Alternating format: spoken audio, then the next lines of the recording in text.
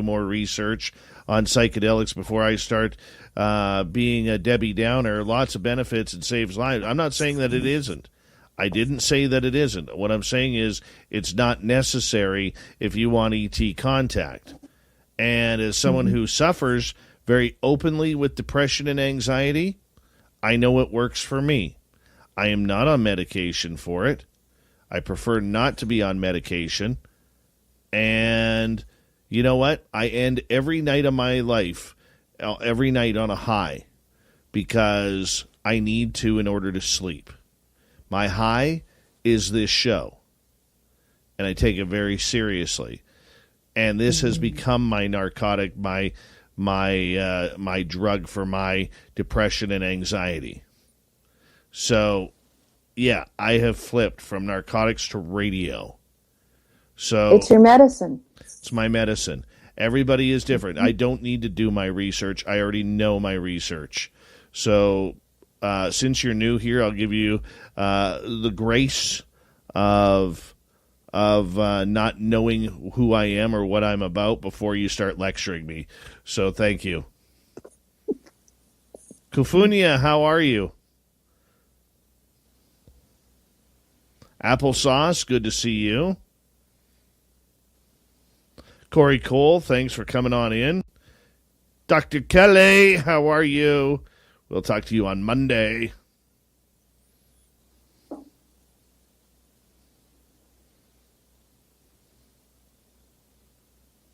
Vinman, what's happening, my brother in Winnipeg? Do you have like 17 feet of snow yet?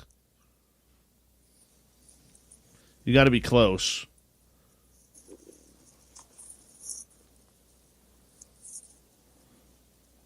Mm-hmm.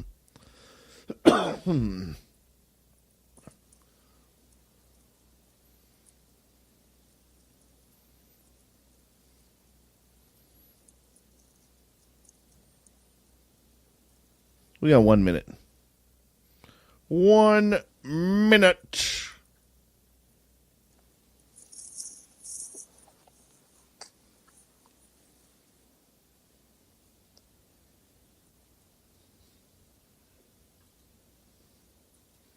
Uno momento. What do we got here? 30 seconds. Super Chat is open for tonight.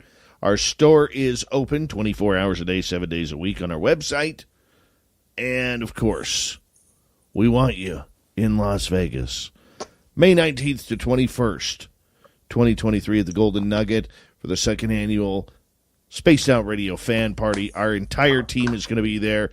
We're going to have some incredible special guests hanging on out like Grant Cameron, Lorian Fenton, Jim Goodall, many others. Here we go, everyone.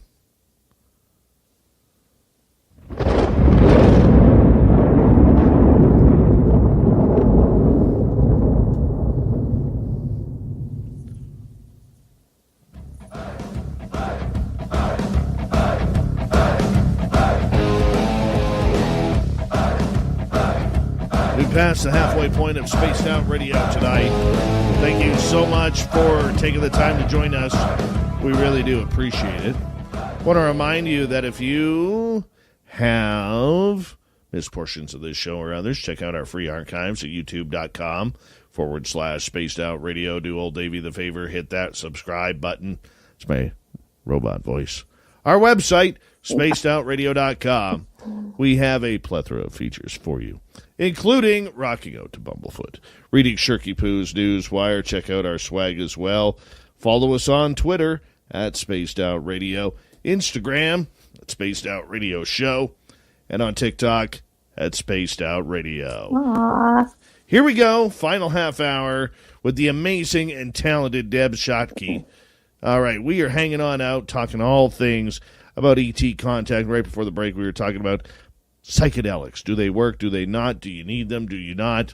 You know, and Deb, there's still a little bit of controversy around that, but more people are opening up to I guess the way I look at it, more people, whether they use psychedelics or not, are opening up to look for something else. Mm-hmm. You know, yes. For the majority of our lives, whether you were just born 10 years ago or you were born 50 years ago, we were ingrained that everything revolved around the church one way or another. Now, as more people pull away from organized religion to find their own spirituality, to find out their own answers, whether it's going out into nature, whether it's psychedelics, whether it's ET contact, we do see a real transition in humanity, especially here in North America. Maybe not so much in other countries, but here at least. How is this, along with any potential ET contact, going to affect mankind or humankind moving forward? Well, it's a good question, Dave, but really what's coming to me is the more we seek to understand, the more intelligent we become, the wiser we become. And I think the wiser we become, or the more, let's just say the more information we gather, I hope that the wiser we will become and the less warlike, negative, controlling, and greedy we become, and eventually we start to work together and form one of these, level 1 or higher civilizations. We're not even a level 1 civilization if you go by that hierarchy that Michio Kaku talks about a lot, the astrophysicist who coined that. I think it is very apparent to me. I'm an old person. I'm way past my mid 60s. It's way apparent to me in just the last 20 years that there is a huge expansion of people wanting to find out who they are, why they're here, what's the universe all about. They're constantly seeking knowledge. And, what they do with it is their own business. But, this incarnation, what I've been told, this timeline, this life that we're in right now is a pinnacle one where we kind of jump over that threshold. And they say that these beings are telling us through all these sessions and through channeling and everything. You just look everywhere and you hear the same message, that we get very close to self-annihilation before we decide to come together and work as one. And you look around you. It's getting pretty close, Not trying to scare anyone, because there's nothing to fear.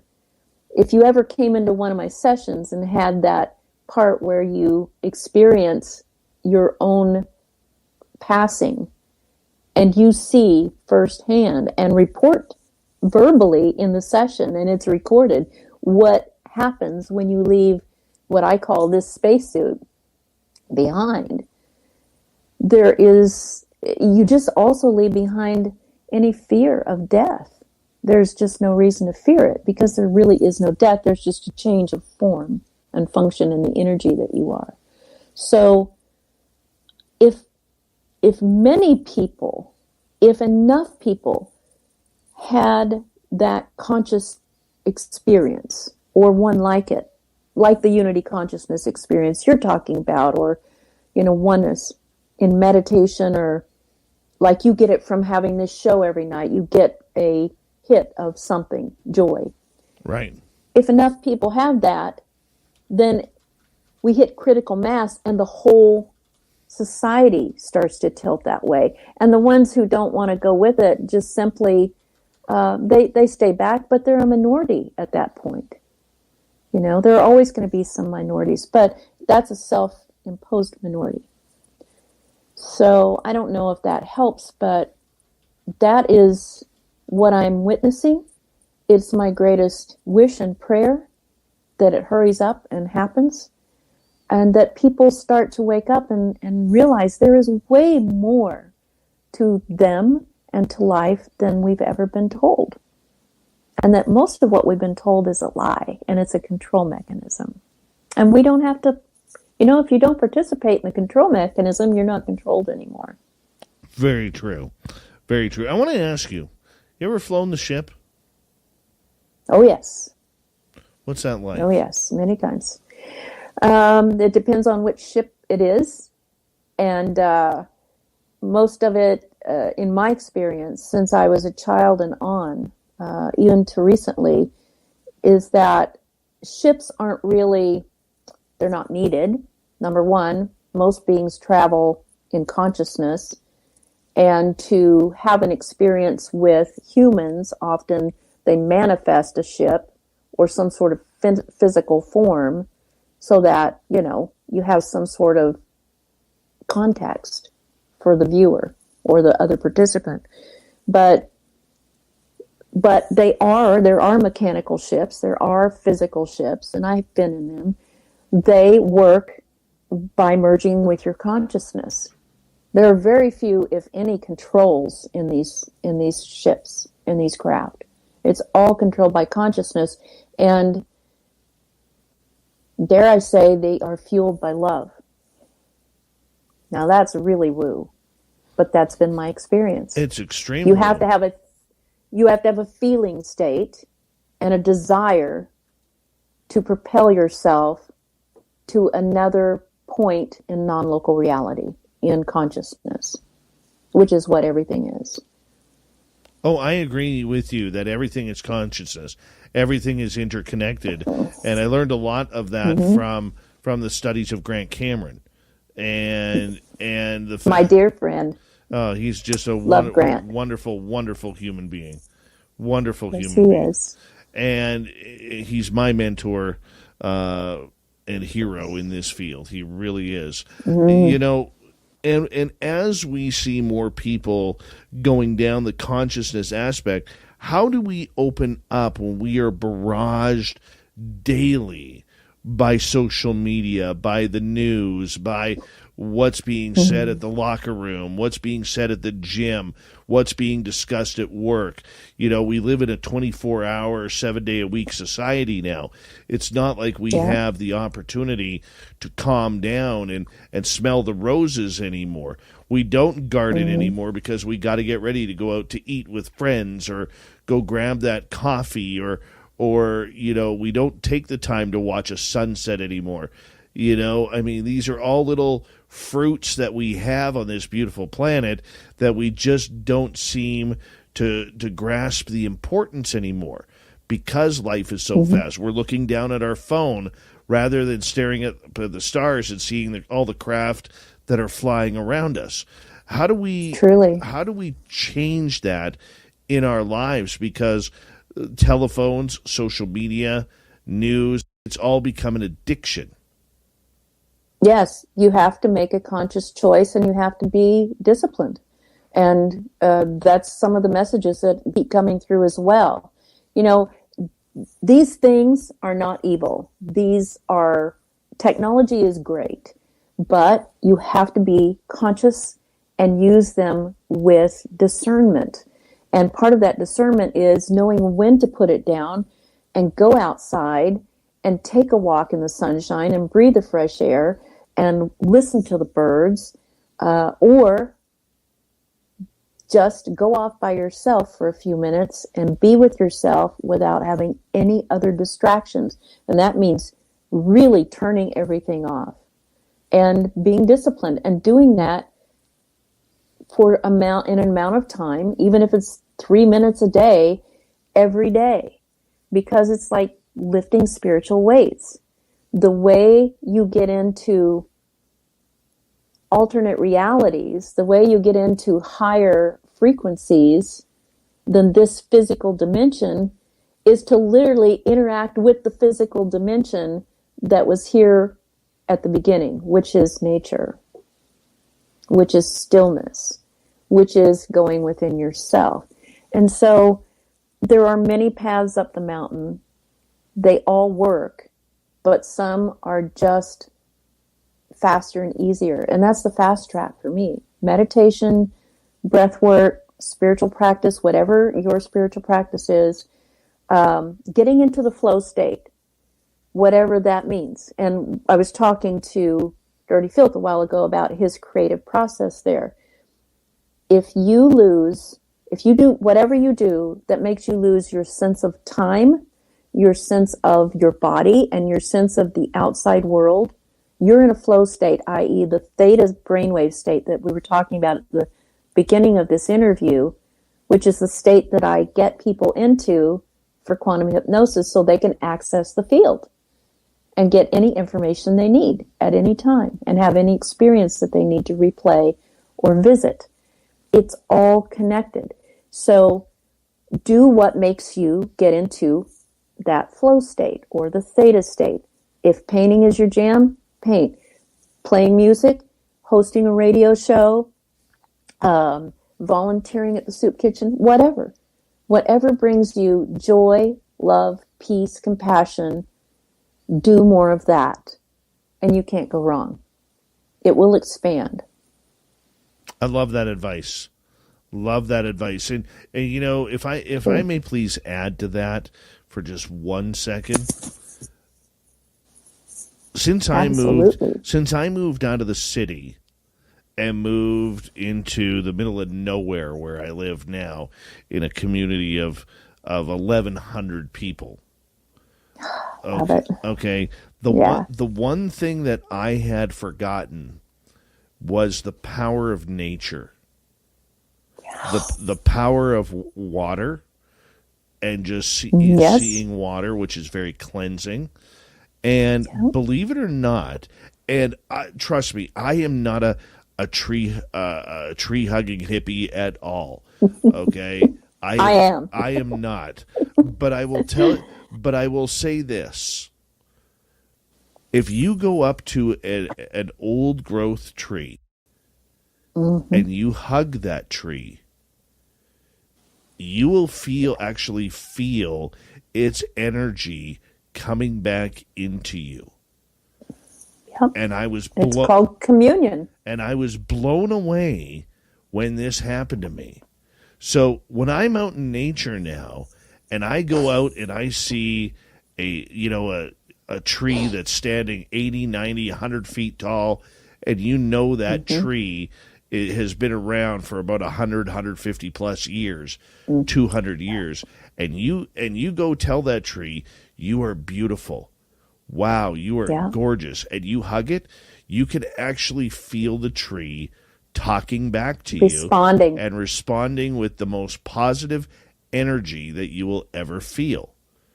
And absolutely. Now, of course, I mean, if it's a dead tree, it's not going to work, and I will cut it down with my chainsaw, right? But, if it's a well-groomed and healthy tree, and maybe it survived a forest fire or two or whatever, it's got some battle scars, and you tell that tree it's beautiful, it will respond back. It is the trippiest thing ever. I love you for that, Dave. I literally live in the house I live in right now because in the front yard there are two at least 150-year-old trees who've seen a lot of life, and just across the street from me, is a lake. And without those elements being right here, I probably couldn't do the work I do that I'm doing now, because they support me in this work. That is, sometimes my meditation is literally sitting on my front step, gazing at that lake with a breeze making the sunlight, dance around on the little peaks of the waves. And I go into a trance state just looking at that, and I literally can hear that water communicating with me. Mm-hmm. And I know that sounds crazy, but it's like hugging the tree. I agree. You're having a state of communion. And I think it's really weird. It's like a Zen koan, because to get yourself free from this third dimensional, rigid, dualistic, karmically patterned construct that we call Earth life, and into the next level where most of these beings live or beyond, the way you do it is to connect more with the physical aspects, the elemental aspects of this planet. It's the craziest thing. And the more you get away from it, and you're tied to your technology, and you're tied to your friends, and you're tied to the news and all that, you lose that connection. It's harder to escape what I call hit escape velocity and move into the next level. Oh, yeah. Because you're just distracted. Oh, absolutely. But I mean, how many times, whether it's for CE5 or whatever, do you actually take yourself and put yourself in a situation, take yourself out of the concrete jungle or even your box house that you live in and actually go and feel nature? For me, every day. And if I don't, I'm dead. I'm in big trouble. But the majority of the public But you're is not speaking doing rhetorically. that. Rhetorically, yeah, they're not doing that. The public is not doing that. And that is part of the practice. Yeah. Go outside. Go inside. Get out of your house. Get some sunlight on your skin and in your eyes. Take your contacts out. Take your sunglasses off. Don't stare at the sun, but get some light in your eyes, on your skin. Breathe the air. Move your body. And shut up and listen to the world around you, the natural world. Touch the earth. Touch the plants. If you sit there long enough out in the woods, animals will come up to you. It's funny you were saying, you mentioned that because earlier this year where we found a Sasquatch track, my buddy Paul was casting it, and I had my back to Paul, and I said, Paul, something is watching us right now. Mary redeemed a $50,000 cash prize playing Chumba Casino online. I was only playing for fun, so winning was a dream come true. Chumba Casino is America's favorite free online social casino. You too could have the chance to win life-changing cash prizes. Absolutely anybody could be like Mary. Be like Mary. Log on to ChumbaCasino.com and play for free now. No purchase necessary. Void where prohibited by law. 18 plus terms and conditions apply. See website for details. The voice of the preceding commercial was not the actual voice of the winner. If you have bills and debt piling up, a personal loan through NetCredit can provide funding up to $10,000 to help you get back on track if eligible. Visit netcredit.com today. All NetCredit loans and lines of credit are offered by a member of the NetCredit family of companies or one of our lending partners. Visit netcredit.com/partners for more information. Something is watching us. And we're in the middle of the forest here. We're in the middle of the forest, and this area has grizzly bears, black bears, mountain lions, everything. Giant 1,000-pound moose. It's a lot of things that could kill you.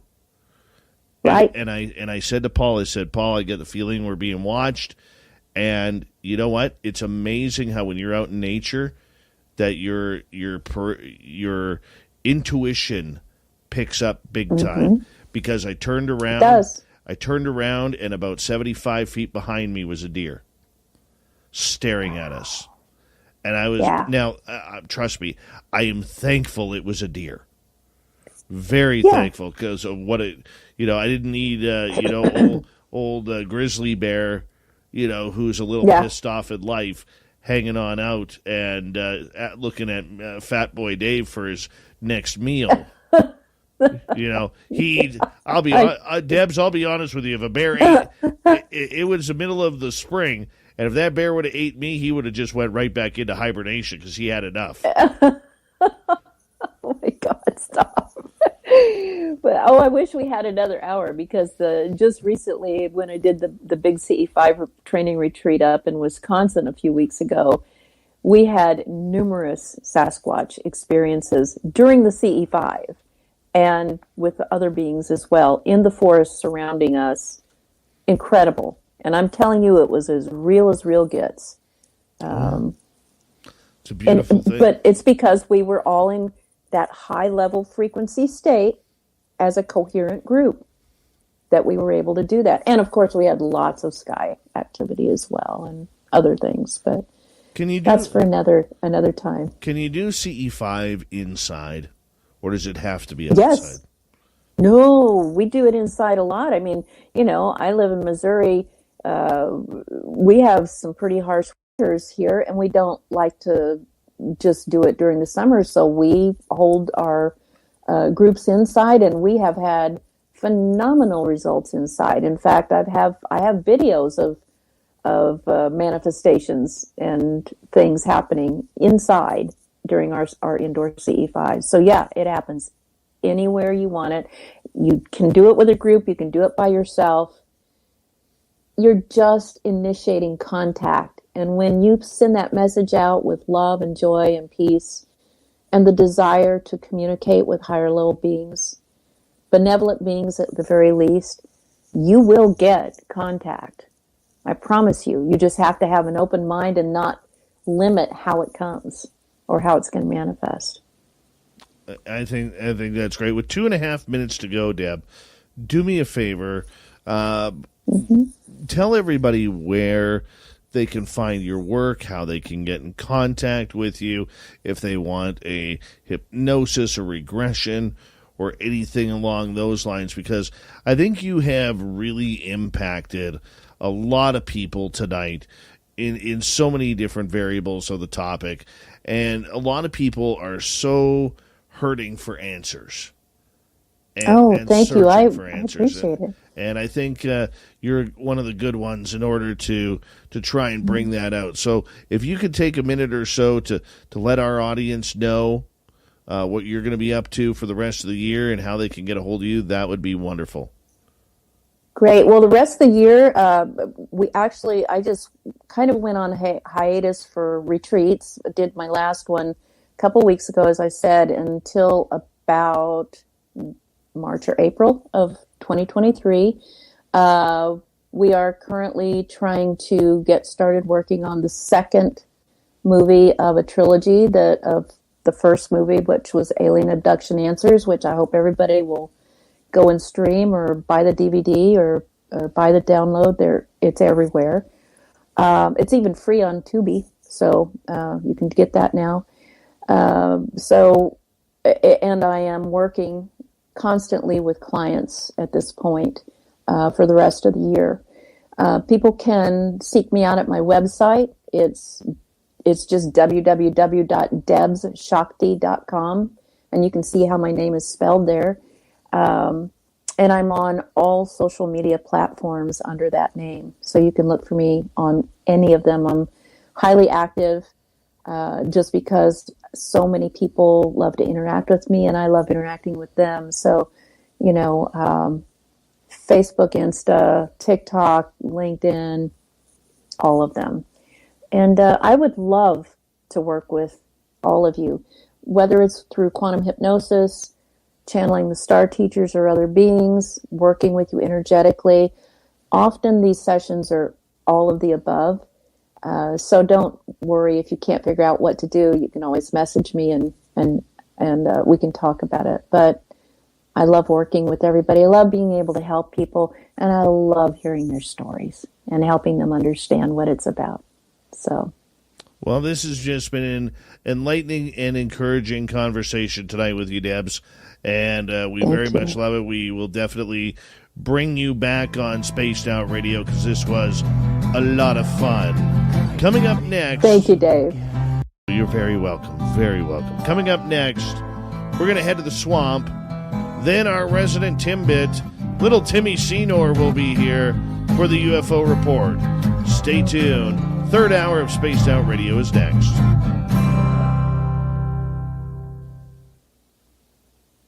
Great job, Deb. Oh, thank you. I'll give you a few claps for that. Thank you. I just loved it. You really get me going. So, and I love the painting, the way the cartoon came out. Yes, that turned beautiful. out well. That turned out very well. Pasco County Roboflowers. That's so amazing. That's dirty filth for you. Oh, there we go. There you go, Dirty. Straighten it out. Looks awesome, buddy. Looks awesome. Even has some little mushrooms in there. Mm-hmm. I don't know anything about that kind of stuff. They just came through. Well, the mushrooms are part of the mycelium network that really connects everything on this planet. I'll let you guys The mycelium network is everywhere. And so anywhere you see fungi, pardon me, there are millions of miles of a natural internet network under our soil. And it's all connected. Wow. And it comes from the mushrooms, from the fungi. So if you don't know anything about that, just look up mycelium network. And if you want, I'll send you a link to something later. So Well, you can send me that stuff too. Yeah. Mushrooms are interesting. Yeah. Oh, they're amazing. They, originally we think they came from outer space as space spores and landed here. So, and they started our internal network, the natural internet under the ground. Remember the movie Avatar, where they would, link into the they put those weird right tentacles into the together. ground, right into the ground or into the plants. That's what they're talking about. Our planet has that under the soil, everywhere, no matter where you go. And it's all connected, which is super trippy when you think about it.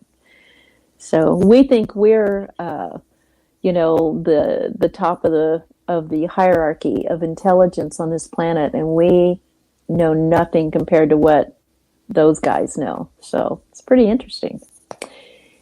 But I love the cartoon, and I can't wait to go and research that case now. That's really interesting. Well, I sent you a link to it. If you give me your address or mailbox or some P.O. box or something, I'll frame this sucker up and send it to you. Really cool. Thank you. No, I will give it to you. I'll send it to you in just a minute. Actually, I saw that you sent me that in a text, so I can't wait. Now, can people hear us still? Yeah, they can still hear us. I'm Okay. still trying not to swear as best as I can. So Me too. I'm trying to be really good. we're still off the thing. So if you do swear, Dave can't get too mad at us. Oh, it's all right. I won't swear. It's hard, but I won't. Let's see. I'm just typing out my address for you so you can send that to me, because I would love to have it. I'll even send you one of the Christmas cards I've been sending out to people. Oh my gosh, thank you. I'll send you one back. Nice. Sorry, I type really slowly with my thumbs, so. I just use 2 pointer fingers when I'm using the keyboard. Don't worry about it. That's how my hubby types on his phone, but I type with my thumbs. So anyway, so what's up next? Then you have another guest on after this. Is that true? I think we got Tim Senor coming in, talk about UFOs, and then Cool. I think Dave's probably going to rant about something, and there'll probably be a creepy story. Awesome. And I'm gonna go feed the cats some snacks because they deserve it whenever Dave gets back. Yeah. It's always Friday at the end of the show. At the end of the show, I always take a handful of this like meow mix, cat mix treat stuff, and I just throw it in the kitchen on the kitchen floor, and all the cats go crazy. And Oh. Mrs. Phil shakes her head at me, and she's like, "That's why the cats are fat." I'm like, "Nope, just because Oh, it's it cold doesn't outside, they mean- can't go out." Yeah. They're not actually fat, but I saw one of them earlier. It was so cute, just walking right across, Oh, yeah, Blob right just had to across show the up. screen. I'm very surprised. My husband probably locked my dogs up for this thing, because they, anytime I'm, in the energy talking like I do, they come bursting in the room. So Dogs are good that way. yeah, love them. They love them. My one dog snores really loudly, and when I'm doing sessions, he always finds a way in the room, even if I have the door latched. And he's a giant dog. He's like a 150-pounder. And he lays right in front of my system, and you can hear him snoring really loudly. And several people have remarked, what was that beautiful droning sound during the session? It just took me deeper and deeper and deeper. Like, that was my dog snoring. Sorry. So he's an assistant in these sessions. Deb, we have to say goodnight to you tonight because we got to get ready for hour 3 here. But thank you so much for coming on Spaced Out Radio. You're a true blessing. Thank you, my dear. Thank you, Dave. Thank you, Dirty. I loved it. Thanks to all the viewers. Love all of you. And we'll see you later. Take care. Good night. Thanks, Deb Debs. Shakti, everyone. Isn't she just a gem? She's just a gem. Yep, that she is. All right, big thank you tonight to Marty and Stacy for the super chats tonight. Very much appreciate the love and support for SOR, and really appreciate all of you. Thank you so much. And I apologize I didn't get to any questions. I will try better next time. Here we go with hour number 3, everyone.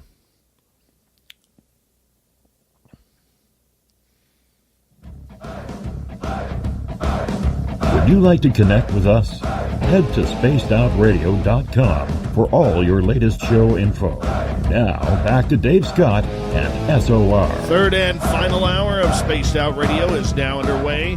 Good to have you with us. My name is Dave Scott. Very much appreciate earning your listening ears wherever you are on this beautiful planet we call Earth. Hi to everyone listening in on our terrestrial affiliates around North America, digitally on Odyssey Radio, TalkStream Live, and KPNL. All of our archives are free. Join us at youtube.com/Spaced Out Radio. Do old Davey the favor, hit that subscribe button. The Desert Clam has set the password for tonight in the SOR Space Travelers Club. Kidam. Kidam is your password. Use it wisely, Space Travelers, as the Clam sets the password each and every night right here on Spaced Out Radio. Our website is spacedoutradio.com. We have a plethora of features for you. Rock out to Bumblefoot, read Shirky Poo's Newswire, check out our swag as well. Follow us on Twitter at Spaced Out Radio, Instagram at Spaced Out Radio Show, and on TikTok at Spaced Out Radio. It is time once again where we head to the swamp. Our resident swamp dweller takes us on another spooky journey.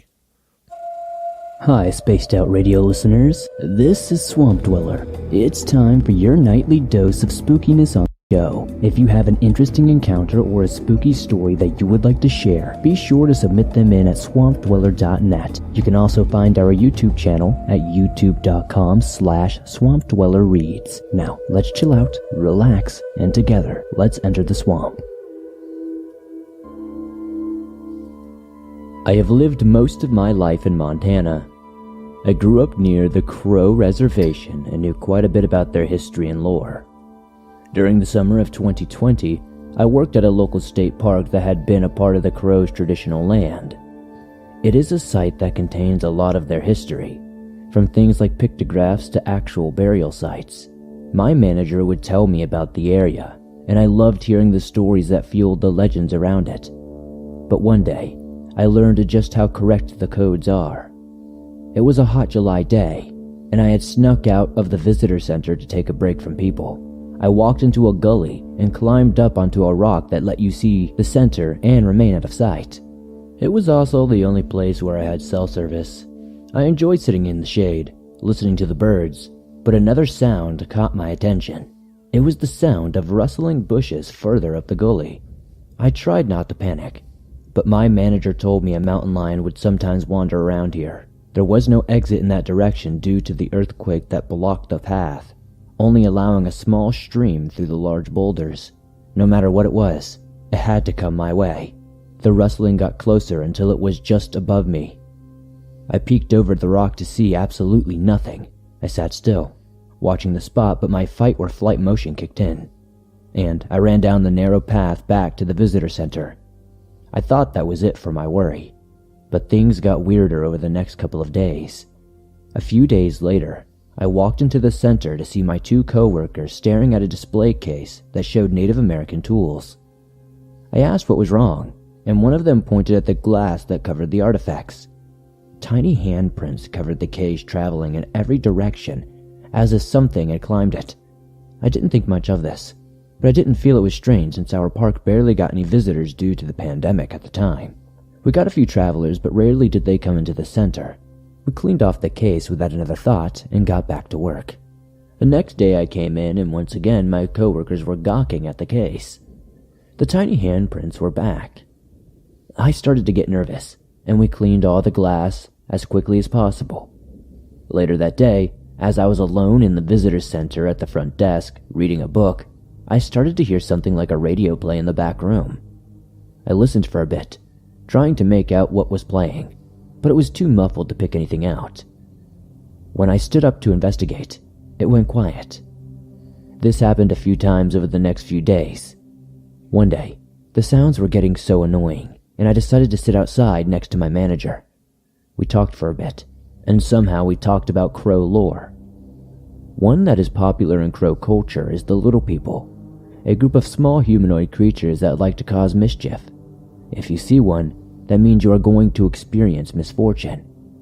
They will do anything to get you to leave, such as throwing rocks or setting up traps. I made a joke about spending the night at the center and camping near the cave that has pictographs. My manager stopped me, quickly, and told me that that would only put me in danger. He said many people had tried it, and no one stayed the whole night. Something always chased them away. So I gave up on staying alone. After that, though, things just kept getting worse. I stopped going to my rock due to a weird noise coming from the gully. The radio noise was playing more often. Then something happened that led my manager calling a medicine man to the center. I was sitting inside. My manager was on the phone talking to a water testing facility since the water had suddenly become undrinkable. He angrily hung up on the phone and said he was going out to smoke. I watched him leave and then returned to my book. After a while, I started to hear talking from the back room. I listened and it kinda sounded like it was my manager talking. It sounded like he was talking about the water testing people. I couldn't make out exactly what he said, but he was angry. I kept listening as I stood and walked out to the front of the window to see if anything was interesting outside.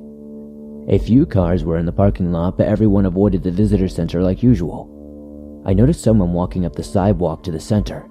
It was my manager. A sudden chill ran down my spine and I began to shiver. The talking in the other room was still happening. When my manager got inside, I explained quickly what was going on, and he could hear it too. But it stopped as we approached the door to the room. We rushed inside, and of course there was nothing and no one there. The back door was even locked. My manager immediately got on the phone and hired a crow medicine man to come the next day. They performed a cleansing ceremony that took a few hours. After that, everything seemingly stopped. No more radio noises or handprints on the glass. I also, for some reason, felt a weight lifted off of me. Some people thought it was little people, while others said it was evil spirits that attached themselves to the site. I won't know the truth as I don't work there anymore, but whatever it was has led me to take a lot of caution when I'm near sacred sites such as this, and to be very wary when working out in the woods as well. Always be careful in the woods, my friends. It's a lovely place, but could be a dangerous place nonetheless. So just be careful when you're out gallivanting in the forests around North America and the world. Be safe out there. We love the Swamp Dweller around here, and that's why we play him every Monday through Friday night, kicking off hour number 3 of this show, as it gives us just a tad of spookiness each and every night. If you want to listen to thousands of Swamp Dweller stories, just head over to his YouTube channel, youtube.com/Swamp Dweller Reads. Hit subscribe on that channel, and you will be thankful because you get to listen to him each and every day. All right, it is time once again to bring in Tim Senor, our resident Timbit, and the UFO Report. Nobody's going to know. They're going to know.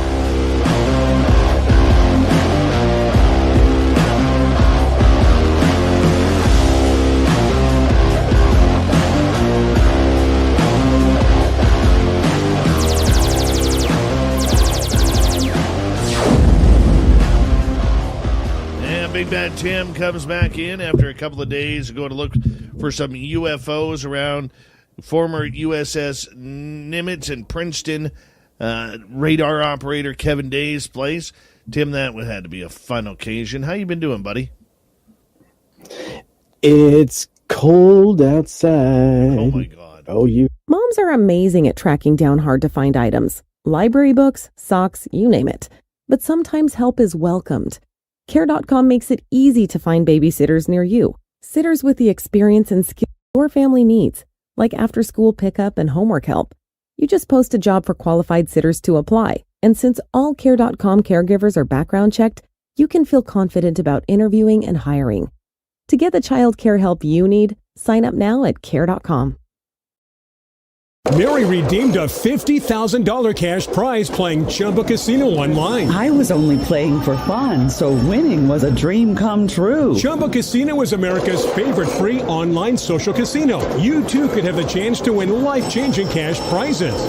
Absolutely anybody could be like Mary. Be like Mary. Log on to ChumbaCasino.com and play for free now. No purchase necessary. Void where prohibited by law. 18 plus terms and conditions apply. See website for details. The voice of the preceding commercial was not the actual voice of the winner. No. Should I even? Yeah. Look at Dave, everyone. He can't believe I said cold. You were in Oregon. You're in Oregon. And it's got to be at least 10 degrees Celsius, which would make that at least 40 plus Fahrenheit. All right, let's do the temperature check here. What is it? Be like that. In the middle of the Caribou right now? I love it. I just had to say it. But yes, it's been a great couple of days here. Doing some investigations in Oregon and collaborating with some amazing people. Absolutely. Yeah. All right. So at my place right now, it is minus 11 Celsius, making it 12 degrees Fahrenheit. Oh, no way. Couldn't do it. I would be a little timsicle. You are a little timsicle, you timbit. How are you going to survive? I'll just be a stuffed tick in a big parka. When I wake up in the morning, it's going to be minus 14. Warm up. What's the high tomorrow? Minus 4 degrees Celsius.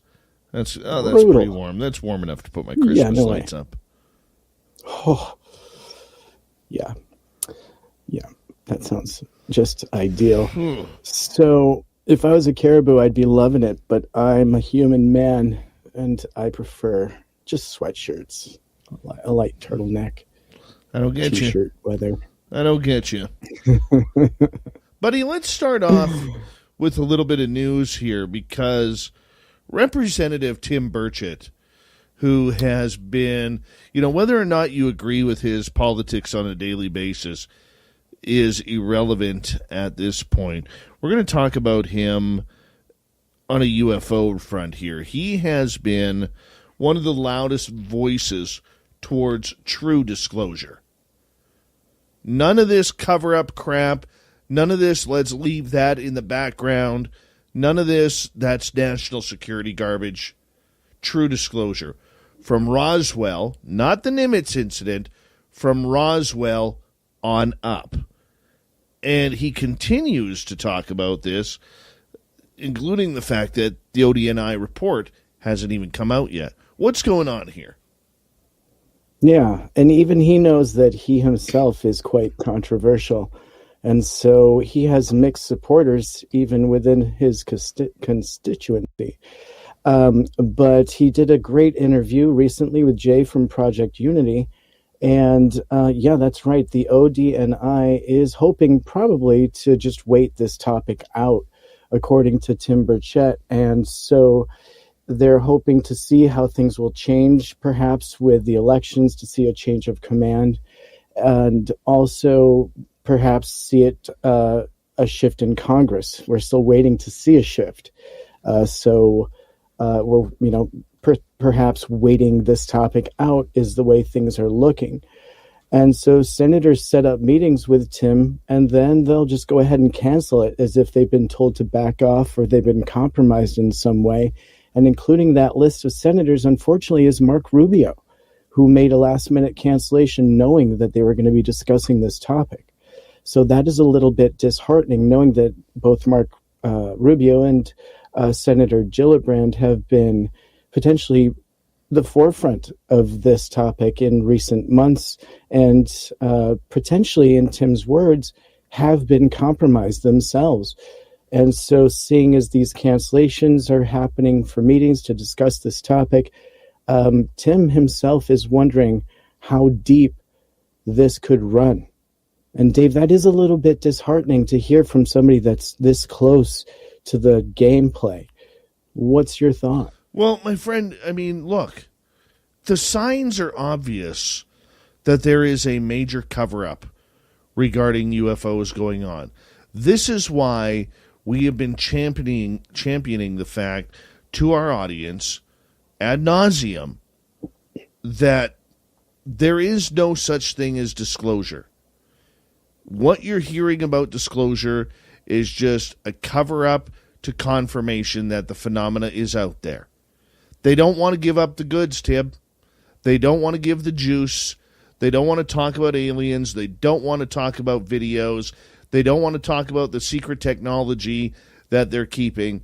And Tim Burchett, love him or hate him, he's the only politician standing up right now for the UFO people. And when I see UFO activists going off on, how proud they are of the government listening in on this, of whether it's Rubio or Gillibrand or Elizondo or Mellon or NASA or anybody, and waving the disclosure flag, the only person that any UFO activist should be cheering on right now is Tim Burchett. He wants true disclosure. He wants it all for the public, much like what's happening up here in Canada with MP Larry Maguire. They want to push it through. They realize the public, the people of the United States, the people of North America and the world, have the right to know what happened at Roswell. Was it a UFO crash? Were there aliens on board? Were there alien bodies? Were there alien survivors like we tend to believe? Okay? They want us to know about all of these crashes and crash retrievals and events.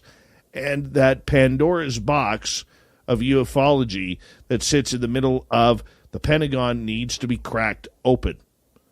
And you know what? On that end alone, I wish more politicians had the guts to stand up for the people on this like he does. Yes, you're right. He is very controversial. Okay, he is a very staunch Christian Republican, and we all know where that goes. Not that there's anything wrong with Republicans. Okay, not that there's anything wrong with Democrats. You notice how politically unbiased I was there, right? That was very diplomatic. Thank you. I enjoyed that. Thank you. Yes. He's very un-Trudeau-like, right? The point that I'm getting at is this. He's the only one calling for true disclosure. That says something to me. That says that on the information, Tim, that he has been involved with, because he has been given some information, he stated that publicly.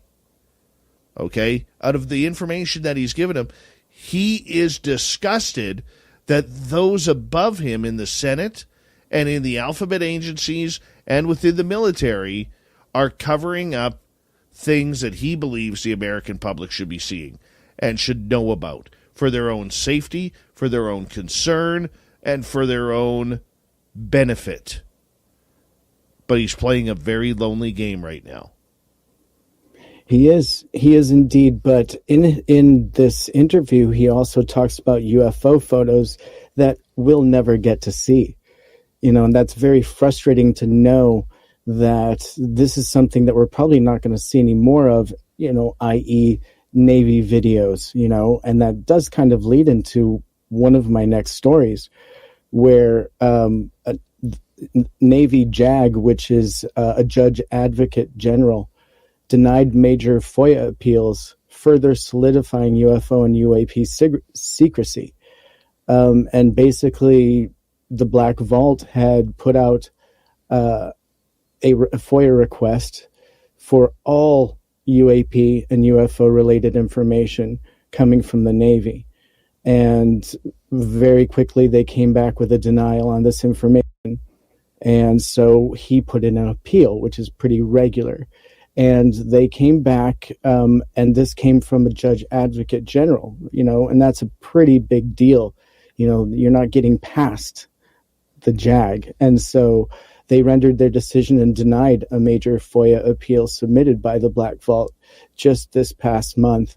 And so the appeal was profiled on the channel, and in hopes that we can detail the appeal and get the information at least out to people how stubborn the Navy is proposing to be.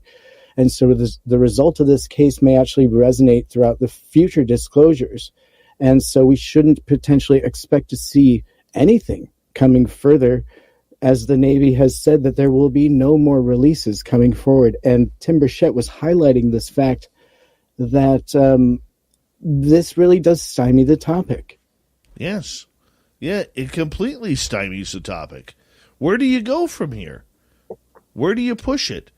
At what point does the American people put their foot down and say, guys, girls, what the hell are you doing here? You work for us. We don't work for you. You work for us. You don't get to tell me what a secret is and what a secret isn't. You know? It's terrible. You know? And it's controlling. I don't understand. I completely am at a loss for words. And I guess the best information that I can say, Tim, is this. We have to, and we owe it to our audience to continue to tell the truth of what is going on, because they are not going to get it from the governing parties and the military in the United States. This is where citizen experiencers are going to come into play a lot more and become more prevalent. It's going to be something that we're going to see a lot more of as more people start to clamp down in who they talk to and what they say, more importantly.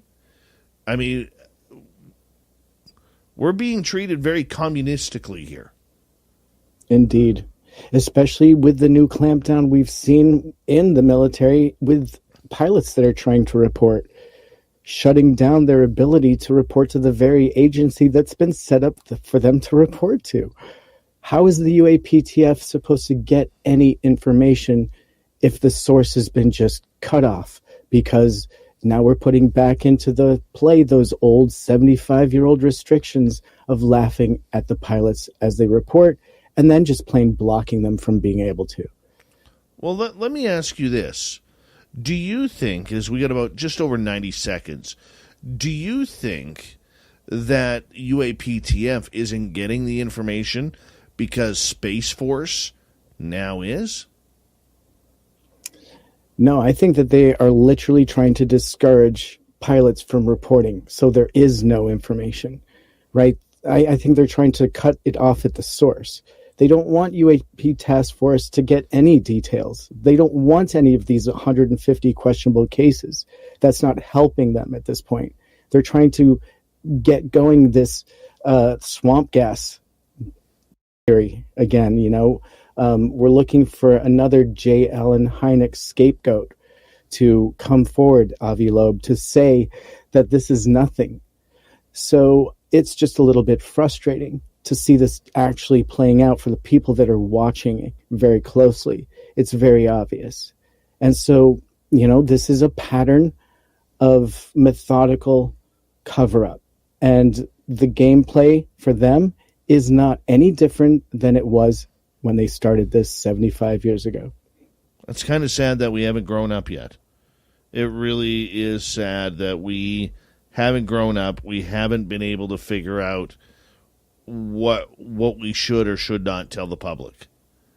You know, this isn't, if anything, this isn't going to stop the public from answering questions or asking questions.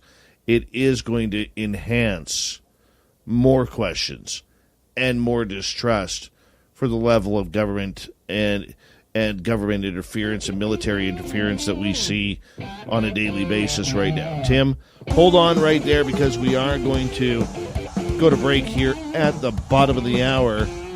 When we return, Avi Loeb, back in the news, wants to go into the ocean on Spaced Out Radio.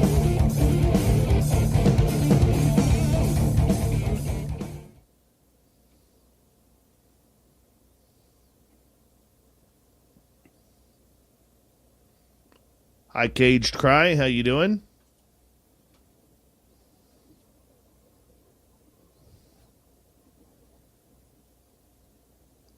What a great show and what a great audience you have tonight. How you doing there, Timbit?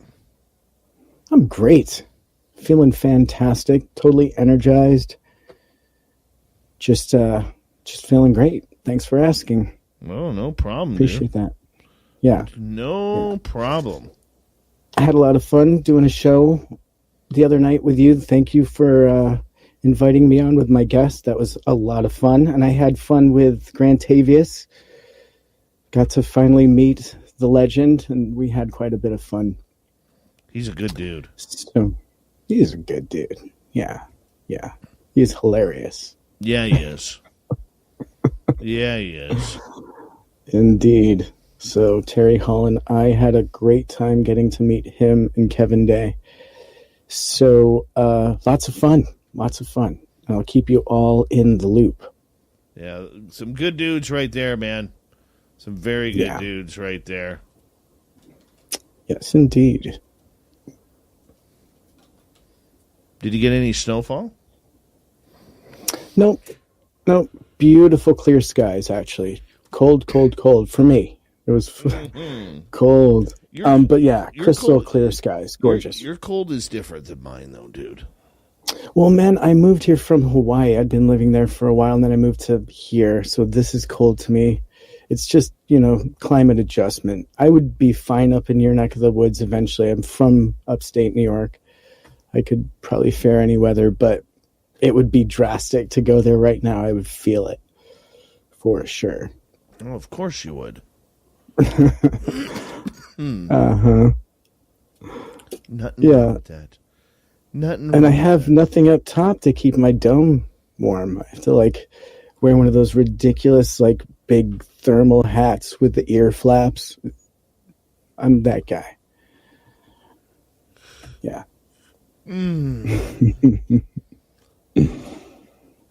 like those hats. They're great. Yeah, they are. I could see you in one of those hats. I got one. I'll bet you do. I wish it was right there and you were wearing it now. No. I gotta find it. Too Canadian. It's for my Jeep. It's too Canadian to wear it on your shore with that flag behind you. Come on. It would just be so Canadian with the ear flap hat and the flag. If you were here, I'd throw a snowball at you. Oh, that would be so much fun. We would have a blast with that. I'm a moving target. Pretty soon, couple weeks, the lakes will be frozen enough to go play some hockey on them. Oh, that's so awesome.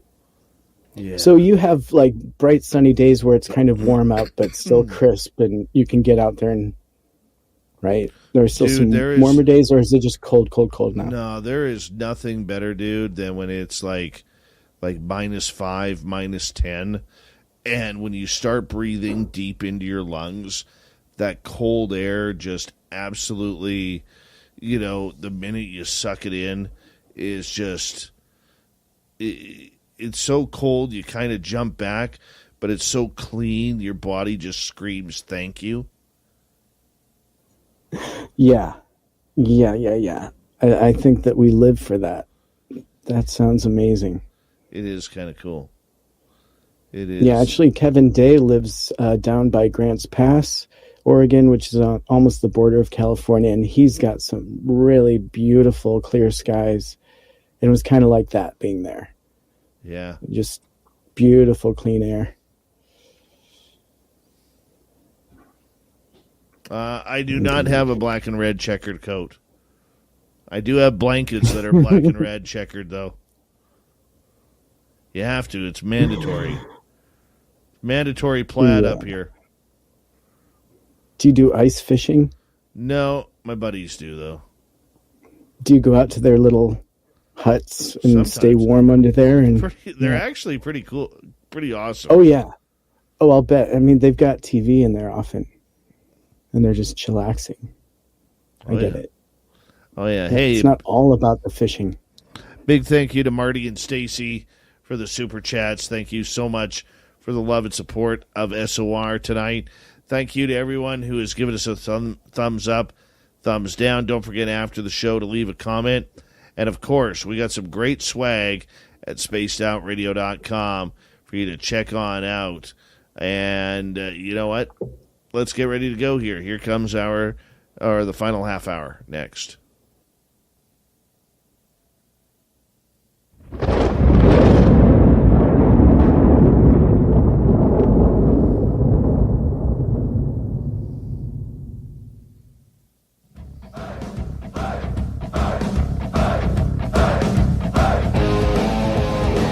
We're out at third. We're heading for home tonight on Spaced Out Radio.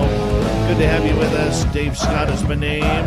I'm here every Monday through Friday for your basic woo needs.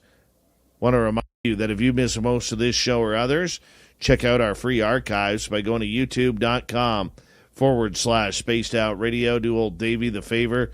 Hit that subscribe button. Our website is spacedoutradio.com. We have a plethora of features for you. Rock out to Bumblefoot, read Shirky Poo's Newswire.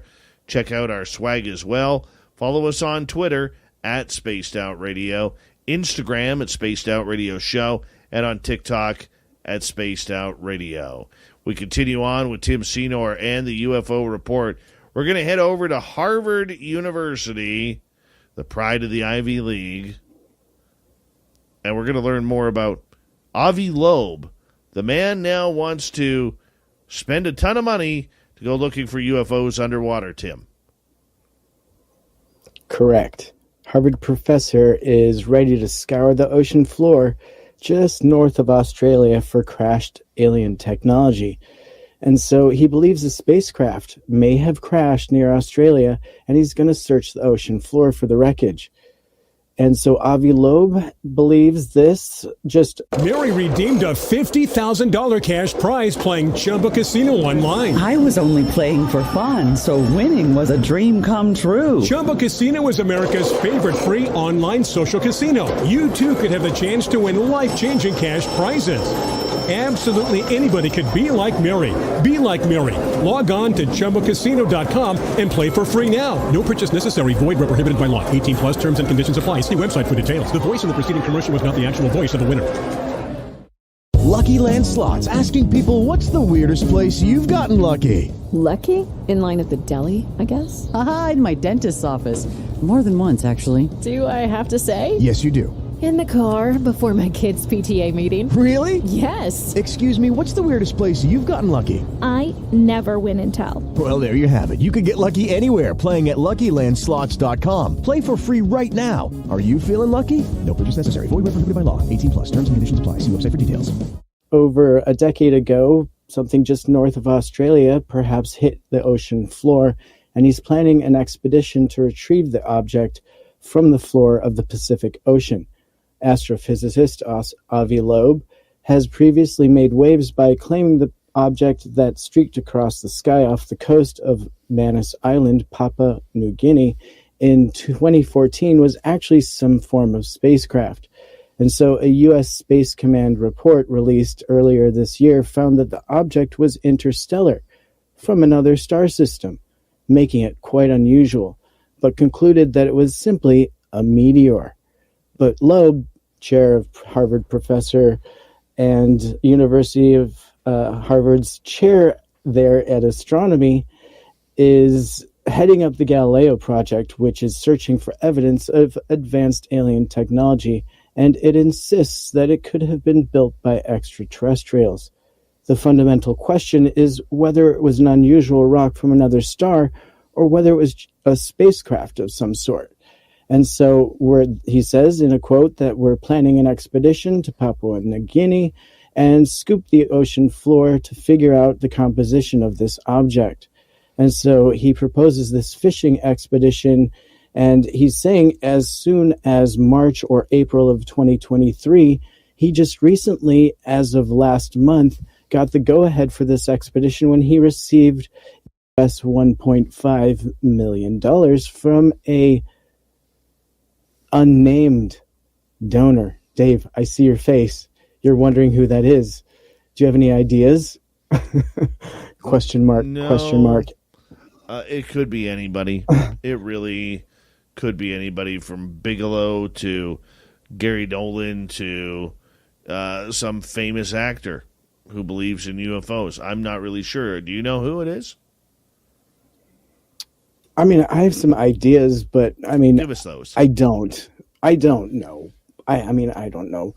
Perhaps the same person that invests in projects like Skinwalker Ranch and things like that. Somebody that has just money to burn on toys. Are you saying somebody who just bought a $450,000 movie prop Bible from his favorite movie? Brandon Fugel. Yeah, maybe. I mean, maybe. I don't know. That is a pure guess, speculation, but that is the kind of person I can imagine supporting this kind of endeavor. You know, if there's a price tag of $1.5 million for a project to scoop the ocean, you go to somebody independent, a billionaire, somebody that, is invested in the topic, and give him a proposal. I think that, he's definitely would be on my short list if I was Avi. Oh, probably. And that may happen as well. But, I want to ask you this. Do you think Avi Loeb and his team from Galileo should really be worrying about a crash retrieval in Australia at this point in time? To me, that's a lot of money waste. Dave. No, I completely disagree with you, okay, on this. So the fact that we have a chance to bring up a piece of interstellar question mark, whatever that is, be it meteorite or other, that is incredibly interesting. And there's a ton of information stored in that piece of whatever. So it's much easier to get this piece of interstellar question mark than it would be to chase down a Muamua at this point, which I believe was also proposed. So I think this is great. And a $1.5 million price tag is actually pretty low for something like this if it actually yields some information. So I'm on the other side of the coin there. I think this is aggressively looking for data, and I love it. I'm that guy, so I completely support it. I would love to be a fly on the wall on that expedition, to be completely honest with you. I find it intriguing. So I applaud it. I was excited to see he finally put this into motion and that he got some support. With all their ties to the U.S. government, though, why move your team 10,000 miles away when you can do it right in your own backyard? For which part? The study. Well, they're just going to grab that sample, and bring it back to Harvard University and do their investigation on it, I'm sure. And whoever else is going to get samples, I'm sure it's massive, so they're probably going to have quite a big sample. But I guess to answer your question, I think that you have to search the world for evidence. You're not going to find it in just one hotspot, and it doesn't seem to reveal itself in any one specific way, shape, or form. So gather all your data before we can make any kind of decisions. But I think this is a great way, to force his hand to give us some information. We're going to get some results from this investigation, hopefully. Well, we can only hope. What's happening in Canada right now, my friend? Oh, yeah, let's definitely take a look at that. I'm going to have to here it is. So the head of Canada UFO program now believes that ancient races could possibly be from elsewhere and may have colonized Earth many, many times over. And so it all started a few years ago with the quote-unquote space race, and it began between two rival nations, the USA and Soviets. But the world was stunned by the daily UFO sightings and stories of alien contact flushing through the newspapers. And so it's an area of two types of people. The first one groups the like-minded people, for example, engineers, scientists, and inventors who dismissed any alien contact. And then we have the other group that just completely discounts anything possible within this realm. And so these groups never aligned with each other, but Wilbert Blockhouse Smith, a Canadian engineer, was the only line of connection between these two groups. Yes. And so Mr. Smith worked with a senior radio engineer from the Canadian government's Department of Transport in the late 40s and 50s, and he was the reason behind the radio communication between Canada and the U.S. And so you're pretty close to this in particular, so if you want to chime in at any point, please feel free, because I know you have, you're pretty close to this. Excuse me. Well, I mean, where do you start, Tim? Yeah, and it's a good story from How and Why, but that anyone can go and read. But please,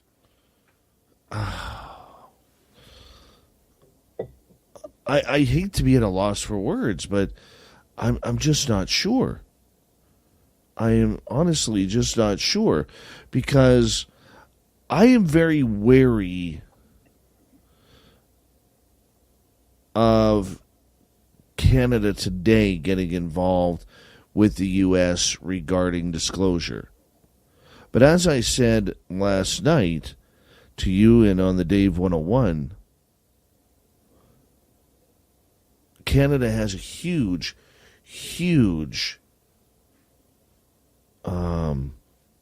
role to play in ufology, especially its history with Wilbert Smith and Project Grudge.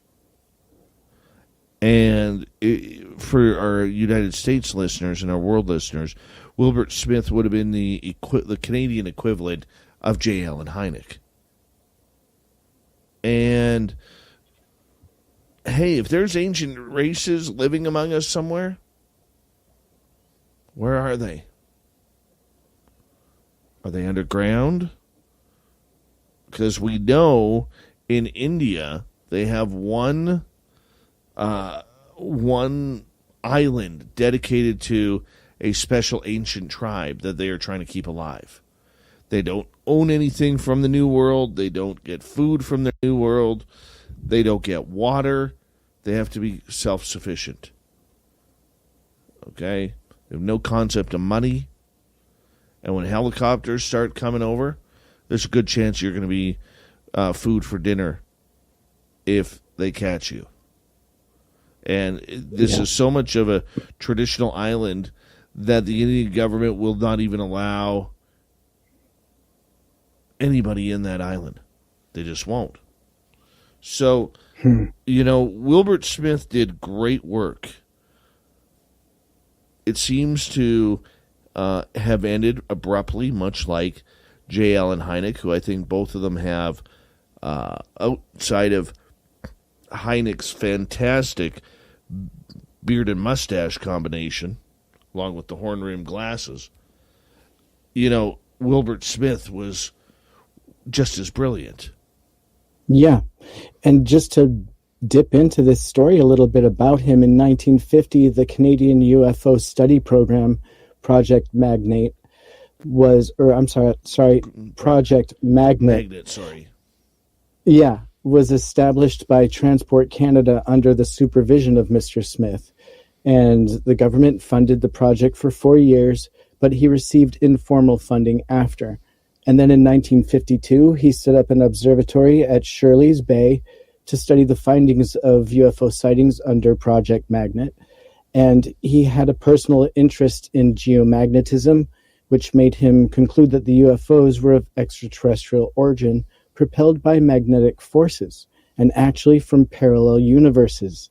And so Mr. Smith said, it is in my opinion that the people from elsewhere choose all sorts of methods to make contact with us, and their technology and understanding being much better than ours, they can use methods which we find quite incomprehensible. And so interestingly, he believes that UFOs were controlled through through psychic powers. And such statements embarrassed the Department of Transport. And in 1952, when the great UFO wave hit the media, Mr. Smith claimed that the United States Air Force actually shot down a UFO near Washington, D.C., recovered its piece, and let him borrow it. When asked if he had returned the piece to the USAF, he replied that it went to a much more highly secret group, and it was neither FBI nor CIA, and he could not identify nor disclose. So he was really pivotal in a lot of information, and he had theories on all kinds of things, including something that he called a field function that changed throughout the universe, and it could be something that was altered through consciousness. And he was a very deep thinker, and a lot of people don't know about him, and I think they should learn more because he was really an interesting man. Dave, tell us a little bit more. Well, Wilbert Smith worked, right through the 50s and 60s as I believe the number one ufologist in North America, if not the world at that time. He was, and this is, and I called it Project Grudge earlier, and I apologize, Project Magnet. He worked very closely with the U.S. government, who was actually hitting him up for information. Because remember, back then, we were a hell of a lot closer then than we were now politically. Okay, and we really, really tried to be self-sustaining here in North America with oil, with wood, with gas, and, bingo cards and everything else that kind of runs in between. That being said, Canada wasn't giving up anything. Canada had a great flight program with Avro that went to the wayside, courtesy of Paul Hellyer and John Diefenbaker.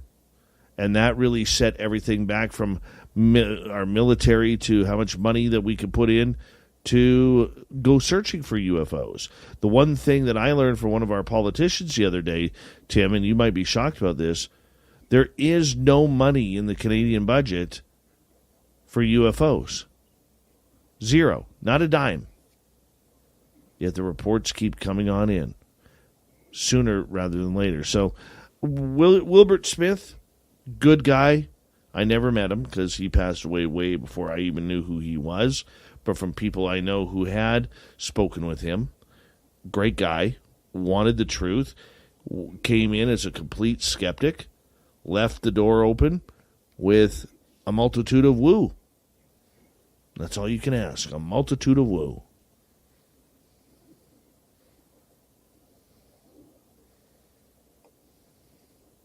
Do you think, Tim, moving forward, that the notes, which are already public in Canada, will become maybe public in the U.S.? And which notes are you talking about in particular? For Wilbert Smith. Oh, right. You're saying the American version? Yeah. Or even the Canadian version of what we found here? Oh, I don't think so at all. I mean, if it already hasn't, there's no way. And we've seen how hard it is to FOIA information. It's like pulling teeth from a live shark. It's just not happening. And so, honestly, I don't have a lot of hopes of getting any information from any governmental source at this point. I think you'd be barking up the wrong tree. I think even entities like the Black Vault are going to be struggling for new details. They're going to have to FOIA in much more creative ways. But I feel that the FOIA has been a thorn in the side of these entities that they're, questioning. And so I can only see them getting sealed up. I don't see more information coming historically. No. Oh, me either, man. Me either. And you know what?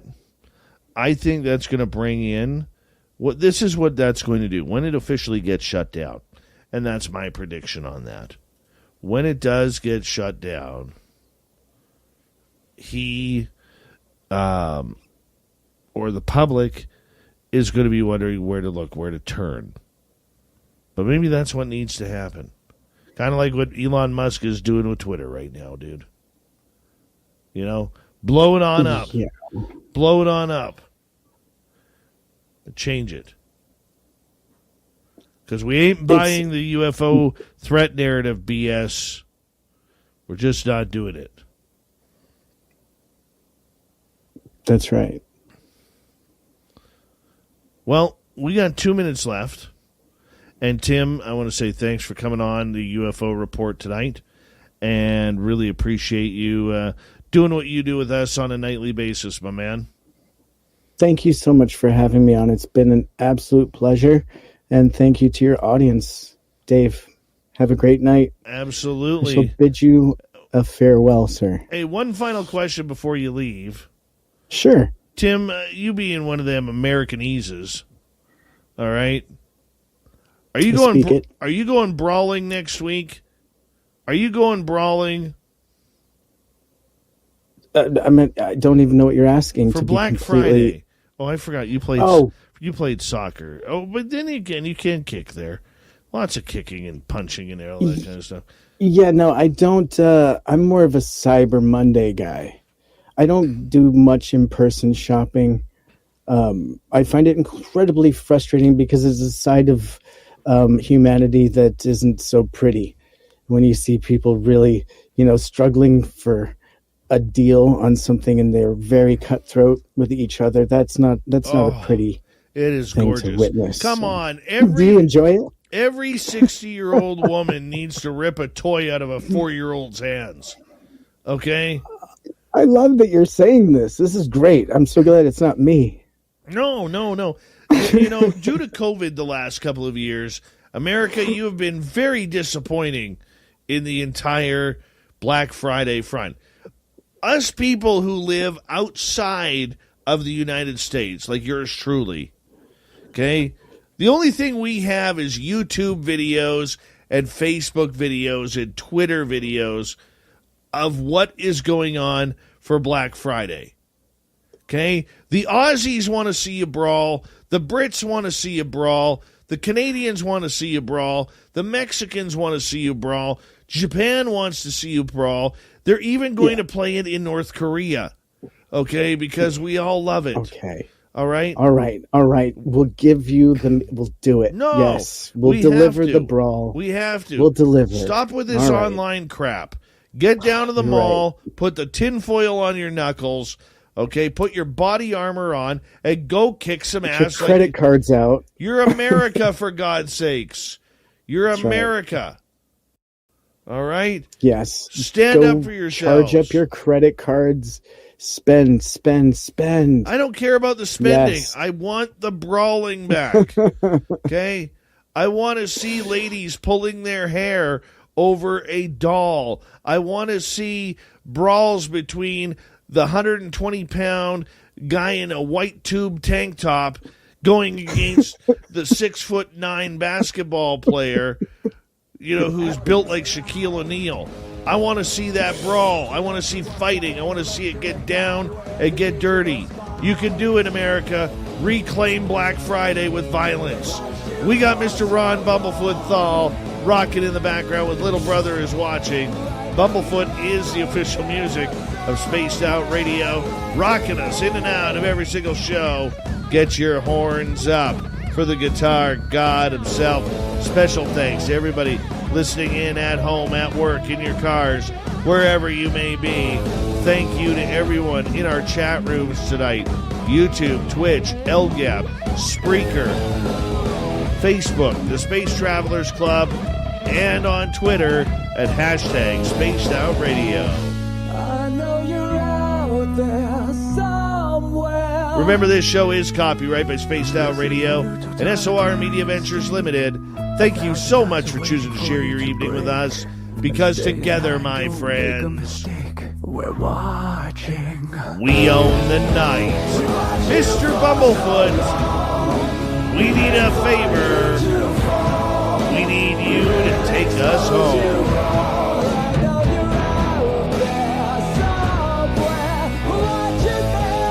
Yes, the Woo train has docked for the night. But soon, my friends, we shall ride again. Your seats are always available. Your tickets never expire. And if you want to bring a friend, yeah, we got room for them too. Good night.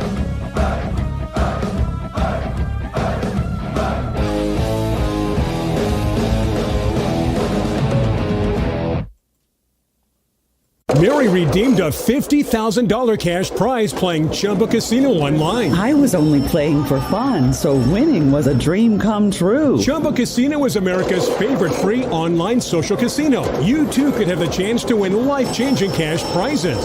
Absolutely anybody could be like Mary. Be like Mary. Log on to ChumbaCasino.com and play for free now. No purchase necessary. Void where prohibited by law. 18 plus terms and conditions apply. See website for details. The voice in the preceding commercial was not the actual voice of the winner. Membership fees apply after free trial. Cancel anytime. Can I be real for a second? That goal you have to exercise and eat better, you really can do it. But nobody is going to do it for you. And nobody has to, because you can do it if you have the right tools and a community that cares about helping you get results. And that's us, Beachbody. It's as convenient as your TV or laptop, but you need to decide that you're worth it. Let us help you succeed. Here's how. Go to beachbody.com to claim your free membership and start feeling great.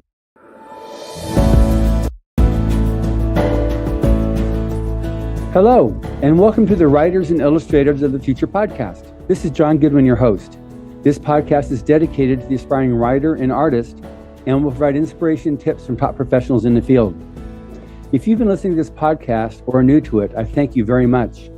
I would also appreciate if you took a moment to follow it on whatever platform you use to listen to your podcasts. Today's guest is Brian Trent, who I originally met almost 10 years ago when he was a Writers of the Future winner published in volume 29 with his story, War Hero.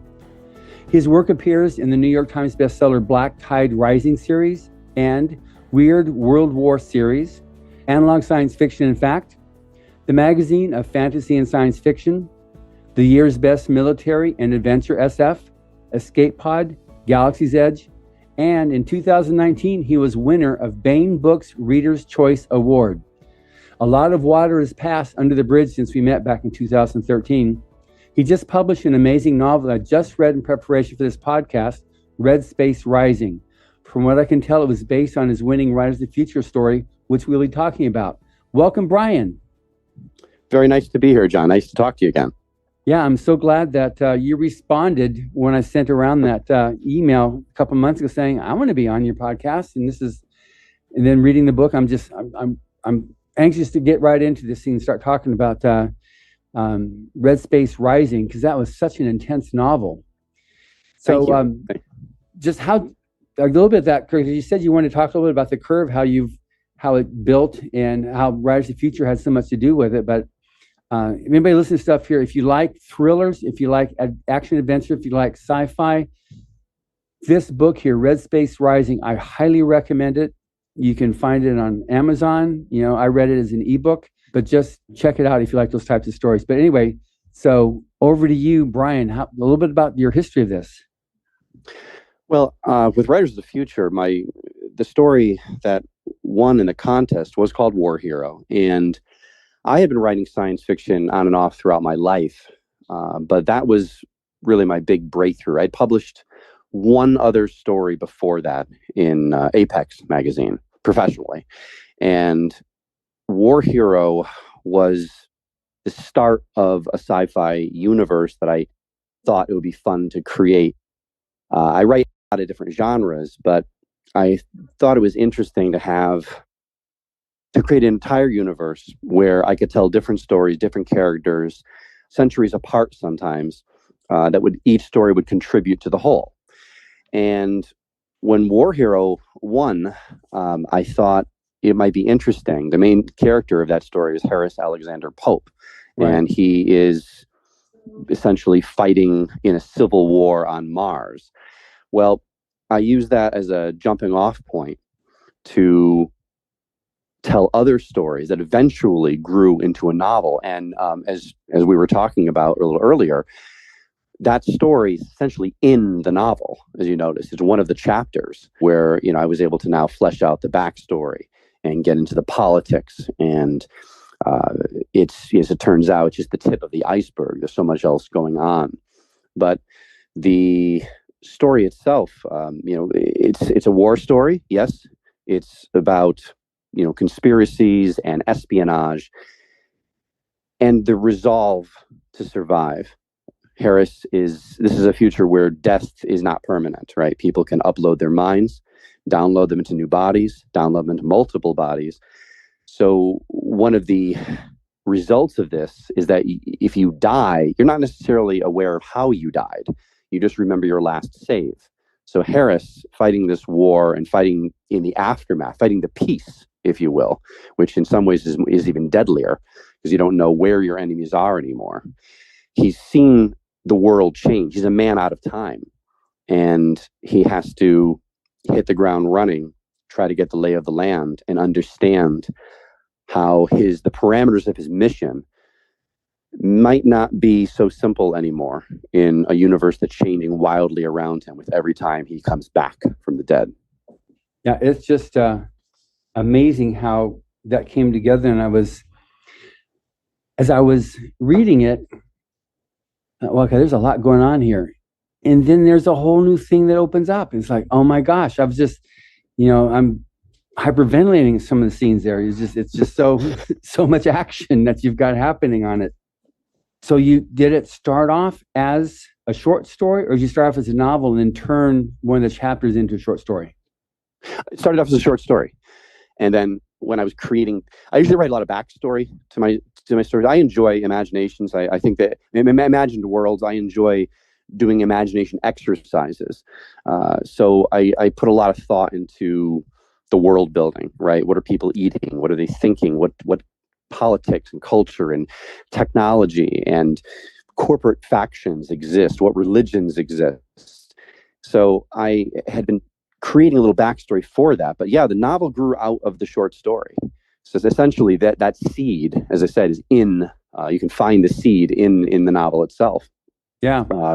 In the book, it's in the first third of the book at this point. But as you saw, there's a lot more that happened before and afterwards. That's just one of his grim adventures that is, as I said, essentially the merest hint of what's actually going on. Yeah, well, that was a pretty intense scene there, so I must admit. So, that's one thing that I noticed too is the nomenclature. I was looking up a lot of words, not just hard words, but these are like history and different things that you brought from Greece and from Rome that you brought forward as as Mars was settled in the future, modeling after those time periods. So I'd have to look at what you were using there on the art forms and some of the locales and whatnot, names that were used. I'd have to, fortunately, on using Kindle, I could then take it and highlight it, and it give me the definition. So it was fast to do that. But I was amazed at your vocabulary that you had, and then also the technical aspect of it. Because obviously this takes place some 100 years in the future, and it's close enough to today's technology, with terminology wise, but far enough in the future that finding where that line transitions from science fact to science fiction was quite cleverly done. Well, thank you. I wanted to. The book takes place 1,000 years in the future, but there was a dark age in between our era today, and there's a civilization collapse, and eventually a renaissance, and then people end up surpassing our technology. But I'm a fan of history, particularly the classical world, but history in general. And one of the takeaways if you study history is people don't change. The technology changes, the costumes change, the music changes, but the human element remains the same. Sure. And a lot of even though the politics are unfamiliar in this future and the technology is unfamiliar, it is a human struggle, right? Mars is undergoing a civil war because, having seceded from galactic society, they're following unintentionally in the footsteps of the French Revolution. The liberators are now the oppressors, and so these are they're timeless themes. With regard to, so there's two things to talk about there. One is they're using a new calendar. They don't use the AD calendar anymore, right? Because, and part of it, it's very deliberate. They know that the old world destroyed itself. They don't necessarily know how. A lot of records have been lost, but they want to divorce themselves from that. from everything in the 20th and 21st centuries that they do know of. Right. So they reached back further to the Hellenistic world, to the classical world, and use that as the wellspring for their new cultures, which is why they do refer a lot. And a lot of that stuff too is it's not easily wiped out in electronic records.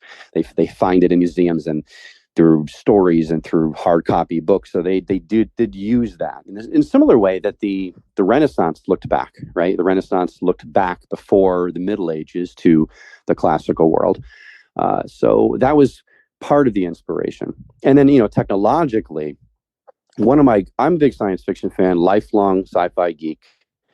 Grew up on all the classic sci-fi movies, Forbidden Planet and Them and The Day the Earth Stood Still and the original Star Trek. But one thing that annoyed me is that the depiction of military technology is wanting. I've joked, but not necessarily joking, that the security forces of the Enterprise could be defeated by a low-rent mall cop. I wanted to show technology used in a cunning, tactical way. So when Harris has his battles, he's a one-man wrecking crew, but it's so are enemies. So he's using tactics, AI assists, and his shield that he can conjure, and his multi-gun, which fires in numerous ranges of different kinds of ammunition and lasers and EMPs and caltrips. And he's got his senses are dialed up faster. His reflexes are faster. He has blur mod augmentation, which would make him move faster than other people. But again, his opponents have that. So I wanted to write those scenes with a certain kind of kinetic energy. So hopefully it would make the reader sweat. Pass, double pass. Yeah. Make it sweat with the scenes and realize what's at stake. And especially since people can die so quickly. Now it's not permanent, but still it's a loss, and you might wake up 10 years in the future, depending on what happens. So that was that was one of my focuses in writing this book, is he's a one-man army, yes, but he's in an extraordinarily dangerous world that, as time progresses, he increasingly doesn't understand, is a man out of time, and is really falling back on a skill set that might not get him through the challenges that are increasing or mounting in his world. Yeah, no, that's for sure. And it was also, who are the good guys and who are the bad guys? It got really, it gets so convoluted there with all the subterfuge, being able to know. I had a stable reference point, which was him. So he's the protagonist, and I know you, and what I read of yours. So I know he's not going to flip, and all of a sudden now this guy here turns out to be the devil incarnate. So I knew that he was going to be with us, and then, but how he was seeing stuff, everything's from his viewpoint. You know, so you did this first person is like, wow, that's a lot of action you're doing there, writing like that. But still to be able to give all of this, you had some really great tools that you used to be able to keep the reader up to date, but you're basically moving in real time was from what he sees now. He perceives stuff and he's trying to deal with everything. So it was really impressive how you held it together with that, with so much going on. There was so much going on. I'm delighted you enjoyed it so much. The book opens with and in a way it's a nod to Philip K. Dick. It opens with him waking up surrounded by dead bodies and finding out very quickly he was one of those dead bodies just a few minutes ago, that he's been brought back, resurrected, and his original personality reinserted. So essentially he's told, by the way, you've been undercover for 20 years with the enemy, and you actually work for us. There's the Order of Stone, which are the quote unquote good guys, and there's the partisans, who really are the bad guys. I mean, there's some pretty nefarious, sinister characters in their ranks. But to get to your point, I am not a fan of stark good guys and stark bad guys. Yes, the partisans they're villainous. Yeah. But I've always been attracted to the gray scale of morality with characters. So the Order of Stone, they are good by comparison to the partisans, but as you know, they do some shady things. Their plans are in the shadows. Clearly, Harris isn't being told things. And as a writer, I wanted to try to make it obvious to the reader that he's not being told certain things. It's some of his relationships, they're odd. There's clearly things that are being kept secret from him, but he doesn't necessarily notice it.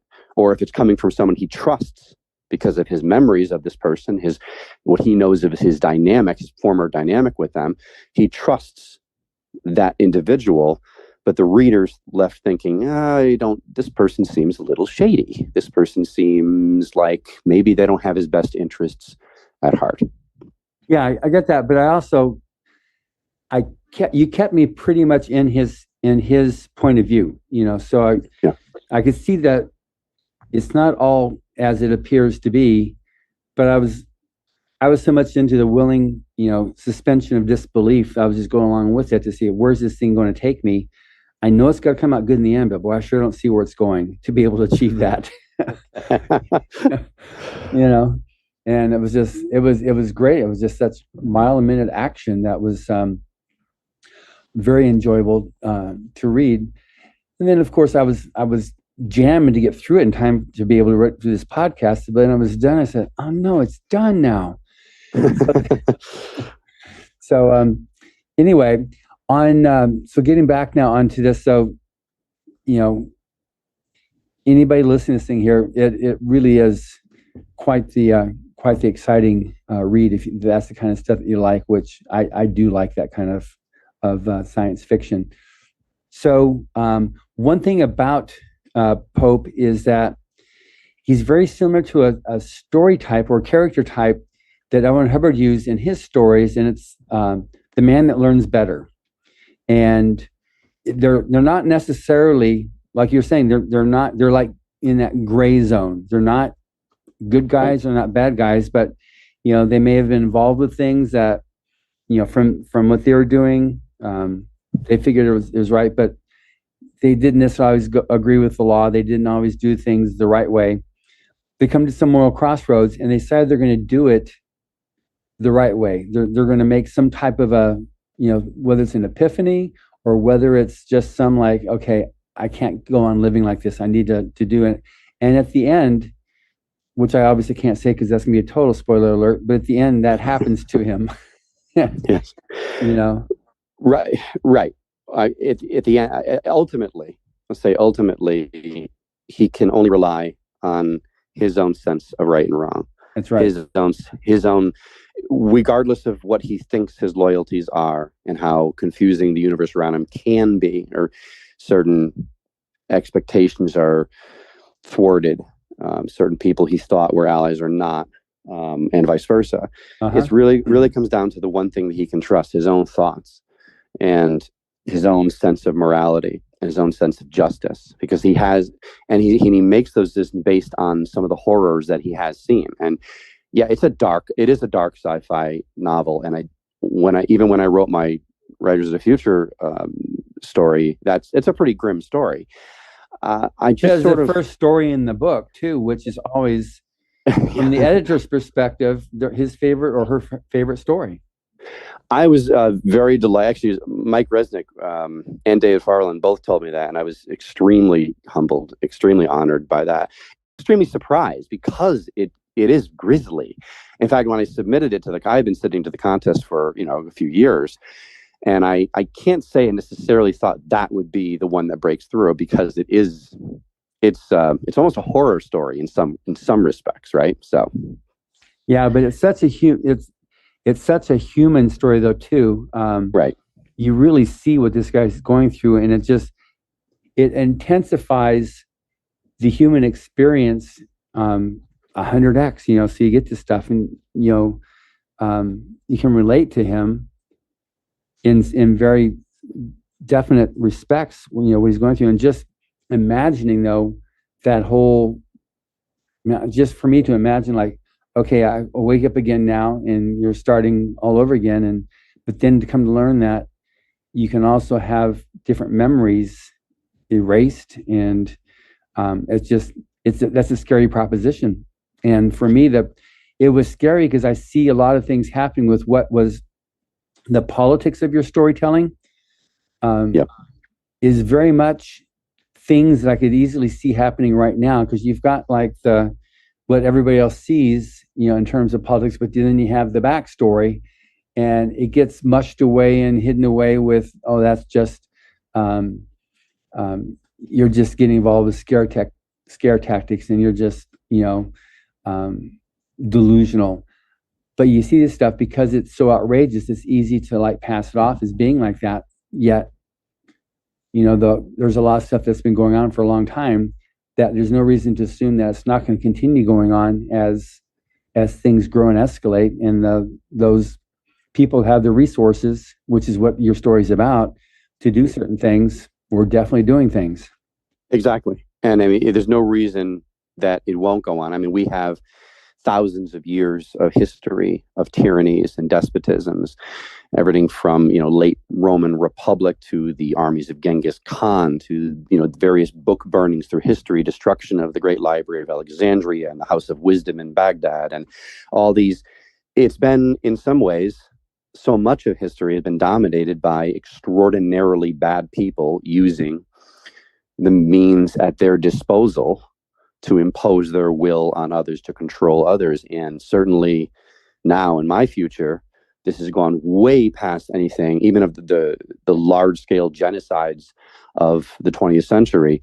Now we're talking about the ability to manipulate people's memories, manipulate their quote-unquote souls, right? But ultimately, like throughout history, it comes back down to a soldier, to one person trying to do the right thing, whether that soldier is someone who's fighting in the army of Alexander the Great, or Charlemagne, or the American Revolution, whatever it is. It is ultimately a human story beneath the technological trappings, beneath some of the historical references. It's about people, friendships, betrayals, and in a lot of ways, defiance. Yeah, definitely defiance. So now you mentioned earlier on that Rise of the Future had a lot to do with how things have evolved for you as a writer. Can you expand on that, please? Yeah, Writers of the Future, that workshop week, first of all, winning, of course, was wonderful. I never forget the phone call, which was terrific, letting me know. And the workshop week was significant because on the one hand, it gave me confidence. The confidence to realize, I can actually do this, because I've been writing a long time. I've been writing since I was a little kid, and to win such a major and prestigious contest, and be recognized like that during a week, and it made me think, okay, I'm going to write more stories in this universe. I can flesh this out more. But then some of the things we were told, some of the tactics, some of the people, like I said, Tim Powers, David Farland, Mike Resnick, who gave us advice, I started writing what became my newest batch of fiction at the time. My newest as in, the new level of writing that I was aiming for, on the plane over to LA. Just buoyed up by the excitement of what I was doing and thinking, all right, this story worked. I can write with this level of detail, with this level of historical reference. And that story that I wrote on a plane, or started writing a plane, that was my first analog sale, Karma Among the Cloud Kings. That's great. While I was during the workshop week, one of the exercises we were given was we took a random object out of a bag, right? Out of a hat, and then had to write a story about that. We spent time in the library doing research and so forth. Well, I sold that story to Escape Pod. When I came back from the contest, within a couple of weeks, I had written what's maybe my most popular short story, called Sparg, about a little pet octopus, uplifted octopus, and sold that one to Daily Science Fiction, and that one's gone on to be published, more than a dozen times in reprints. Well, that's so much stems from that week, and that's not even getting into the friendships that I made. I'm still friends with nearly everyone who was there. in volume 29. Andrea Stewart and I are really good friends. Eric Klein and I are good friends. Tina Gower and I are good friends. I noticed them in your acknowledgement at the end of your book. You acknowledged them. I was going to ask you about that. That's way cool.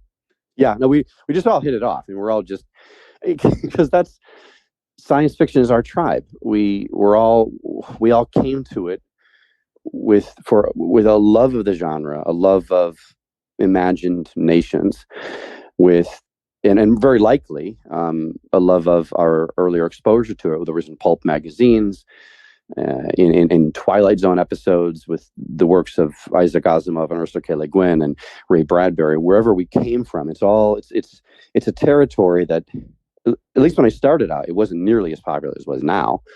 So I think it attracts like-minded spirits.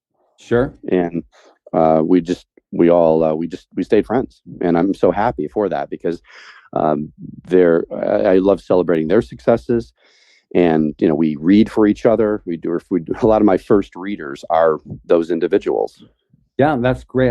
I recently interviewed Elizabeth Ween, who was the winner in volume 9, and she had a book that was multiple weeks on New York Times, #1 on New York Times, and I had her, and she still maintained lines, with several of her people. Sean Williams was one of her fellow winners. He's now became a judge, and it was interesting just seeing, over and over again how many Rise to Feature winners have maintained friendships with their classmates, and a lot of the writers have also established relationships with illustrators of feature winners who now do the art for their book covers. So it's really nice seeing how it grows and just those relationships build. It's that in itself is very rewarding as well. I love being able to do like these interviews with yourself, just how people have grown and how you now have your influence on people that are trying to get their break, which is what this interview is going to help, aspiring authors do. Which I'm happy to do. Absolutely. Yeah. It's a great group to belong to. It's a great tribe to be a part of. Yeah. And actually, you just reminded me, my first analog sale that I mentioned that I started writing on the plane. Mm-hmm. That story in analog, that story was illustrated by one of the illustrators from that volume 29. There you go. Yeah. That's great. Yeah. Yeah. So when you did the workshop, do you remember any of the particular essays? Because one of the things I like to discuss also on these podcasts, if there's any particular essays that stand out or any parts of that workshop week that went like, yeah, this was for me the highlight, or something that was the best part for you. There were 2 essays that immediately come to mind. One was called The Manuscript Factory, portions of it, which I know a lot of people cite it, but it is a realistic, practical, and extraordinarily tactical way of looking at the industry, which I think is necessary. Mm-hmm. The other one, I don't remember the name of it, but it was essentially about drawing a comparison between a writer who L. Ron Hubbard knew, who just sort of was waiting for inspiration to strike and was sort of lamenting that he was not able to write a story, couldn't think of anything. And Hubbard was talking about how he went down to the library and just did some research, and that alone got the juices flowing. You don't wait. In other words, you don't wait for inspiration to strike. You go out there to capture lightning yourself, right? Yeah. And I think it was called Search for Research. Okay. That would make sense. Yeah.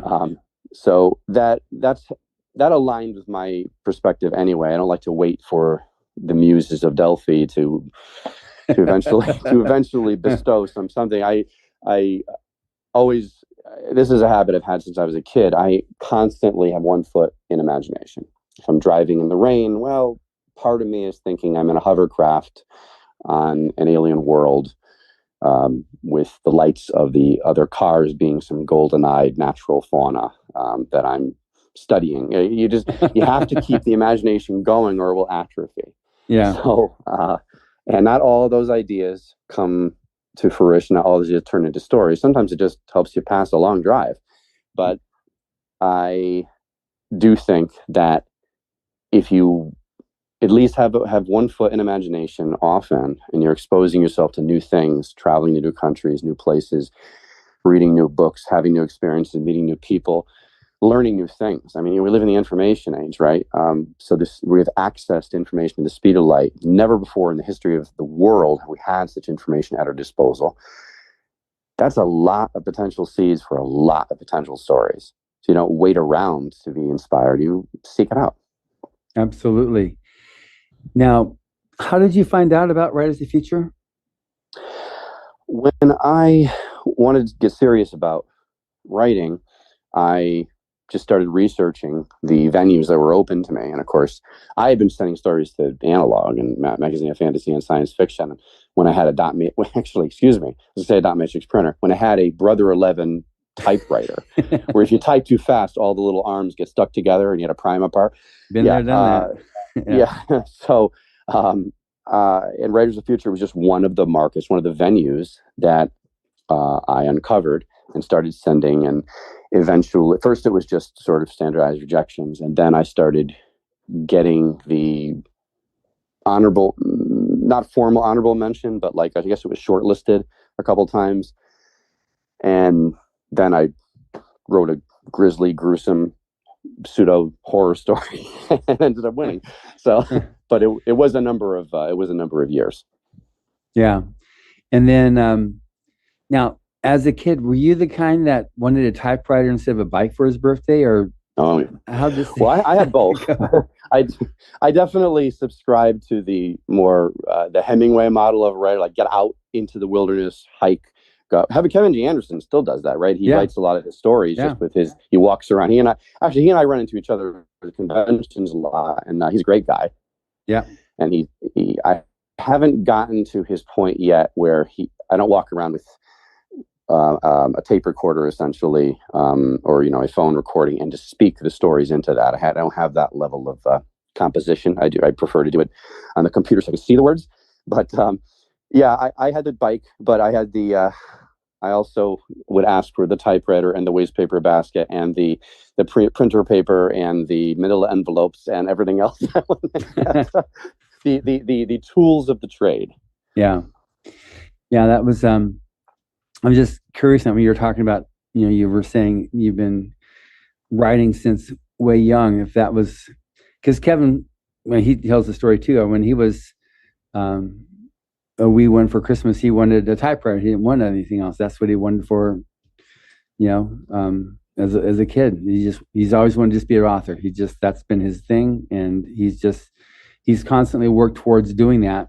And obviously, he's got himself a very successful career now as an author. Right.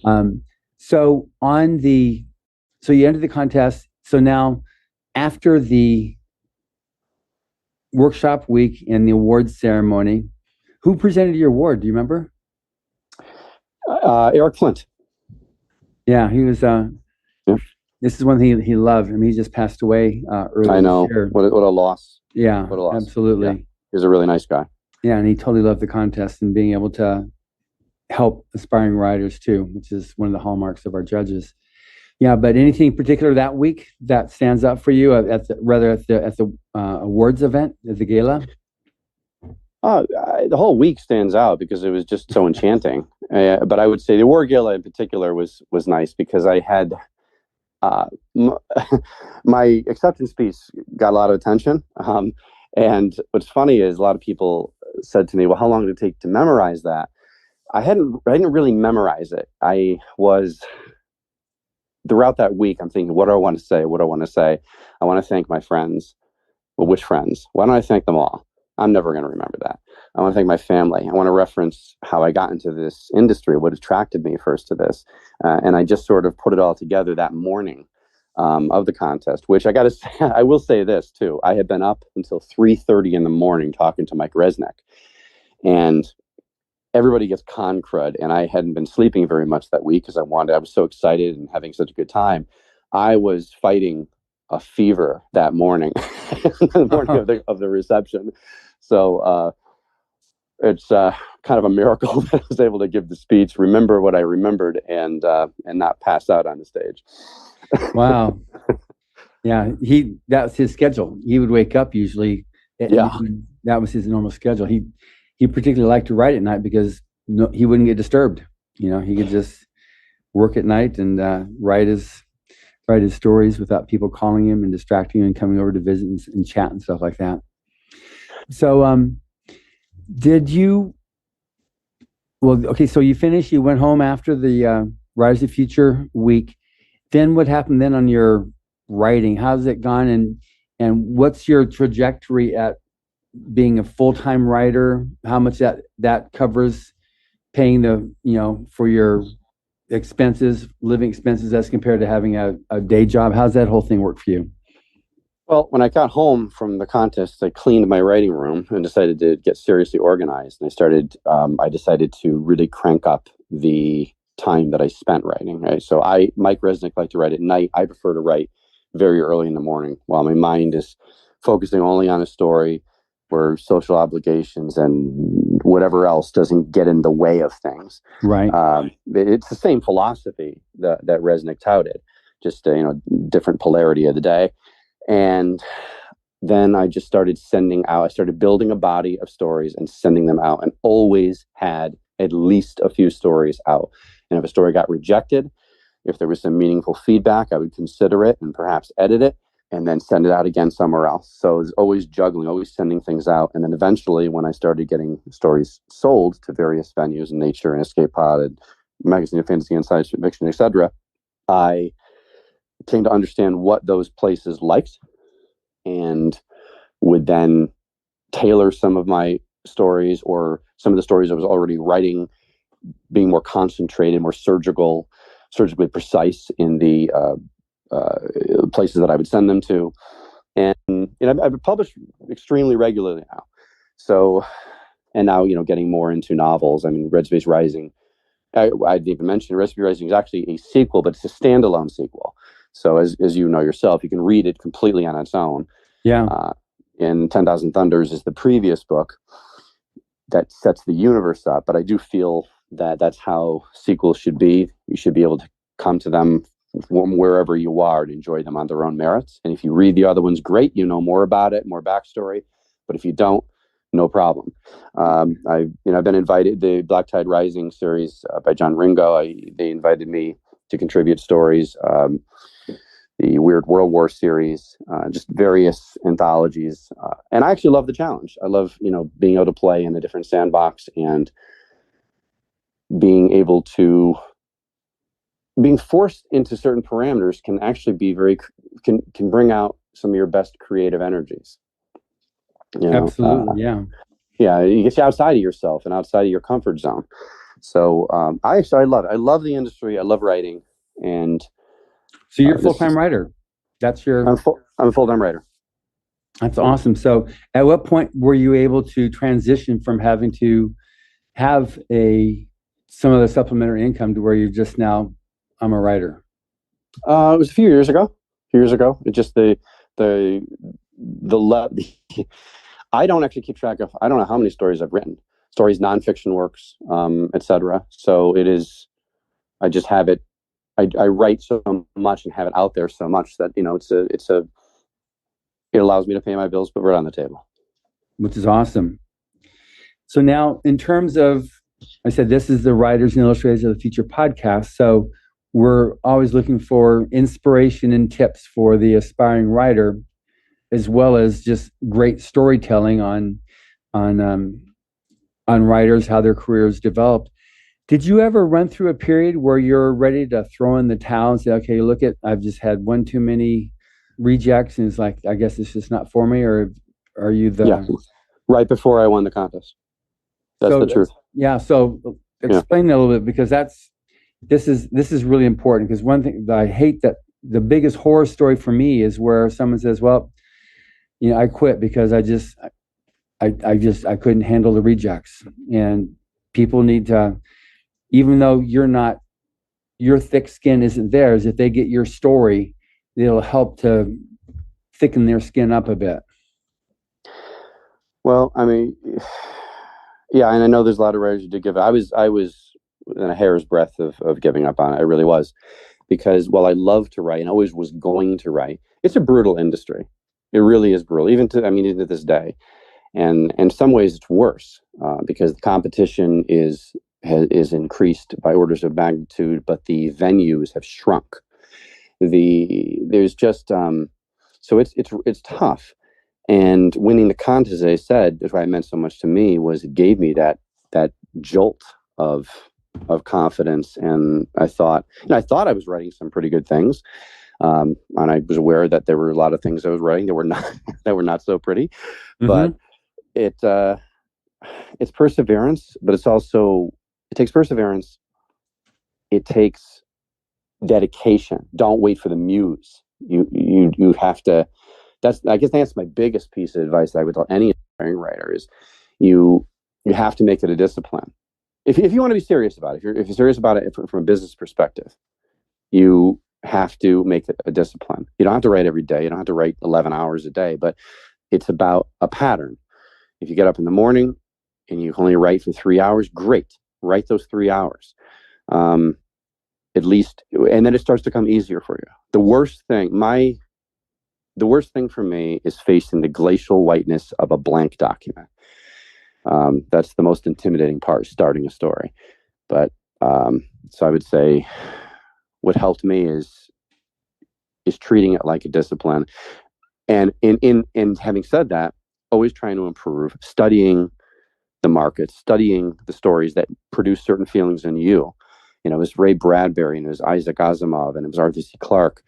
It was the Twilight Zone TV show. These are things that had such a pivotal, essential influence on me. It made me feel a certain way, got my mind working a certain way. So I wanted to emulate that. A lot of my stories have little stingers at the end. That's because I still remember how I felt when the Twilight Zone episode would completely twist things around. I realized, well, what I thought was happening was not happening. And that goes back to what you're saying about Red Space Rising. The whole thing is a Twilight Zone-like inversion of perspective. So, yeah, dedication. And also, I'll say this, get rid of distraction. I think that the smartphone is the worst development since the evolution of smallpox. But it is one of those things that is a constant, the proverbial person from Porlock, the thing that shows up and distracts you.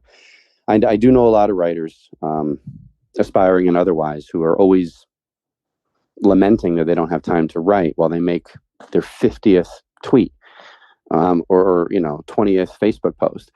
Put the phone away. You don't need to do research when you're writing. You do research when you're not writing. You do not need to hop on the social media virus and have more proof that the world's gone mad. I mean, just focus on your story. Don't. J.R.R. Tolkien's One Ring is probably the greatest metaphor for our modern age, because you watch people on a subway, or you watch people, I travel, I'm like, everybody's on their phone all the time. It's like, it's that episode of Star Trek where Wesley brings home the toy that everybody's obsessed with, or it's the One Ring people can't seem to put down for 5 minutes. There's no worse thing the only thing worse for a person trying to be productive in writing is to set your computer on fire. Just put the phone away, turn the phone off, make sure you have a quiet time, whether it's at night or on weekends or in the morning or whenever you can write, and then sit down and write. If you're serious about it, it's more than a hobby. Yeah. Yeah. Well, you're talking earlier about Kevin Anderson. He goes up on the mountains, and he has no range of no cell phone. He dictates his stories. He's got his book that he wrote with Martin Shoemaker, Being a Dictator, where how you dictate a story. But he solves his problem by just going away, so he can't be distracted by these things. But you're right, you got to be able to it's my time to write, and nothing else matters, because if you want food on the table, if you want a roof over your head, I need to write.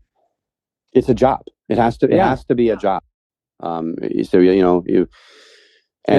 manuscript factory you're talking about. That's exactly what he's talking about there. Ultimately it is the manuscript factory. It's just it's a keen observation on writing as a business, and anything that distracts you. I mean, obviously there are life will get in the way. We have our families, and we have our pets, and we have things that we have to do, and you need time away from writing. You have to.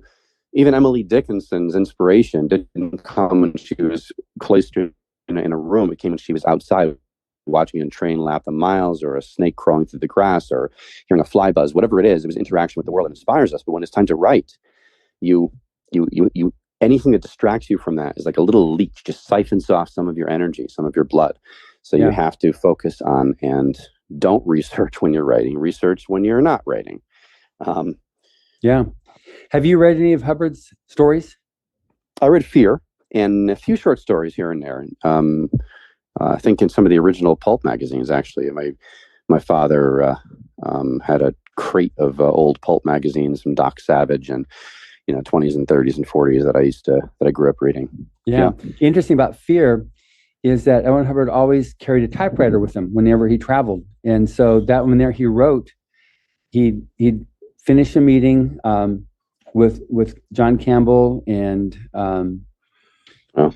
said, okay, he's going to. The original story was called Phantasmagoria, something like that, and he said, okay, I'll get you the story by the time I get to the West Coast. He was taking a train over there, and Highline was there, and he recounted that story in another letter that he wrote.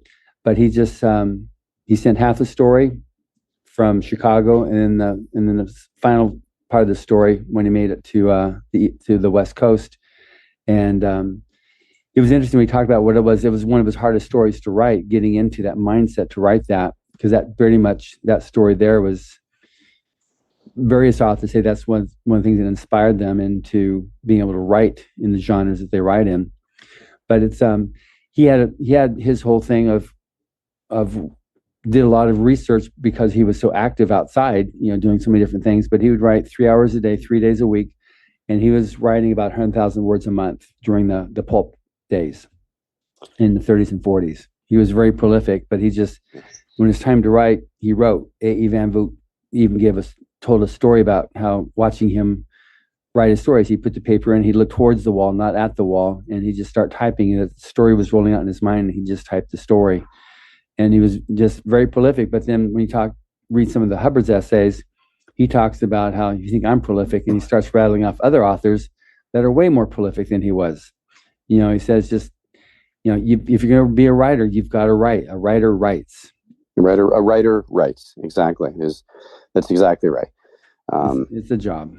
It's yeah. It's funny you're saying about getting into the mindset, like when he was writing Fear, getting into that mindset. When I finished Red Space Rising, I went into a funk for a couple of weeks, because it goes into some unusual and kind of unnerving corners of the human psyche, and it's not necessarily the most optimistic appraisal of people on some respects, the human race. It's not optimistic. It's realistic. It's not optimistic. At least I would say realistic. Yeah. Yeah. That to me was the scariest part of it. I don't like to truck in nihilism, but yeah, it was I was trying to be, technology is available. If this world, is like that, people are going to abuse that technology. If they have a means to power, I mean, imagine if a Roman emperor had some of the power that we have today, a Commodus or a Caracalla, or a Nero, right? So those people, those types are always going to be there. Mm-hmm. And so yeah, it's So you're always going to need the popes as well, and they're always there as well. Yeah, and that's where that's where a ray of optimism comes in. That he does, his presence in the book. It seems like a lot of times he doesn't have agency, because he's being shuttled from one assignment to another, tracking down these escaped war criminals. Which, by the way, I was inspired by. In the aftermath of World War II, a lot of Nazi war criminals fled to South America, and a lot of British agents hunted them down. And that really was the genesis of the whole story. Of here, Harris Alexander Pope is being sent off to track down these escaped war criminals. But his defiance, his resolve, regardless of whatever else is going on in his world, in his universe, is the ray of hope. That's what we cling to. Yeah, absolutely. And it's important, because you can't have. I mean, it's not a goody-goody world out there, and so, although I'm really not into the pessimism. I'm not into dystopia as a genre. I myself always look to see that somehow, some way, there's gonna be the Alexander Pope out there, and if it's a good enough story, I fancy myself as that Alexander Pope. I like to think that sure. That's going to be there. That's going to be able to help save the day. And you want to be able to have that out there. There's, for somebody that basically lays constantly the seed of discontent and of hopelessness. I'm not into that. That's not something that Rise of the Future is about. It's definitely not something that Mr. Hubbard was about with his science fiction, and it definitely wasn't the golden age. It was definitely not that. So, yours is, while it's not like, here's everything's all cheery and happy, and now it's over with, and he rides off into the sunset, or he flies off into the sunset with his girlfriend, and they live happily ever after. It's not that at all. In fact, it's your ending. I was like, wow, but it's a perfect ending. It totally was consistent with your whole story, and I really enjoyed it. And thank you. Anybody thinking like I do like stories that end good, and so this is a good ending, a bit of a surprise ending, and I'm now waiting for your next book. But anyway, well, a lot of in a way too. I mean, I was an English major, and I read a lot of the classical epics, and these people, the proverbial descent into the underworld, is what a lot of heroes go through, right? I mean, nowadays we say it's you. I've been through hell and back, right? Yeah. And yes, he does that. He definitely goes through several levels of hell. But as you pointed out, and I think that is a fair assessment. It's not nihilistic. It's not. There's darkness, but there's light. There's darkness, but there's hope, and there's darkness, and there's defiance, and that is really, I think, the thesis of the book. Yeah, he keeps his act together in the end, and he's got. It's good, he has his sense of duty, and his motivation is definitely duty. You see that, and I mean, it's just good. So, what's coming up next now from you? I realize this just came out. I'm like, come on, let me catch my breath here. But I'm just curious, like. It's I'm glad you're enjoying it, and the critics have been very kind to it. Actually, Publishers Weekly made a comment about how it was reminded them of the golden age of science fiction, which. And I'm sure you picked it up right away. There's a lot of homages to that, a lot of references to classical sci-fi. I mean, all the sand ships on Mars are named after Bradbury stories. But I right now I'm finishing up a alternate history, because there's another, in addition to my war hero stories, I also write a specific set of alternate history stories, which is a way to counterbalance it, but it's still written in my kind of style. Like, it's still very detailed, and I pay a lot of attention to world building. And I had a story published in the magazine of fantasy and science fiction, with some works set in that universe there. So I'm doing that as a novel, and then I'm going to be putting my full attention to the next Red Space Rising book. Keep writing. Yeah. Well, that's good. Yeah, I just finished. You're talking about alternate history. I just finished an interview with Alan Smale, another Rise of the Future winner. He's won 2 Sidewise Awards, and he just did a novel called Hot Moon, which is it's also interesting on these alternate histories, because you've got to get it really good if it's going to be believable. That transition, that as you move over from here's the fact, and then taking that hole in time where nobody has anything recorded, or there's something that's missing there, and then you can move back into the fact, and then seamlessly put in your alternate history in there. Yeah. It's a real trick, and so more power to you on that, to be able to write the alternate history. It's been fun. I mean, actually, because I love history so much, the research alone has been a joy to do for this one. It's been taking a lot. I did a fair amount of research for Red Space Rising, but a lot of that was an imagined explain that a little bit. Explain that a little bit more, because that's when I noticed is that you had to have done a ton of research to put that together. So before you start writing, what do you do? Do you obviously you're not a pantser. You definitely didn't write that book on the seat of your pants. There was so much in that book. So how do you put a story together, a storyline together that you write? Well, I'll tell you what, John, actually, generally I am a pantser. That's the funny thing, but it was a little bit of a cheat with this one because I had created this world with other stories set in that universe. So I had a little bit of a compass. Oh, okay. Yeah. But ordinarily, no, you can't just, I wouldn't be able to wing that. But I understood in writing 10,000, when I wrote War Hero, I started creating the backstory of the partisan war. And then I started asking myself, well, hang on a second here. How did we get to a civil war on Mars? How did this even happen? And the stories I wrote, the concept I asked myself, what happened in the past? What happened in our future, but their past, to make this happen? And what companies, what governments came out of the ashes of this dark age that ends the 21st century in our timeline, right? And I started building off of that. And 10,000 Thunders was the first novel, science fiction novel I wrote from that. And then sometimes in a lot of my stories, I'll have a reference to someone. I might not even know what it is at the time, but I'll think about it afterwards. And I'll give you an example. This is going to get a little meta, but there's a character in the novel named Amara Javed. She's a major character and a friend of Harris Alexander Pope's. And there's a comment in the book. This isn't giving anything away, but she mentions how she spent some time on Venus, in the Aerostat colonies in Venus. Right. And then she had to leave. And she makes a comment about just a little throwaway line. Well, I've written a story. It was published on Escape Pod. And actually it was also published in Analog, originally in Analog, that is about her time on Venus. She's not the main character.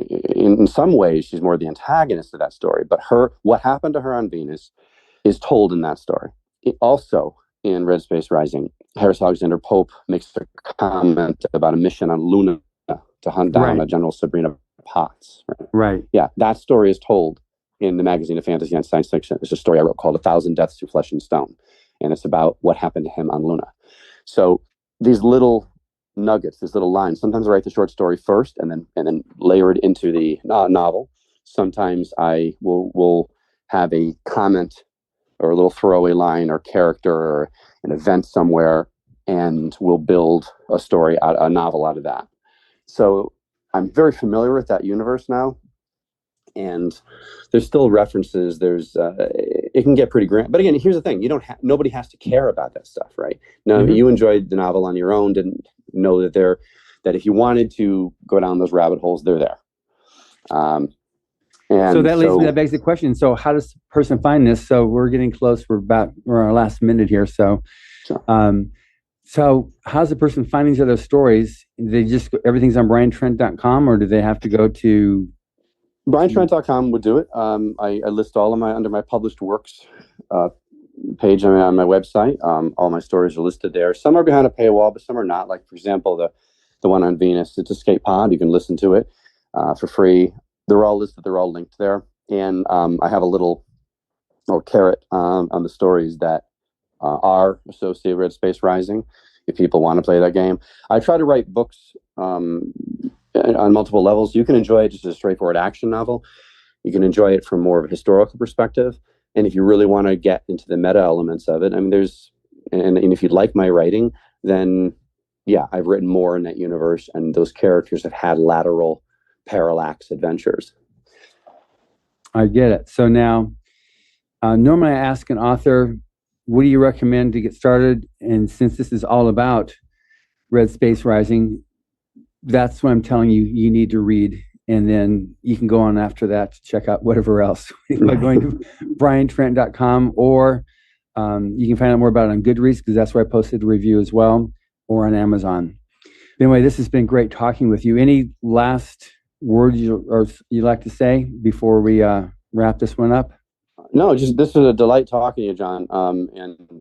Again, I appreciate all the inspiration that Raiders of the Future did for me, and being friends with you over the years. has just always been wonderful.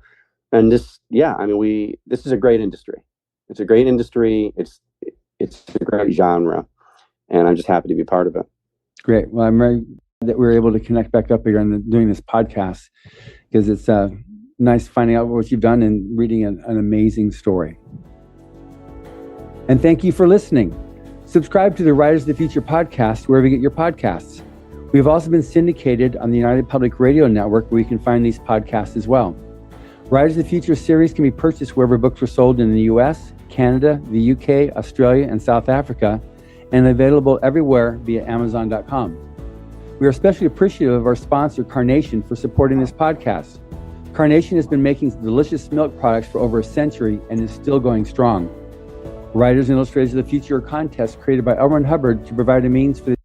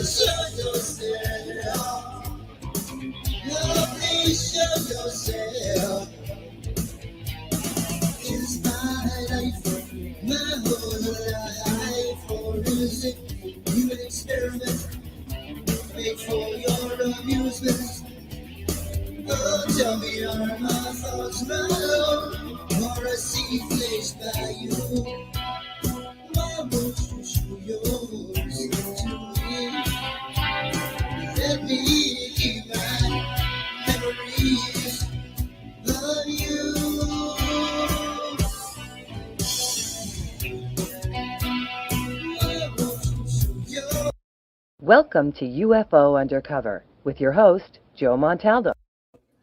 Okay, people, apparently StreamYard is on crack tonight.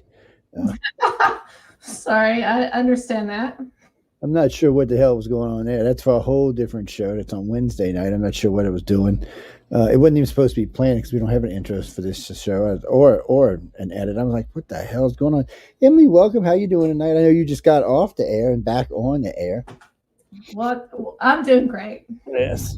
I messed up big time on that last show I did. I was muted for the first 3 minutes. Oh, Lord, I hate when that happens. I've done that in the past where I've muted. I know one night I had two really good guests on and we were talking away and somebody comes in like 15 minutes and we can't hear you. I'm like, what? And I looked down and I had opened the mics. I was like, son of a bitch. I mean, that kind of stuff just irritates you. You hate to waste guest time like that too. Cal, actually, we're going to talk about several things tonight. The Valencia thing we're going to talk about. Okay. So we're going to talk about it. So we're not going to get that in depth. We're going to get some in depth, but we're scheduling a panel for, I believe it's the 18th or the 20th of January. Big panel. We're going to bring all the material out, all the data out. We're going to have all the good hosts on. We'll invite Emily. Everybody's going to be there.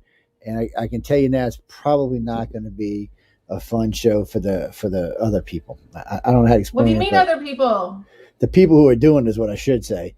Now, I got a ton. I mean, I announced I was talking with a friend of mine last night from another show, and she's been sending me stuff. Well, matter of fact, to be totally honest about this, I wasn't even paying attention. I haven't been watching the news that much lately for that kind of stuff.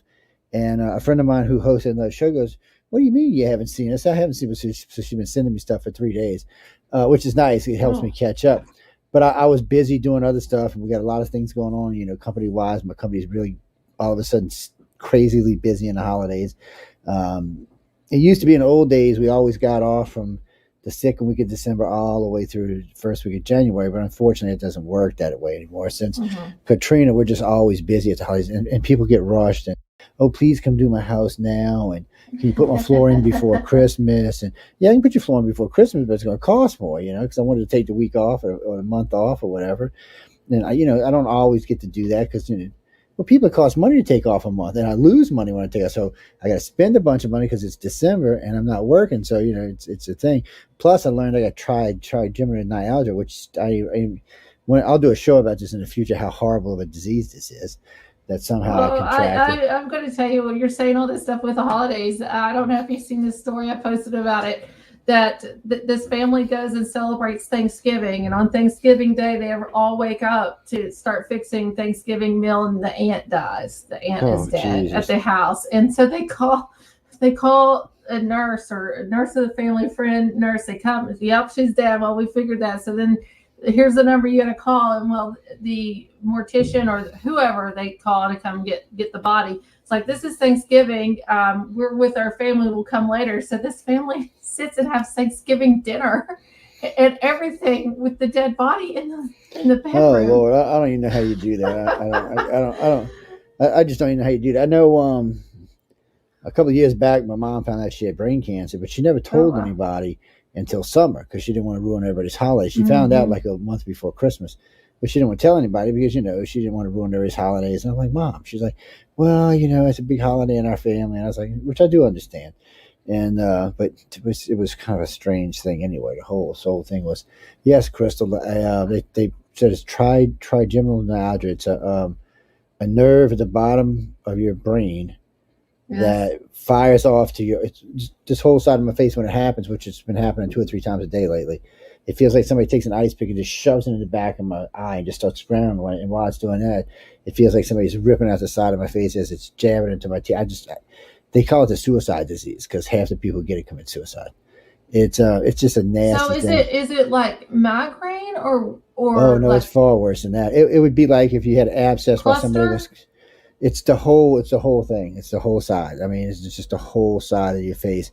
It starts in my eye, and then it runs down through the side of my face, and down into both jaws and into my teeth. It's a nightmare. So it really feels like you have an abscess while somebody's sawing off your leg without any anesthesia. I don't know how to explain it.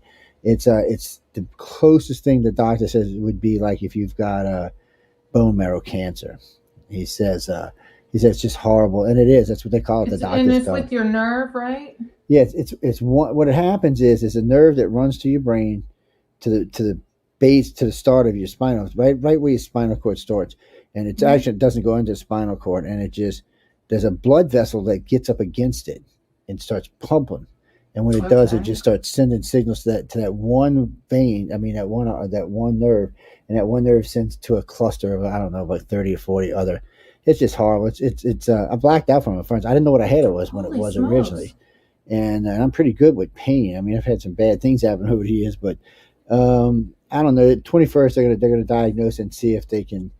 It's called MVB, where they go in through here, and they go back in the back, and they put it's basically a pillow or a cover they put in between the two veins to keep it from happening. Other than that, it's drugs because there's no pain medicine works for it. The first time I thought I had something else, I took 2 Percocet 10s and didn't even phase it. I was like, you got to be shitting me. And it's nerves. It takes a lot. You got to have like a nerve block, really. I'm on several nerve blockers. They got me in gabapentin and they got me in carbazine. And that I was taking one. I started taking 2 a day. It's still today, all day. It just goes and comes. So if I disappear, people, that's why. But for me, I'm luckier than a lot of the other patients. I hate to say lucky because it's a nasty disease. Mine goes into remission, lasts about 3 weeks, and goes into remission for about 18 months. A lot of people have to deal with this daily. It's a little bit different, though. It's not as intensive. So if it goes in remission, to me that makes me feel like there's like there's an inflammation type thing that happens. They don't know what it is. So usually they think a lot of times they thought it was like a tumor that caused it, but then they realized people like me who had it 6 or 8 years, well, it can't be a tumor because I'd be dead. So they don't, and a lot of times it gets misdiagnosed as tooth pain or something like that. So they go and do all kind of work. Matter of fact, for 4 years, they did all kind of work on my face and my teeth. And I said, guys, I'm telling you, it's not what it is. Did they think it was TMJ? Yeah. So they didn't know what it was, and bad pissed me off because they should have known. So one day I was just in serious pain. I couldn't even stand up. So I got a friend of mine to bring me to the emergency room, and I walked in, and the doctor said, "Let me describe your symptoms to you." And he did. And he looked at me. He said, "You got trigeminal neuralgia." He said, "You're going to have to see a neurologist." He said, "They're going to have to change." He put me in some medicine that he said might lighten the pain, but like the amethyminol, these little red pills. Shit, man, you take one of them, you're out. You're out for 8 hours. You ain't getting up for 8 hours. It takes a while to get used to them. Well, they're great because I can't. I'm a non-sleeper to start off with. Same. So, so busy minds usually are. So people who are into stuff that are always looking at things usually don't. I went and seen a doctor one time in a sleep study, and he said, "What do you average sleep?" I said 5 to 6 hours. He said, he called me a healthy insomniac. He said, "It doesn't affect your body." He said, "So you're a healthy insomniac." He said, "Most people can't run on 4 or 5 hours a night." He said, their body starts shutting down on them, starts giving them problems. He said, "You're lucky." I said, "No, I think my brain just works that way. I think it's just wired that way."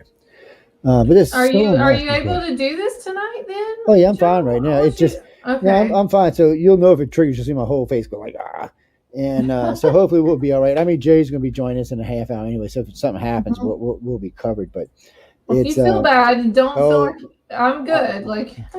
I know you can handle it. I know you and Jay. Down.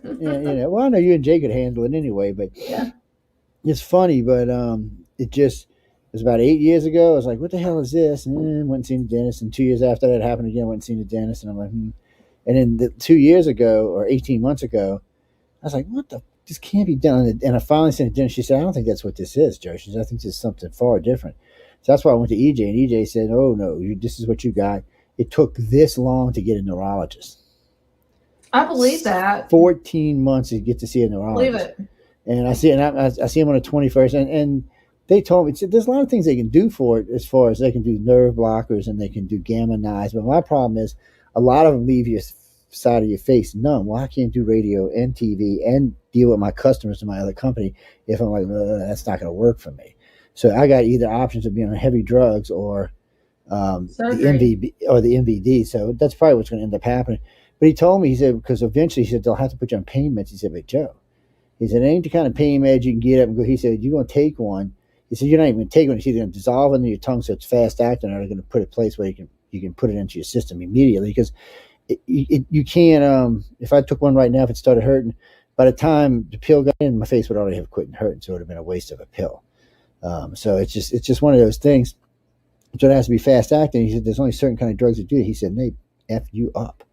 He said, "You might as well just sit down." Do you have any triggers? Like I know I have cluster migraines, so I see things happen like a day before I get one. So if I start seeing those things, I take medicine. Do you have triggers? Do you know when this is going to be flare up? Sometimes I do, sometimes I don't. Like I walked in a friend of mine's house that day and he was smoking pot, and for some reason, and they tell you on the boards that actually pot can help it. Obviously, it's a trigger for me. It's which sucked because if it would help, I would be happy with some CBD or something, but something like that. But it's just a trigger. And I was like, you got to deal with it. And people, yeah, I know, John. It's just one of those things you got to deal with. I mean, I have a busy life. I went to work yesterday. It triggered 3 times at work yesterday. I mean, so that's basically 3 hours where I couldn't do anything. But I still had to go. I got customers I got to deal with. I had to go in today. I didn't have a choice. Is it stress induced? No, I haven't been that stressed lately. And I'm taking, I got muscle relaxers done. I'll tell you one thing. If I take the 2 carbazines and wait about a half an hour, and take a muscle relaxer, when it does trigger, it doesn't seem to be as bad. Okay. And you can wrap a hot rag around your head, and it kind of brings it down a little bit too. But it gets so intense sometimes you just, And I worry because I drive back and forth to New Orleans. Like the other night, I was driving back and it triggered coming back from the city. I was like, oh, shit. So, I'm doing 80 miles an hour and your whole face is like, no. It sucks, people. If you get it, I feel for you. That's all I can tell you. But there's a lot of news. So we're going to get into a lot of news. We got to talk about Elon Musk and Valencia and all these poor kids being dressed up like porn stars. I mean, first off, when I seen these ads, I was looking, really? Kids? These little kids. It gets deeper. I know that, but I mean, it gets way deeper than that, and that's why we want to do a panel on it because It's just we'd have to dedicate like 3 of these shows just to get how deep this actually goes. It's different owners and different things going on, and then we found out that George Soros is buying up all the Christian Latino stations. Oh, the Latino stations. Yeah, so I mean, it's just there's just so much going on here that's anti for us, you know.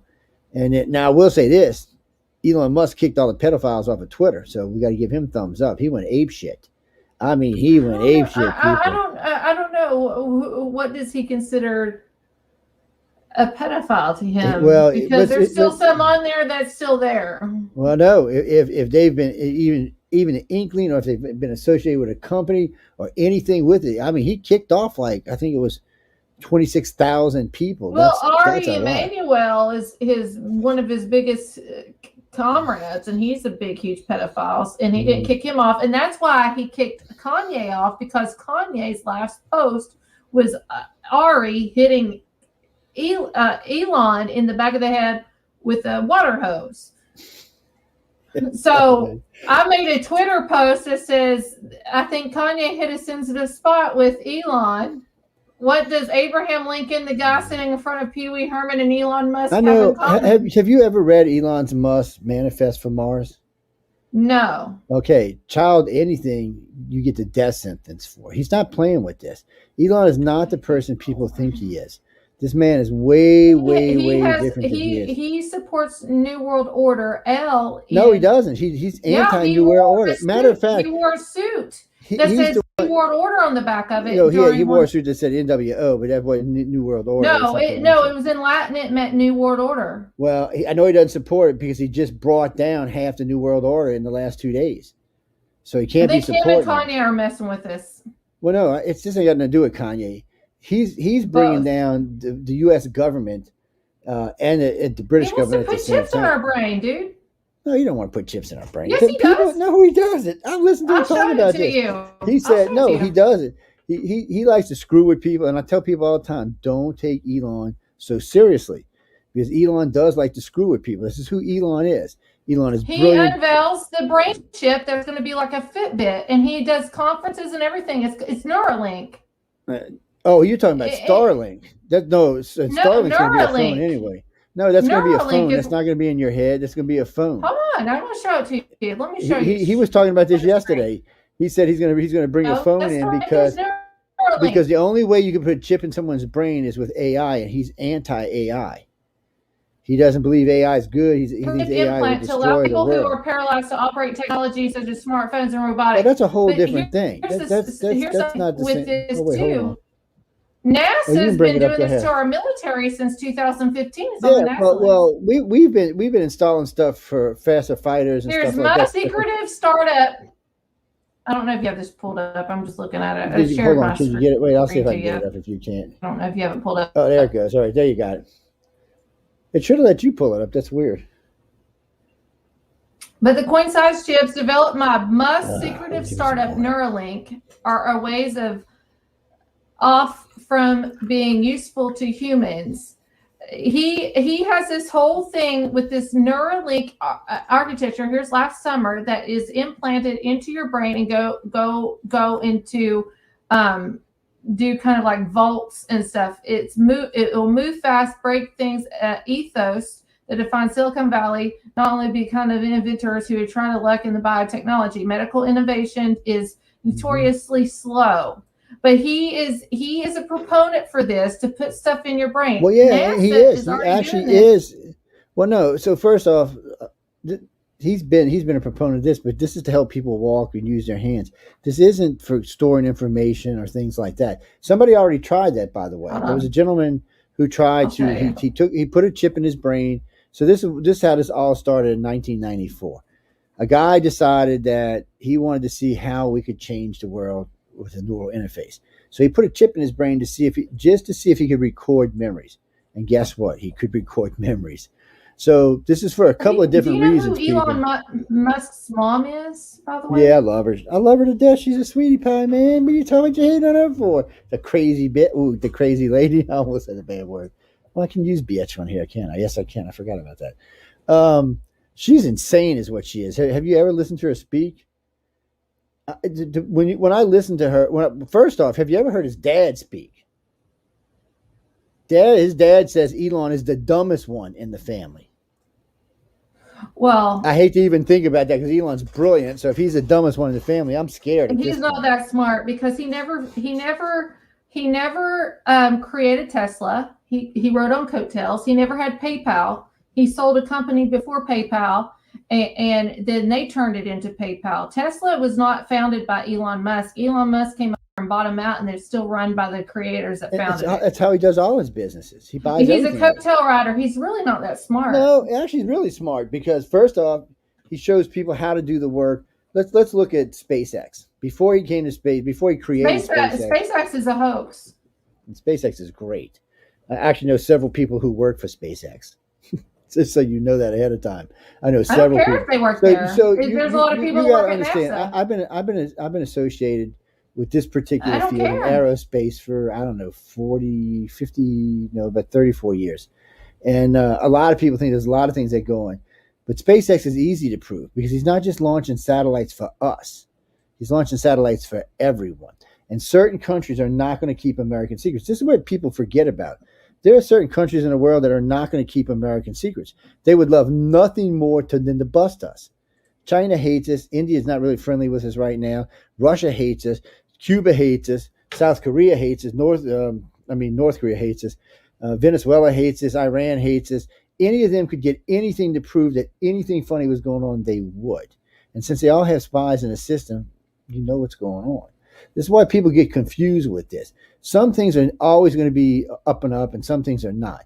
So it's like the moon landing. When people used to always tell me the moon landing was a hoax. The moon landing was the easiest thing in the world to prove that it wasn't a hoax. Show me the American flag on the moon, and I'll believe you. You can go to China right now and look at their satellites. You can go to U.S. satellites and look. Why do I need to go to China? Because China's got satellites. Because China has taken pictures of the flag and the landers. I don't want to go to China. I want to go to America. U.S. is taking pictures. NASA's got them on their show it to me right now. There should be a live satellite, U.S. America satellite on the moon. You got to wait for the satellite to make its orbit. Well, we got 50 million satellites. They take pictures of them all the time. I believe it's more than that. Stanley Kubrick. It's more than that. Stanley Kubrick's a moron. So it's more than that. Do you know how many people worked on the Apollo program? Do you know? I don't really care because you got Buzz Aldrin even saying that they didn't go. No, he never said that, not even one time. But I know Buzz personally, and I've interviewed him more than one time. I watched him on several interviews saying that they never went. No, somebody might have been faking him, but he said several times he went, no problem. So did Neil Armstrong. Shit, Neil Armstrong said one of the reasons they were having problems going back is for one of the things they went back for. You know, have you ever watched Neil's interview about being on the moon? Neil. Have you ever watched any of the other astronauts for being on the moon? Yeah, never. You know how many astronauts? You know how many Apollo programs went to the moon? From 11 to 17. Well, it's been a long time since we're even went here. Here, Buzz Aldrin confesses we never went to the moon. Here's a video. Do you want me to show it to you? It's him right here, plain as day. If you want me to, hold on. I got. Well, I'll tell you what. I was sitting across from Buzz Aldrin at the Washington Press Club in 2009, and you can go watch that video where he said he went to the moon. All you got to do is go over to Stephen Besset's site and take a look for yourself. Let's just see. I mean, his contract must have been up. And I don't even know why people have such a hard time with this.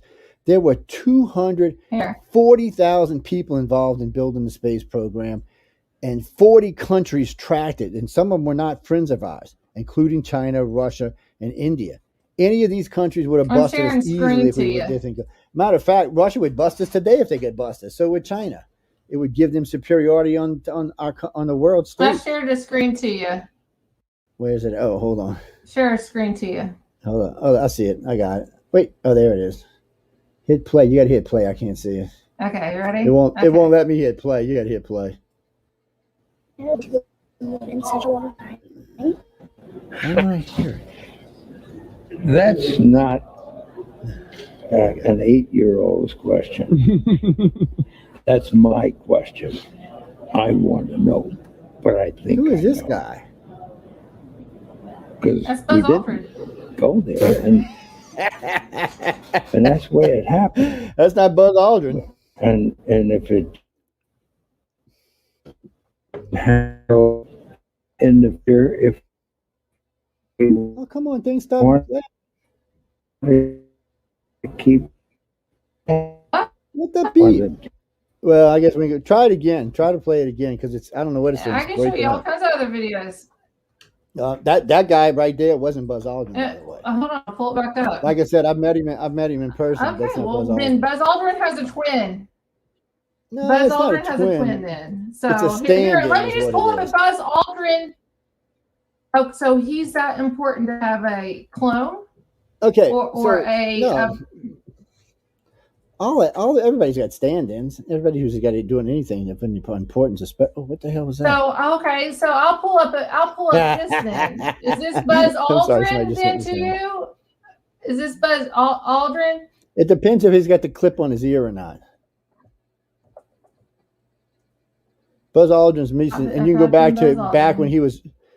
You can go back to when he was in the training program. He's missing a chunk of his ear on the bottom. That's how you know who it is and who it's not. I'm sure if there was a clone and if he missed a chunk of ear. Yeah, it's not a clone. If he missed a chunk of ear, then they would get that. That's like freaking what's his face? Tyson biting off the ear.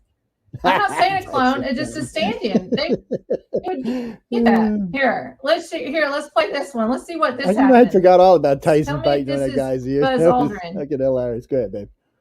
Yeah. If it's an ear bite, fan corrections. There you go. Okay, here we go. There we go. Why is it dragging? If you don't know, this is a segment where we try to find mistakes on our show.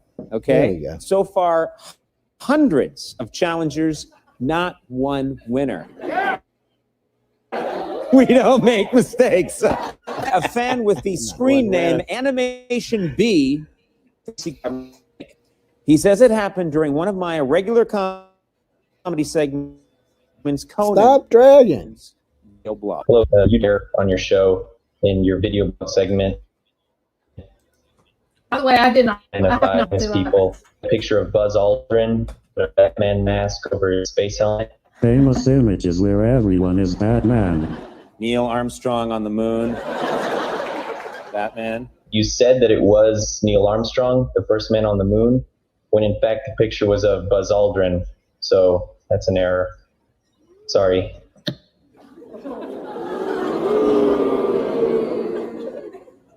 I didn't see that. What the hell? Well, first of all, pal, good luck with your plans. yeah, Sailboat invasion of coastal right. I don't know. Yeah. Oh, this sucks. I'm gonna get bits and pieces of this. Send me the link so I can play it. Hey. Now the bad news. Sorry, Animation B. You are dead wrong. That is Neil Armstrong in that photo, not Buzz Aldrin. Now, you doubt me? Well, here's a message from a man who should know. The second man on the moon, Colonel Buzz Aldrin. Thank you, Conan. Hey, That looks like the animation. same guy. Hey, I don't you're see wrong. ears problem. That's for the Well, he ear. looks ear totally thing. different than the other guy to me. You think so? Yeah, his face is squished in the front. He's got these lines coming up. The other guy didn't think have so. those. Oh. It's me. Oh, I would be happy if I could hear what he's saying, though. That sucks. Let me see. I'm gonna have to pull it up. I'm gonna pull it up in a little while so I can hear what he's saying. Okay, For I some must reason, stop I'm it having because issues it here. keeps freezing up on my end. I don't. But So, it's hey, Jay. freezing up. But wait! It's freezing up in the important part. Did you notice that? Not. It was playing. No, fine. I paused it. I paused it Oh, to okay. just look at his face, and then I went to play it, and it just kept freezing. I don't know why it's doing. That's weird. Who knows? I love these guys. I've interviewed. I don't know, 14 of them Well, now. I've and argued with 36 of Joe them. already tonight. I don't believe in the land. That's the good. moon You're landing. supposed to at your job. That's a look. Who said that? Jessica? Cheers. No. I don't like wimpy host, Jessica. You already know that. So what are you going on about? Yes, I don't like wimpy hosts. I don't like them on my shows, and it's fine What's if you wimpy? agree with Am me. I wimpy? Do you think I'm No, wimpy? no, no. No. No. That's a whole different conversation. Does she want to throw hands outside of Taco Bell? I'm just kidding. I'm kidding, Jessica. The people. What do you mean? That's where all of our thoughts happen in Ashland, Kentucky. Taco Bell. I do remember that. I remember the 3 shadows in the moon thing, which still cracks me up even today when people tell me this. I just want one freaking live picture. Like we've had all these red blood moons happen. We've had all this stuff happen. All eyes on the moon. I just want to see the flag on there. I just want to see the U.S. I've seen the flag on there 30, 40 times. You got to catch it when the satellite. Yeah, well, NASA tells you when it's going to come over a rover. So does the China. Satellites, they can redirect that anytime they want to. 24/7, I would have a camera on the flag. Okay, so on the moon. But you don't. Okay, I'm gonna help you with this. There's a little thing called J-Track, so you can punch it in and track it with them. So you can actually track the longitude and latitude of any satellite in movement. What's it called? J-Track. J-Track, yeah, like J-Track. J-A-Y, like Jay McNichols. Hold on, Nicholas. Remind me when I I'm marginally involved at all. Look, and remind me when I get on the other computer. I'll send it to you. I don't have nothing on this computer. Okay, send it to me. I want to see. Yeah. So, well, wait. This is what we use. So people, I'm glad we were talking about this real quick because this is out of topic. But so when we tell people to track UFOs, one of the things we tell them, there's a thing called Airport Monitor that shows you all air traffic in live time. Anytime you want to look, you can see all of it flying, not just in this country, but around the world. You can track, and you go back up to 1 year to see where a flight was going and coming from, even military flights. So we tell them to use Airport Monitor and J-Track because if you see something in the sky, you can tell if it's a satellite by going through and using J-Track. And then, ow, sorry guys, I just knocked the hell out of my knee. And but they're great programs for that kind of stuff. But I'll send you because I'm saying I know I'm saying the name wrong, but I think it is just the letter J and track. Have you heard of Monkey Works? I don't think so. He's on YouTube, but Monkey Works. Monkey then Works, WERX. Look him up. He's military. He's ex-military. He's good. I learned a lot of stuff with him with airline travel. People, why you send me COVID? We're not talking about COVID right now. Give me a break. It's Jay, how are you doing, by the way? He's pretty pregnant. good. I just got out of work, so I'm a little tired. He's pregnant and not sure how he's going to explain that how a man got pregnant, but you know. It was the alien probe, Joe. Was if you're truly pregnant, then please, when you get your millions, please just I just need $40,000, Jay, just to pay off my house and pay off a couple other little bills I have. I was watching some stupid Doctor Who episode where the women get pregnant by the women and men get pregnant by the men. I was like, really? That's God. And there's no pain when you have the baby. I'm just like, shit, everybody would love that on this planet. Bull honkery. But anyway, what do you mean, Carl? What about the 3 Carl? shadows? I love So look, Carl. okay, I'll explain the 3 shadows to way. you. So you want to know what the 3 shadows from the lander was, right? You had 3 shadows, and you're supposed to have 3 shadows. You have moon, yes, the reflection coming back. You got the earth shadow. Well, the moon's not, it's just a reflection up, but it's not a shadow. You got the earth shadow, you got the sun shadow, and guess what? The lander had lights and created what? A shadow. Yes. It's not that hard to understand. All I want to know is the dark side of the moon. Is all I want to know. Oh no, we don't want that's a whole nother show. That's a whole nother show. It's the best Pink Floyd album out there. It sold Yes, it is. millions and millions of copies. And, 1973. Neil Armstrong actually said we had no business on the moon. That we were told not to Buzz go Aldrin back. said they never went, and we got. But the funny part is, we all watched Bud get in the capsule. We tracked it all the way to the moon. So unless he got abducted by an I alien. just want to know how in the world back in the day that they were able to talk to the president from the moon. That's all I want to know That's too. just radio. Well, also the cell phone technology was available then, but only to like military. So that could also be an explanation. Yeah, but I mean, standard radio wave. I mean, they're not that far off. But he used a dial-up phone when he was doing that. So was that how that was back then? No, he was talking to NASA, who routed it up to the moon. Yeah, they had some pretty badass satellites and some pretty badass dishes going at I that have to time. look more into that. It's and you know, and the funny part to me is what we had 8 or 10 astronauts that actually went on the moon. So it was 11, 12, 13 didn't make it, 14, 15, and 16. Was it 17? Yeah, 17's the last one, allegedly. Yeah, so it's 2, 4, 6, 8, 10, 12 people who went to the moon. Do you think we were the first people on the moon? What do you mean, people-wise? Yes. Yeah. Okay. Let me rephrase this properly. This generation of humans was the first time we went to the moon. Now, What do you mean this generation? I'm This generation a of humans. millennial. have you ever heard of a thing called? You are not a OPARTS? millennial. I'm a millennial. So if you've ever heard of a thing called OPARTS, obviously there was advanced OPARTS. civilizations here before Who us. parts? OPARTS, out of place parts. Yeah, out of place I never heard of artifacts. that. Yeah, so we find stuff all around the world and pieces of coal or inside of geodes that's impossible. They're 2, 3, 5 million years old. Very advanced the pieces hammer of that's technologies. millions of years old rock. Yeah, gears made out of Battery. titanium. Are we stuff talking like about that. giants and stuff like that? No, when this we're this talking is about- just or was- standard thing. And then there's a thing. Out of place artifacts. And then there's a thing called the map of the creator that the Russians currently have in their possession. It's a Pravda Always map. the Russians. They So, they no, want to they just brainwash have us it. against the Russians. So they found this map. It was a cover stone is what it was. So somebody found this cover stone and they cleaned it all up and they dated it. It dated back to 25 million years. Now, this was a resource map taken from an aerial view 120 million years ago. It wasn't us. We weren't Well, here. hold on. 120 million years ago? How did we know that? Because they dated it. You can date Well, stuff. I'm watching Netflix series of that guy Graham right now. And Graham Hancock. Yep. Yeah, Graham Graham's Hancock. So Graham's how- not really a specialist in this, though. Well, but he's doing a lot of research. Yeah, and but he's not a scientist that does this. It So doesn't matter. I don't. You I can't. By the way, I somebody have a lot carbon of dating college is not how they degrees. did it. I have a lot of college degrees, and I'm going to tell you, I am not adverse in many topics. And there's people that are smarter than me that don't have a college degree. He's course, there's taking the always gonna be time. like He's that. taking the time.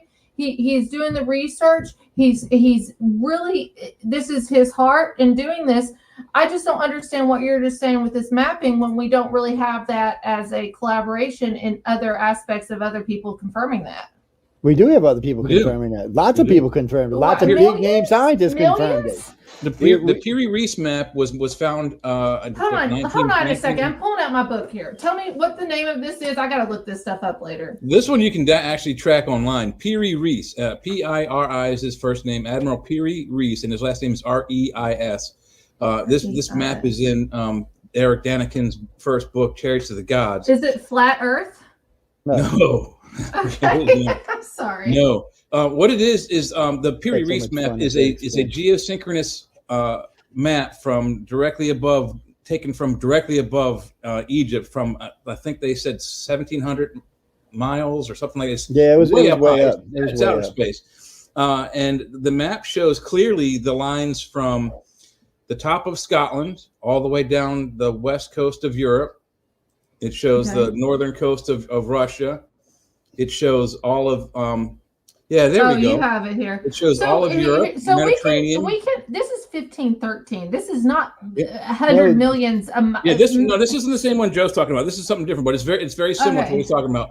And it shows clearly. This is 1513. Is this map? It clearly shows the north coast, or the east coast of North America, South America, Central America, and the We were all together. and the coast. No, this is not all together. This is separated, and it also shows the coast of Antarctica. Oh, that's why I typed in the wrong name. Sorry. Yeah, Peary Reese, Reis. Typed in Perry Rice. Where you got Sorry about that. you got Speed Racer's map on his last race. Yes. But it clearly shows lines that could only the way this map was made. It could only have been taken from way up high above Egypt, where the So we can tell. We can with you saying this, we can possibly say that we have had advanced technology in our generations way before. Do you believe in a great reset, like the mud flood, the Tartarian we Empire? had, but somebody did, and It's that not us. It's information was not- passed down. not Well, when I say we, I think of the world. When I say not the look, United States. let me help the listeners with this. So humans are 2 million years old. You want to Allegedly. argue, you can say 4 million, but 2 million years old. Okay. Humans. So there has been 5 incarnations of life on this planet since it was I believe in created. that. And so it took 63 million years from the last creation to us for us to bloom. Now, the creation before that was 326 million years. So it's almost positive that advanced life evolved there. Just before that, the same thing, 250 million years. More than likely, advanced life evolved there. So we're trying to say that, just because we can't see it today, it's not true. But when you find out of place artifacts, it just backs up the story. They found a cob and a piece of coal. Artifact is the anomaly statues. No, the oldest artifacts is the O parts. They date back several million years. Some back 100 million years. The map dates back 100 million years. The problem is there's also footprints that date back to the dinosaur era. Hold on, are you saying 100 million as an over exaggeration or no? That's what it does. There are literal footprints in rock of human footprints inside dinosaur footprints. That is impossible to fake. Yeah, you can't fake that because. Well, I believe that. I believe that. That's 100 million years ago. But the time frame is what I'm questioning. Yeah, well, dinosaurs ended at 70 million years ago, so they were around for another 300 million years before that. I don't know if I necessarily call them dinosaurs. I call them giants. Whatever. They were big beastie things. They're also not all extinct either. Well, we got Loch Ness Monster, right? Yeah, well, we got alligator in Scotland. Those exist. The coelacanth still exists, and people still hunt it. Well, the rhinoceros, by the way. Crocodiles and alligators are considered dinosaurs, but also there's technically a dolphin in Mbembe in Africa, who is a brontosaur or a stegosaur. I'm sorry, what did you say, Joe? Go ahead. Hey, what? I was listening to Jay. Well, I was listening to both of you, and then I heard Jay, and then I was like, what was Joe saying?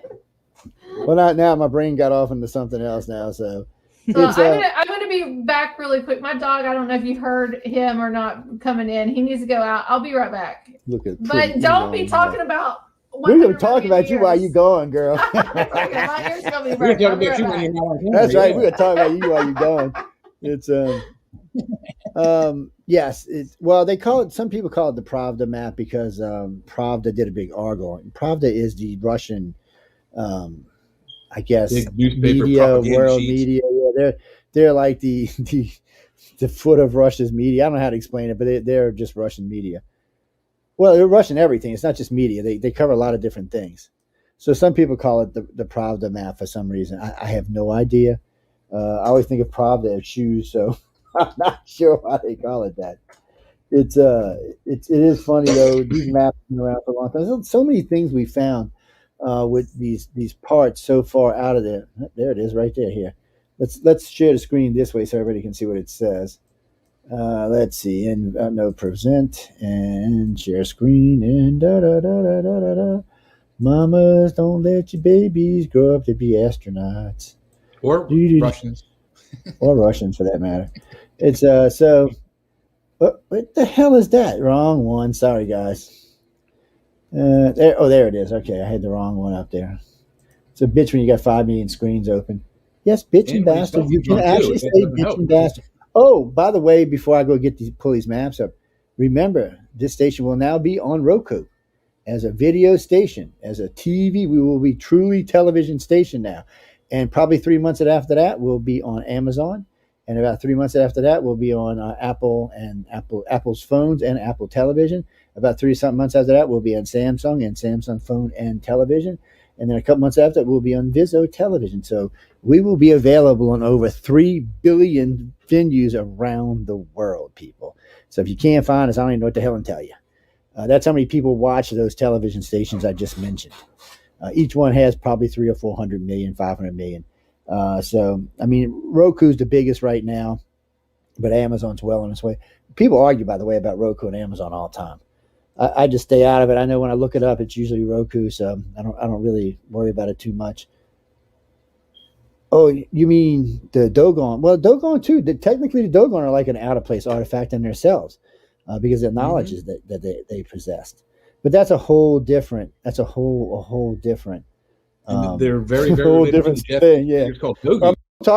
We've talked about it on other shows. It's just this particular show. Is this the one? Let me see. Is this the one? Is that not it? What the hell I got open on over here? I got all that should. Oh, there it is. Okay. Why am I seeing two different things now? See, that's why I said the Pravda maps. Where does it say it right here somewhere? Moscow Town Pravda. That's who has it now. Let's see what we got here. The map, the 3D map of the Earth, created 120 million years ago on a line press kind of. There you go, right there. And this is not the only. There are literally hundreds of stories on this map, by the way, people. And does it look like the Thierry Reese map? It's I'm trying to pull it up. It's not giving me the actual map right now. For some reason or another. I don't know why. So we'll go find another one. Oh no, it's a great story. So a lot of people try to debunk this map. The problem is the map legitimately dates back to the time frame. So people are trying to say this was it, or that was it, or that was it, or this was it. But unfortunately, when you dated the map, that's when it dated. But no, carbon dating is not for that kind of dating. Carbon dating is, I think, for like up to 50,000 years. I'd have to go check again, but I don't remember carbon. I didn't think carbon dating was for the long haul. I thought it was a much shorter.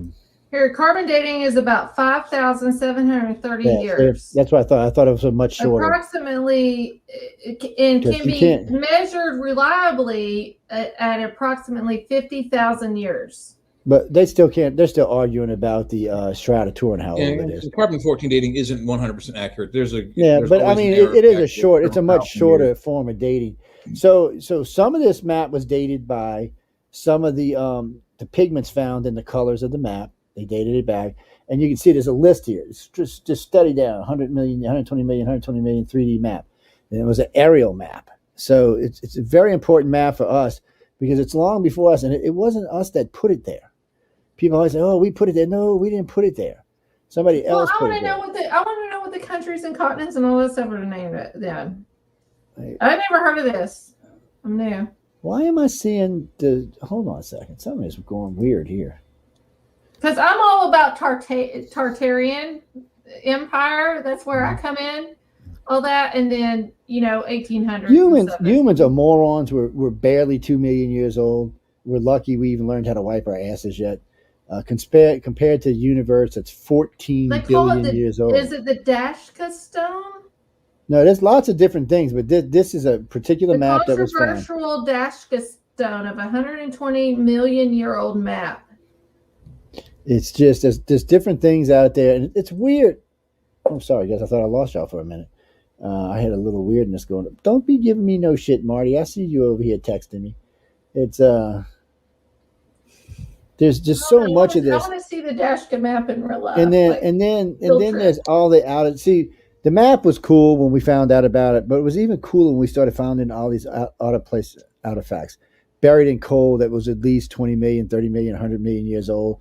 We keep finding, and we haven't stopped finding them. Now, one of the geodes was a fake, but one of the geodes wasn't a fake. So one of the geodes they found that had been fake, somebody had made a real thin line and put it back together, and they put something in it. And then they found one that wasn't, that they dated. They figured it was about 100 to 150 million years old. It takes a long time for geodes to form. And, it's just, there's so much of this that suggests that we weren't the first race on this planet. That we're I don't think we're the first race. Do you, Jay? Do you think we're the first race? This race is just very young. 4.5 billion years old. We allegedly have been around 2 million years old. In that 2 million years time, we've gone from cave-dwelling thugs to space cavorting. I don't know. I still think we're cave dwelling up here in Kentucky. There's a lot of that going on in our country. But in that short span of time, 2 million years. If it takes 2 million years for one group to go from nothing to the highest tech available. Well, hold on. Don't you think that we've gone into the same rotation? Like we've had high tech and they've exited out. Look, like the Great Reset over and over, the mud floods and possibly Noah and the Ark and all that stuff, and we've started all over because there's advanced technology. It's been discovered way before us. That's coming even over in the hieroglyphics in Egypt and things with the Wi-Fi and looks like they are using technologies like a cell phone. But even in the Chicago modern, like Gilded America time, the Chicago Fair and all this stuff, and we have Tesla and the free energy stuff. And the cathedrals was it called Cathedome or something where it was free energy? Tesla domes. Or something. Cathode something dome. It's not cathode rays. No, it's I know what you're talking about. But don't you think that we've had these advanced technologies and we kind of like competed and destroyed each other, and then it was wiped out and come back? I can't say it was us. Maybe it was another species that developed on this planet. Maybe it was an outer space species that came and visited this planet. I don't know. But there is a lot of, like we've been talking about, ooparts. Like there are some ooparts that aren't really necessarily ooparts, like out of place artifacts, like the North American or the South American little gold figures that look like the space shuttle. And there, some archaeologists say it's a fish or it's a bird. Birds do not have triangular tail feathers. That's not custom. There are very few birds that have vertical tail feathers at all. I mean, none of them. All their tail feathers go this way. They don't go that way.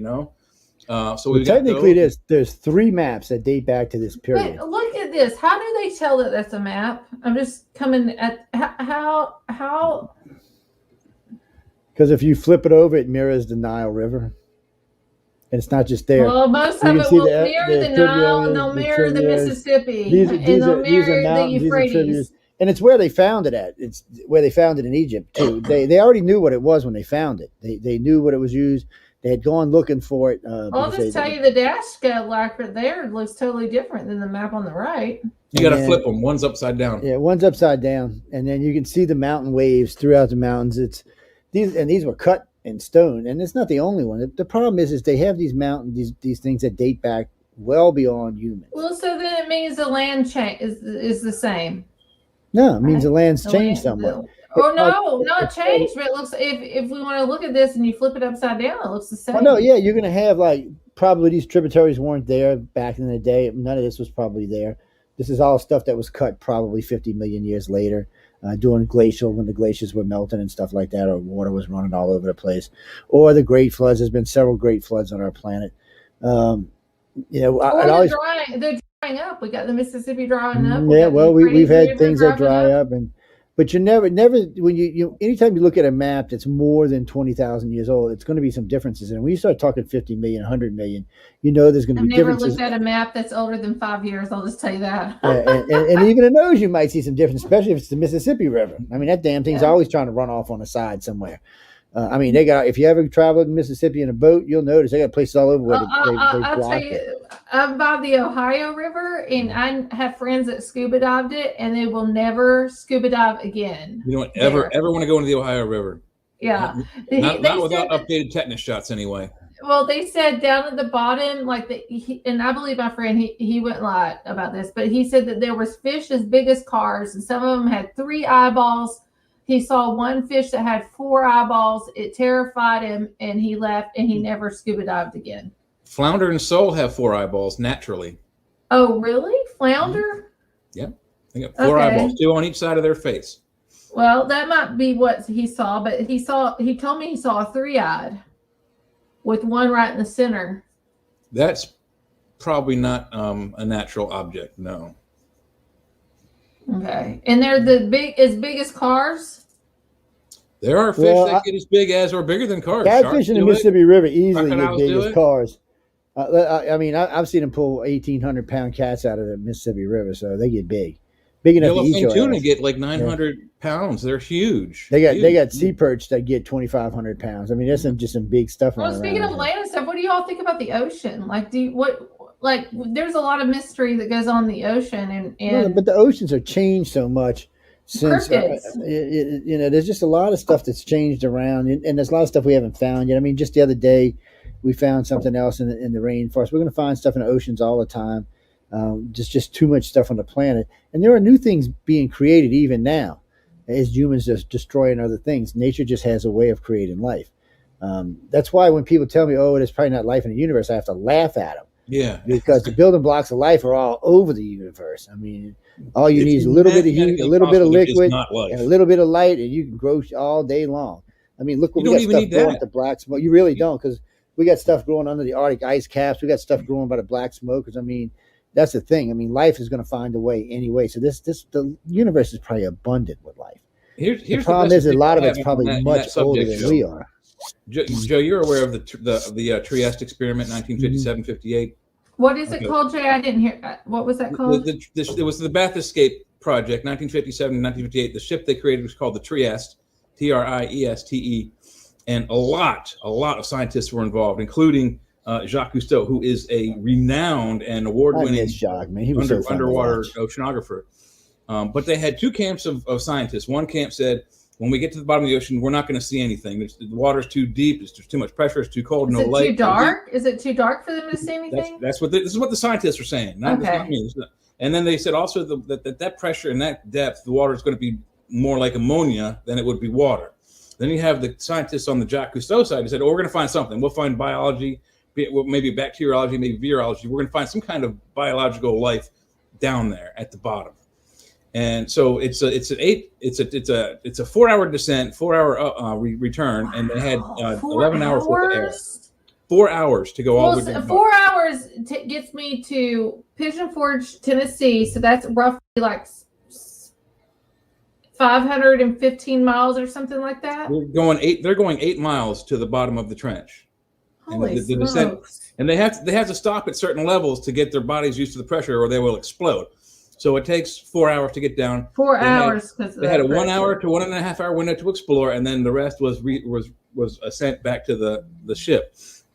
When they got down to the bottom 4 hours later, they scared what they imagine as being either a sole or a flounder type fish, a bony fish, not a cartilaginous fish like a shark, but a bony fish. And this fish kicked up a lot of silt and dirt, clogged their monitors, clogged their cameras, clogged their machinery. And they couldn't stay too long, but they found an actual living creature 8 miles down. And what we found since then is an enormous biological ecosphere down there. There are jellyfish, there are crustaceans, there are octopus type creatures, there are living worms that, I don't know what they call them, but there's these big red worms that come out of the ground. There are cartilaginous fish like sharks. There are all manner of type of fish everywhere else in the ocean found at the bottom of the oceans. Most of them have some sort of self-illuminating bioluminescence, and everyone said, why do you think they have that bioluminescence? So they can see they each have other. to. They can, in order to see, and also to attract Prey. mates and to attract prey. But we had this half of these scientists said there's nothing down there. It's to this, to that, the other thing. And the other scientists said, oh well, maybe we'll find biological or bacteriological sand bed or something. But if something can live that far down in what we call an extremophile situation, these are extremophile creatures. There is no mathematical. That's why I don't go in the ocean unless I have. I don't like the ocean because there's things that can swallow me whole. But we have creatures that can live at the bottom of our ocean. We have creatures that live inside of our volcanoes. We have creatures that live inside the permafrost and semi-frozen dirt in Alaska and the Arctic zones. We have creatures that can live on the space shuttle. There are creatures that are on the space station. we got the hollow Earth entry at Mammoth Cave here in Kentucky. Yeah, that doesn't count. There's no science on that. It doesn't count. We have this actual data from the bottom of the ocean. We have it from the space stations. We have it from all over the world. If we have creatures that can live in those extreme environments and even the mild environments like where we live, just think about it mathematically. It's impossible mathematically that there aren't other planets that have life. And believe it or not, there are 3 planets in this solar system that probably had or have life. Number 1 is Earth. Number 2, we're fairly certain that Mars had life. It no longer does. We're fairly certain that Venus has life, but the atmosphere is so extreme we can't test that out. But the atmosphere is 90% carbon dioxide, which comes from human breathing. It's not carbon monoxide, which comes from burning fossil fuels. Mm-hmm. It's carbon dioxide. It comes from biological processes. Then we have 2 possible other planets around the Jupiter, Io and Europa, who may or may not have life. So right there, if you count those 5 planets up, I give our solar system an average 1.9 planets that have life. Average that against the hundreds of trillions of planets in this solar system. It is mathematically impossible with those numbers that there isn't another planet with life in this galaxy alone, which also translates to the galaxy as a whole. Life is all over the place. You cannot get away from it. And I guarantee you this, no one will ever be able to prove it, and I'll be dead millions of years before it is proven. There's living creatures, big creatures that live in outer space too. We just haven't seen any, but we will. If we have technology and stuff, why are we not seeing this? I would think we would see something by now. Because we're greedy. Well, the thing of it is, we have seen things. We just don't want to share. Yeah, people who are in charge of that information are greedy. you know, government. I've been invited places to view things, and well, like it cracks me up. I spent 3 weeks out at Skinwalker Ranch, and so I was out there, you know, and It's a triangle, by the way. I'm probably the reason why Bigelow sold it. Because first off, it was a military testing ground. Well, it wasn't a military testing ground, but 105 miles. The military is behind Skinwalker. Well, the military owned it. You know the military owned it, right? Well, even if they owned it or not, like they own all of these triangles, top things, Alaska Triangle, okay. Bermuda. It doesn't matter if it's a triangle or not. 50 miles away, we were testing nuclear weapons. Here's something. No one has ever talked about the laser technology the military has or the psychoelectric weaponry that has been accidentally released. And I almost think that has a lot to play in when they're pushing this 5D crap. Back in the early 90s, we were invited to witness what they would call, they were holograms in the skies. They were making like Native Americans and Indians. And then through Beam? Is that Blue Beam? Or? No, that's not Blue. It's a different type of project. Okay. Blue. You got to remember, anytime you hear a name of a project in civilian life, it's probably bullshit. Or okay? That's why I have the B system. Yeah. So what happens is they release things for you to get, you know, especially researchers to get caught up in, because most researchers don't take the time to look deep enough, and most researchers don't have the connections that some of us have, so they're kind of stuck. So they follow. It's like Echelon and Carnivore. Echelon and Carnivore are real, but that's not actually their real names. It's the programs are real. They do text. What they watch our text. They watch our voice. Right now, they're listening. The damn computer just running away. And if we start saying certain words about doing this, that, or the other thing, we'll hear definitely at one of our doors. So that's been ongoing for a long time, but that's not the actual names of the projects. And Snowden put some light to it as little bit as he could. Snowden wasn't high up enough, and that's another thing. People took Snowden too seriously. He was a low grade tech. This guy was not way up in the thing. He was not allowed to see. No, but he released it all, though. Yeah, but what he released a lot was fake. That's what we're talking about. He did a lot of this stuff himself. He was not high enough up the chain to get some of the information he was saying. They would have killed him. So if what he was saying was real, he'd already be dead. They'd have contracted somebody in Russia to kill his ass, and it would have been easy to do. I mean, he's living in a house by himself with no security. Would have took nothing to kill a man. So how do you know that, though? Because we have spies that watch him all the time. We have spies in Russia. You don't think we have spies in Russia? Come on. We got lots of spies in Russia. I mean, we got Russia spies here in the United States. Yes, we do. But and if Russia, remember, Russia got kicked out. Remember, we kicked out Russia because of what? Because they were spying and they got busted for doing things, illegal things in our country. But so they do get in trouble for it. it. Seeks asylum in Russia, though. So there's a reason why he feels protected. He feels protected there. Because he's going to go to jail. He would have gone to jail here, and he would not have survived jail here. Yeah, one thing you can always take by don't you think he did a good, from a civilian standpoint? Do you think that because it revealed the Stingray technology and stuff, which is most of what I seen Snowden release was BS. I mean, I have a class 10 security clearance, and I'm telling you, most of what I'm way high what he's got. And, are you Q?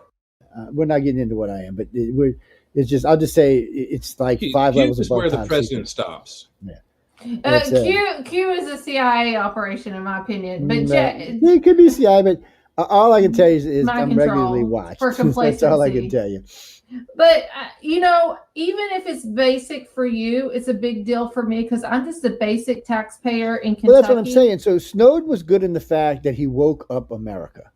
Okay. Unfortunately, a lot of what he was feeding America was BS, but that still doesn't matter because he woke up. More than to me. Julian, on the other hand, Julian, it's why they used the stuff on him to make him sick and all, was because Julian did possess things that could be dangerous, but he never released those. He was smart. Had he done, he would have been murdered. They would have cooked him right then and there. See, we have technology that can cook you from a distance. You've seen it used in Cuba against us. It was used in Cuba against Americans at the embassy. They used it to cook people. Did you always hear a voice? I heard a squeak, actually. I heard a squeak, but I heard a man's voice. It wouldn't be the first time somebody talked and broke into the show. You have a bad smoke detector out in the hallway there. You might have heard that. I heard that, but I heard a man's voice. It wouldn't be the first time somebody broke into the show. I wouldn't worry about it, Emily. I've been physically threatened over the phone by I do EVP paranormal stuff, and I have amplified earbuds in. So Yeah, no, that probably wasn't EVP. That was probably one of John Tex or something going, oh, well, we're I listening. heard a man's voice. It was deep. Well, once we just crossed into stuff that We're talking to Snowden and Julian Assange. Let's cut it out. So we crossed into stuff that Echelon flagged us, and a real human picked us up and is now listening. So he or she is probably going, no, okay, we're not worried about these guys. Yeah. That's how the system I wouldn't works. worry, Emily. My father did top secret work. He worked with EG&G, which, by the way, if you don't know who EG&G is, they built Area 51. Okay. He worked. That's He didn't work awesome. at that. He didn't work at that project, but he did work for EG&G in Gaithersburg in Florida. And since I was, I don't know, probably even before I was born, our phones were tapped. My dad was one of 5, maybe 6 civilians who was allowed to go on our nuclear subs. Like if you or I were to go on a tour of one of our nuclear subs right now, there is about 10 or 15 devices they would have to cover up because they would have to kill us if we saw them. Yeah, if you saw them, you'd be dead.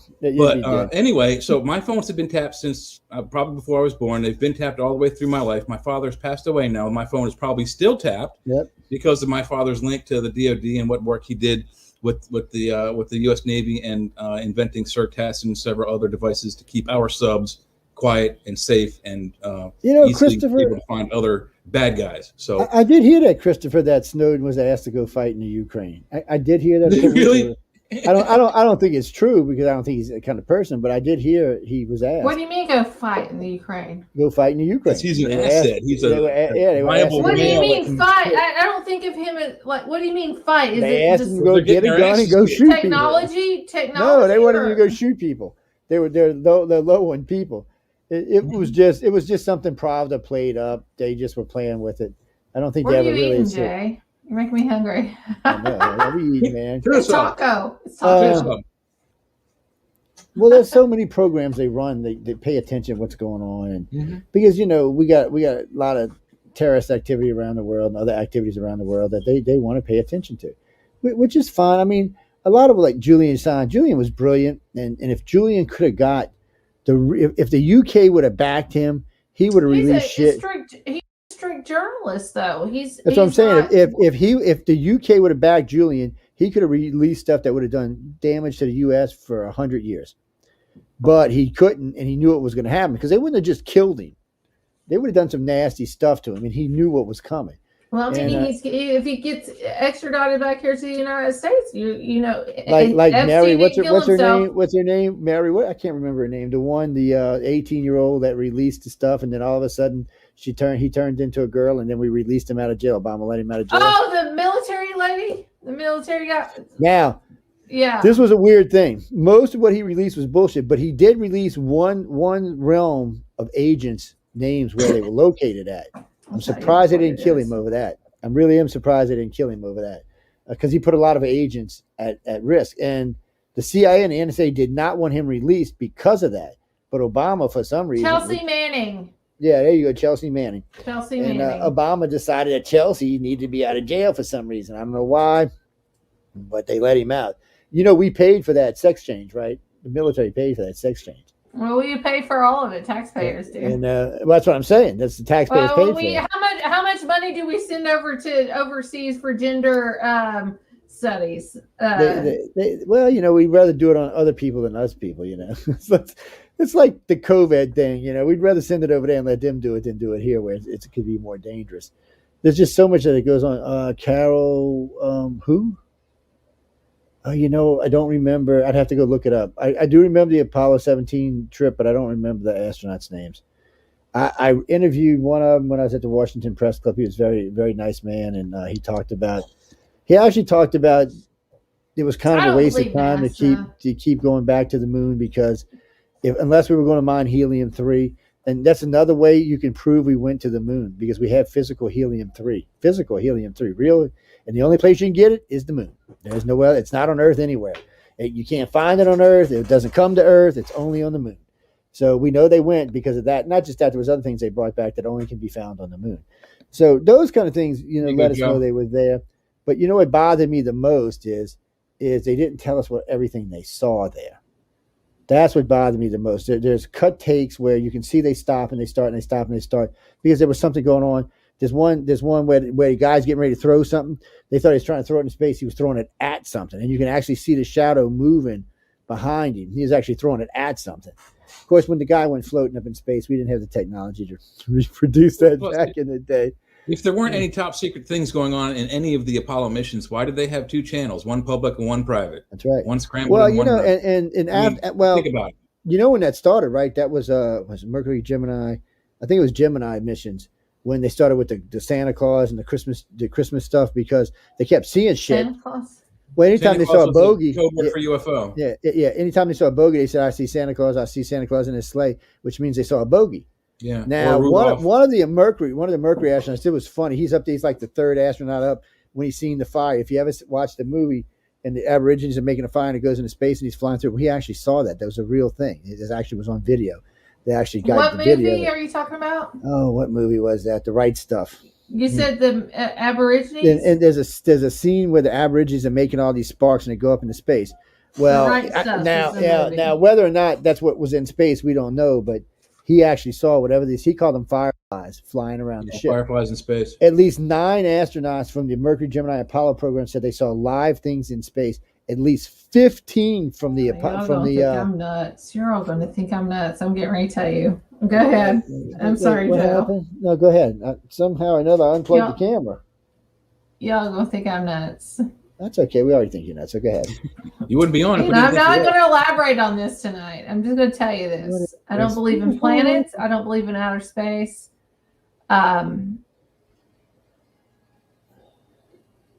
What'd you be? I don't believe we landed on the moon. I believe in the firmament. I'm not a flat earther. You're the kind of person, you're going to burn in hell. You know that, right? He's getting up and just leaving. I am not a flat. You know you're going to burn in hell, right? Hold on, I will tell you this. I don't think that I'm a flat earther, but I can understand where they're coming from in many aspects. The flat earthers have no ground to stand on whatsoever. You can go up 11 stories into any building. You can see the actual curvature. Well, I'll just tell you this. My cousin flew Air Force One for Clinton, and he told me about the mapping and the directions, and there's no curvature. And I'll just tell you this. I'll tell you this. He's an avid flat earther, and that's the only. And I trust my cousin. And Timmy O'Malley is his name. I trust him. Now, I'm not sitting here saying I'm a flat earther. I just need to research this a lot more. But I will tell you this for a fact, in my opinion, in the stuff I've researched. And I don't want to go any further in this. I want to talk about other stuff. But I don't believe in planets. I don't believe in the universe. The black hole stuff NASA put out. And deals with the firmament and the water and all that kind of stuff. I can explain that if we want to talk about that on another show. Yeah, we'll set it up for another. Oh, there I am. Okay, sorry. Okay, set up for another show. Back off. But I don't think the universe is out of this realm. If that makes sense. Why would you not think that? Are you limiting the creator? You're going to burn in hell, girl, if you limit. No, the creator kept it because you got to. If you want. So this, I always love this when people limit the creator. The creator is all everything. If you want to keep it as the creator, in my opinion, the creator is God. Yes, and God mentions it more than one time that the universe is vast. The universe is here, but it's in the realm between us and the firmament. And it talks about we battle with principalities and those in high places. It's not the heavenlies. It's within the firmament. So here's the thing. So I got a question for you. I got a question for you before you go any further. So what you're telling me is the creator sat around for, I don't know, 15 billion years and then created us.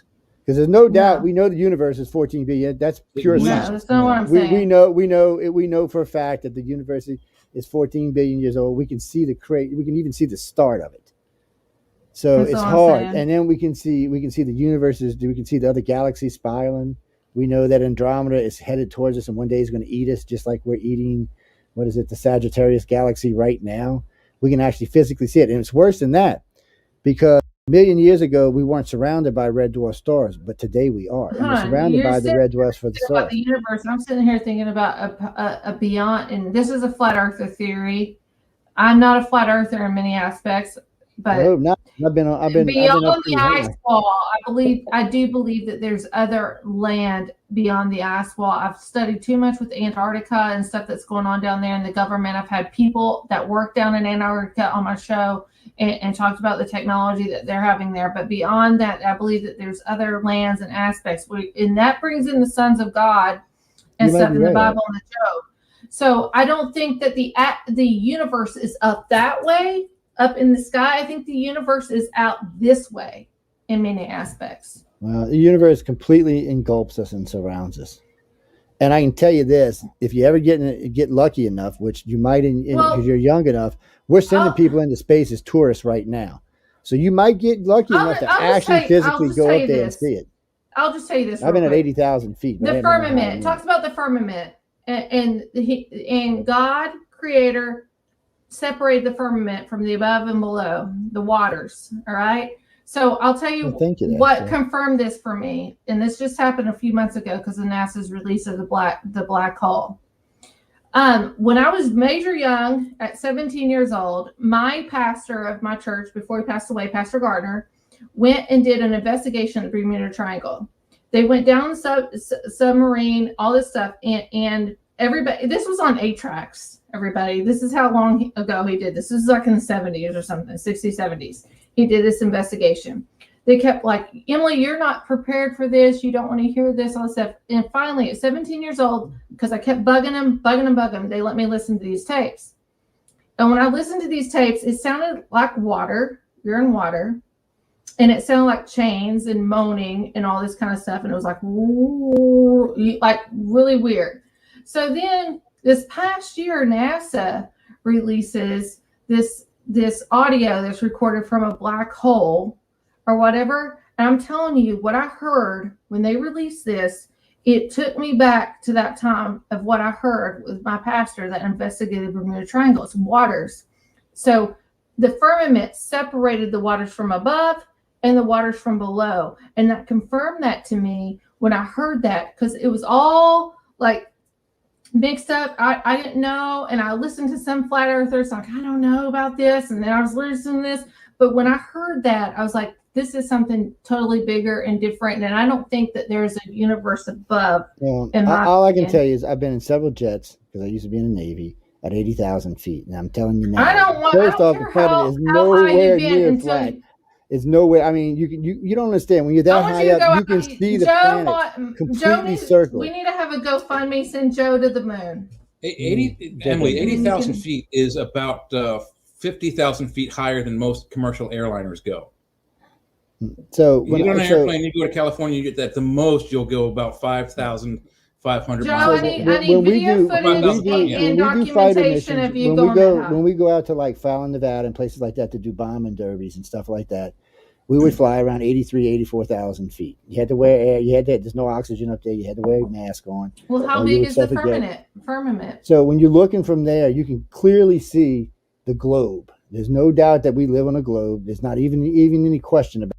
Plus, the planet looks entirely different because you get this blue haze, and then you can kind of just look out and just watch it bend over as space touches the planet itself. You can actually physically see the space touch the planet. Hold on. It's not a dome, girl. It's an atmosphere. This is the society.org. Hold on, firmamentssociety.org. Well, like I said, one of these days you'll get to go to space because you're young enough that you'll probably get to go. I'm not going to space. I don't want. Yes, because you don't want your theories busted out. You do know we have probes. You do know we have probes that are outside of our solar system now, right? Mm-hmm. Physical live probes that are outside the first of our one just left that have been tracked the whole entire time. So we know. I just want to say, when it comes to probing, all I want to know is the United States flag is on the moon. That's it. It is. Probe. I want to see it. I want to see it real life. I want to see it live streaming. That's it. And then if you get me at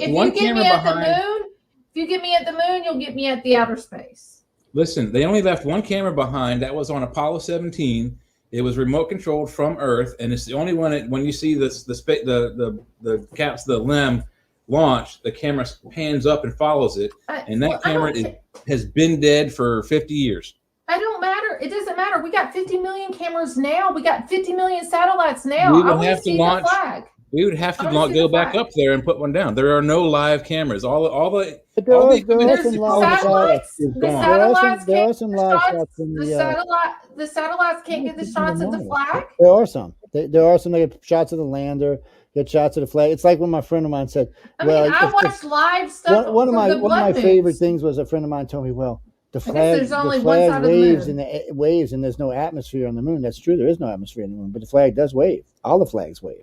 There's a little coil spring put them in, so very, they will very, wave. very slight atmosphere, but you cannot breathe without oxygen. Yeah, but they actually put a coil in the flags to make them wave because they wanted the image of America being on the moon with the flag I don't even waving. care if the It's a flag waves. I powerful just want to engine. see I the did. flag.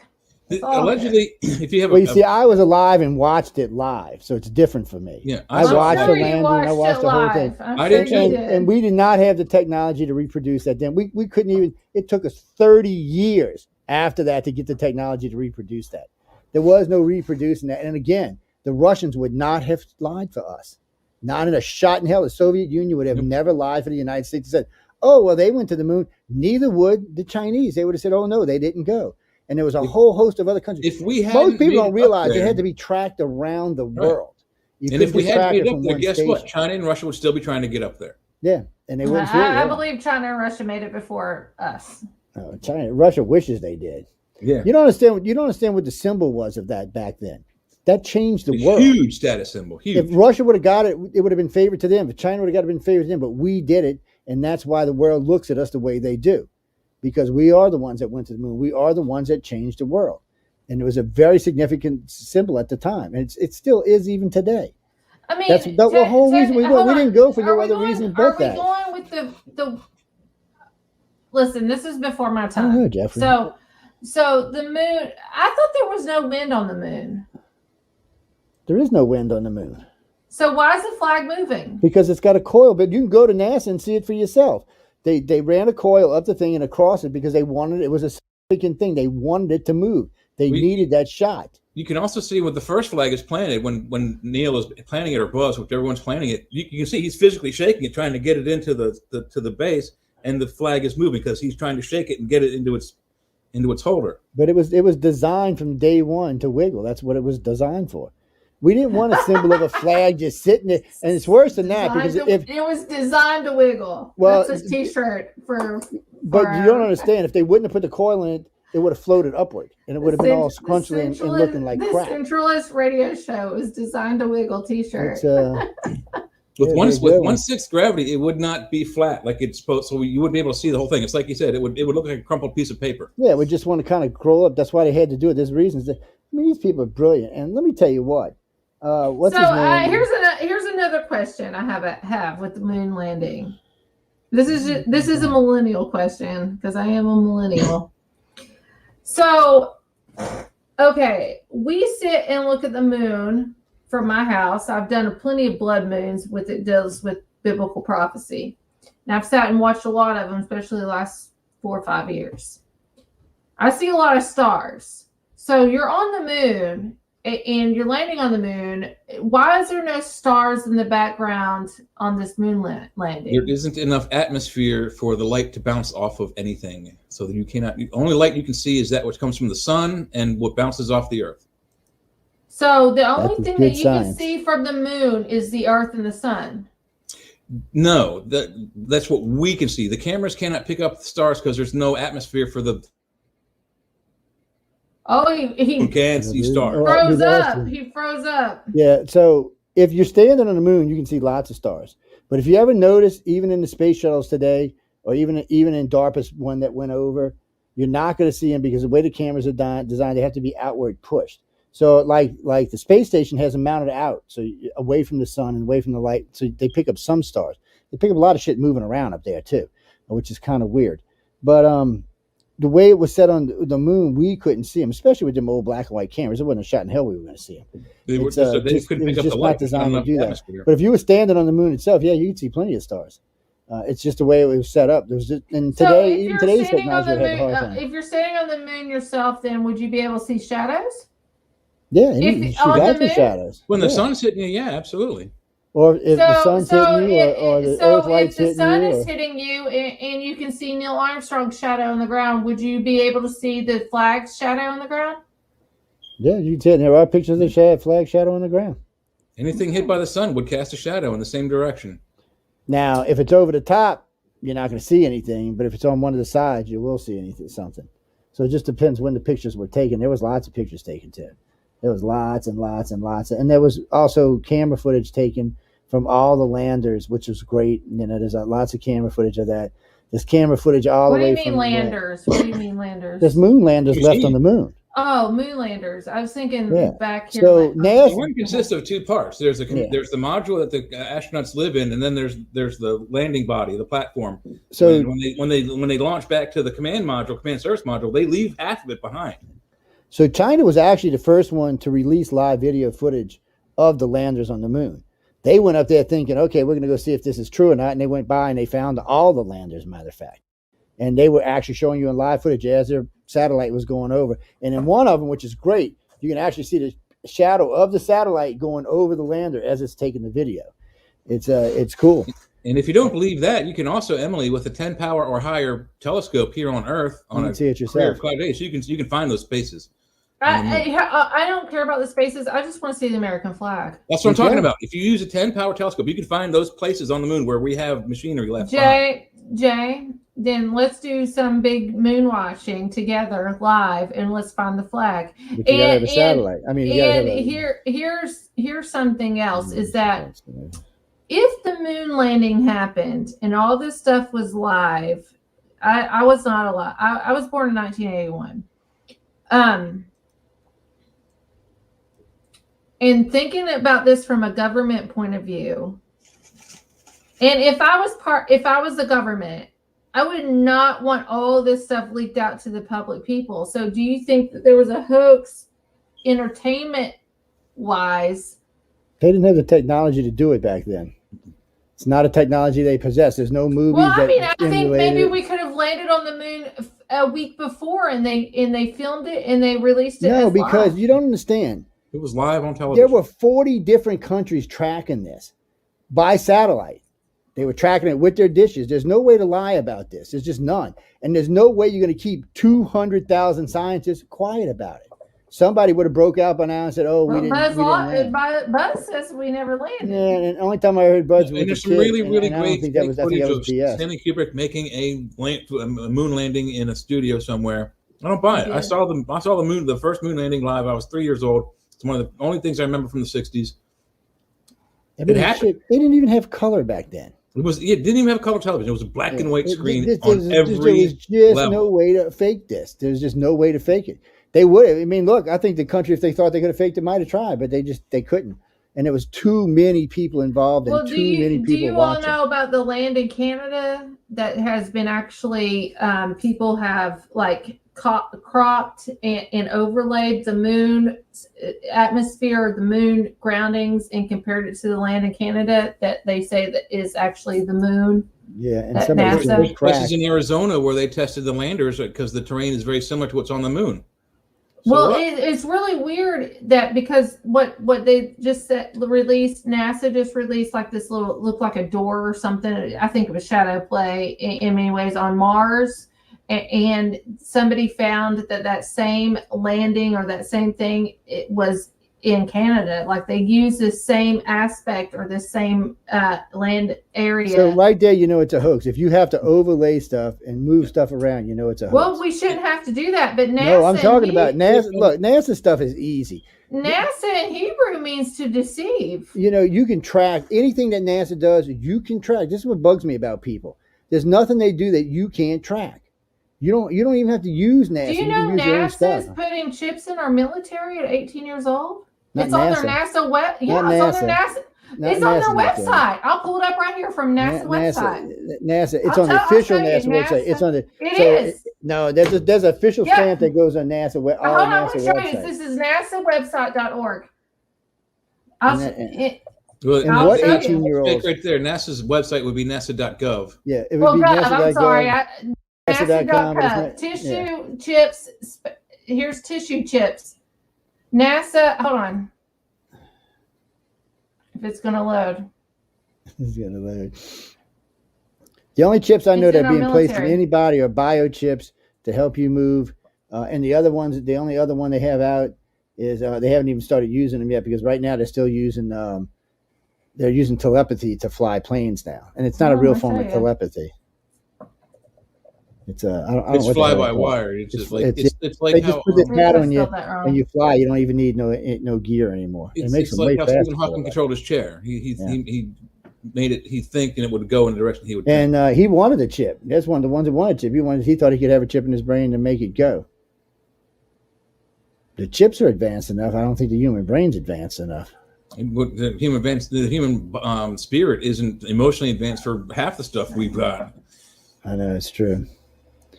Our brains ain't even good enough for cell phones.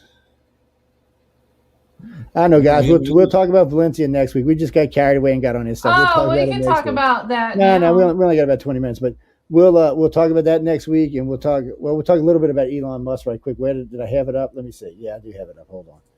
Let me make sure it's nobody's name on this anyway. I don't get nobody on my ass. I've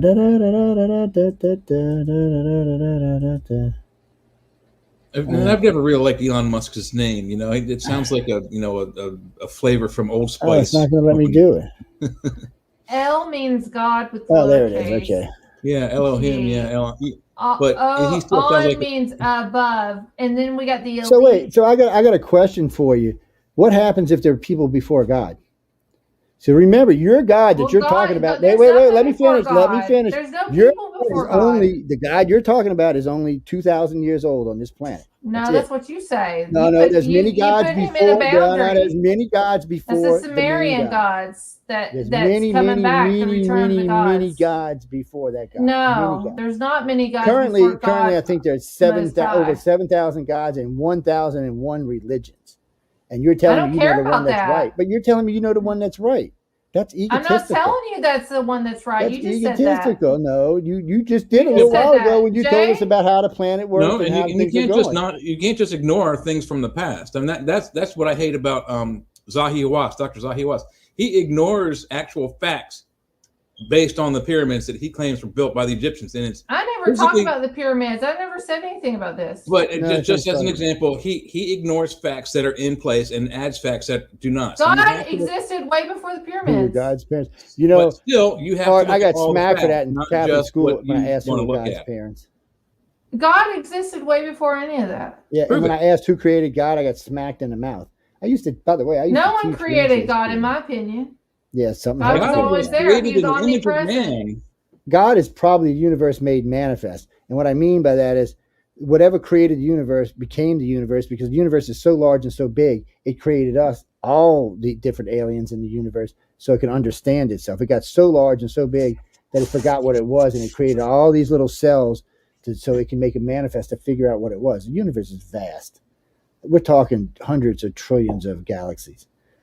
Numbers that we can't even come up with as far as how many lives out there. There's no beginning Our brains can't even fathom those numbers.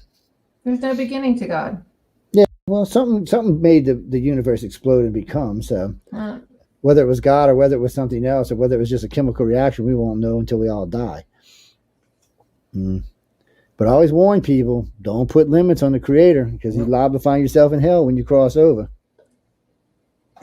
And you can't just ignore. I don't think God's gonna appreciate when you put limits on him. He's gonna say, "Wait, you think I only created you more?" Let me ask you a question. You just accused me of limiting God, though, Joe. I never limited you limit God because first off, you think we're the only people God created, the only vast. No, I never said that. That we're it. I've never said that. We got the sons of God. We got giants. We got Nephilim. We got whatever you want to call it. That's nothing. That's all in this lifetime. You put that in my mouth. I never said that. You did. I never said that, Joe. You're speaking in this lifetime. You're speaking in the creation of this planet. That's what you're creating. Not really. The sons of God came to earth. Could be hundreds and thousands of years old. It doesn't matter. I just questioned the the universe is 14 billion years old. And I'm telling you now, We're not the only thing in any means. Not the sons of God, not the friends of God. That we're the only not thing. the only thing. There's There been are advanced hundreds of trillions of lives out there. People that's listening to this, I think that there's been advanced technology over and over, and there's been a great reset over and over and over again. I've never said that we are the only one. I've never said that we are the only creation, period. Never out of my mouth. But, I believe that there's a lot more. But this planet, and this is what God created, this planet is I didn't say he just created this planet. You said that. No, you said that you put it in my mouth. You put it in a bubble. You're the one that put it in a bubble. Yes, you did. You said it several times. You put it in the bubble. This is gaslighting. No, I didn't. No, you better go back and listen to what you said. You put it in the bubble. I never put it in a bubble. No, yes, I never did. When you talked about the water being above and the ice thing and being below, you put it in a bubble. No, I said it could be beyond the ice wall out this way rather than up in the universe that way. So what do you think? Something up there just poked holes in a piece of cloth and that's what you see I don't think it's every night? up. I think it's wide. Okay, first off, it isn't up. It's not up or down or sideways or anything else. We sit in. I never. It's like if you take your Oreo cookie. You gaslighted me, Joe. Now listen. It's like if you take your Oreo cookie. I'm gonna have one. Listen for a minute. If you take your Oreo cookie and you put it in a glass of milk, it's completely surrounded by the milk. As far as the Oreo cookie is concerned, there's no up, there's no down, there's no left, and there's no right. And when you're in space, there is no up or down or left or right. Hold on, time out. As an Oreo cookie, if you dunk me. Yes, I would dunk you. We would dunk you in there. No, because the Earth itself it's completely surrounded by space. So it's not up or down for us or backwards or sideways. Water. Unfortunately, humans were taught because of hell that there's up and a water. down and a left and a right, but it's not. In space, there is. Also, to navigate, we had to define directions. I mean, but I'm a paranormal investigator. Yes, what's that got to do with anything? Well, I'm going to say the spiritual realm is right here on earth than anything else. I don't think you don't go straight to heaven when you die. You don't go straight to hell when you die. You go to a holding place, and it's right here on earth. Purgatory? It's Abraham's bosom in many ways, and it's Sheol. And I don't know if it's purgatory, if you want to call it purgatory, but that spiritual realm is right here because we live. Let me ask you something. How about this is purgatory?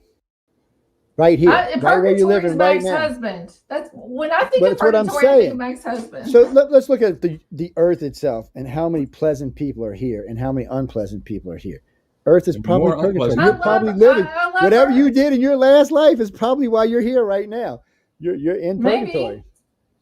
Maybe. So then if you're in purgatory, then you got to wonder what else is around us. You know, sometimes I almost think that the 1,000-year reign has already occurred. I agree with you. God can't create itself. Something had to create him. Or her. I don't want to say. I don't want to limit. I think there's a presence that's always existed. Yes, and it was probably more than one. It's God. I call him God. There was probably omnipresent, and there's probably more than one. Some people might call him Hillary, but I call him God. No, they call him Yahweh. He's got many, or she's got many names, or it's got many names. I doubt Yahweh is not what people think Yahweh is either, and that's a whole other topic. Yahweh means I am that I am. Yes, it does. If you translate it, it does. There's lots of. Oh, by the way, who sent me that? Yes, I did see the new translator. I love it, by the way. So we got a translator now that translates 40 languages. Really? Yes. So I need somebody. What do you mean translator? This is a physical human being? No, it's a machine. Oh, machine. Okay. Yeah, I need so you some talk Arabic. into it. I need some Arabic words. Because so somebody decided, somebody got an idea from Star Trek and decided to create a translator, which is universal translator. And eventually it'll have all the languages. How about Out Yonder? Can it do Out Yonder? They do everything. Actually, How about they do 40 languages. For pillar? Yeah, they'll probably figure it out. Is Appalachian? You know, that was one of the hardest things when I was teaching Dragon how to speak. My Dragon natural speaking.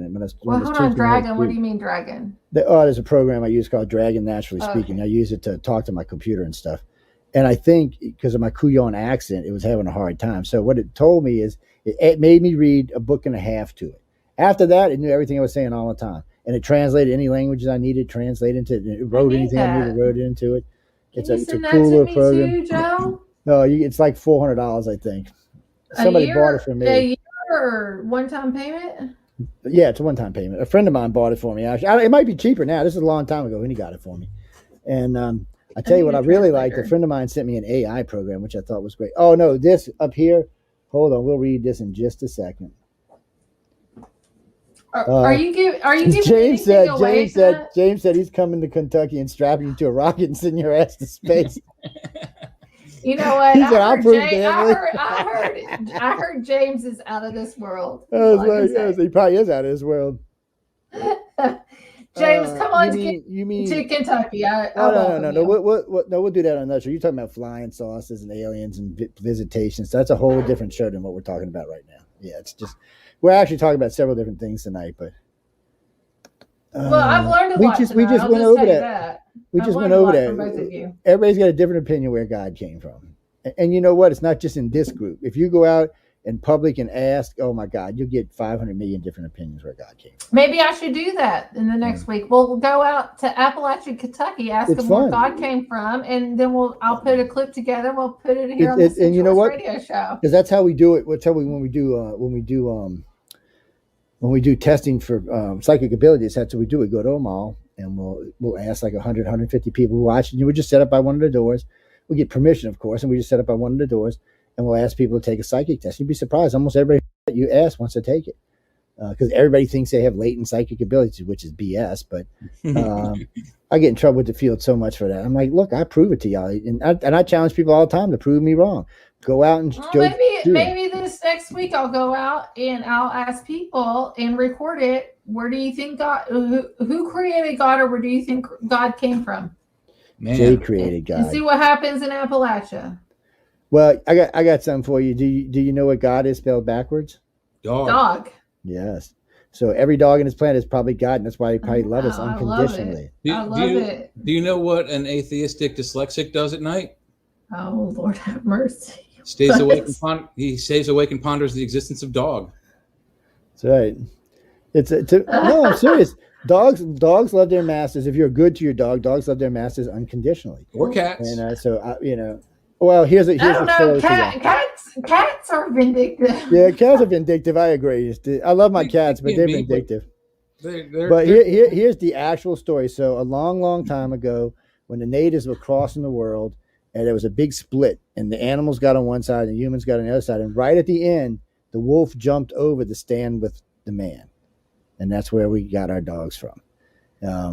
And that's where they've been ever since. They've been by our side ever since. They love us. They cherish us. They hope for us. They help us. They work for us. They do everything. You couldn't ask for a better sidekick anywhere in the universe. So, and it is funny that God spelled backward as dog. So, I think maybe God broke a little piece of himself off of each dog. I believe all dogs go to heaven. So we got plenty of animals. You know what, ladies and gentlemen, maybe that's how you determine if you get to go to heaven, on how you treat your dog. Well, I'm going to double heaven if that's the case. Oh, I am too. We do dog rescue here. Even though my dogs are named GW, George W. Bush, and Jeb Bush, they're still going to heaven because of grace and mercy. All right. Oh no, that's Elon. Hold on, let me bring this up. I had it over here. Elon, I see it now. What did I do with it? Well, I was going to read it, but I've lost it. Elon's supposed to release all the Hunter Biden That's what stuff. This is about. If I can find out what I did with it, is this it right here? Okay, I see it here. 5 p.m. Eastern Standard Time. I'm trying to see if I can read it. It's kind of. I see it. Damn it! Can you read it? You need my millennial eyes. It says, what really happened with the Hunter Biden story? Suppression by Twitter will be published on Twitter, or submission by Twitter will be published on Twitter at 5 p.m. Eastern Standard Time. So then I go over and look at him, and he said here it says, we're double checking on some facts. So probably start tweeting in about 40 minutes. And that's the last time I saw it. Yes. Now in the same file, which we're not going to show tonight, there is a ton. Let me pull it up. I'll pull it up. I want to see it. I got a good friend of mine who's been sending me the Valencia. It's the Valencia. I keep wanting to say Valencia with a V. Balenciaga. Yeah, I don't know why I keep wanting to add a V to it. Balenciaga. Yeah. So we're really going to get into that. Not tonight, but we will get into it in the future. We're going to do a panel, but Emily and I and Jay will talk about it either next week or the week after. But sometime, you know what? Maybe not. We're kind of close to Christmas now. I got a letter the other day. Please don't talk about it when it's present. hot. Yeah, that's true. And I mean, guys, this is just pathetic. I don't even have to say it. When I first, so this is weird. Somebody sent me some pictures and I forwarded them to some friends of mine. And then they wrote to me, what's wrong with them? I'm like, what do you mean what's wrong with them? He said, some kids standing around. I'm like, really? I said, so you don't find anything wrong with that? I said, you ain't friends with me no more, you pervert. And it's just, some of them are less risque than other ones are, but there's so much shit tied into this. I mean, just in this one page, you can't see it right now because I closed the link. Just in the one link that she sent me, there must be 70 articles, and they're all tied together. There's so much shit tied into this company and the people involved with this company and the people involved with them and the people involved with them. And like we were talking about, Soros earlier buying up all the radio stations. I mean, guys, there's a big movement here. And it's a kind of sick, effed up movement. I'll show you my Twitter. If you don't care. Like, I went to... No, it's just I would publish the Twitter, but her name's up there, and I don't want her name up there. So, and I haven't downloaded. No, I'll show you mine. I don't care. People can go over and follow me. Your name's up here anyway. I don't care. I get blackballed a lot on Twitter. Yeah. So this is Kanye. This is our Army manual, one of the most. So this is after Kanye posted about this guy shooting. Here we go. Elon in the back of the head. That's the little smart aleck thing. Abraham Lincoln, the guy sitting in front of Pee Wee Herman, and Elon is Kevin Coleman. They both got shot in the back of the head. Can you blow this picture up of Elon? Wait, stop. Can you blow this picture up of Elon? I want to see something. Because I just seen Elon the other day in a swimsuit, and I want to see what this guy looks like. Well, he's white as Elon. There ain't no doubt about that. Yeah. This is one of Ye's last But he looks one. different. Let's always Okay. remember this as my final tweet. So I'm gonna find the other picture I got of him. He was somewhere in the Caribbean, and he looked he looked like Ian, but he looked way different than this guy does. See, it's been bothering me a lot lately. I've been seeing, I'll see one clip of an individual, and then a week later I'll see another clip of an individual, and they're just.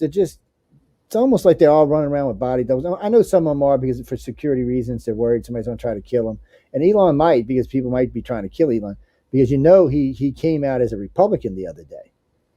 He denounced the Democrats. I'm a Republican. I don't know if he came out as a Republican. He just denounced the Democrats is what he did. I denounce them too. My relatives would denounce him. Well, I mean, there's been a lot of nasty stuff going on with the Democrats lately. I mean, it's not the same Democrat Party from 30 years ago. No, it's not.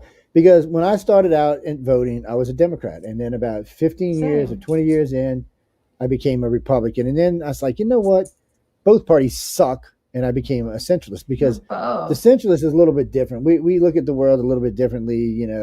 If somebody asked me the other day, well, what's your view on abortion? I said, we can have abortion. We just can't use it for birth control. It's just my thing, And look, I don't get into it, people, because I don't like the amount of kids that have been killed. And the other thing that bothers me is if Jay went and punched some girl in the stomach and killed her at 2 months, he'd go to jail for murder. But if the girl went and had an abortion, she's not going to jail for murder. No, that's a double standard, people. You can't say one time that the baby's not alive and then another time that it is. I said, because when you put that guy in jail for murder, you might as well put her in jail because you just said the baby was alive. So it's a messed up system that needs to be corrected. And since guys have no rights at all in this, that needs to be corrected as well. Because if I got a girl pregnant and say, well, I want you to have an abortion, and she says no, I still got to pay child support. But I didn't want the kid. But if she decides she doesn't want the kid, she wants to kill it, she can.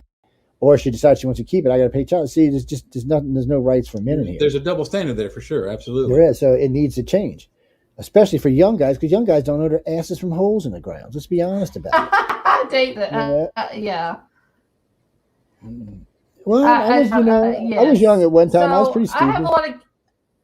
Who's that? I have a lot of Casey. That was Rosie O'Donnell. Actually, I cannot believe. Oh, is that who that is? Oh my man! Yeah, this is Casey Anthony, which is Clint House, which was on last week. He's part of that documentary, but Balenciaga, like CEO, like I tagged her even somehow, like you should look this up. He owns an auction site that sells grotesque art of naked children that have mutated bodies and sex organs for their faces. You can imagine somebody sent me that today, actually. Somebody sent me that, and then another friend told me about it. I haven't personally seen it yet, but I trust the person who told me about it. It's disgusting. It's just so disgusting. And then That's Casey. That's Casey. That's Casey. People tag me and stuff. Here's Kim Kardashian and Balenciaga and the GIMP masks, which is the sex mask that they use. And this is so bad. Like, there's no hide. And by the way, nobody talked about this. Joe Biden, non-binary drag queen, nuclear waste guru Sam Britton, 34, is charged with theft after they were caught on camera stealing a bag from Minneapolis airport. And this is a felony crime. Nobody's talked about that. Then we got Nicole Kidman. After all this Balenciaga stuff came out, Nicole Kidman posts that she's still supporting them, and she posts and markets their 2023 spring collection. Who knows about Anthony Kidman? Her dad. He is a sex trafficker, actually formed a sex ring, got put in jail and everything for molesting children. Nicole Kidman. Cal Richards, I brought this up. Maybe we should look into the Lady Gun photo shoot with Cal Richards. The header was the deadliest diamond. And we know that Hollywood uses diamonds for symbolism. And look at her pins and stuff. She has the all-seeing eye, the children, these clips that looks like stuff for diapers, like diaper clips, groomers. Like this goes. Here is Lada Volkova, the designer for the Balenciaga. And I put something on my Facebook page dealing with this. I didn't go in depth on Twitter, but this is her. This is her pose with children in blood and red in her hands. And wait till you see her Twitter page. Disgusting. Well, I noticed a lot of stuff was pulled down off a lot of pages. We were talking about that last night. Here we go. A lot of the stuff was pulled down for the pages. And she went quiet. Where did my damn Facebook page go? I just had it open a minute ago. There's us. I posted about us last week. Hey, how come I never said my head was so shiny? Let's see. No, it looks good. Here's something else people don't think. Balenciaga and Fortnite they work together. This got me going on to a little rabbit trail. What we have, Travis Scott also had a contract with Fortnite. Travis Scott and Astro World and all that stuff that happened. The bondage bears, and then this wording in the article was odd, and it got me down a rabbit hole. What are those luxury purses made from? Human leather. Look up human leather, everybody. In the red shoes, that brings in the red shoes. But Balenciaga has human leather, like stripped faces that they mat and put together on jackets, and it's disgusting. Doggo, here's some. Hold on. Who sent me this about the Trump trial? That's not what I was looking for. Hold on. Dog. Here's Travis Scott. I went in looking Travis Scott. Look at the bear. They have the bear. I'm like, what's this all about? The bear. Wait, hold on. I'm gonna play this if I can find this. I got it. By the way, I had Chang 3 up for you so you could see the actual lander on the moon, but I'm going to show you this instead. So hold on. I'm going to say this one last thing and I'll end on this. Balenciaga, Doggo, which is their character that's in flipping Fortnite, Doggo. So what does Doggo mean? Doggo is hiding to avoid notice or detection, used chiefly in the phrase of lie doggo. That's their character that they use in Fortnite. All right, there we go. That's my Twitter, everybody. And we lost Joe. There we go. It's Doggo. He's lying. He'll come back on. Your forehead wasn't shiny, Jay. It's just a joke. But if I do this, I can burn holes in people's shirts. My hair's a little shiny. Yeah, but I can burn holes in shirts. I got gray hair. I don't know if you can see that. That's all gray. I mean, if I grew up my beard, I'd probably have some there. You'd probably be on a side show too. You know, just get the hell out of here for some reason. I was like, what the hell's going on with that? So wait, if I can pull this up. My computer's acting like I don't know what's doing tonight. It keeps jumbling stuff around. Every time I go to bring a link up with us, it wants to put something else. Like I was going to bring this link up right here, and it gave me the trial of Trump. with them spying on him, which is cool. That's a Obamagate. That's a cool enough thing, but that's not what we're talking about. Okay, here we go. Share. Oh wait, we don't want it on that. We want it on this. Live feed moon. No. That's how you get fired. YouTube. Is that it? Yeah, that's it. Okay. I want to make sure we had the audio content of it. All right, so let's play this. Here we go. We got binge. So let me make sure we got the audio turned up. Let's make sure everything's turned up. So here we go, guys. Now, ladies and gentlemen, we do have permission upon this. We just, we had to make sure we. This is for education purposes only. That's right. Now here y'all go. Boom. Diego. Oh wait, my producers are telling me that it's Balenciaga. I don't know or care, but apparently it's called Balenciaga, and we should label them correctly since we're about to talk about them being pedophiles. Apparently, Balenciaga has apologized now, according to Yahoo Life, after a recent ad campaign. Their people. Which featured children holding teddy bears dressed in bondage gear. I have a question. So they fired the photographer. They said that they removed the campaign from their platforms. They sincerely apologized for any offense our holiday campaign may have caused, and they also blamed the photographer, who was a person named Gabrielle Galimberti, a National Geographic photographer. Through many different. This is let's go through some images here. Yeah, by the way, this is the Daily Wire, people. We want to disgusting. So YouTube and yet, throw us this off. Are we going to pretend that this thing was not greenlit by HR? Are we going to pretend that there was not any sort of corporate higher up approval for this sort of activity? Pictures. Yes, this is legitimately the most sickening ad campaign I've ever seen. I've seen a lot of them.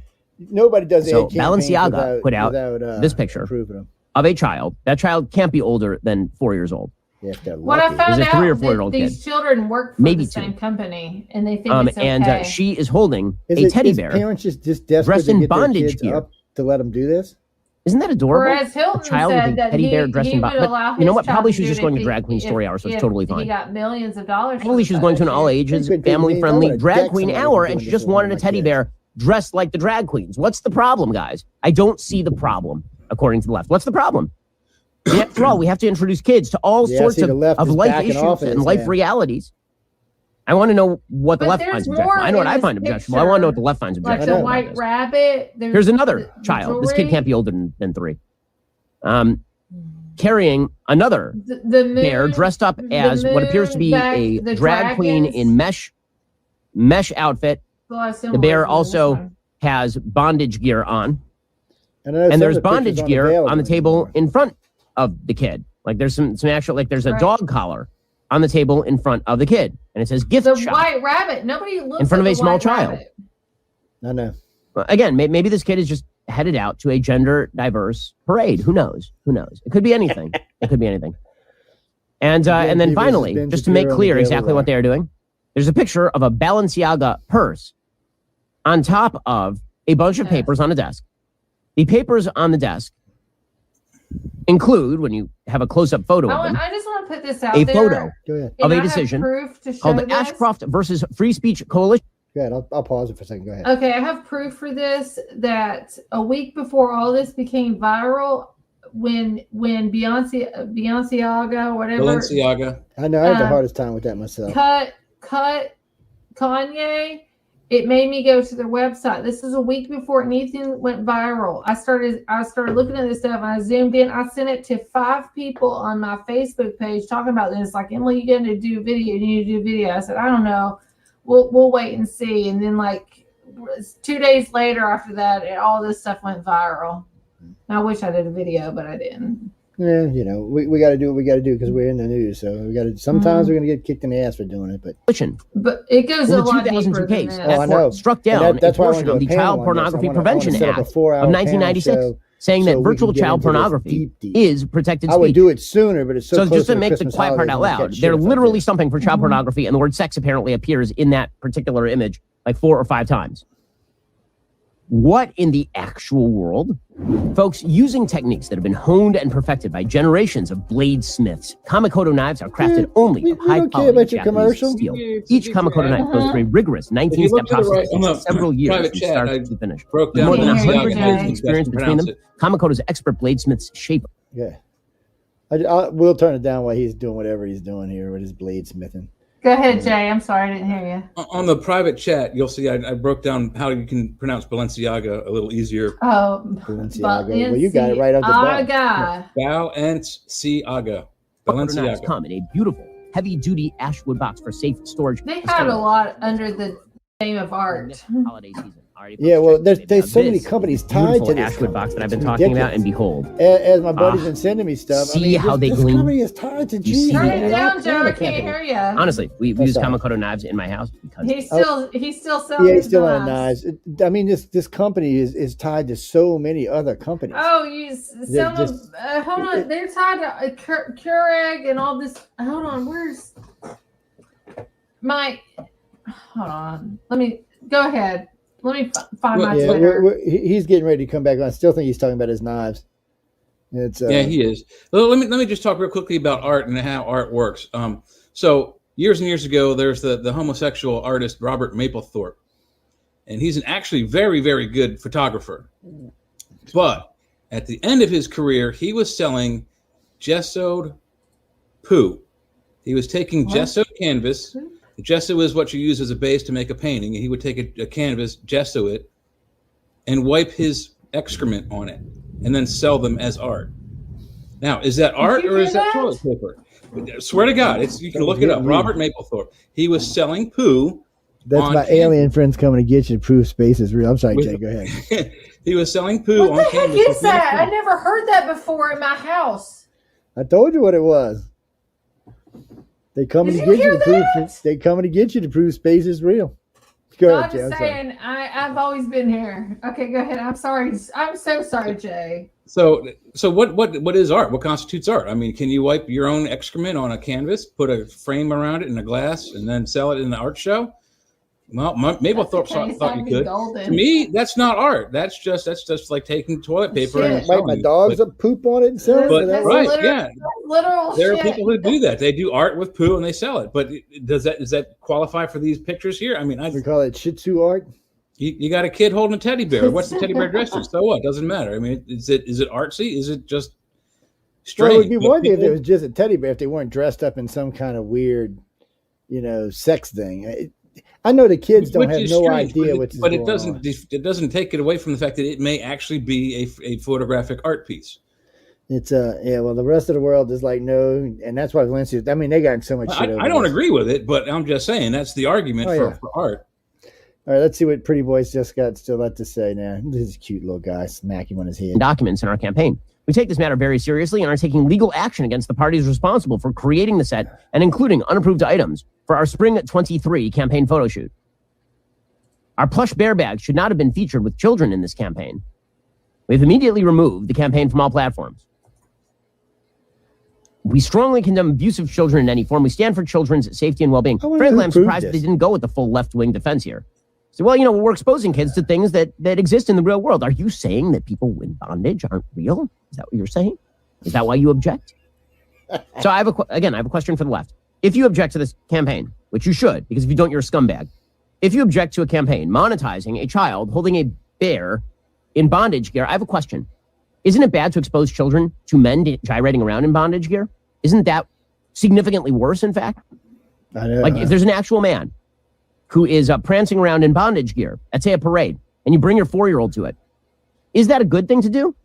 Apparently, it's a good and noble thing to do that. But if the kid is photographed with the teddy bear in bondage gear, that's child pornography and pedophilia and nasty, according to the left. So I want to know why. I want to know why, according to you. I know why I think it's bad and evil and wrong to abuse children in this fashion. I want to know why you think it's wrong. Or maybe you don't. Maybe you're fine with this sort of stuff.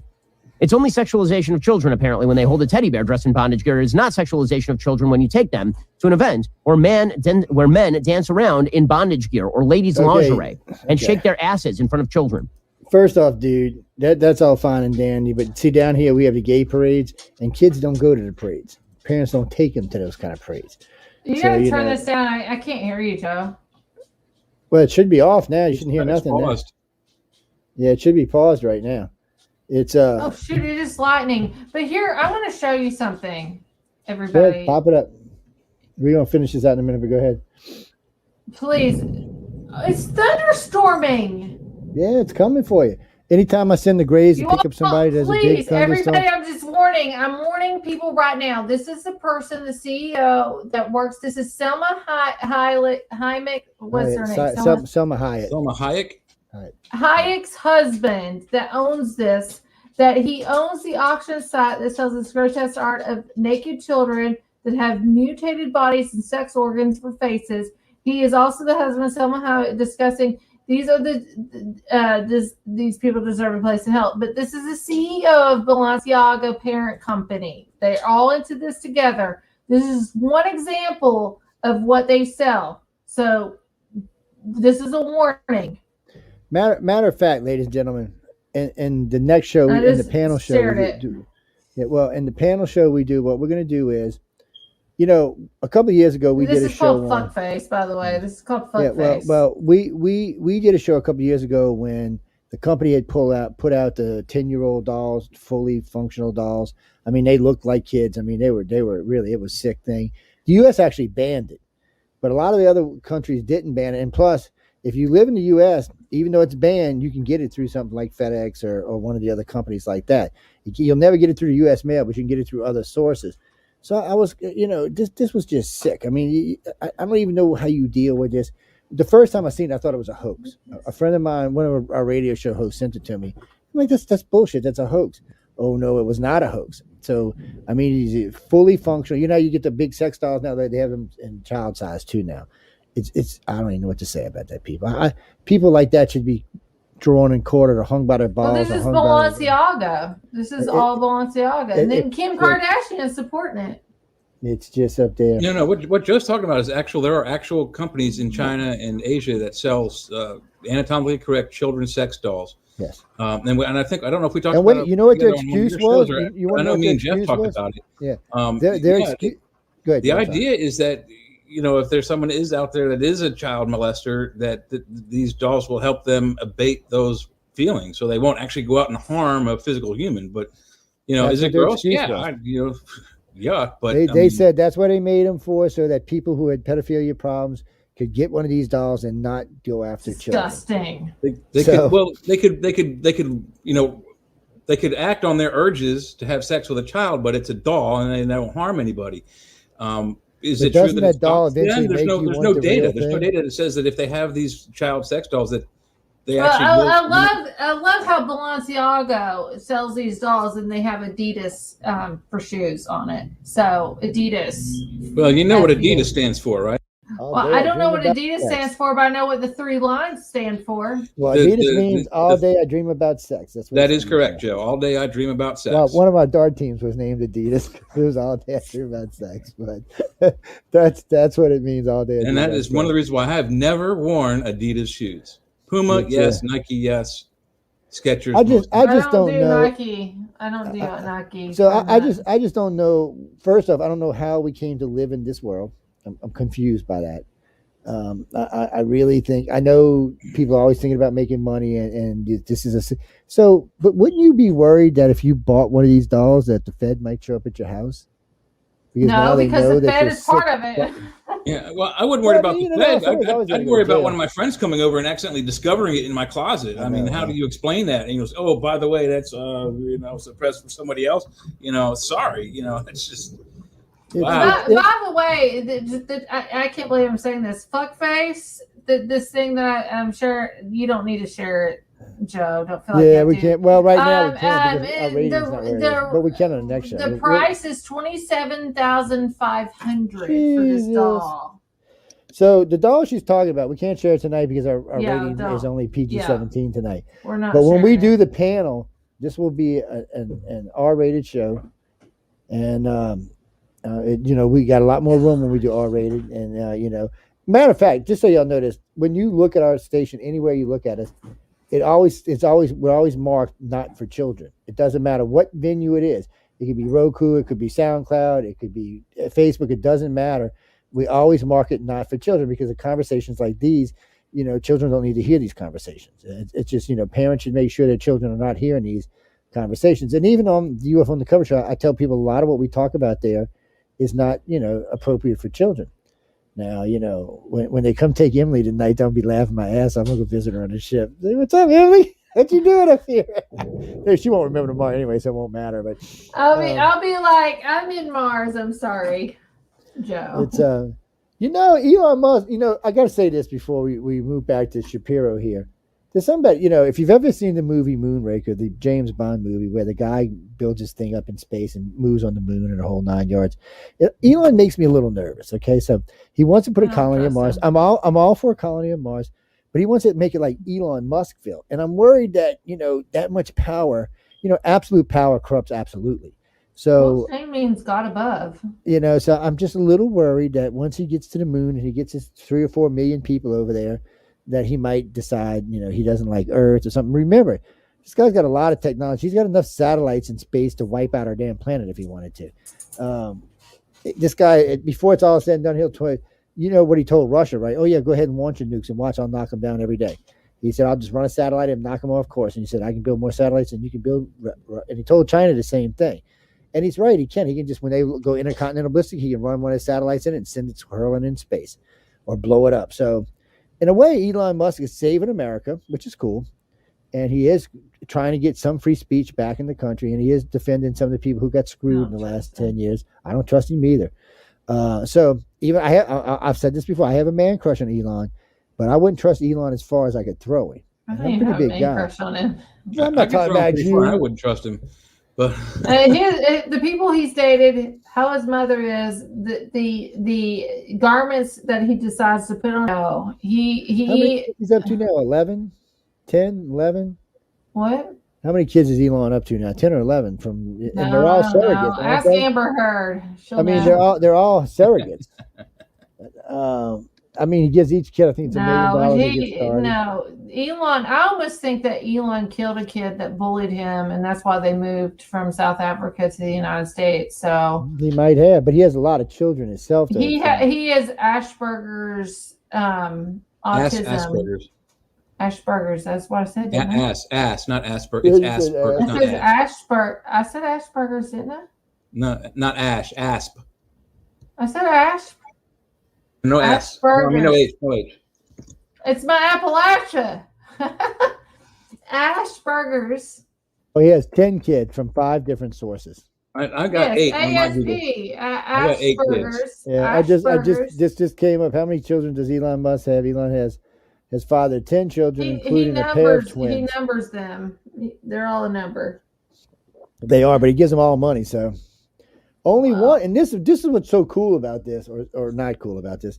Only one of them don't like him. It's a girl. She don't like him. But all the rest of his kids love him to death. How old are all of his kids? I don't think their kids are old enough. They're older kids. No, they're older kids. I don't know I know his youngest 2 would have been from his last wife. Well, from his last surrogates, excuse me. And those kids are probably in the 3 to 5 year range, but all the rest of the kids are, 17 and up. So these are kids that would know better. They just like their dad. They think it's because he gets so much press that, you're going to hero worship your father. Because a lot of people just think he's a hero in a lot of ways. He's changing the space program in ways that no one ever thought was going to be possible. Nevada Alexander Musk is his oldest child, and Nevada was born in 2002, so 10 years. 2002 would be 18. Nevada died of sudden infant death syndrome, so that she's dead. No, he's got 10 alive kids. That's what he's got. Oh, he has 2 twins. And there's a set of twins. Twins. That's 18. He's got right. The other one is 16. His kids. He's been steadily having kids ever since he became a millionaire. He's steadily been having father and kids. And wait, he said the other day, this is not the end. He's going to have more. He's going to be, by the time he's my age, he's going to have 20 kids running around. I think he killed somebody in South Africa, and that's why they moved. He might here. have. And then if you look, if you look at his mom, and his mom is scary. His mom is scary. She's kind of hot when she was young, but she is kind of scary. And their family had weird, strange. It kind of reminds me of what's his name, the blonde-headed gay guy in the news. No, what's his name? Anderson Cooper. Reminds me about him and his mom. It kind of reminds me of that. Gloria Vanderbilt. Yeah, the Vanderbilts. And so, we could spend all night on that, but it's already almost 11:30, so we're going to get out in a few minutes. So, guys, in the future, I'm going to get these two together, and we're going to be banning out the topic so we stay on topic for some stuff. Anything that's important in the news, we will talk about probably in the first 45 minutes of the show, and then we're going to probably spend another hour and a half talking about whatever it is we feel like we should be talking about. I see we had good ratings tonight. Everybody's enjoying the show. Everybody's having a lot of fun. I see a lot of texts coming in from 8 or 9 different sources. But Valencia is an important topic we need to cross even more. These sex dolls things is just stuff it's just stuff that needs to be put out there. Maybe I don't know if it'll be the next Centralist, but one of the 2 Centralists coming up will be on Roku, so you will be able to catch us there as well. But the thing about this is if it takes alternative news like us and other news sources out there to do this, we're going to have to do it because NBC, ABC, and CBS are going to give us the big fat you know what. I mean, we're basically going to get the bird finger over this because they're going to protect every liberal there is. Even when they know they're wrong, they're still going to protect these liberals. And you can't count on Fox and Friends to tell you the truth either because they got other people they're protecting. So, you need news sourtions like ours and other people that can get out there. And look, we're not going to always be right, and sometimes we're going to be wrong, and sometimes not just liberals. They protect Republicans. Yeah, that's what I'm saying. Too. So, I mean, it's not like, we're going to argue. I love arguing. I hate hosts that suck up my ass. It just makes me crazy. Okay, let me rephrase that. On the moon, people. We did not land let me rephrase that last comment. Okay. I like when we all agree on whatever we're agreeing on that's important, that should be agreed on. But everything else is fun to argue about and discuss. Sorry. But it's more fun that way. And you never know what's going to come out of it. And you never know what truth's going to fall out of all the stuff we're talking about. You mean 3 hours? We'll talk about that another time there, Bobby. We had 2 hours and a half now. Just call it. We talk a lot, right, Jay? Yes, we do. Yeah. And goes by fast. They're sitting here listening to it. I think I can't even say what the last 2 comments was about somebody else. I'll tell you when we end the show. Oh no, guys, I can't. I appreciate what you said, but I can't really say that because it'll just start a bunch of bullshit, and I don't need an extra. No, they can tell. Is it about me? No. It's not about you. It's about somebody else. You can tell me. We wait until you leave the screen, then we talk about you. Yeah, we talk about you. Okay. God, crazy girl. God damn. Y'all like Emily, I know. So Jay's good, Emily's good. We're still looking for probably 1 or 2 more hosts on here. If we do, we'll expand the show a little bit more. Debbie, we looking for females and males. Right now the station's female heavy anyway. I got a lot of good female hosts. I've always had a lot. I'm the only male DJ on the entire network besides Joe. Just so you know. Yes, there's not many. No, there's. Wait a minute, Jay. There's 4 of us. That's it. There's 4 guys on the network currently right now. Me, Jeff, and Mike, and you. That's it. Well, I got ideas. No, Mike's going. Possibly it's me, come on. Oh no, wait. Just me and you. Is Clint not going to come back? We're going to bring Clint back. Yeah, no, we're going to bring Clint back. He was. I know we were talking. He sounded kind of busy, but and we're going to talk with him about some other stuff. We got a lot of different specials we're going to start doing. Now that we're on Roku, you're going to see a lot of specials coming out of the network. Now, honestly, some people like what we're doing. Some people's not going to like what we're doing. Some people's going to agree. Sometimes I'll be there. Sometimes I won't. It just depends on the topic matters. Oh, you mean? Oh, yeah. So we had the flat Earth guy on a couple of times on the network. Dave Weiss. I had so much fun. Who are you talking about? It's lightning so bad here. It's going to get you. That's because the ship's hovering over your house right now and creating. I said Dave. Did you have Dave Weiss, the flat Earth guy? Yeah, he's been on twice. He's been on the Outer Realm. I've interviewed him twice too. Yeah, he's been on Outer Realm, and then I did Captain Nerebru, who he was the guy who started the planet Earth, the flat Earth stuff.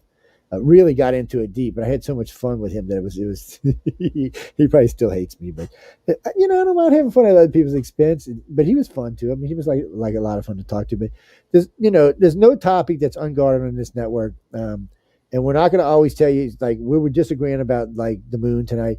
No one's telling you we're absolutely right or correct, or you should bow to our knees and kiss us and stuff like that. Well, unless you're giving us money, then that's different. Yeah. But other than that, find out for yourself. That's exactly right. Everybody's going to have a different place. Like when we talk about the creators and stuff like that, everybody's going to have a different view in that, or a similar different view, or something along those lines. There's nothing wrong with that. I tell this to people all the time. Whatever makes you feel as snug as a bug in a rug, that's what you should believe. It doesn't matter to me. I mean, as long as what you believe doesn't harm me. As long as you're not harming somebody and it makes you feel confident and happy and comfortable, you should believe it. It doesn't even matter if it's right or wrong. You should, if it gives you that confidence and that daily way to get through your life, you should believe it. Trust me, I know I've been through a lot of shit in my life, and I've done a lot of stuff, and I've been in a lot of different religions from the devil worship. Well, I started out teaching, first I started out in Catholics, and then I started teaching Baptist. And then when my dad died, I went devil worship for a while, and then I got out of that and then started practicing witchcraft with, Alistair Crowley's great-grandson, who introduced me to Marie Laveau's great-grandson. And I spent a lot of time learning witchcraft from them, too. And then I decided... If my electricity goes out, I'm sorry. You want me to turn her into a frog right now? I can't do that. That would just be cruel. It is poor. It's like bad, yeah. December the 3rd in Kentucky. This See, doesn't we're gonna get happen. it. We're gonna get it on. I think tomorrow we're getting it. I think tomorrow we're getting the weather, if I remember right. It's weird how it crosses the country, and he's in Pittsburgh, so he'll probably see it on Sunday or something, or Monday. Yeah, You're in Pittsburgh. Hold on, the rain, the thunderstorms, this should come right up your way here in the next few hours. I'm actually 3 hours from Pittsburgh, but we're on the other side of the Appalachian Mountains. I don't know why I always call Pennsylvania Pittsburgh. That's a bad on my part. It's the biggest known city, but any significant storms that come across the Appalachians, they get destroyed, and they either become more violent or they just spread out into little squalls and hit everywhere. So, well, I'm it's not hitting worried. pretty bad right now. So If we're my dog's gonna- nervous, he's in I've here lived through with me. several of the biggest hurricanes on the East Coast. These things don't bother me at all. But we're getting ready to wrap up, so be sure and catch Jeffrey. Come catch Jay with Jeff. It is his show. And, well, he's off now, right? He's on Christmas break. isn't No, he? we have our last show is December 16th with me and Jeff, and we're doing. Oh God, I can't remember what the subject is, but I got the guy's book upstairs. Synchronicity, I think. Yeah. Denise, you're talking about Wham. Wham looks crazy, but Wham has a PhD. She's not. She's a doctor and a teacher in college. She's a college professor. Yeah, she just looks crazy. Wham, I like Wham. She's a good friend of mine. Her name's She is Carol. by the smarter way. than me and Jeffrey I like. combined. Yes, I like. Oh no, politically, oh no, her and I don't agree at all. Yeah, Oh, no, no. she's a staunch liberal, just like Jeffrey. the other way around. And we argue when we don't even talk about politics because it just turned into an argument. It's no, but I like her. She's intelligent. She's smart. She knows her stuff when she's up there. She reads. She's well read. Yeah. It's hard to find people these days that are well read. She's just fun to Nobody talk reads anymore. to. Well, now you just plug something in your damn ear and go on about your business. And you can go But no, she actually clean, physically eat, reads whatever. books. I do She too. knows I love everything the about smell of Wiccan a and physical aliens. view. She's really A lot of good. people do. Anyway, we got to go, guys. So be sure to come. And Emily, tell them where they can find you. Oh, What the Frick Live. You can find me on Rumble and Odyssey, YouTube, and Twitter. I use that more now. Facebook. Just look up WT Frick Live. You'll find me. Yes. And Website is emilyminshouse.org. Yes, Marsha, that's who I was talking about last week. Yeah, I couldn't remember I couldn't remember the WT. Yeah, I can remember the frick part. That's why I had to go look her up again. What on the frick is going on, man? Yeah, so y'all go catch her out there. She talks about a lot of bad topics, bad girl topics, but not like No. that. I had Ignacio Esteban on here. He's a retired ATF officer undercover. We talked about Mexican cartels, American crime families. So she's gonna talk about a lot of fun stuff. So y'all go over there and check her out. Just you know what? I'll put a link somewhere y'all can find her on one of my pages. It's EmilyMinshouse.org is the best website. So y'all go check her out. Jay's hanging out with us. What do you mean when we're going to give Jay a show? When Jay stops working all the time. Jay has a show. Yeah, he's a co-host. No, they were asking when Jeff's show is at the Church of Mavis. It's on every Friday, and I co-host every 3 Fridays, and then Wham does 3 Fridays, and I do 3 Fridays. So we flip flop back and forth. Alternate. What do you mean? Give myself I do 3 a week. Give me a break, man. I don't know. That's too many. And Joe works all the time too. He's got his own. I do work all the time, and I do. Besides that, I got other things going on. Mm-hmm. Well, I run the International Community for Alien Research, which is about to drive me to drinking. And you got Netflix coming up. More than 100,000 people involved with the organization now. That we're going to say alleged contactees. Okay. Well, they've all been hypnotized to voice stress, and now I do know hypnosis and voice stress analysis. Yes, I've actually done voice stress for the police before. I'm damn good at it. Oh, yes, I am. And you ain't gonna lie to me. But what's really nice about it, because when I was working way back, a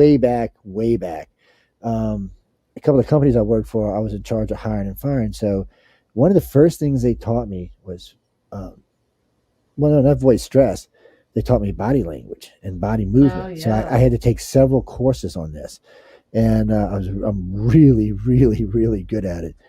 Well, fidgety don't mean you're lying. Fidgety means you're nervous. If you fidget in a certain way, it means you're lying. Yes. Well, there's lots of things that can suggest you're lying. There's lots of things that suggest that you're nervous. Lots of things that suggest that you're telling the truth. Mm-hmm. But it's neither here and there nor are there. certain ways you can question people. You ask certain leading questions, and if they ask in the way that the question leads them, you know that they're either on the mark or they're lying. It's just the question you ask. Harold, you're right. We do a voice line base when we do voice stress. We don't. There's other ways to do it. I had just a while back. I had voice stressed Peter Robbins and now I can't remember his name, but Peter Robbins, Winnie the Pooh. No, Peter Robbins is he wrote the book Left at Eastgate. He's the sightings that happened. I think of Winnie the Pooh. Yeah, he's a guy. Now I can't think of the guy's name that was actually there, but they were all at the base in Left at Eastgate in England when this thing, whatever it was, showed up. But I don't know if it was alien. They just know it was something scary and wicked and strange. When you put them under hypnosis, yeah, a lot of stuff comes out, but still, even then, it could still be something else. You never know what our government's up to. And our government's generally, they're not as far as advanced ahead of us as they used to be, but they're still about 50, 60, 70 years ahead of us on average of our population. But we've been selling so much to China, we're only about 20 years ahead of China anymore. So it's a little bit different world these days. Just look up psychoelectric weapons. Yeah, those have been around for about 30 years, actually. A lot, and if in the documents that they released for that, just think 30 years plus, 40 years plus. If you want to know what they use the most to drive people crazy or to do damage, it's called ELF, ultra low frequency. They've been using it for about 40 years now. And it started driving people crazy in certain states because they were testing it out in Arizona and New Mexico. And people with very sensitive hearing were picking up, was driving dogs nuts because they could hear it. And they use this. They can use this. They just put it on low and point it at somebody. And after a few days or a few weeks, you just go batshit crazy. I need that on my ex-husband. Well, they also used a larger form of that on what was that guy in Central America? Jesus, during the Reagan years. Oh yeah, I know who you're talking about. I know. I think I know who you're talking about too. Now remember, under Obama, Cuba did it to us. They messed up. Under JFK, Cuba did it to us. Well, it's just one of those things. Can you use sound? We have drones now. They can do all sorts of things, people. So. They could park one outside your house, make it look like a bird or something. I mean, it's just there's lots of stuff they could do if they really wanted to. But we're not there. Radio frequencies, the U.S. electronic, Navy has some sound-based weapons. That I can tell you for sure. That's the psychoelectric weaponry I'm talking about. So when I run the FM station, I can actually put a frequency underneath the FM frequency.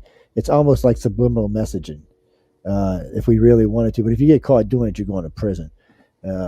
But still, that doesn't mean the government doesn't do it. It just civilians can't use it. But it is. It's a form of. It's just a form of subliminal messaging. It just it's a band under the band and share it plays. My screen.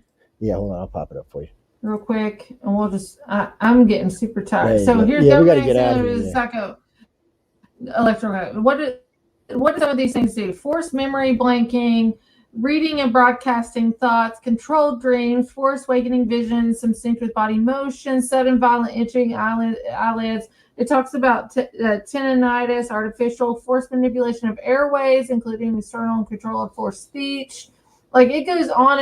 And it started in 1974. There was a lot of different frequency stuff we did. Electric weapons, it's EVP. And then you got the 5G crap that's coming out. And like we're going to see a multitude of cryptids, like all these triangles, or we talked about Skinwalker Ranch.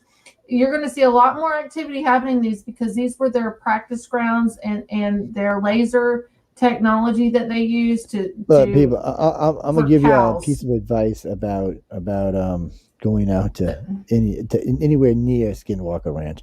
The radiation count out there is about 5 times the normal radiation. So if you spend any real time out there, you're going to get sick.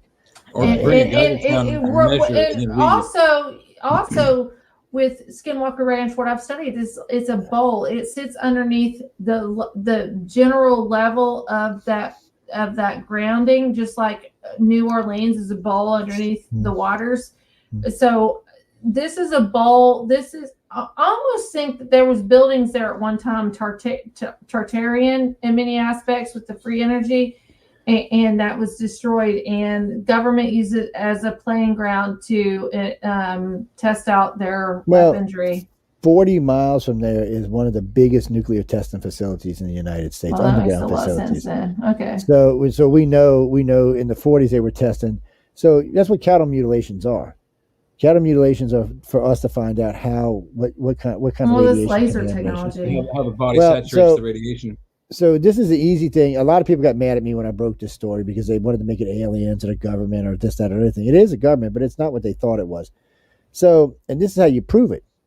All the cattle are insured. The ranches that they take the cattle from, insured. All life at these farmlands, because I did the big huge study with all these food processing plants burning down over the last year. Farmers cannot get their crops insured, but any kind of living animal can be insured. They can only get it insured. They can only collect if they have the carcass. If they don't have the carcass, they can't collect. So what happened was, this started back in the 60s is when this started, and they started doing it. They didn't have lasers. Yeah, we've been having lasers and vacuum pumps since about the 50s. So you go in, they cut out the pieces. Were used in Korean War. Yeah, but what was a dead giveaway was the 5 pieces of the cow they were taking. That's where the radiation would accumulate the fastest. That's why they were taking them, and that's how they were finding out. Because the government don't want to go around testing your animals for radiation, because then everybody's going to get like, oh shit, am I getting sick? Can I sue? They didn't want that. They needed a way that they could blame it on something else and still keep the ranchers' cows for them and get what they needed. I can't tell you how many pictures of helicopters were seen there, how many sled prints were there. It's not aliens, I can tell you that. And people got so mad at me because they wanted to be aliens so bad. I'm like, people, it makes no sense why an alien would land and take those pieces and then drop off the cow and not take it with them. I said that's just not what's going on. And then what you would find out is even aliens are government. Even within 50, what you would find out is even within 50 miles, that aliens were here long before the government. Just threw that in. Yeah, you want to know about the aliens? Go read about the Dogon. It's they had far advanced knowledge than anybody on this planet ever had. But they would just throw them out there, and as long as they had the cow, the insurance would pay. And when I started tracking them back, I tracked about 150 cases. Every one we tracked, the cow was insured. You know that all the cows in Tennessee and Kansas, which all these cows ended up being dying off. They said it was due to weather, due to the heat the last year. They were actually all given the COVID vaccine. They might have been. And then look, I still ain't buying this turkey flu shit. No. All of a sudden now everything costs 5 times as much. The chickens, all that stuff. It's on my website, emilymidshouse.org. The food processing plants. I've also tied all the farmland to Bill Gates. Everything's on there. I was on Macroaggressions podcast. We were number 3rd podcast on Apple for like 4 weeks or something like that. I'm giving this one away tonight. We're giving stuff away still? Only if you can tell me what the opening topic of this show was tonight. So it's going to be. Gosh, I don't even remember. It's going to be writer number 20. whoever hits my email at number 20 and tells me what the opening topic of this show was tonight, it's yours. Remember, it's iCardCox.net, because I keep getting people writing to me because I keep forgetting to even have to email. But on that note, we got to get out of here, guys, because we're way over our time. Emily got to go to bed. She's old and stuff. Us young guys are going to go out and party for a little while. I'm 42. I'm not she's just 42. All right, I got shoes older than you. Anyway, good night, everybody, and we will see y'all next week. Okay, let me drop us out of here. Willow. Welcome to the Church of Babies radio show. Coming at you Friday live. We haven't died yet from a nuclear holocaust, and we're marching with the apocalypse. And we got to watch Willow Up Good. Willow Up Good. Willow Bafmada. It's on Warwick Davis. It's on Disney right now. I haven't seen it yet. I still need to watch Wednesday. I haven't watched that yet. I finished Chucky. I like that. It's pretty crazy. It's not bad. It's a series, so it's just the second season just ended. But There's a they made series, a good and series. it's actually doing very well. Like it's getting good reviews, which is not abnormal for Chucky. but it's got Jennifer Tilly in it. It's got a bunch of one of the guys from Sopranos. I forget his name. I forget which one. The one that they cut up, put in a bag or whatever. I think. But they had the people from that movie Bound or Unbound with Jennifer Tilly and Gina Gershon, some like lesbian movie that's known for real sexual weird stuff. I saw it a million years ago, but they had the whole cast on an episode that was kind of weird. It's worth watching. I mean, it would surprise you. There's a Hannibal Chucky. There's a Muscle Chucky. Like there's different Chuckies. He has an army. But the best part is Brad Dourif and his daughter. That's the best part. That's the best part. He's from West Virginia, I believe. Yeah, it's good. He's We got good. He's real good. Wham here with us tonight. Andrew Colvin's here. Return of Andy Colvin.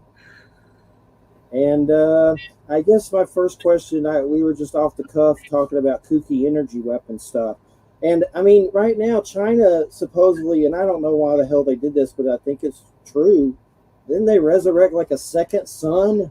So who's to say these people are not trying to fry us right now with weird energy weapons?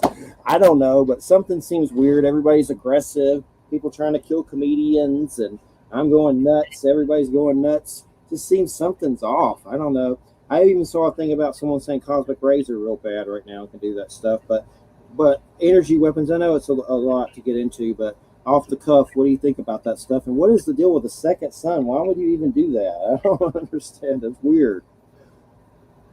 Well, a lot of the old memes and conspiracies have been regurgitated, and not maybe for good reason. I'm sure they're still doing that research. As I mentioned, they're doing it as part of the brain-body research. When you have a limb doesn't work, you can put a sensor in the brain that speaks remotely to the body part, gets the muscles to work down there. I just saw a show in Germany where they put on these helmets on these soldiers that messed them all up, and then they got injured, and then they tried to fix it with the remote implant and all this stuff. And it's no doubt it's because it's never been resolved, right? The mind control stuff never got resolved, and it was almost about to be resolved around 2008, 2009, because people were like, these UFO abductions are the government, right? It started to become more clear. After they put a bunch of red herring people out there to confuse everything, it started to become apparent. So, and they blamed it all on Bud Hopkins and David Jacobs. Hopkins died and Jacobs somehow survived that. Yeah. And then they went to Ancient Aliens the next year, or that year, somewhere around there. And it took the heat off of the government. I don't think we'll ever get that back. Well, maybe if people are still complaining about the energy weapons, but that doesn't really connect to the UFO thing as much. So people may not ever discover what happened with the UFO abductions. I've heard them talk about MK Ultra, like shooting into people and making them school shooters and stuff. Like that's the conspiracy stuff. Right. You know, it's on the fringe, I'm sure, but who knows? I mean, they could do. They can do. I heard, and you know more about this probably, or heard more about it than I have, but haven't they confirmed that satellites can possibly do crop circles or something? Dude, I've been saying that for 25 years. It's satellites. It's testing the microwaves. And nobody agreed with me until Jacques Vallée recently did. And then suddenly, satellites. Duh. Where were you all? I mean, people, they just don't think logically in this field. That's the purpose of the title of my show. Pseudoscience has lost its way. And definitely good to have you here to get started. And so I know I saw on Ancient Apocalypse, which is fun to watch, Stoned with the Graham Hancock. Stoned. Seems like he's alluding to giants, like the aliens from Ancient Aliens. Like they're showing pictures of giants. Like he's saying giants are doing this, or because he's showing a lot of giant illustrations. But he said that he's not a pseudoscientist. Like he kind of treated it like a bad word, I guess. Like he was not that. He was an investigative reporter or whatever. But tell us what about pseudoscience. What is it for the stoners? For the stoners, pseudoscience used to try to adhere to academic standards to some degree. People would write books, articles, try to do some research, and there was a lot of pressure on certain fields to become sciences, and they eventually did, but they had to go through that pseudoscience period. And so we're here at a point where there's not even any pseudoscience happening. It's just clicks and social media. And I think that's by design. And I kind of thought we should go back in time, because there's going to be a lot of people that don't know who I am, because this 10-year embargo on having Andy Colvin on. I'm like the most hated man in the paranormal. Was it 10 years ago that I was on your show last? I don't know. I'd have to really dig. I mean, it's been a little while for sure. But I don't think it's been that long. I can find out. I can find out. We just transcribed what I thought was our last show from 2013, but there might be another one in there. I know I always come across that Rita Lewis one we did on YouTube. Oh, yeah, the Bigfoot book. Rita Louise. Yeah. You have that? It's on YouTube, I believe. Oh, it is? Okay. Yeah, unless she took it down. But I mean, I saw it somewhere. Like it came up in a weird way from a search or something. So it's out there.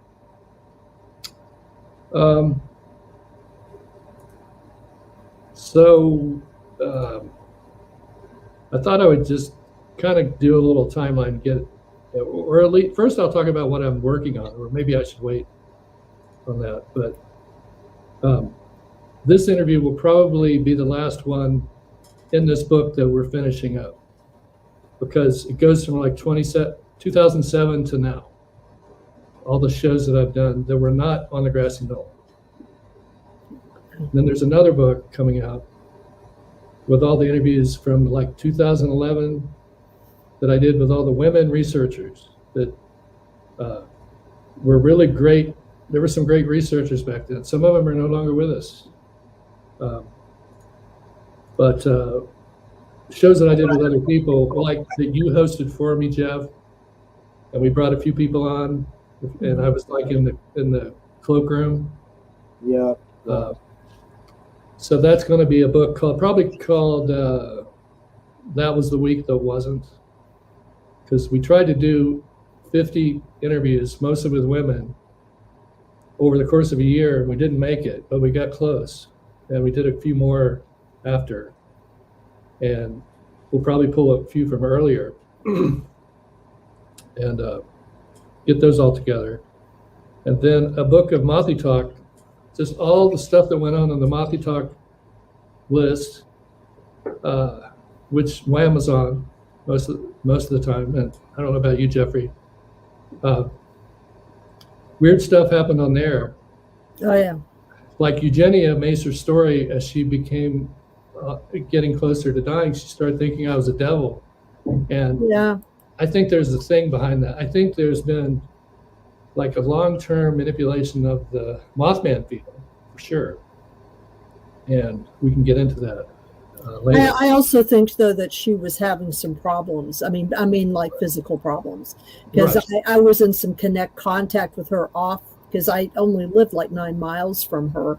And there's, I think that in the last 2 or 3 years of her life, I think she might have been having like strokes or something. Something was going on in her. And because she got paranoid about a lot of things, not just you. Right. So I've had people, I get called devil from a particular person a lot lately. Well, it's funny because she had related to me a story long before that, probably mentioned it on Mothy Talk, where Lauren Coleman had warned her off of John Keel in the late 60s, saying Keel was dangerous. Right. And Coleman's done the same thing with me. He's dangerous, but he's a hermit. That's the other story they have out for me. He's a hermit. That's why he doesn't appear on any shows. It's not because we're keeping him off shows. He's a hermit. Well, how do you be a hermit when you're like raising 3 kids and you're married and working and all that stuff? Ridiculous. The other thing that happened in these last 10 years, is I finished up the Mothman's photographer stuff with some Tessa Dick stuff. We met her in 2013. And then we did a couple of new episodes recently. And that's all up on YouTube now. And a lot of the younger people have probably never heard of it. Because in the old days, you could only buy it on DVD, and it was pretty expensive because it's very long. But that's up now for free. And then all the Grassy Knoll shows that went into my books are up on YouTube for free. And probably going to do a revision of the Mothman trilogy, the Mothman's photographer, to make it shorter and easier for people to understand. Because I think a lot of people never read it. Even people that are researchers, you know, especially if they're arguing with you on a list. Oh, well, I've read your work and I know all about it. Okay, well, but I've never heard you ever ask one question about my research. And particularly if you're like a ritual occultist, why haven't you ever asked me how I conjured up Mothman? It's like no one has ever asked that. There's so many simple basic questions that have never been asked. How did you conjure up Mothman? I still have Everyone's that picture you looking gave me of the Polaroid. It's all Point Pleasant.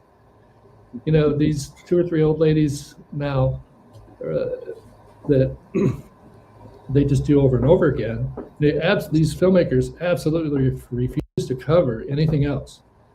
Anything from 30 miles down the road. No, that's not Point Pleasant. We can't go there. And they're actually afraid to do it. And they're actually afraid of me, I think, I guess. I mean, I can understand. It sounds like it's that standard, he's dangerous, he's bad news. I know there was one researcher that kept telling me that Jeffrey was bad news. It's like, no, Jeffrey should be on Coast to Coast. That man is. As you can see now that we're on YouTube, this is the very first YouTube show I've done where you can actually see who I am. It's a big moment. How am I coming across? That's not the same window you saw Mothman in, is it? That was at a different location, right? The one you're at now, that window, that's not the same window. It was a different window, right? Oh, right. Yes. This is in Columbus, where I'm here in wonderful Columbus, just a short drive from Point Pleasant, where we did have a house across the river when I was a kid. And we have the family cemetery there right above Point Pleasant, the Gibson family cemetery, which is my grandfather's. And yet, people don't consider me to be a resident of Point Pleasant or that my story has any relevance whatsoever. I think they simply don't believe it. And I can understand that. My story is too far out. It's like, is it because of the photo? I mean, I have a copy of that photo. I mean, it looks like a weird bug head in your window. That's huge. Like, I mean, yeah, it looks like one of the heads behind you. Yes. Yeah. Yeah. One of these.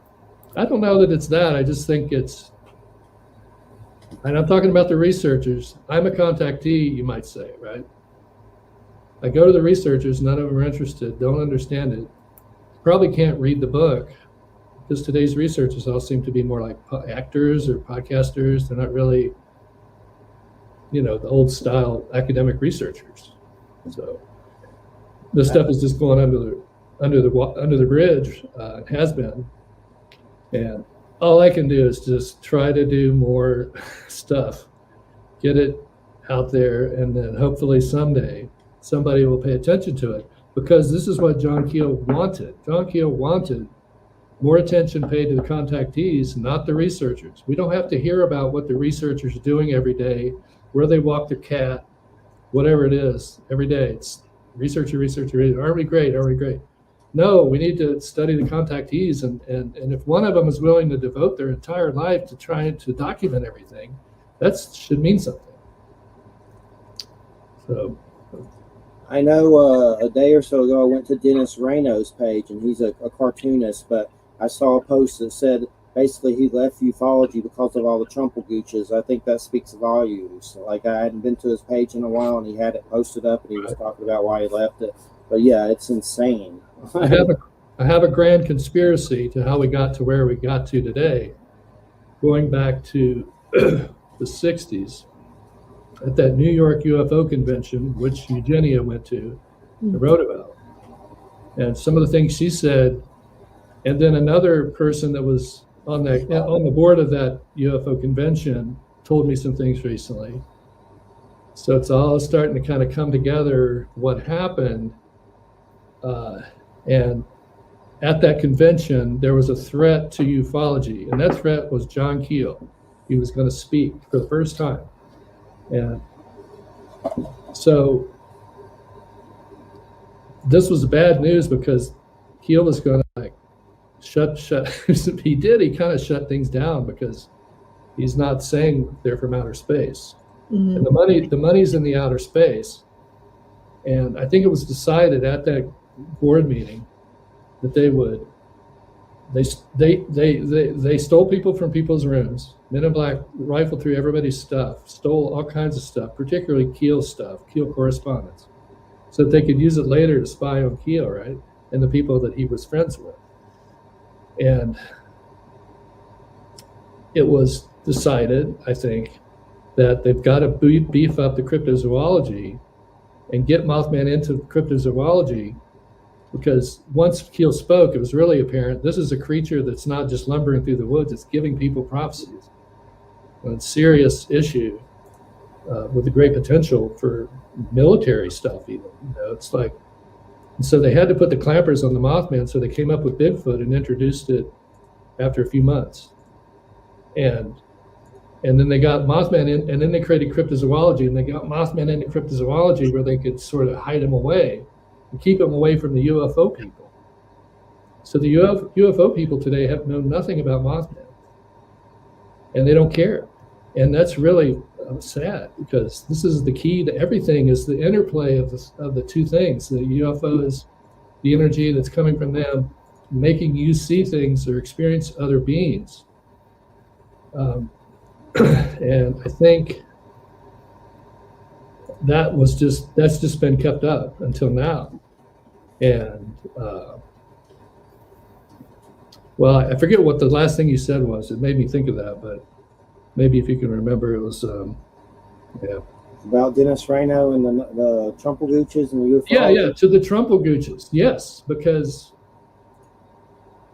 somebody decided, I think it was around 2011, because Roger Stone was in my group watching us and picking up conspiracy memes to use. I think they decided they could use these memes and sell them in a right-wing way and build a demographic through the conspiracy groups and UFO groups and JFK groups.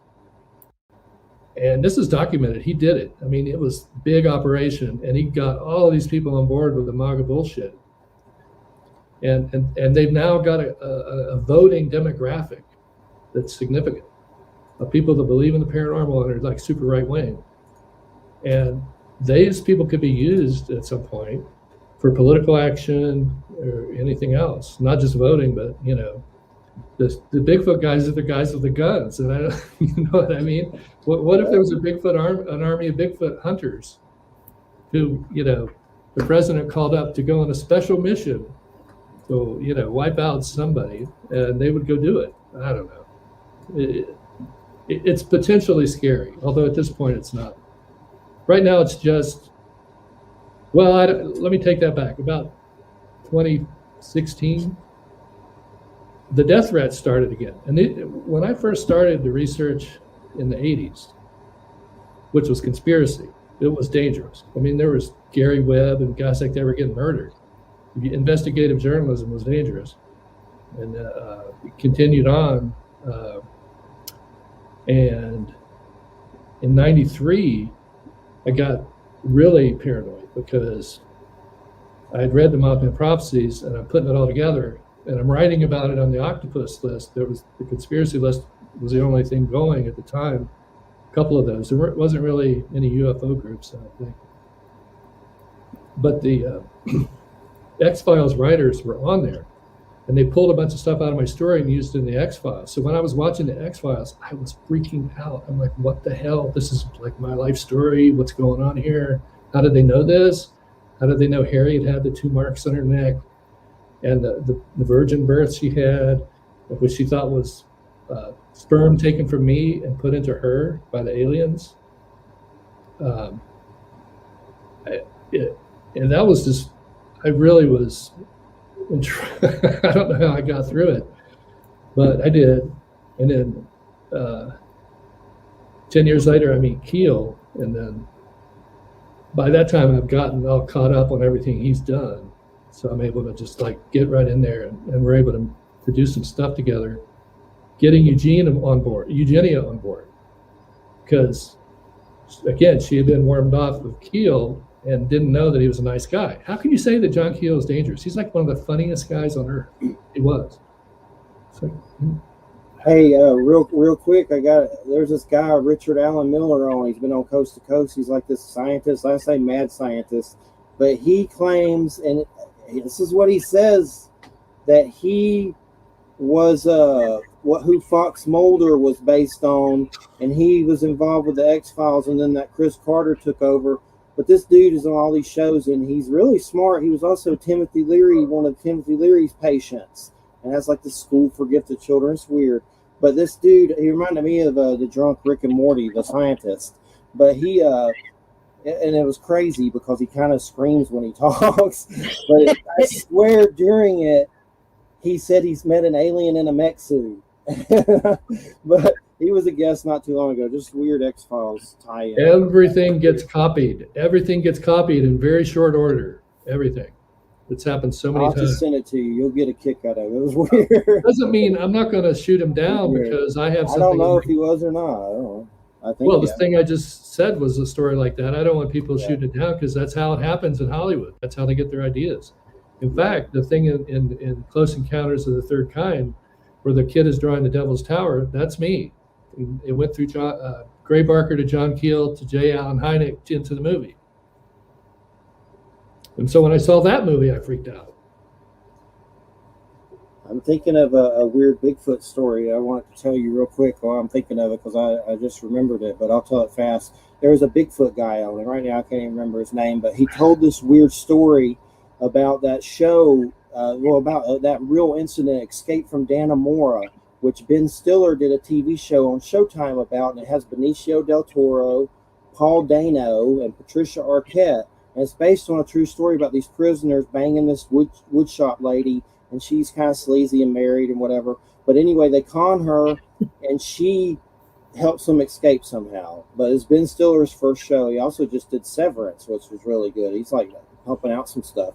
But anyway, he told this story where the police were looking for the two suspects, and supposedly they really came across two Bigfoot and killed them. And while they were looking for them, and then later it led to them killing one of them. But it was just this weird story about Bigfoot thrown in there, that the cops accidentally killed two Bigfoot during searching for these two at-large criminals. The thing really happened. It's a good show on Showtime, but it's crazy as hell. But Benicio del Toro is like slimy, and he sees this guy banging her, and he's like, well, I'm going to get in on this. And they're both doing Patricia Arquette. And the lady that played her is mad at Ben Stiller. She seems kind of kooky. I don't know her, but who does? But anyway, just a weird Bigfoot story. I thought about it that you would probably like to hear. But go ahead. I believe, they do stuff. They steal stuff. I mean, they do it. Oh, they do. I know they do. I know other people they've stolen stuff from. So the Bigfoot steal stuff? Yes. Pancakes and peanut butter. Yep. When I was hanging around Kiwani last Lapsaritis, I was convinced that the Bigfoots were coming around my house and leaving stuff. I've interviewed him. That is a trippy dude for sure. I haven't talked to him in a long time. And when I was a kid, before the Bigfoot craze, I had these Bigfoot outside my house that, because they were coming to me in my dream before I fell asleep. I don't know. It might have been sleep paralysis, but certainly seemed like these Bigfoot-like creatures were trying to tutor me. This would have been a little bit after Mothman, probably. But then I saw this is a key thing, and I've figured out of late. I don't know if it's correct or not, but it's the idea of the second thing I saw coming out of a tree. What was that? 1973. Lots of lights being seen in the area. The photograph of the thing in the window.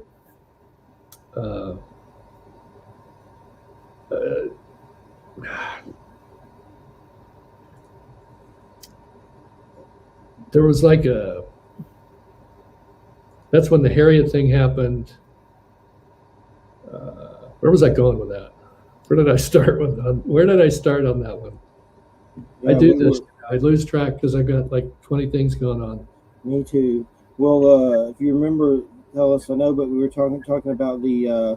We definitely want to get into the infiltration. And, the pan situation. Oh yeah, the pan situation. The what?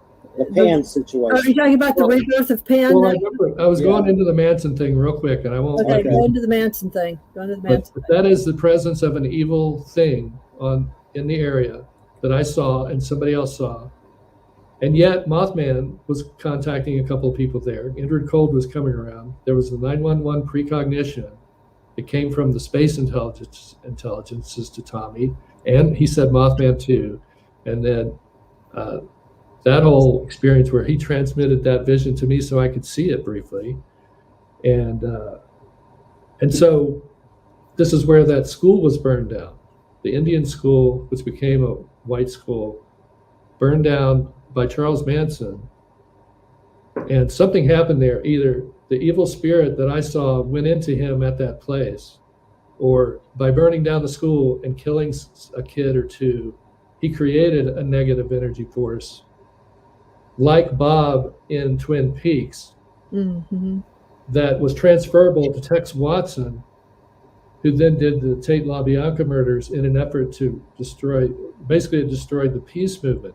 Now, the missing piece here is Sarah Jane Moore, who was Charles Manson's best friend growing up. She was an agent provocateur, FBI informant, Army intelligence person, who shot at President Ford and was involved in the Jonestown thing and a bunch of other things, who probably was his handler.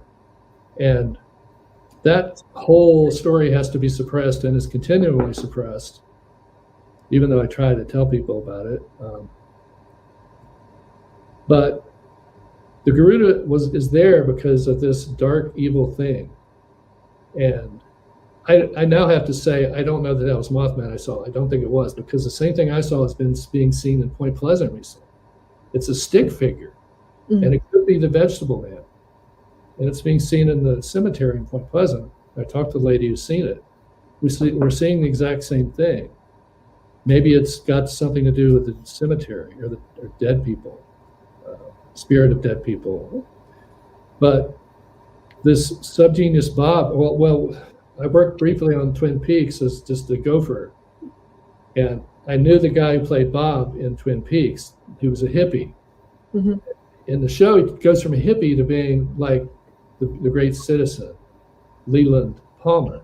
But Manson did the reverse. He started as supposedly a good kid who wore a suit and everything, if you've seen those pictures, to being a hippie. He did the opposite, but same idea. And I suggested to the first Bob, because he was sick, and they were going to move Bob into somebody else. And I said, it should go into Subgenius Bob. You know Subgenius Bob? And he's like, yeah. So that's what Leland Palmer was. He was kind of like the Subgenius Bob with the pipe and everything. They were playing. Oh, Bob Dobbs. They were playing Leland off as Bob Dobbs. Oh, and interesting. That was my little contribution to that. So in these little ways, you can have an impact if you just sort of have a beginner's mind, as they call it in Buddhism. You know, that 93 period, I don't know if you guys need to take a break or something, but that 93 period, I was in a Buddhist group. I was about to become a Buddhist priest. But I got freaked out because everyone was doing all these prostrations and all this. It was like too much. And I just felt like it wasn't my style. But I met the guru and had a wonderful visit with him. And he told me, he heard my story, and he says, you need to write. You need to challenge yourself, get out there and write your story and go wherever it takes you.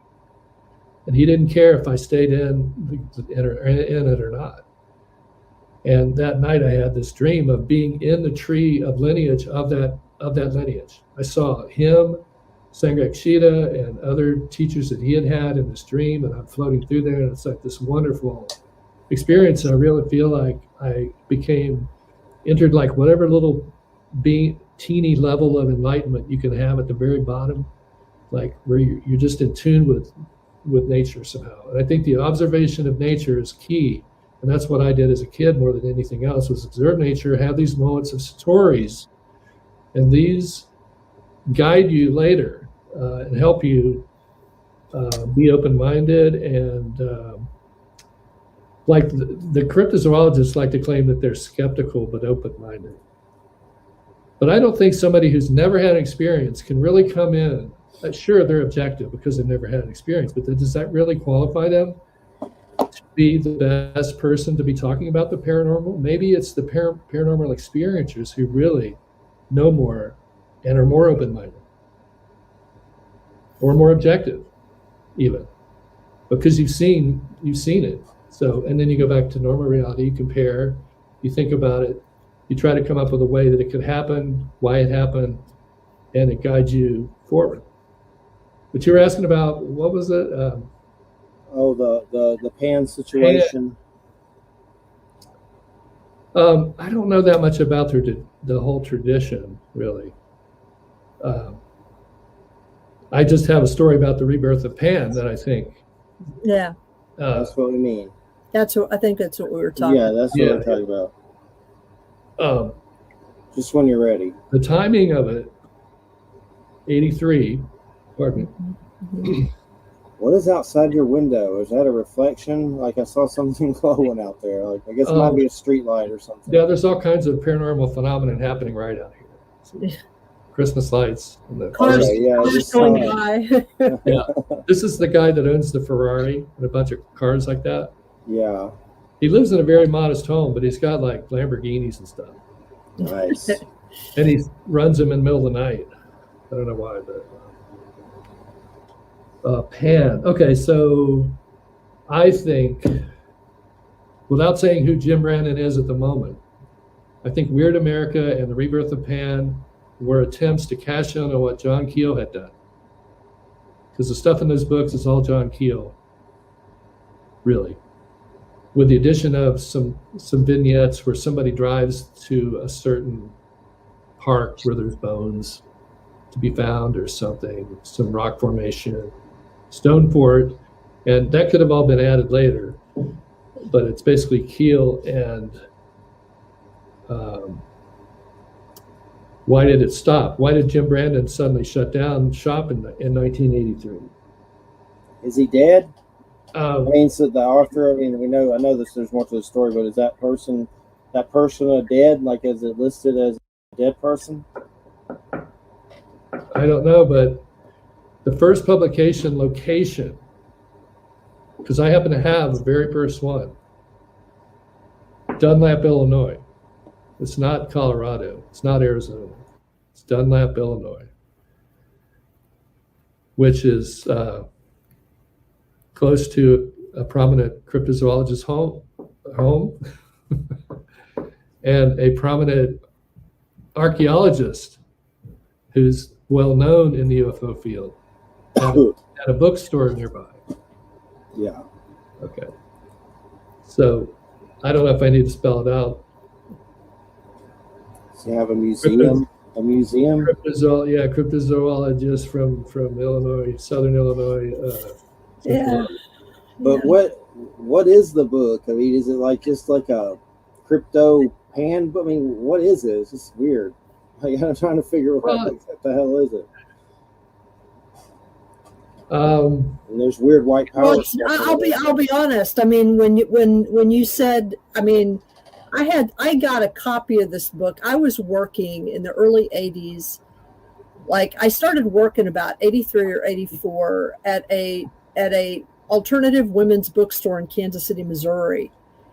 And we got a copy of this book in the mail as like a sample. And I remember reading it and thinking to myself, because I had read John Keel. I knew who John Keel was. I'd been reading John Keel for several years at that point. And I remember thinking to myself, who the hell is this guy?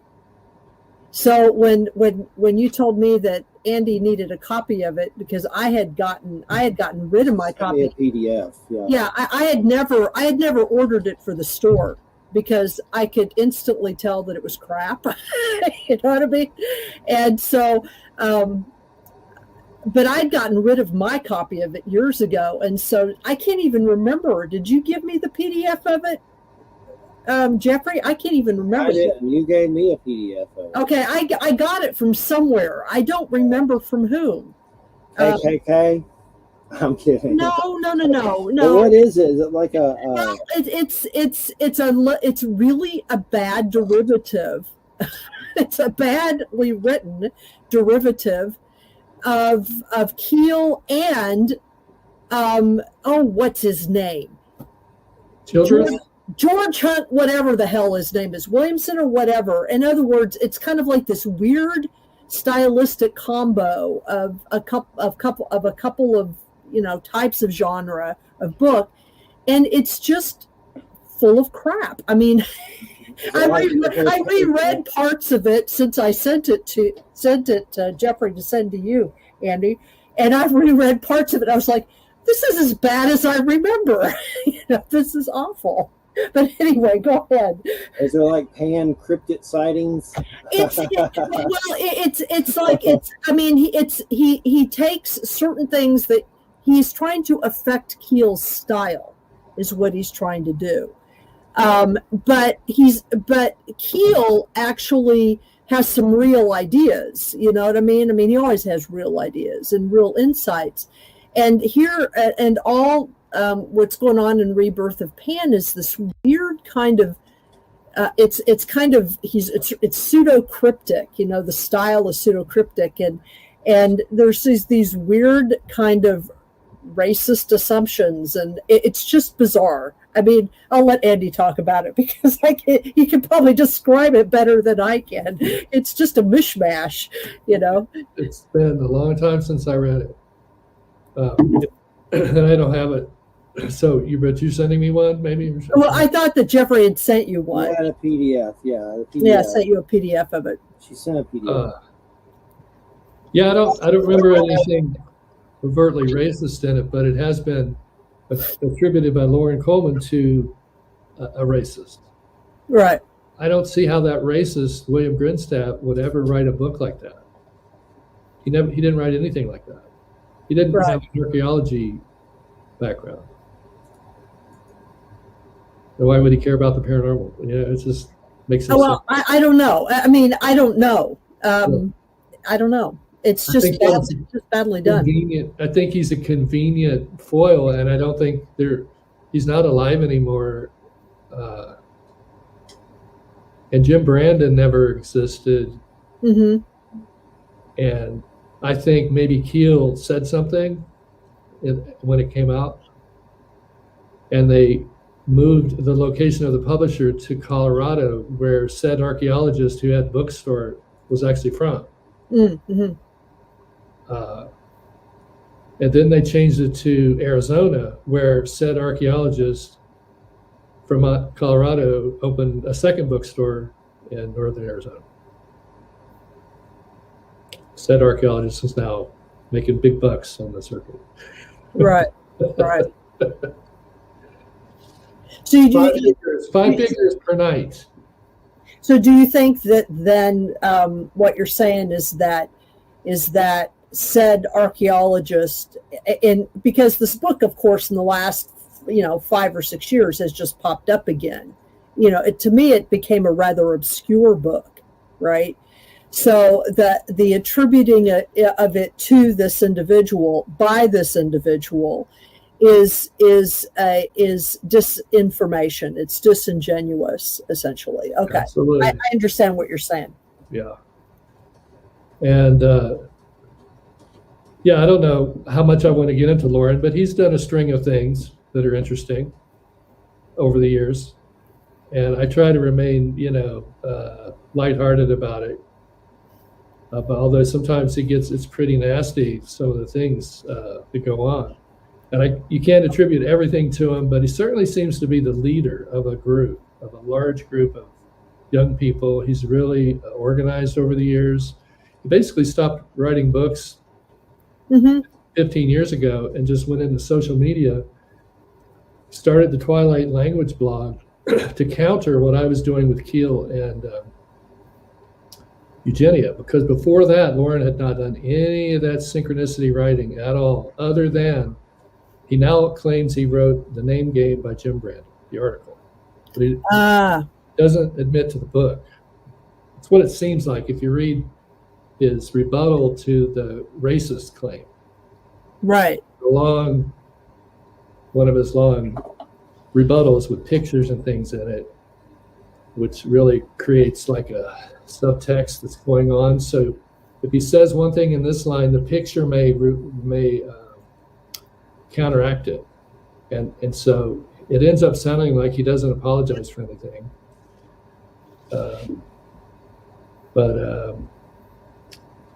You know what's interesting now that I think about it? See, I was the book buyer at this store. And so I would get, you know, the sample books. It was only about a month. I can't remember exactly when it was. It wasn't that long after I got this copy of The Rebirth of Pan in the mail. And it wasn't 1983. It was like 1984 or something, that we got a sample of Mysterious America in. Yes. And, right. And that's the same. That's a rewrite of that. Exactly. And you know, I read it too. Which is a rewrite of Barry Fell. America. Exactly. You're exactly right. And I remember I read Mysterious America, and I thought, this isn't good either. You know, so I didn't carry through one of the books, you know, because I just, you know, they're dry. There's a dry quality. Well, and not only that, it's like you read them and you think to yourself, so it's kind of like you're not actually interested in pursuing. I mean, the books do not generate any interest in what's going on. Whereas if you read Keel, for example, you're like, whoa, what the hell? You know, and you know, he grabs you, and you know, so anyway, I mean, that's, you know, I didn't put those two together because I didn't realize they were related before. So we're putting some things together about 1111 and XX and important stuff. It really became memes with Keel and Eugenia. And Lauren quickly builds a sync community of hundreds of people. I don't know how he did it. Young graphic designers, a lot of them from New York. And they're still out there today with their Secret Sun by Chris Knowles. Knowles started his blog in 2007 to, I think, he's friends with Coleman. Coleman is friends with all the guys that I mentioned tonight. If I mention any shenanigans, they're all like this, it seems like. Like grooms people, right? He's really active. He's really active, man. He's out there. Yeah. Somebody told me the other, Tyler Strand goes, yeah, I was at a something, and I'm in the back of the thing, and Lauren's there, and he comes up and finds me, and you know, wants to hobnob and everything. And Lauren did that in the late 2000s. I had already, because I'm on the West Coast, I had already made friends with all these West Coast researchers. Lauren didn't like that, and he immediately started buttering them up online and reviewing their works and stuff, and became friends with them. And within a year or two, they were all no longer my friends. I don't know how it happens. He spread rumors. One of the things that happened in 2006 when he destroyed my website, I think. It's a long story, but attacking my website with porn, because the only thing I was doing at that time was criticizing some of the things Lauren had done. My website gets attacked. But he starts calling it synchromysticism. What I was doing was synchroconspiracy, so he calls it synchromysticism. Has one of his young college student helpers coin the term, and then they all run with this new thing. And of course, I can't get a word in edgewise on synchromysticism sites at all. They're like, again, the most hated man in paranormal. So it's just, I have notes. There's so many cool things that happen. I'm going to write about them because it takes a timeline to really see it and to see that you did this thing and then there was a reaction from the other side. But no doubt, going from never writing about the supernatural. In fact, Lauren was anti-supernatural until 2004. He was absolutely no. Mothman is just an owl. Bigfoot is just an ape. I mean, you can go back and check, and you can see and that's a flip-flop from the late 70s when he got his book deal through Keel. He wrote like Keel, so he did a couple of books that are just like Keel. I don't know how they did, but literally within a couple of years, 1980, he started feuding with Keel because Keel had criticized something. And that just kept on going, man. And so it's, he jumped on when Keel finally made it onto Art Bell. Lauren jumps in the show at the beginning and hijacks it for like half an hour talking about himself and stuff. I mean, just over and over. When the Mothman movie came out, Lauren claims he was working for the film company, which isn't true. But he wanted to sell his book that he came up with real quick. You got to remember, this is his only chance, probably. He's thinking, only chance that a cryptid is going to be in a major motion picture. He's got to make some money off of it. And I guess he did. But there's nothing in that book that adds anything to what Keel had done before. And probably some disinformation is in there too. But like, for instance, the drawing of Linda Scarberry of Mothman, that's Lauren's drawing. I can almost guarantee it, because that's his style of drawing. Because if you go back to some of these books, like you're mentioning, Mysterious America, he has his drawings in there. It's the same drawing of Mothman with no head and red eyes in the chest, looking like a demon.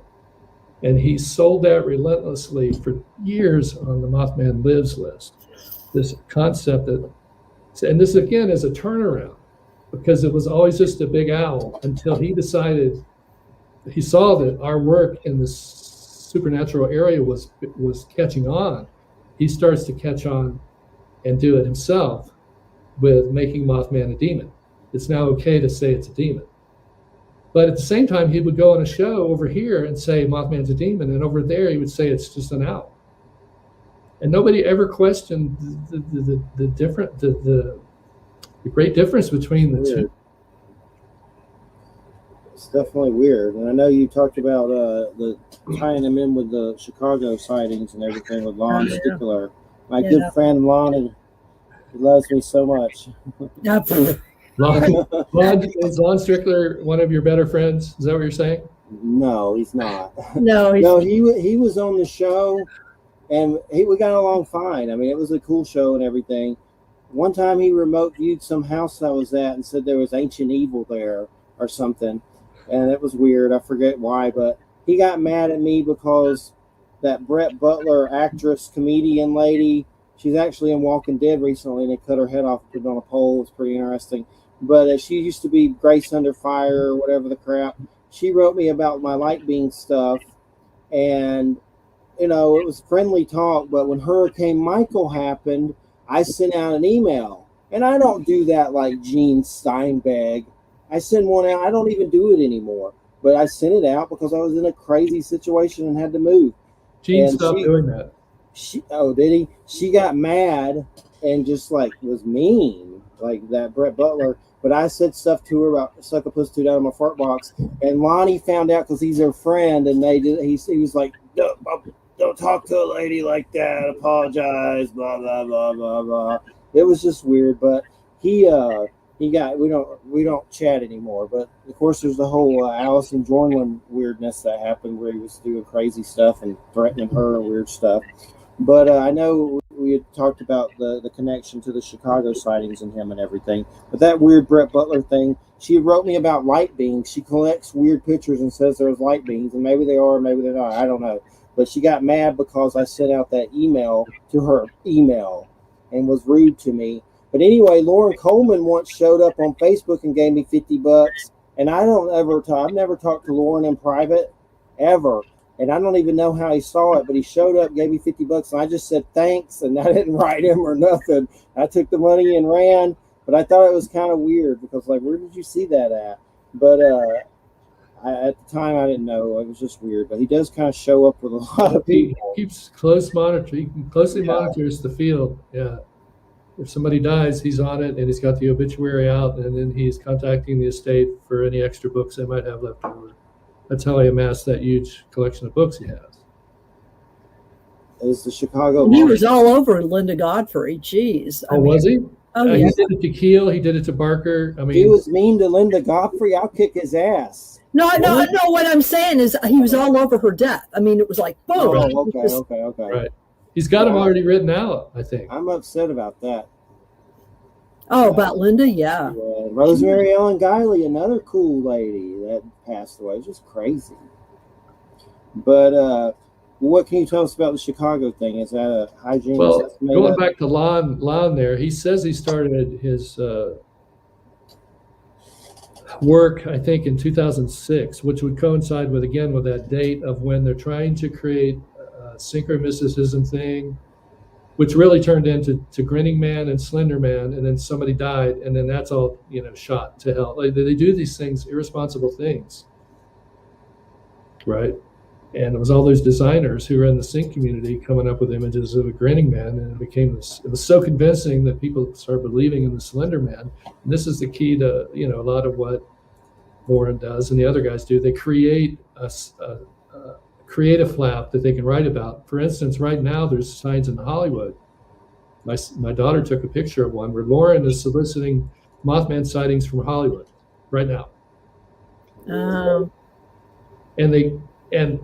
And the other guys involved in the Chicago thing were like gaming Google to get all the site. It's like there's a thing about, and J. Allen Hynek started this. I just found out something. Keel was talking about Hynek and how he took this. He controlled the sightings. Like, they all came into Chicago and he had control of them. And so whoever controls the sightings has leverage. And so this is what they did, except they didn't have real sightings. They're all made up, all of them. I think all the Chicago ones are made up. They're all the same writer. Some of them are certainly from the same IP address. Lon was part of this. He's close to Lauren. They advertised on it for each other. But Lon's site didn't really get going until 2011, I think, or 10. To get the Chicago Mothman thing going. So he started it right before the Chicago Mothman, his blog, right? And then that's one of the first sightings. And it's the same day I was on Coast to Coast for the first time. And it was the same day that Lauren took me down from Wikipedia, from the Mothman page. He was so pissed off, he took me off there. And we know it's him because it's his thing.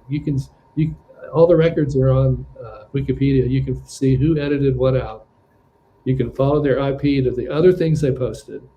And you'll find that person heavily edited on Lauren Coleman's page all the time, and a bunch of other pages. Like, it was unbelievable. It's hundreds of pages that you could follow this person to, where they were saying, when Jerry Garcia died, Lauren Coleman was there in the beginning of the obituary, or on the Wikipedia page. He was friends with Lauren Coleman. Like, what? Who? You think anybody that cares about Jerry Garcia? I don't know. It might have been some other rock star like that. It's weird. I think it came down. They took it down. They took it off. And they recently took off a bunch of things he had said about being part of the Mothman movie. And there's, you can see in there where they're commenting and they're saying, this guy's a sock puppet. He's got this IP and this IP and this IP, and we need to do something about it. So this manipulation of the whole field, fake flaps, fake reports, fake history, rewrite the history to lean it toward cryptozoology. It's like a big mission he's been on all this time. And I remember some of the early papers, secret. They were secret about what they were going to do to change the field. They were going to get rid of all the supernatural stuff. No supernatural creatures. Make them all normal. Well, I threw a wrench in that when I started making the supernatural, and then he's like, no, we got to admit that it's supernatural a little bit, right? And so that's the only way I think I have any effect, is that if something catches on, they have to like scramble to take advantage of it. And at the same time, they make money off of it. They'll be dissing you, privately, so that it's just the weirdest thing. So that no one will ever find out where they're getting their ideas. Right. Well, and it's impossible for you to profit off what they're profiting off of. So, or what they're doing. Yeah. But we've caught it. We've caught some. We might be doing a book on it, although it's already. But I'll tell you this: Bill Kuselis found out. He's the one that realized the timeline that the first sighting was when I was on Coast to Coast. And so Lauren must have been like, oh, we got to get another sighting thing going here, because Andy's moving Mothman to Charleston. We can't have Mothman moving to Charleston, because that's not going to benefit any of my team who cover the rest of the country. I don't know. But let's put it in Chicago, and if it sells, you'll get a lot more money than if you're trying to write about West Virginia. There's not going to be many people in West Virginia that would buy the thing. So let's make it Chicago. Now they're going to make it Hollywood.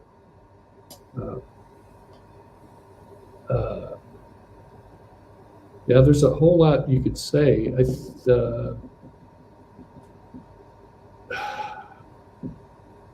Layers. It's an onion. Yeah. It's an Lots onion. of false things in those reports, and the gaming of Google, the I don't know. I guess that's enough on that. And there was a weird time Lauren praised for the hairy man's secret life of Bigfoot while attacking you at the same time. Which I don't remember what it said, but I don't even know if it's still up. But I actually messaged him on Facebook a couple of years ago, and I was like, why have you been after Keel all this time? And he wouldn't answer it. But he did say something like, it's nothing personal. the government Okay, if it's not personal, then what is it? Any Bigelow ties. So, guys say this to guys sometimes when they get caught, and it's like it's not, I don't know, doesn't bode well, I suppose. I know that it seemed like that Lyle Blackburn and stuff stopped talking to me because of something that happened. I don't remember, something about a Trans Am, or I can't remember, but they stopped talking to me because of something to do with that, all that crap. Well, I saw him at the festival this year, and he had blocked me on Facebook. A lot of these people just block me, and they never say why. And I never find out what it is that people are saying. But if anybody wants to tell me, give me constructive criticism, I'll take it. That's like the Adam Go Rightly thing with me. I heard something bad about him, and I had just been in some argument with one of his weird friends, his weird Republican Nazi friend, Groucho Gandhi or whatever. Right. It was weird stuff. And him, we opened up at Ron Patton's store. We did interviews, and I helped him with stuff. And he just like throws you under the bus for nothing. It happens like dirt in these situations, for sure. It's weird. But that's the only thing I could think of is I got in an argument with his friend about Obama. Well, I think Steve Ward told me that Lyle thought Mothman was a demon. Of course, that was before I realized that Steve Ward makes up everything he says. So I mentioned it to Lyle, or made a crack, and he blocked me. And then I apologized to him at the festival. I said, I didn't realize that was bogus information. And he unblocked me. That's good. He seems like a nice guy. I had my 72 Chevelle there, and we looked at the car for a while. Seems like an okay guy. He was the most talkative of the three Texas Cowboy guys. Yeah, I've interviewed him a few times, but I think he blocked me. I don't know, unless he turned into an author page, which is possible. Sometimes they do that, where they just make the whole new author page or whatever and get rid of their account. But Steve Ward came around trying to start trouble. That guy spread so many false rumors about me.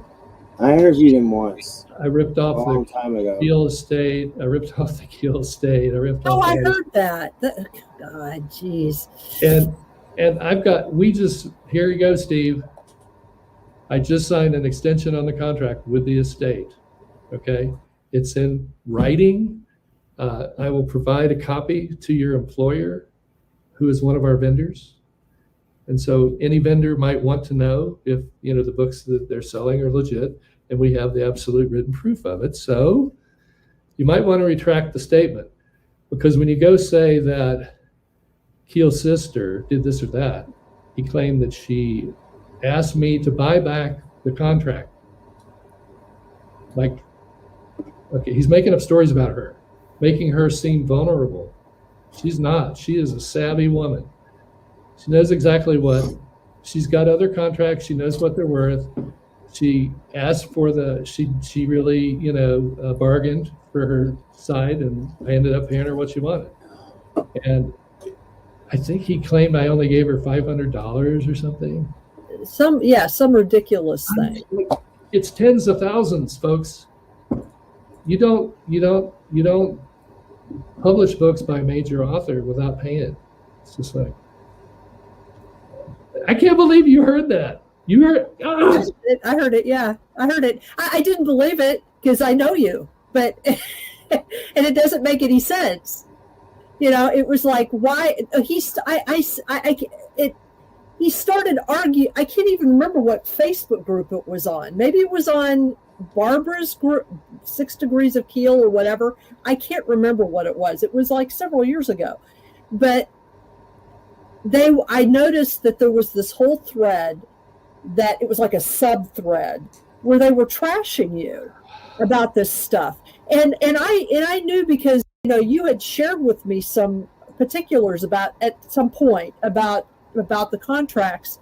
And so I mean, all I did was make a comment about, I was defending you. And I mean, there was like this pile on. And I was just like, what is wrong with you people? Do you even know how publishing works? Yeah, they don't. I mean, for Christ's sake, I was flabbergasted. I was so flabbergasted that I was just like, okay, you guys are too weird to even argue with, It was ridiculous. But now we know why, when film crews come through, they don't look me up. Right. That's why. It's like, why not, Steve, if you want to debate anything, let's do it. I'll do it. I'll debate you anywhere you want. We can talk about theory. Like if you want to debate Mothman theory or supernatural theory, I'm fine with that. But I don't know that he knows that. I mean, he's got a certain, I don't know what's the word? A formula, like for his shows, and he's got the basic things. And well, my wife is very perceptive.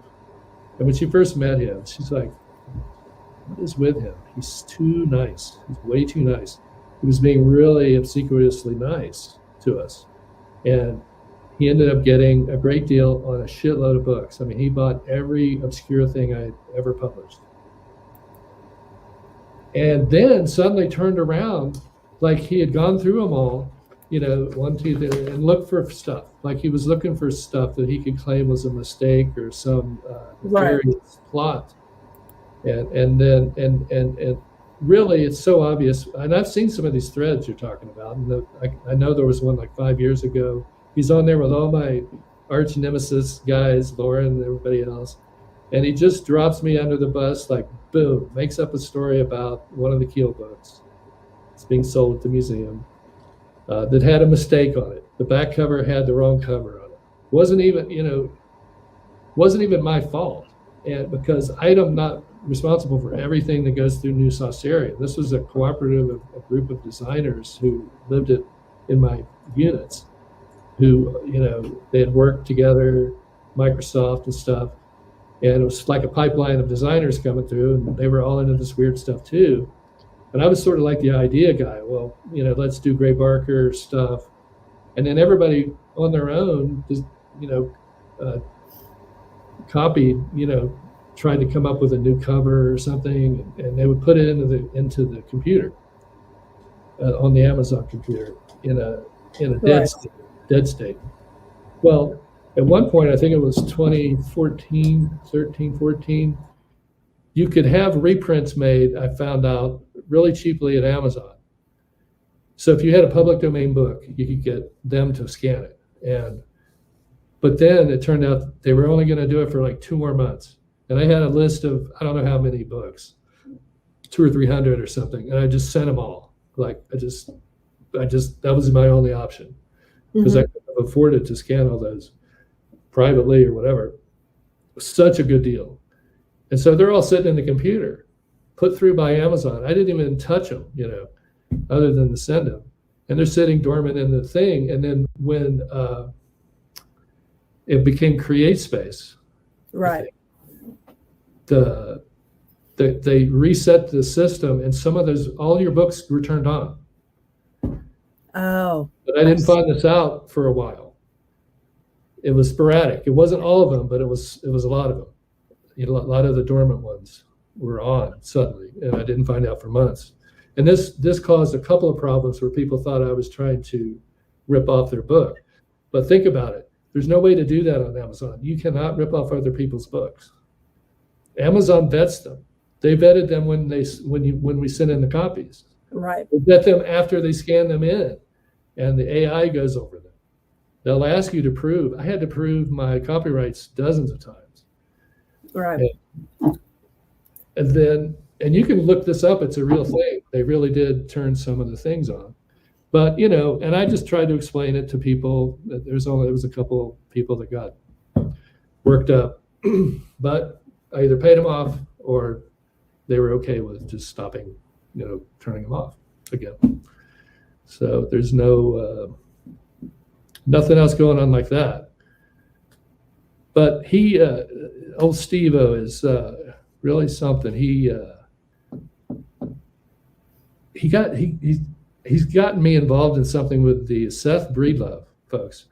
Oh yeah. So I'm glad you've heard these. That's so wonderful. Yes. Well, yes, I have. Yes. Now there's probably a bunch I don't know about, right? But I'm pretty psychic, and I can tell stuff. And this is another thing. People don't seem to think, they don't believe that you're really psychic. Anyway, and so when you come up with stuff in your research psychically, you can't explain it. Right. It's just there. Right. You know what I mean? Yeah, I've done it too. I know. I know. Where was I going? Where was that? Seth Breedlove. Oh yeah. Small Town Monsters. Small Town Monsters. And I can also, I don't know if I don't have a whole lot to say about the Newkirks, but Seth, let's see. They wanted to use some of my footage, but it was kind of at the end of they'd done a lot of their shooting for the first movie. They want some Keel footage, but they didn't ask me any of my opinions about anything.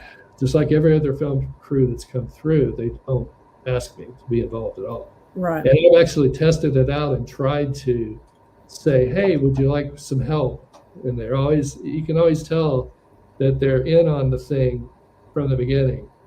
They've already heard that you're whatever, bad news. Get me back on track.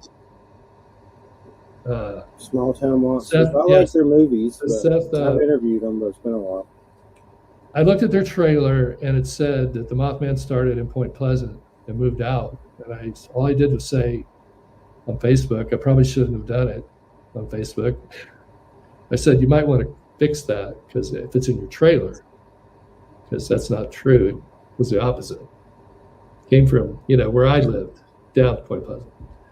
And this set off just a negative. I mean, I don't know why that would cause so much trouble, but it did. And he reacted negatively. And then his fans started jumping in, like you're talking about. They just pile on. And then his wife jumped on. And I'm thinking, oh, no, not the wife.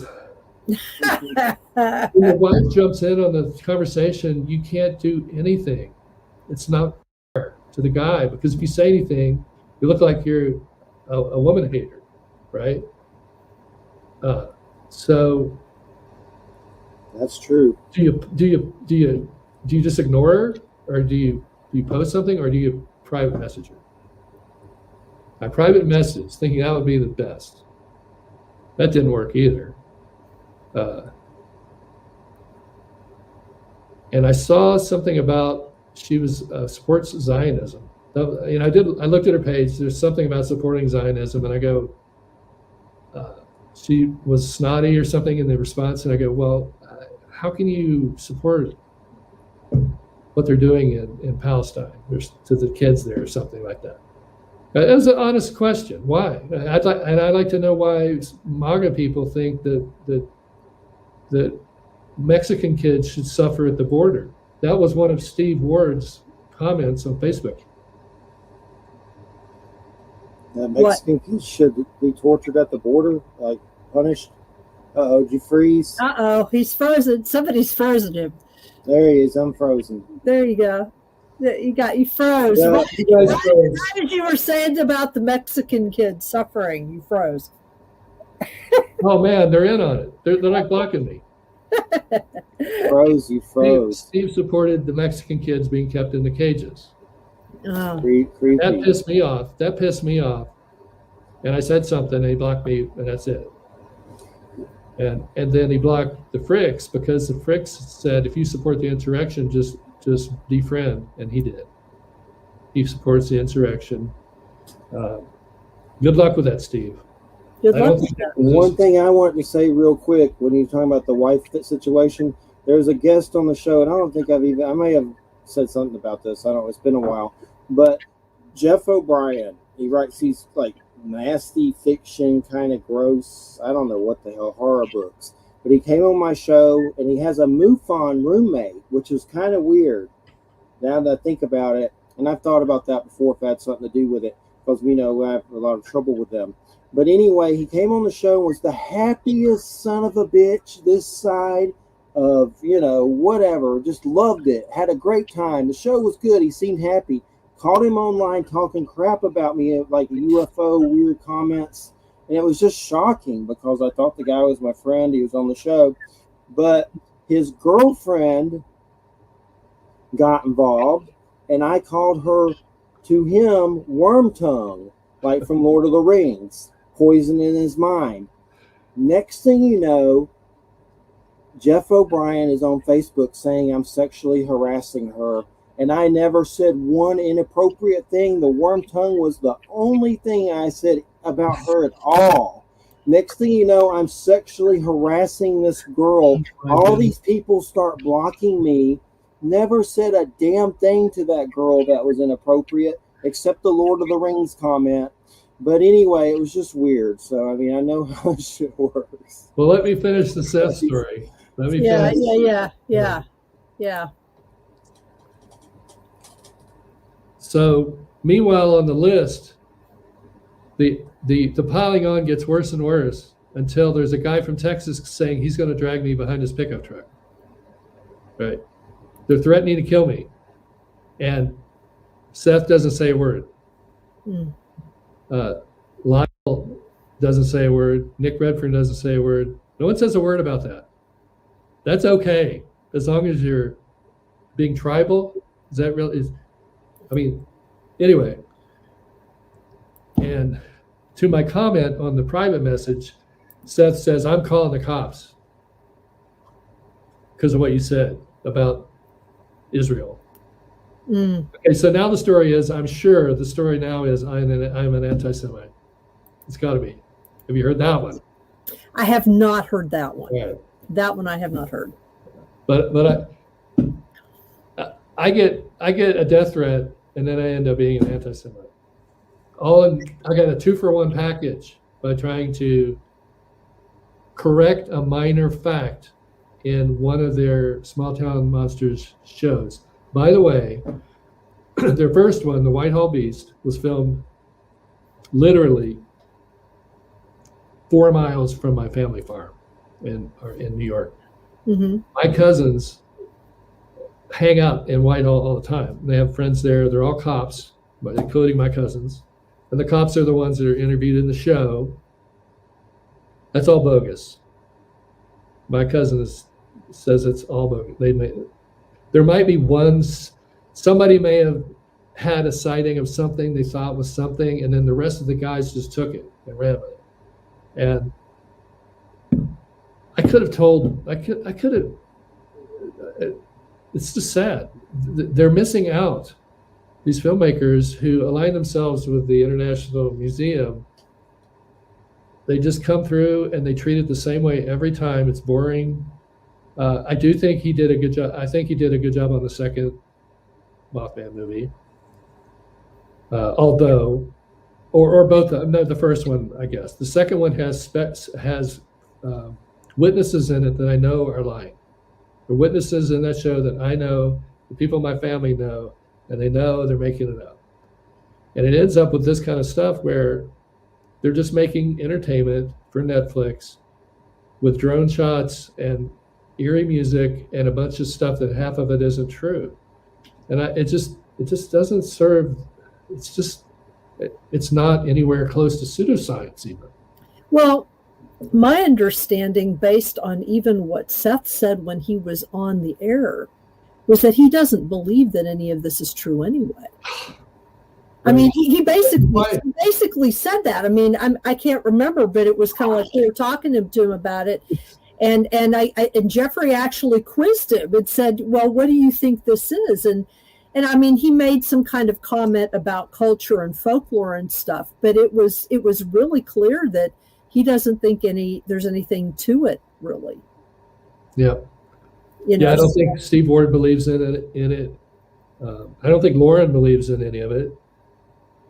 So many in that New York group on the board of the U67 convention, they're all hoaxers and practical jokers. Jim Mosley, Tim Beckley, Greenfield is a bit of a hoaxer. Lauren was in that group. I remember you posted that thing of Greenfield up on the. I mean, I like Al. I don't have a problem with him. I think. I don't know. The secret cipher stuff seems a little irresponsible in the sense that you've got so many young synchromysticists who are focusing on that code stuff, and I don't think there's anything to it. I can't make sense of it. Well, you know, when I read that book, I understood actually what he was saying, but I actually know 2 or 3 of the inner sources, not inner like personal gnosis, but the esoteric sources that he's getting some of that from, and he's misrepresenting it. I mean, I was reading this and going, I know where this is from, and it's misrepresented. I don't know where he got it exactly, but he's not, but the sources that I've gotten it from are, I mean, and we are talking about mysticism and occultism here, but we're also talking about things that are transmitted orally, you know, as part of oral tradition. They're not written down and really shouldn't be for a variety of reasons because of how suggestive they are. And you're not supposed to be given this stuff without a context, without a practice context. Right. And when I read that, I remember when I was reading in that cipher, you know, that irresponsible for him to just be putting this in here because it's highly suggestive. Keel described him as a great distractionist. Are we stuck again? Or am I stuck again? I can hear you. Maybe I'm stuck. What's going on? I can hear you. We hear you. You both froze as soon as I started talking about how irresponsible it is. Right. It's a Lauren Coleman satellite. Yeah. That's too weird. You know, it's like every time Eugenia started actually talking about stuff, things would happen. Yeah. Seriously, it's so weird. I collected I tried to collect all of my correspondence with her, and I hope to get that into a book someday. Oh, that would be great because she's like my fave. which, by the way, I don't know if you know who Ben Roylance is. Do you know who Ben Roylance is? Oh, yeah. I sent him some books for his shop.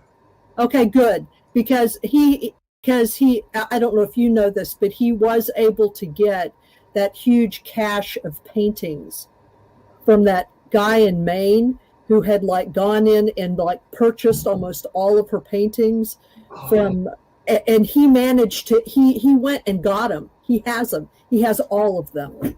Wow. And so he Did you is pay for him?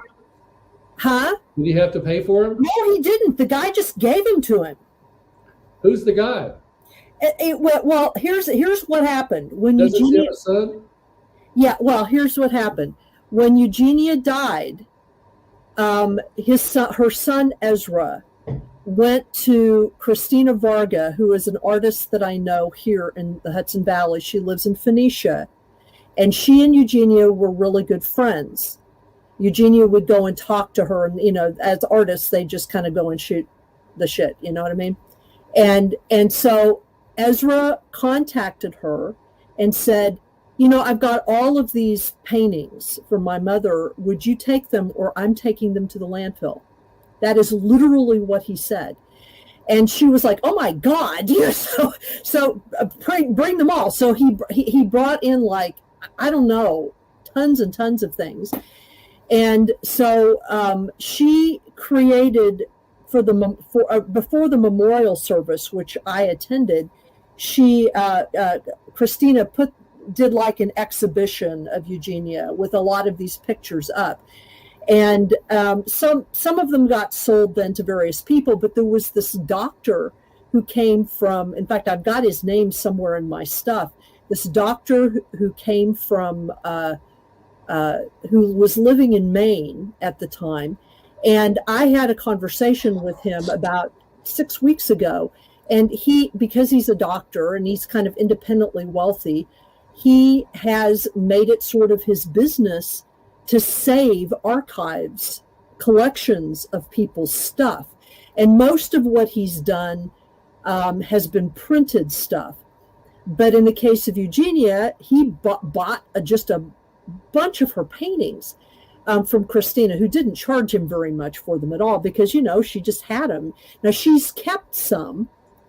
And she's kept like a number of unfinished canvases that she, every now and then she'll feel Eugenia around and she'll do what she calls a post-mortem collaboration with Eugenia. I actually have one in my bedroom just over here.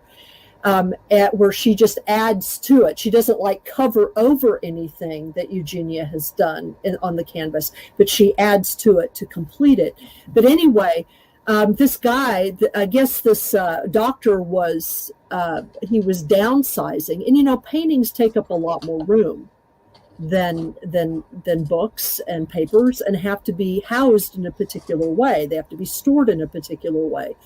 So he started making some contacts. I contacted me. He contacted Stephanie Quick. He contacted Ben. And Stephanie, of course, is too far away to do anything. And Ben and I talked a little bit about it. And Ben just decided that he would just go up and get them, and he got them. Nice. So they've all been saved. He's trying to figure out what to do with them exactly. I know that he's planning on making like good photos and some copies of some of them, because, Ezra was going to throw them in the landfill. So we seriously doubt there's going to be any copyright issues over it. I mean, we'll have to see, obviously. And, Right. and Ben is pretty open. It's like if Ezra shows up someday and he's like, hey, these are my mom's things, Ben is like, okay. I mean, he's not going to argue with him about that. I would love to have some. I was a little hurt that I wasn't on Stephen Miles Lewis's show about Eugenia because he knows how close I was with her. But of course, he's one of Lauren's staunchest defenders. I know. On my list. I know. I know. I thought of you. And then Stephanie blocked me because she had me down, or she had Lewis down as coming up with synchro conspiracy. She was just misremembering, right? But I contacted her and I said, "Why? Well, what about me?" You know, and somehow that ended badly. I don't know. I think again, I think what happened was back in the day when I was getting divorced, I wrote some pretty pointed things about my ex, and I think some people have been, you know, some women read that and they probably think that I'm a jerk. But I was married to a malignant narcissist who, by the way, recently apologized. She actually tried her best for all the horrible things she had done. And man, it was horrible. Those years, like 2006 to 2011, very tough for me. But I think there's an overarching, you know, I think somebody may have called Eugenia and said, you know, Andy's the devil. I think I know a person who might do that. It's the same person who would go on the John Keel list and say, Andy, you're damaged goods. You know, without any comment, without any, you know, and then the same person, Jimmer Hardy, who said these things to me, goes and writes 2 books that are basically complete. One of them seems to be a theft of my story. And he's even got John Keel in it, right? And everybody should know that Jimmer Hardy is Lauren Coleman, I think. I think it's pretty obvious. The writing style, the way he spoke to me before they kicked me off the list. The John Keel list is hosted by a MAGA guy, Jerry Ham from Ohio here, big MAGA supporter. He didn't like my politics. And I did an experiment. I actually told my wife, I said, I'm going to try to market the 12 books I have by John Keel, the compilations. I just want to try to post one a week. And just put it up there, the link to this book, nothing else, you know, which people do all the time. It's like everybody's posting their latest podcast. Right, right. Well, it only took 2 before the MAGA guys started attacking me. Well, you're not being a good steward of John Keel's work. Well, the books were not chronological. All of them were chronological except one, right? They're just making shit up to try to make me look bad. And then nobody said anything. Somehow that I ended up looking like the bad guy in that one too, you know, just for saying, no, you're wrong. Why, you know, and I know who these guys are. So I'm not going to be nice to them because I've just had it with the MAGA stuff. I'm sorry, you know, too many years of death threats and all this shit. It's just grow up, you know. But anyway, I think I got 10 of them in before I got booted. But it's always been like that. And I cannot right now, if I try to go on any of the big lists, like Appalachian cryptids and folklore, they won't post my posts. Anything I've done, doesn't matter what list it is. It seems like they've all communicated and bingo, boom, forget it. Andy, nope. So I'm almost at the point where I have to write under a pseudonym to get information out. Yeah. Were you on Coast to Coast before, weren't you, or no? Yeah, I've been on there twice. But the first time I paid the price, like after the show, nobody could find out where I was because my thing was gone from Wikipedia. It had been taken down. It had links to my books on Amazon. Yeah, Lauren took them down. It very clearly was Lauren. What is his power over Wikipedia again? He's an owner, or? No, he's not. He doesn't have any power over Wikipedia specifically. Well, in the early days, it was pretty cowboy, Wild West, just like Facebook. But Lauren was right in there at the beginning, and he got 5,000 friends instantly, and he got 500,000 clicks on his Twilight language blog within the first month. 500,000? No way. Where's the numbers coming from? Wikipedia entries, just a full scale, like you take over of the information, like almost, you know, like if you go to research Wikipedia and he's going to be there putting his hand on it. The filmmakers are usually his people. I think he promises people a show. In fact, I know this because I've had some defectors come to me and say that he had hired them to be sock puppets for him on the lists, like on the Mothman Lives list or Mouthy Talk. And basically offers stuff, like if you get a book out, I'll promote it or get you on a show or something. And so people are very susceptible to this kind of thing. Everybody in the field seems to want to be famous. And that's it. And it's not, that's pseudoscience has lost its way, right? Right. It just. Well, and what's interesting is that when I'm interviewed, wherever I'm interviewed, if it comes up, like if I'm asked, like, what is my history in this field?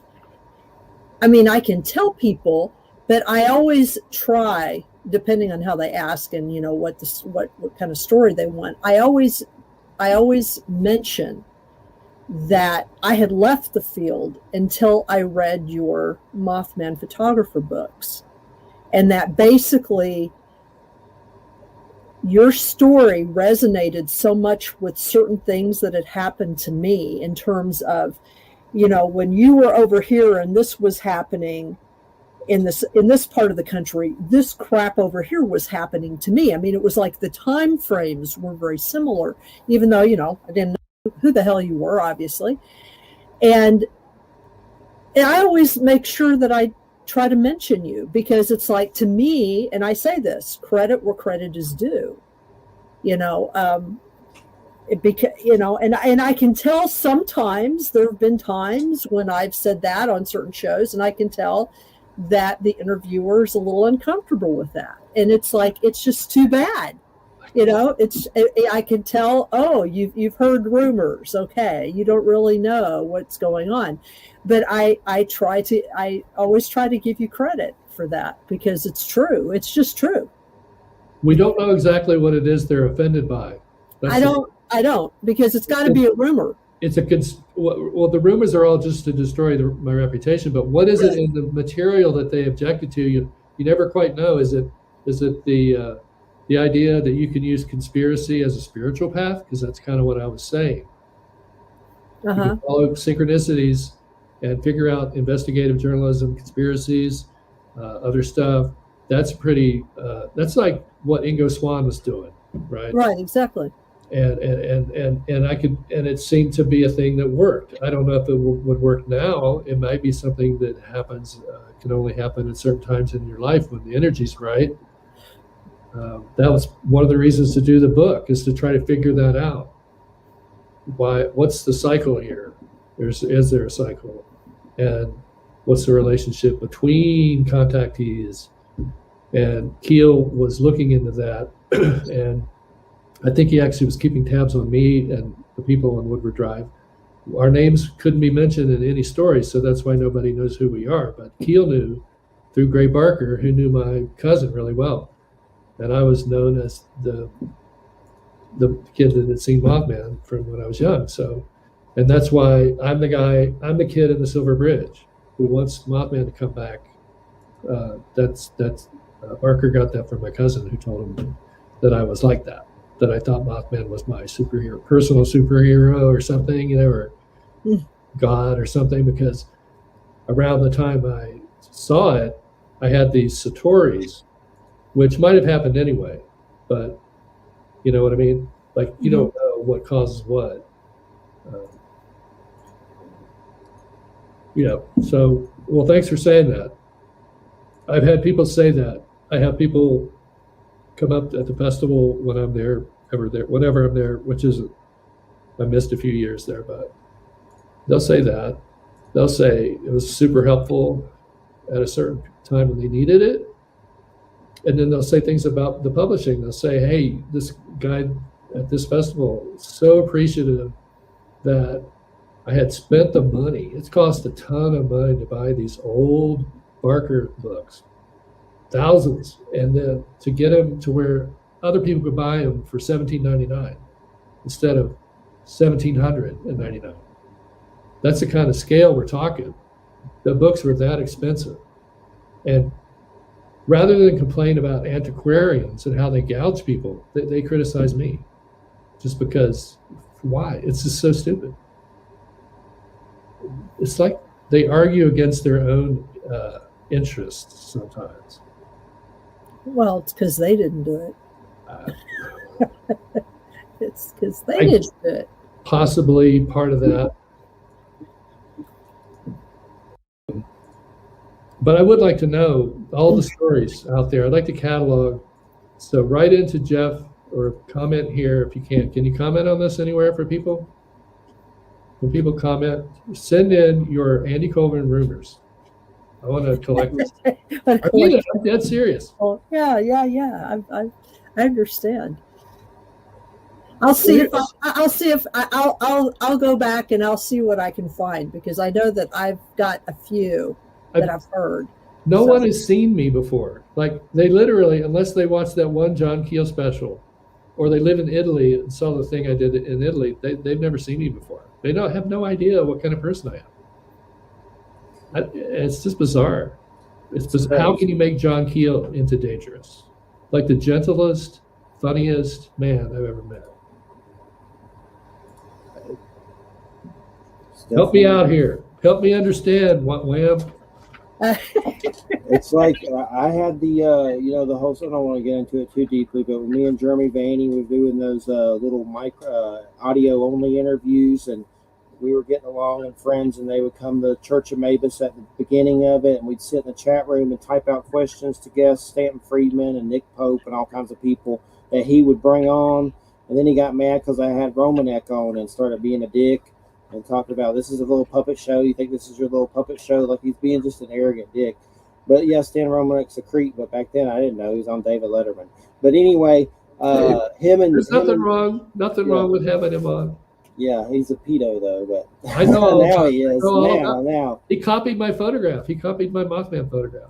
Did you know the weird, crazy story where he got caught throwing something, and then he said it was aliens? Oh yeah. And he didn't know the cam was on him, and it caught him throwing it with his hand. Yeah. He did the same thing on my show, but I didn't have a cam on him at that time. But he was like making noises and did the same thing.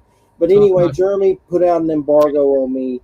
When him and Jeff Ritzman tried to buy Church of Mavis and have us merge with Paratopia, and my gay web designer said Paratopia sounded like a gay bar. They didn't change the name. But Jeff was like, "Do you need money?" Jeff Ritzman asked me, "Do you need money?" I was like, "Yeah, whatever, that'd be nice." But we didn't end up doing it. But anyway, we had a falling out with Vaney and him, and Vaney just went to everyone and basically, besmirched me like they do with you. Same thing. That's what they do. Well, they did it to me too. Ritzman did it to me personally. I mean, that's what they do. He's dead now. He claimed Mothman was not true at all, and yet, who was writing about shadow people before Jeff Ritzman? Didn't he have some weird thing that came to him? He claimed some creature that came to him that he called something like that. I don't remember. Him and Jeremy made a song about a hillbilly vampire making fun of me, a whole skit, and played it on Paratopia. I get called redneck vampire and hillbilly vampire like from people. That's cool. This is the days of middle school. I'm sorry. This is so weird. I like to suck blood. You've got the right features for film, Jeffrey. You could be a vampire on TV. Well, he refers to himself as the chubby Nosferatu. So. Yes. Very photogenic, man. Gargamel from the Smurfs. That's me. But did you watch Wednesday yet? I haven't watched it yet. But yeah, we've been binging it because my wife is so much like Wednesday. Yeah. Cool. I'm gonna watch it eventually. My next project is Willow Upgood. Christian Slater's in it somehow. But Matt Martin. Willow? Yeah, the Disney just put out a new Willow series. You know, the Little Dwarf, or Ron Howard movie, the fantasy. It's a whole series, like a TV series. I'm gonna check it out. But Val Kilmer's not in it yet, but he may show up somehow. You know, he's Mad Mortigan. Who's that weird guy from Back to the Future? Christopher Lloyd? No, the nerdy guy. He's got three names. Michael J. Fox. No. Back to the Future. Biff. I don't know. Biff. Oh, he's real quirky. This guy's really quirky. What's his name? Christopher Lloyd. I know that he's a scientist. No, I sold him some movie equipment. Crispin Glover. He's a trip. He was in the Guillermo del Toro. Did you watch Cabinet of Curiosities? That's pretty good by Guillermo del Toro, the Hellboy, Shape of Water guy. But there's a series. It's kind of like Tales from the Crypt, but Crispin Glover is in a Lovecraft episode. It's on Netflix. It's worth checking out. It's like little stories in each episode, but there's a weird occult Nazi storage building one where a guy buys the contents of a storage building. It's actually that dude from Where Brother, Where Art Thou? One of the brothers. God, what's his name? I always have to look up that guy's name.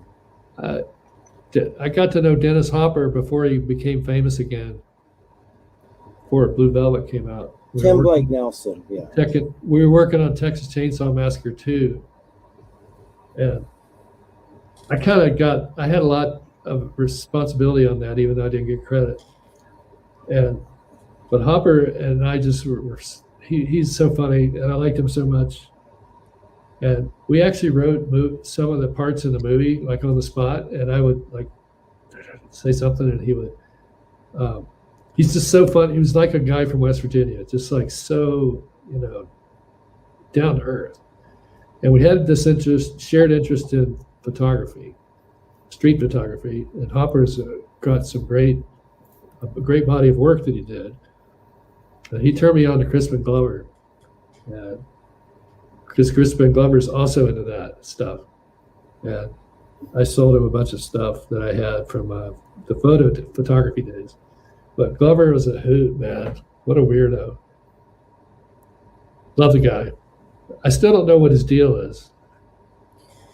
Willard with the rats. I remember that one. The what? When he's controlling the rats, Willard. He's in that movie with the rats. A remake. It's like a remake. Oh, right. But we got like 4 minutes. So anything you want to last 4 minutes? It's not much, but. Can I drop any more names? I love dropping names every now and then just to keep people honest. It's like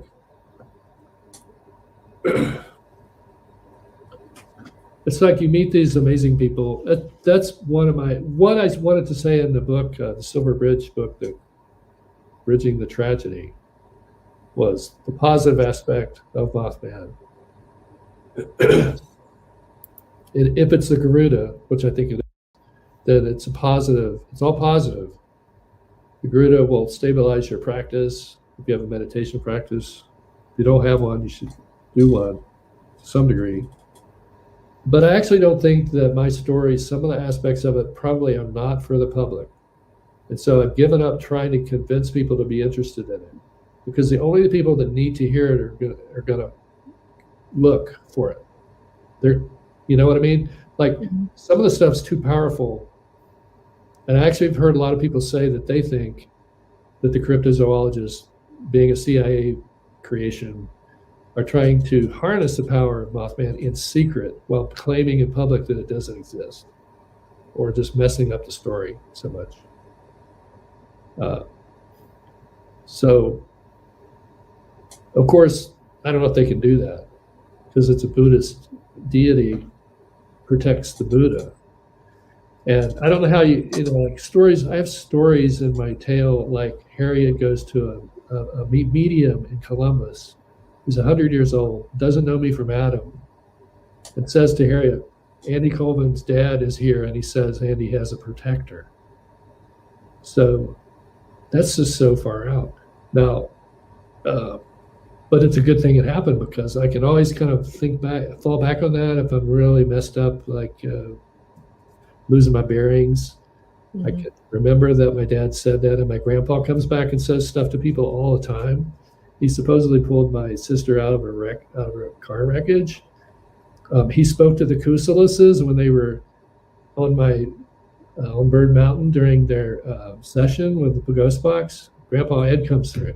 He comes through to all kinds of people. So, and I think you mentioned that you know people that have that. Mm-hmm. Absolutely. Eugenia, yeah. Yeah. So turning the negative into the positive, post-traumatic growth is a real thing. It's only for people that can handle it. I don't think everybody's ready to hear that what this creature is really all about or might really be all about. I think it'd be great if they looked into it. But again, I don't think everybody should necessarily know about it, because they would just mess it up like they mess up everything else.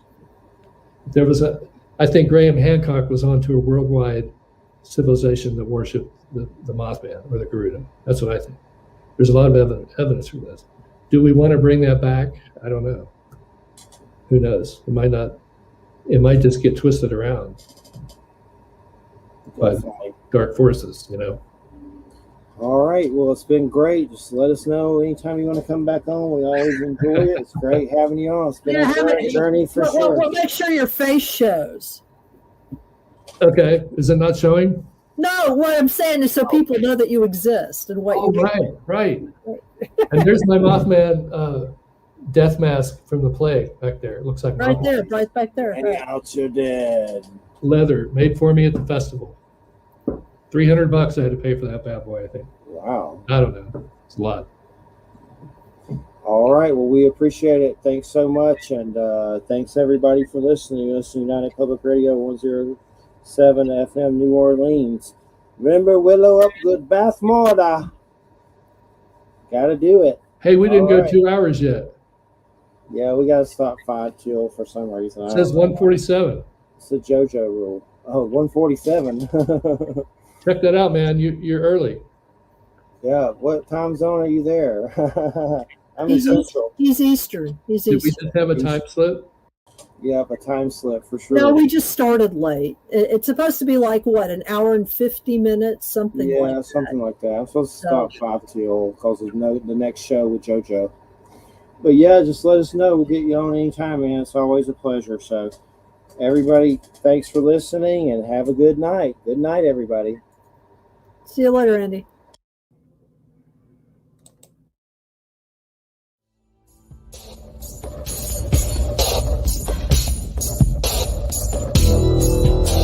Welcome to the Outer Realm with Michelle DeRoche and Amelia Pisano. Airing live on the United Public Radio Network, 105.3 FM in New Orleans.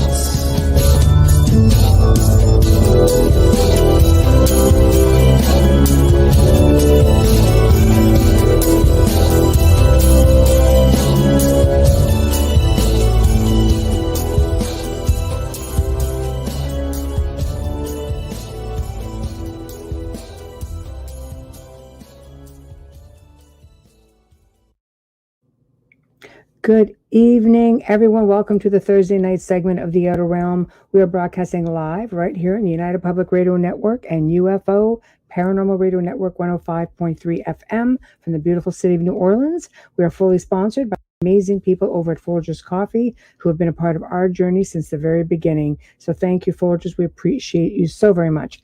Also, big thank you to Dr. Snick, the Sonic Surgeon, a.k.a. Justin Snicker, who's an award-winning composer of Halloween horror, sci-fi, and dark wave electronic music. There's a tongue twister for tonight. Who basically you can find his music, Bandcamp, Spotify, iTunes, Amazon, anywhere that you can find good music. He is the voice behind our intro, our outro, and he certainly is the music. So big thank you to him. Also, big thank you to Steve McGinnis, who is the artist behind our banners and our imagery, basically. So find him on Instagram, find him on Facebook, look him up. He's got fantastic artwork just ready to be had, and custom order is always appreciated. So tonight we welcome back, and I see a lot of people waiting in chat. Welcome back, the return of Richard Stanley. He's going to be discussing everything H.P. Lovecraft. He's also going to be discussing his film Color Out of Space. So basically, you name it, get your questions and comments ready. It's going to be pretty exciting. We love having Richard coming onto the show, and I like H.P. Lovecraft. And some people do, some people don't. I think it's really interesting, and the connection, I think, to the film is also very interesting. And even though I haven't had a chance to, I haven't had a chance to watch it. Yeah, it's on Prime if anyone's interested.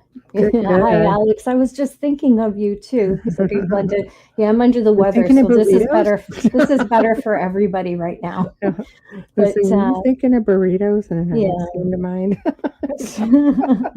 So we love you, Alex. Yes, we do.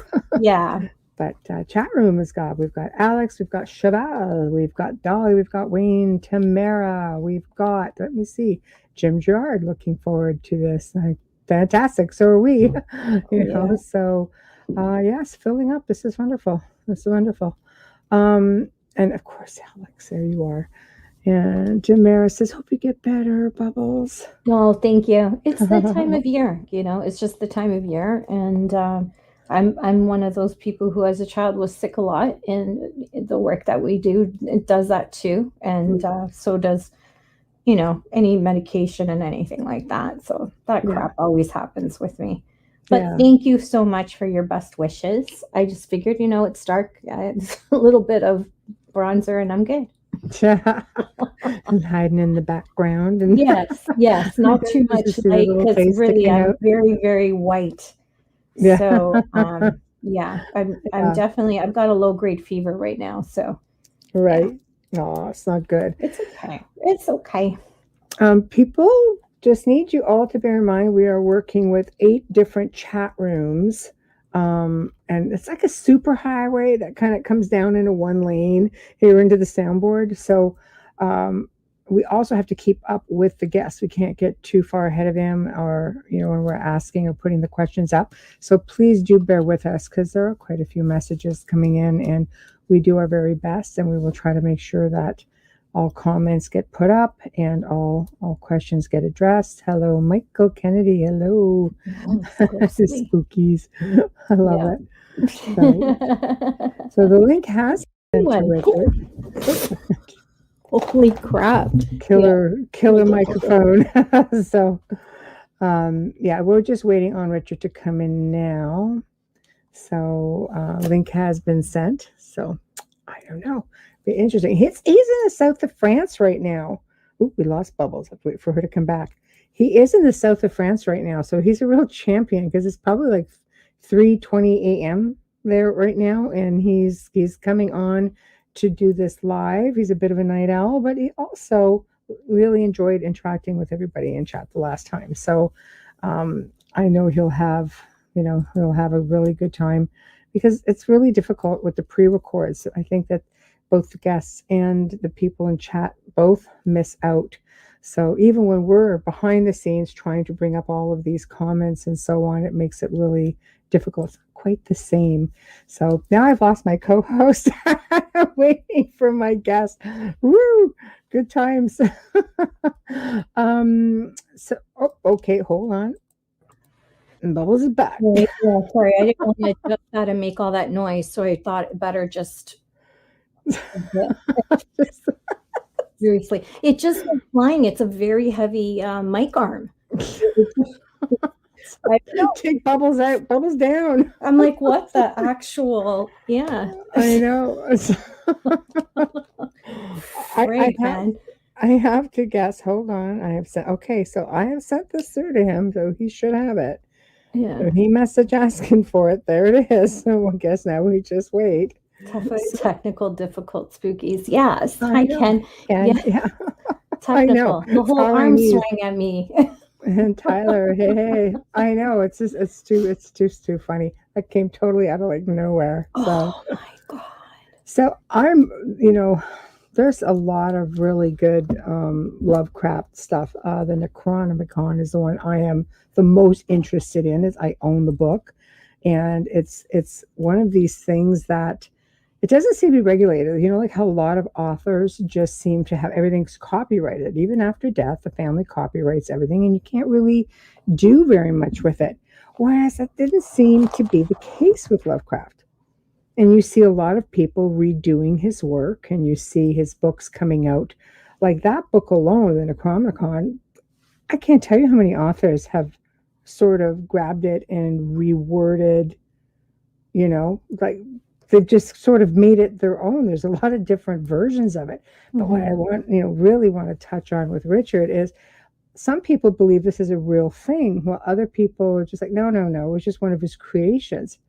I need to know, because it's been manhandled so many times. I just don't know which end is up anymore. That's my thoughts with the fourth kind, just saying. It has to be real. The fourth kind. Oh my god. Oh my gosh. Yeah. Richard's latest film that I believe it debuted on Netflix. Right. In 2020, which had the highest views for that lockdown period. Oh wow. A Color Out of Space. Color Out of Space. That's right. Yeah. And Nicolas Cage is in there. And right. yeah. And what did you think about it? I mean, don't give a review. Don't give anything away. I don't want to give anything away because I don't want to misinterpret what he did a phenomenal job directing the cameras, the cinematography. He did a phenomenal job. Right. I think once I started watching it and then I paused it and then I researched H.P. Lovecraft a little bit more to understand him more. And then the film made sense to me. Oh, okay. All of a sudden it was like, oh, because you see, you see it, but I don't want to give it away. But you can watch it. It's on Amazon in Canada right now, so you can watch it on Prime. I would imagine that the US has it as well. Internationally, I don't know. There's a lot of restrictions with the UK, with Amazon and films. Believe it or not, they have more censorship than Canada does. We thought we were it, but and in some of the strangest things don't even appear. But it's a really good film, and I love Nick Cage. So for me, anything he's in, I watch regardless. But knowing Richard, it just made it that much more special to watch the film. Are we having issues getting him? I am. You know what? I've sent it twice now, so I am just going to wait and see. He hasn't responded at all? No, but he requested the link, so I'm just hoping he doesn't have... he's awake. Yeah. Oh, he's awake. Yeah. I was wondering if he's having a tech issue all the way down there. Like I said, it's I'm just going to respond to this.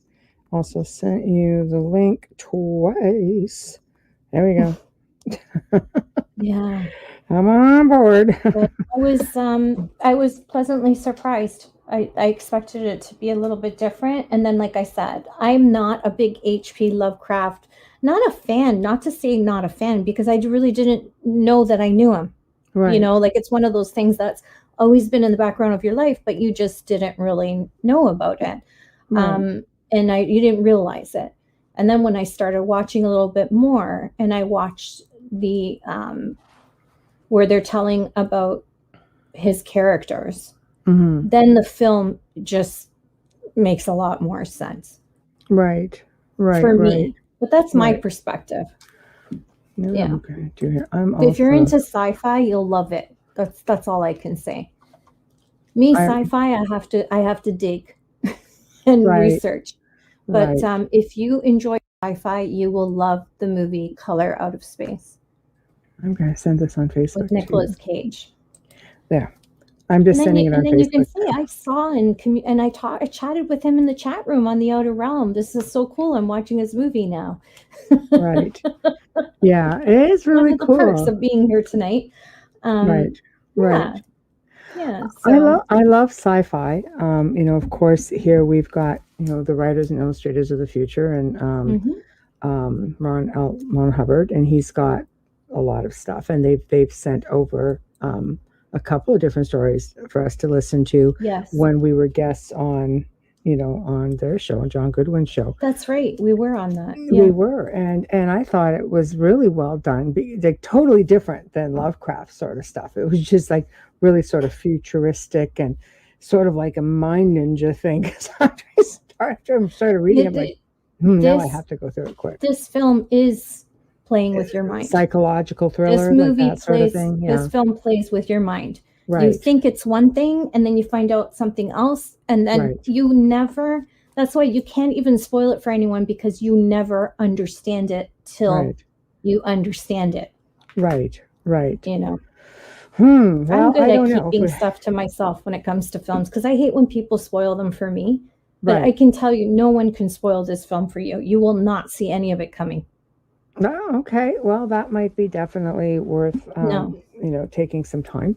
And like I said, I love a lot of Lovecraft stuff. So, and there's just so much of it. Stuff like this is something I never knew was a Lovecraft thing.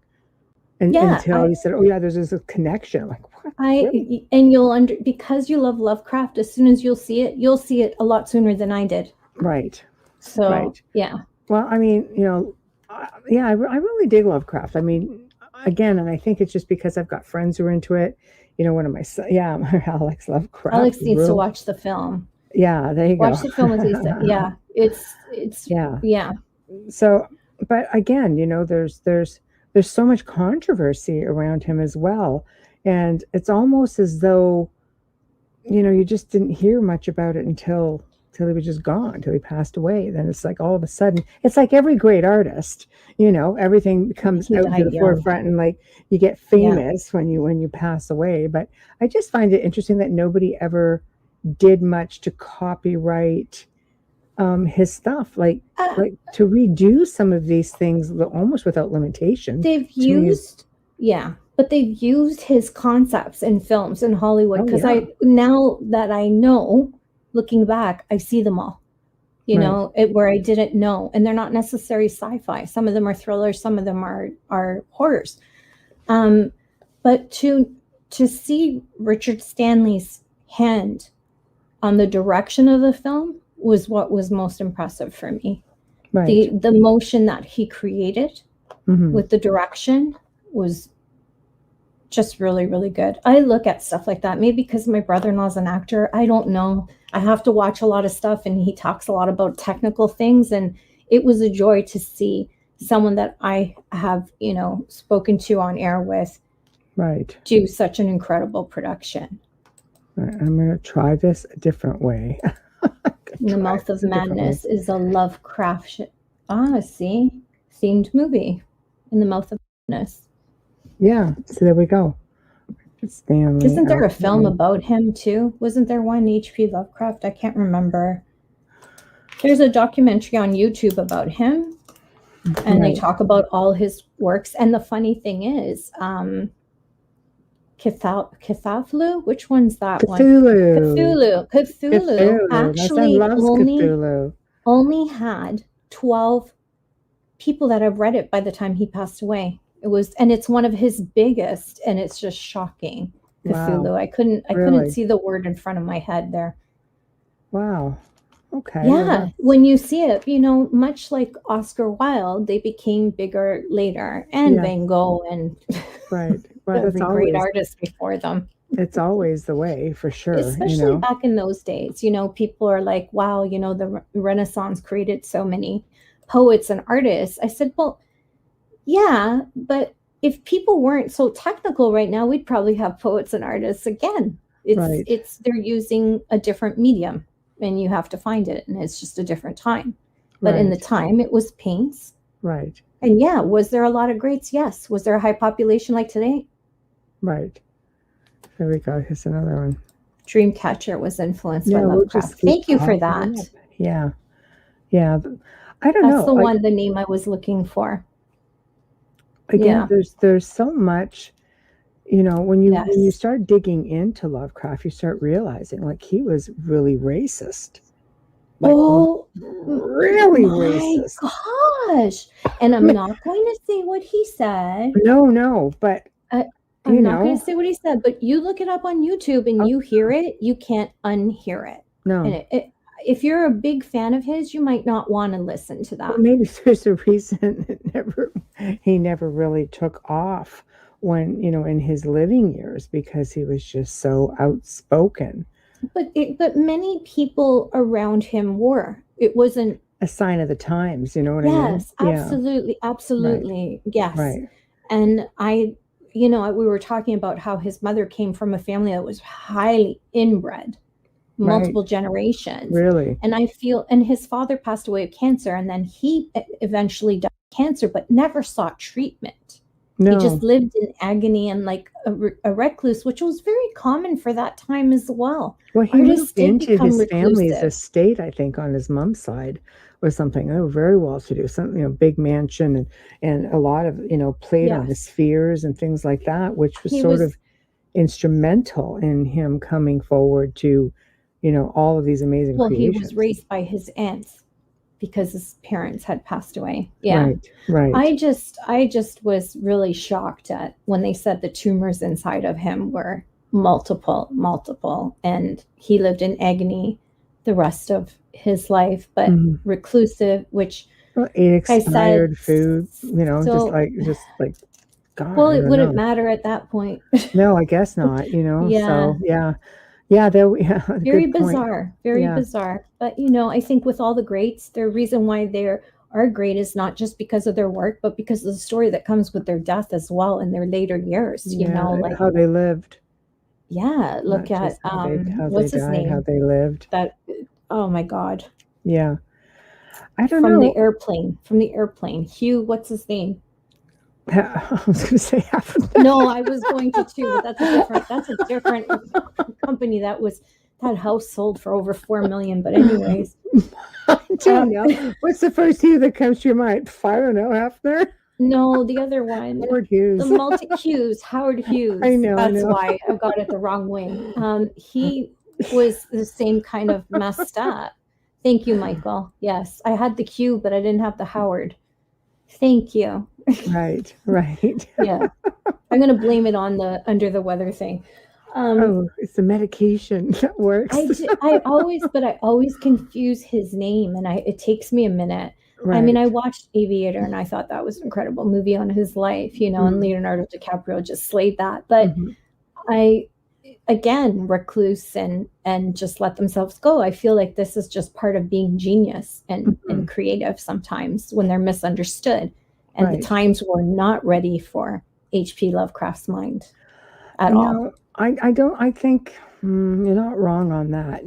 Like he was definitely, I mean, he what he died like 19, what was that, like 37 or around there, 47. I don't even remember. But he was very like he you get people who are just so eccentric that they just don't really care. That's why they're what they eccentric. say. Yeah, like, I know. Because they really don't care. But yeah. when you're in a when you're in a position of like I always say, after you've been in the public eye, you just start looking at things differently. I always say you have to govern oneself accordingly.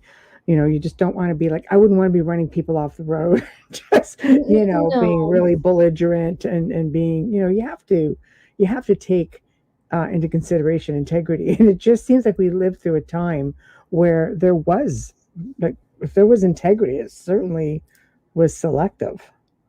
It was different. They lived through a lot of wars too, world wars. When you were talking about 1930s, 1940s, you've gone through 2 world wars and a Cold War. Right. That's insane, But I don't know what that does to people. I hope I never find out.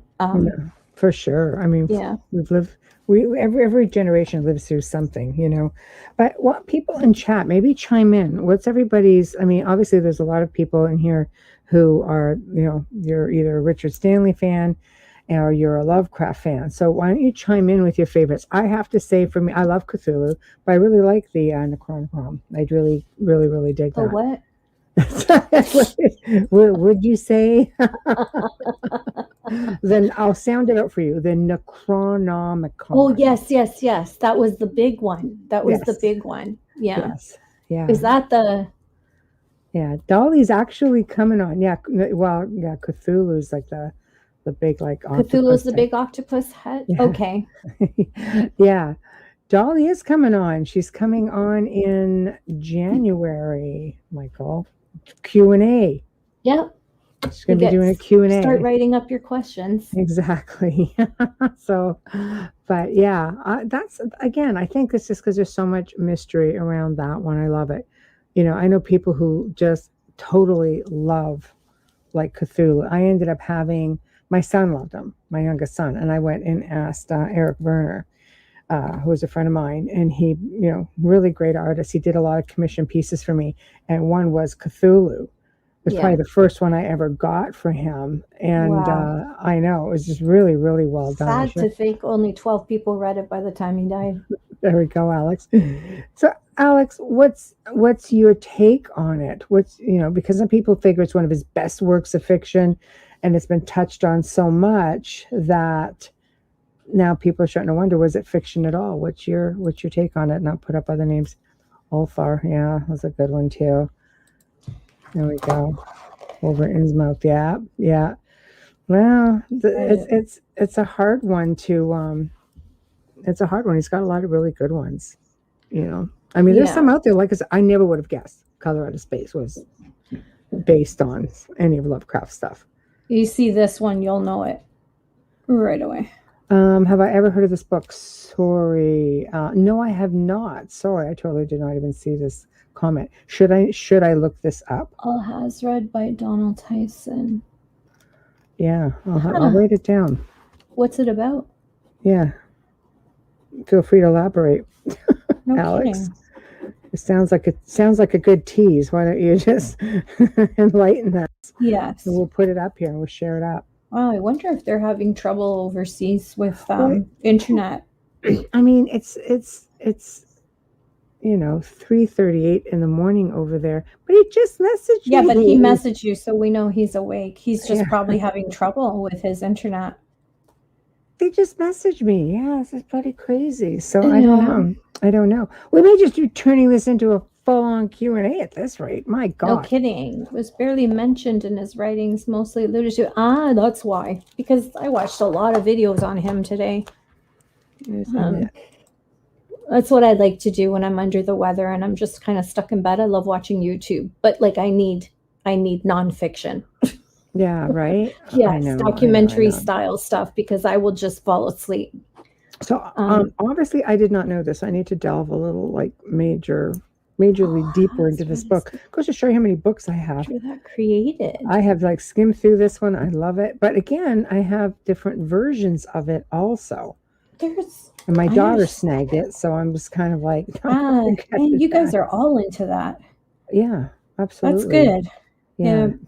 My That's a kid good reads thing. like all these self-help and business books. I don't exactly borrow books from her. But, yeah. Yeah. Oh, great. That's just great. We had a big nice. Sammy. Jolly, when that happens, can you just give us a heads up in the morning? I know.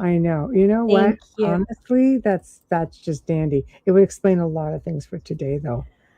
Oh my God. Wow, I really do look dark on screen. I just looked at it because I was looking. Thank you, Alex. I will check that out.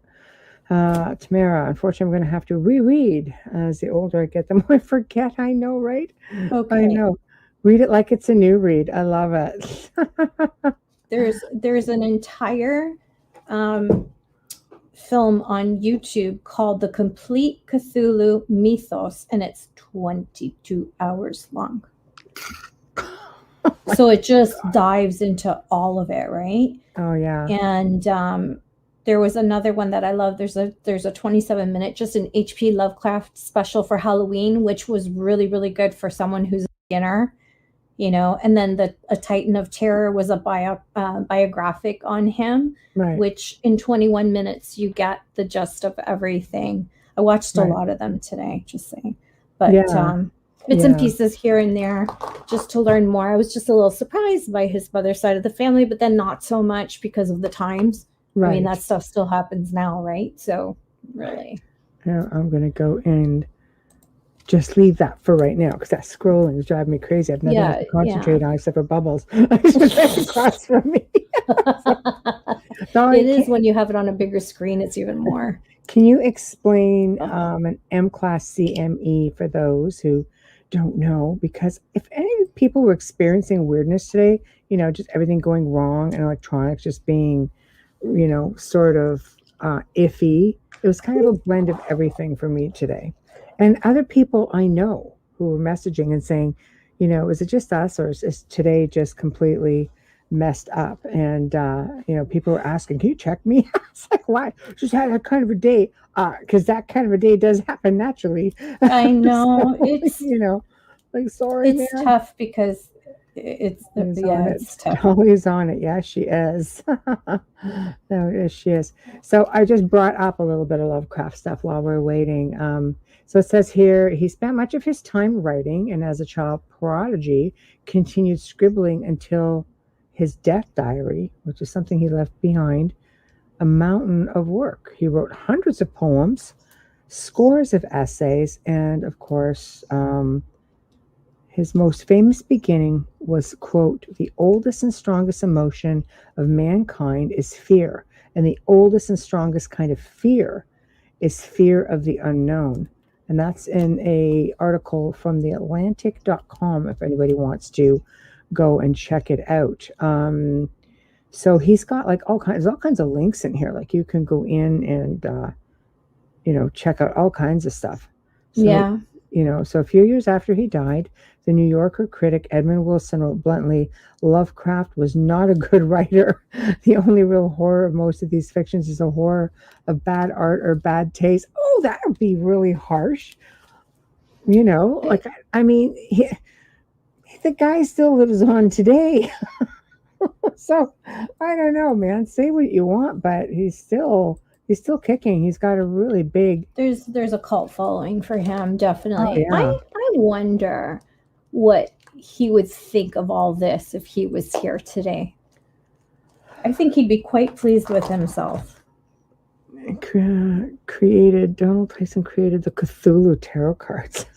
Why do I think there's that would just be Cthulhu awesome? tarot cards? Yeah. I don't do tarot, so I'm not familiar with. No, but anybody who digs Lovecraft would probably get right into something like that. That's a lot of imagery. Wow. That would be I'm going to very start cool. learning how to draw. I know, right? No stick figures allowed, Bubbles. That's just we'll be working. She says, "Okay, I'm going to draw you a picture," and I'm just like, "Oh, oh, you should see I my don't know crime what scene. You should see my crime scene drawings. They're even worse. But it comes with a big explanation. You know that little curly thing that looks like Charlie Brown's squiggly hair? That's Hello. this. Yeah. Hello, Steve. No, I don't know. I would love something like that, again, but again, like I like Lovecraft. So I have friends Alex who just Hudson. Okay, you can show me when I see you. Oh my God, I'm just going to see here. I think I pulled up another article on him. Hold on. This one was on the Necronomicon. Originated as it says right here, it originated as a fictional book in the works of H.P. Lovecraft and grew into an extended literary in-joke as other horror writers organically added to the Cthulhu mythos. That's what you were talking about. See, this is crazy. So according to Lovecraft, it was written by, this is what Alex said right here. It was written by Abdul al-Hazred, a mad Arab poet of the Yemen in 950 AD. So I don't know. I'm parked in the studio. No, you're not. I can assure you I followed your link. No. There, okay. Here we go. We just came in.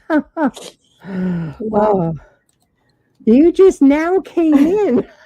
You looked in bed earlier today. I know. Yeah, I don't know. You didn't come on this soundboard till just Right, now. I followed the link you sent me, so I've been in a little. Creepy. Well, Yeah. Apparently, HP knows. HP knows. He came back. He shoved you over.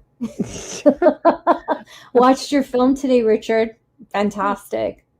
Oh, wait, glad you liked it. And yeah, it's Yeah. a pleasure being back and to be out of that strange cyber eddy that I was stuck in there. Right. Well, apparently, according to Dolly in chat room, says there was an M-class CME today, which sort of, messes up everything, all the electronics, all of everything. Yeah, Because solar we've been in the and soundboard magnet. here for since 9 o'clock and just getting things ready. And I sent the same link to Amelia. She came right in. Twice. And yeah, you've just been lost in cyberspace somewhere. Must be the topic of conversation or something. So, but welcome. You it's good to made be it. on the show. Yeah. Yeah, we've been keeping your seat warm. So, trying to talk, this whole Lovecraft thing. It's just some people love him, some people hate him. It's just it's not their thing, But I don't know. It certainly is an my understanding. thing. I think it's an understanding of him, because I said that I started watching your film. It's actually on Amazon in Canada right now. And I started watching the film and then I paused it and I went to research a little bit more about H.P. Lovecraft. And I came back and went, oh, and it was a whole different experience. I'm so glad to hear that. Yeah, so where fantastically done. Where do you want to start? Where do you want to start? Do you want to talk with, let's talk Lovecraft, what it was all about, and just sort of work our way into how you ended up coming up with the film. So we'll start from the beginning, and we have lots of time. I'm pleased to hear that. Yeah, it's the middle of the night here in the French Pyrenees, and beginning of December. It's first world winter out there. It's super dark and kind of appropriate for the subject matter. Oh, I love it. It's just dark and cold here. Nothing exciting. It's freezing here. Freezing. So, I know. Okay, excellent. So why don't you tell us about H.P. Lovecraft as for anybody who hasn't heard of him or people who are just sort of coming into him, because he's more famous now, of course, than he was even when he was alive, like most amazing artists. So yeah, no, he was completely insignificant during his own lifetime, and I think lived a life of total seclusion and kind of appalling poverty. Had very little to eat by the end, and was dead by the time he was 47 years old. Saw very little of his work actually find its way into publication in his lifetime. I think none of it was published in hardback form during his life. No. Stories only appeared in pulp magazines, and a lot of the better stuff was never published at all. So he had probably no conception of what would happen after his death. What do you think he would? How do you think he would feel if he was here right now today to see all of this?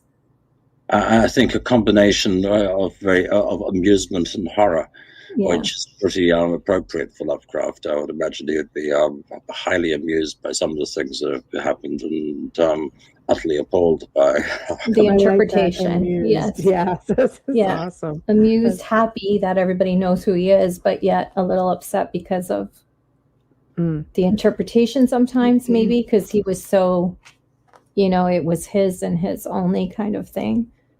Well, it's one so far. And one of the things that he did, which was really, I think, incredibly far ahead of the game, and far ahead of anything that we are able to fully understand right now, is that he created a shared universe that exists completely outside of copyright control.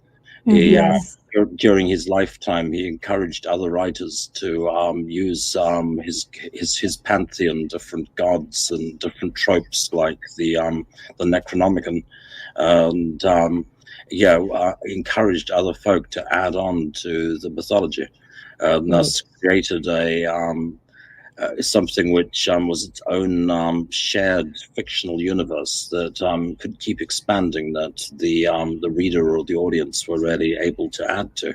And in the present day, people are only just getting used to the idea of the Marvel verse, or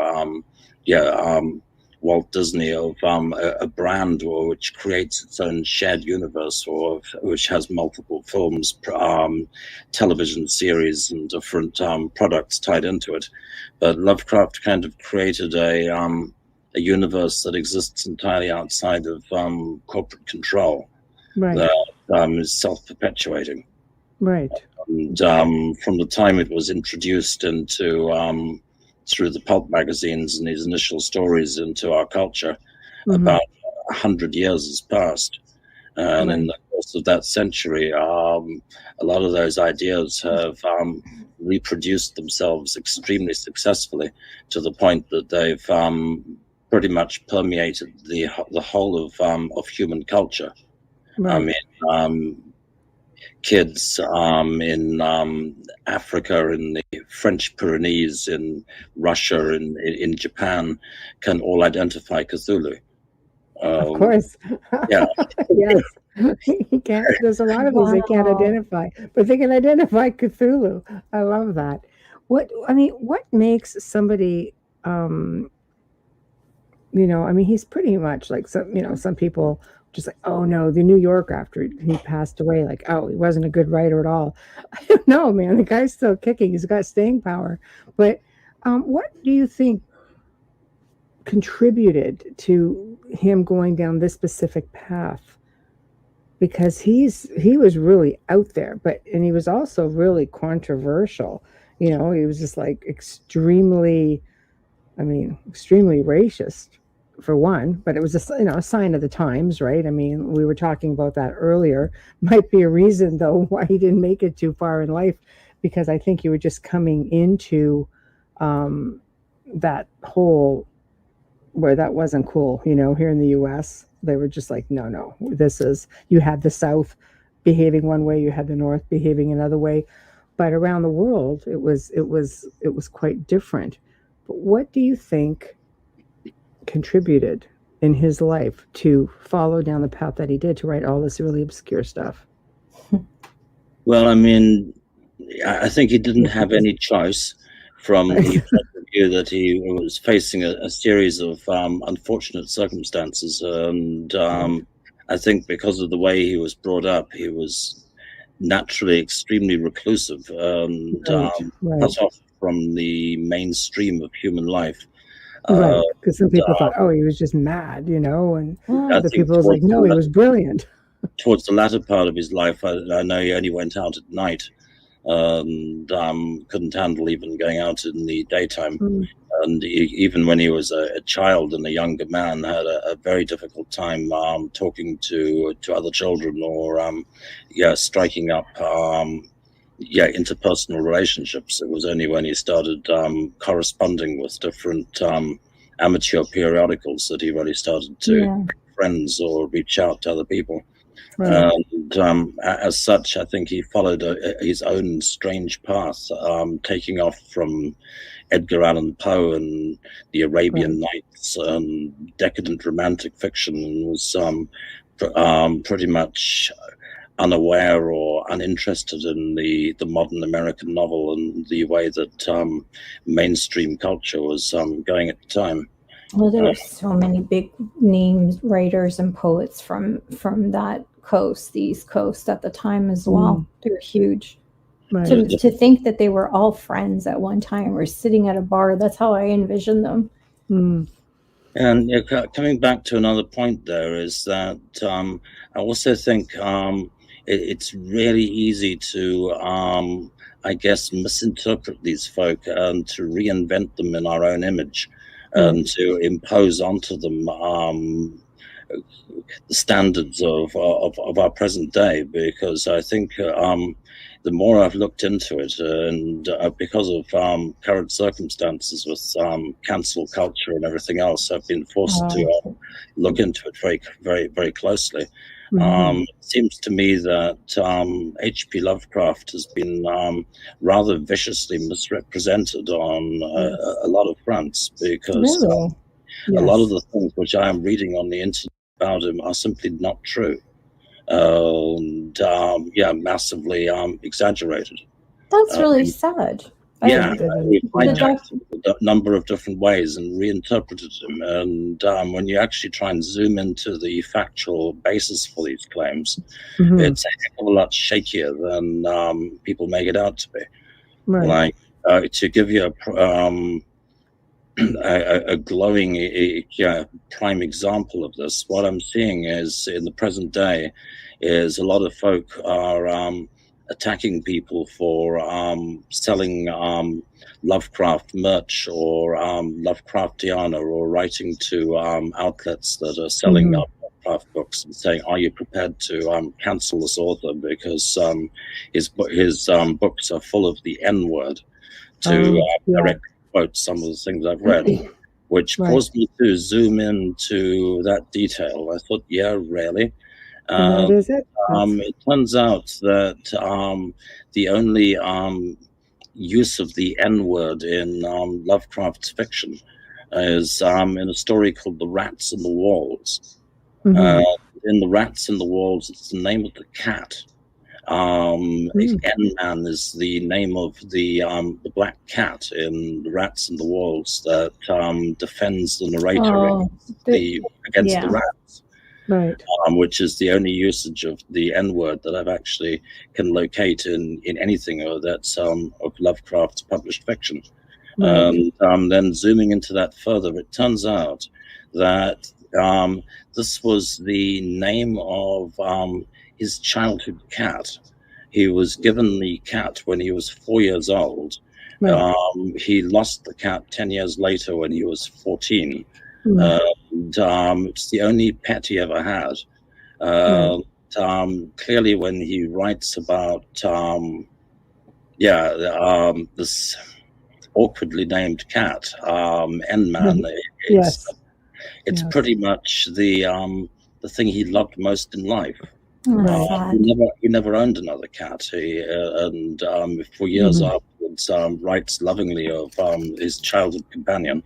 And obviously, when he wrote Rats in the Walls, he put the cat into the story to defend the guy against the rats, because it's his beloved childhood companion.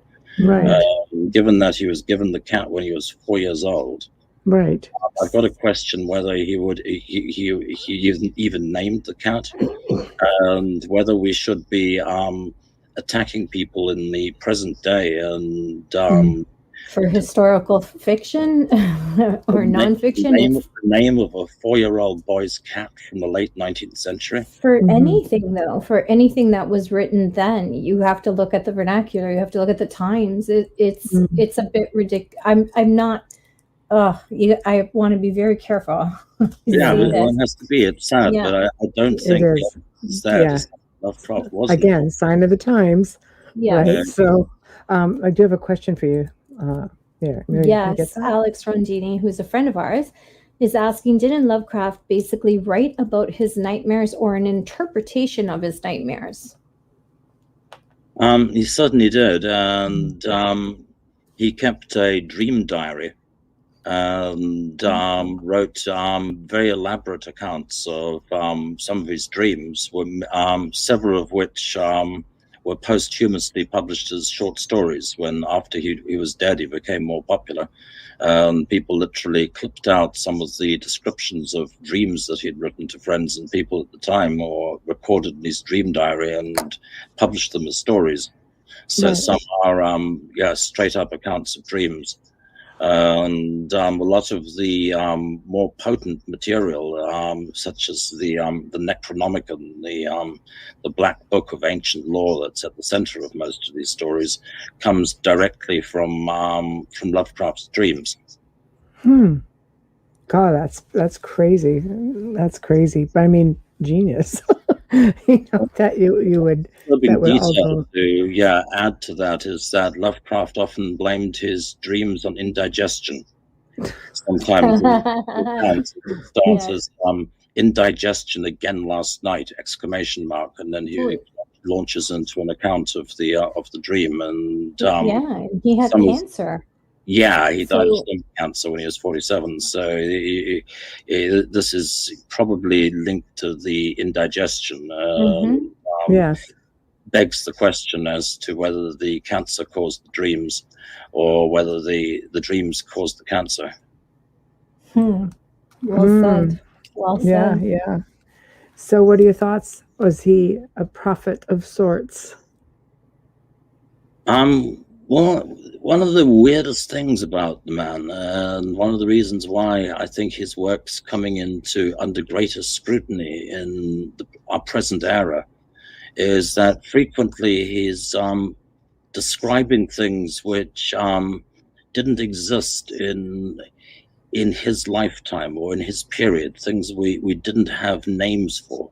Or concepts that hadn't fully been defined. I guess at a pinch, a good example is the way that the alien architecture in Call of Cthulhu and other stories is described as being non-Euclidean architecture and non-Euclidean geometry.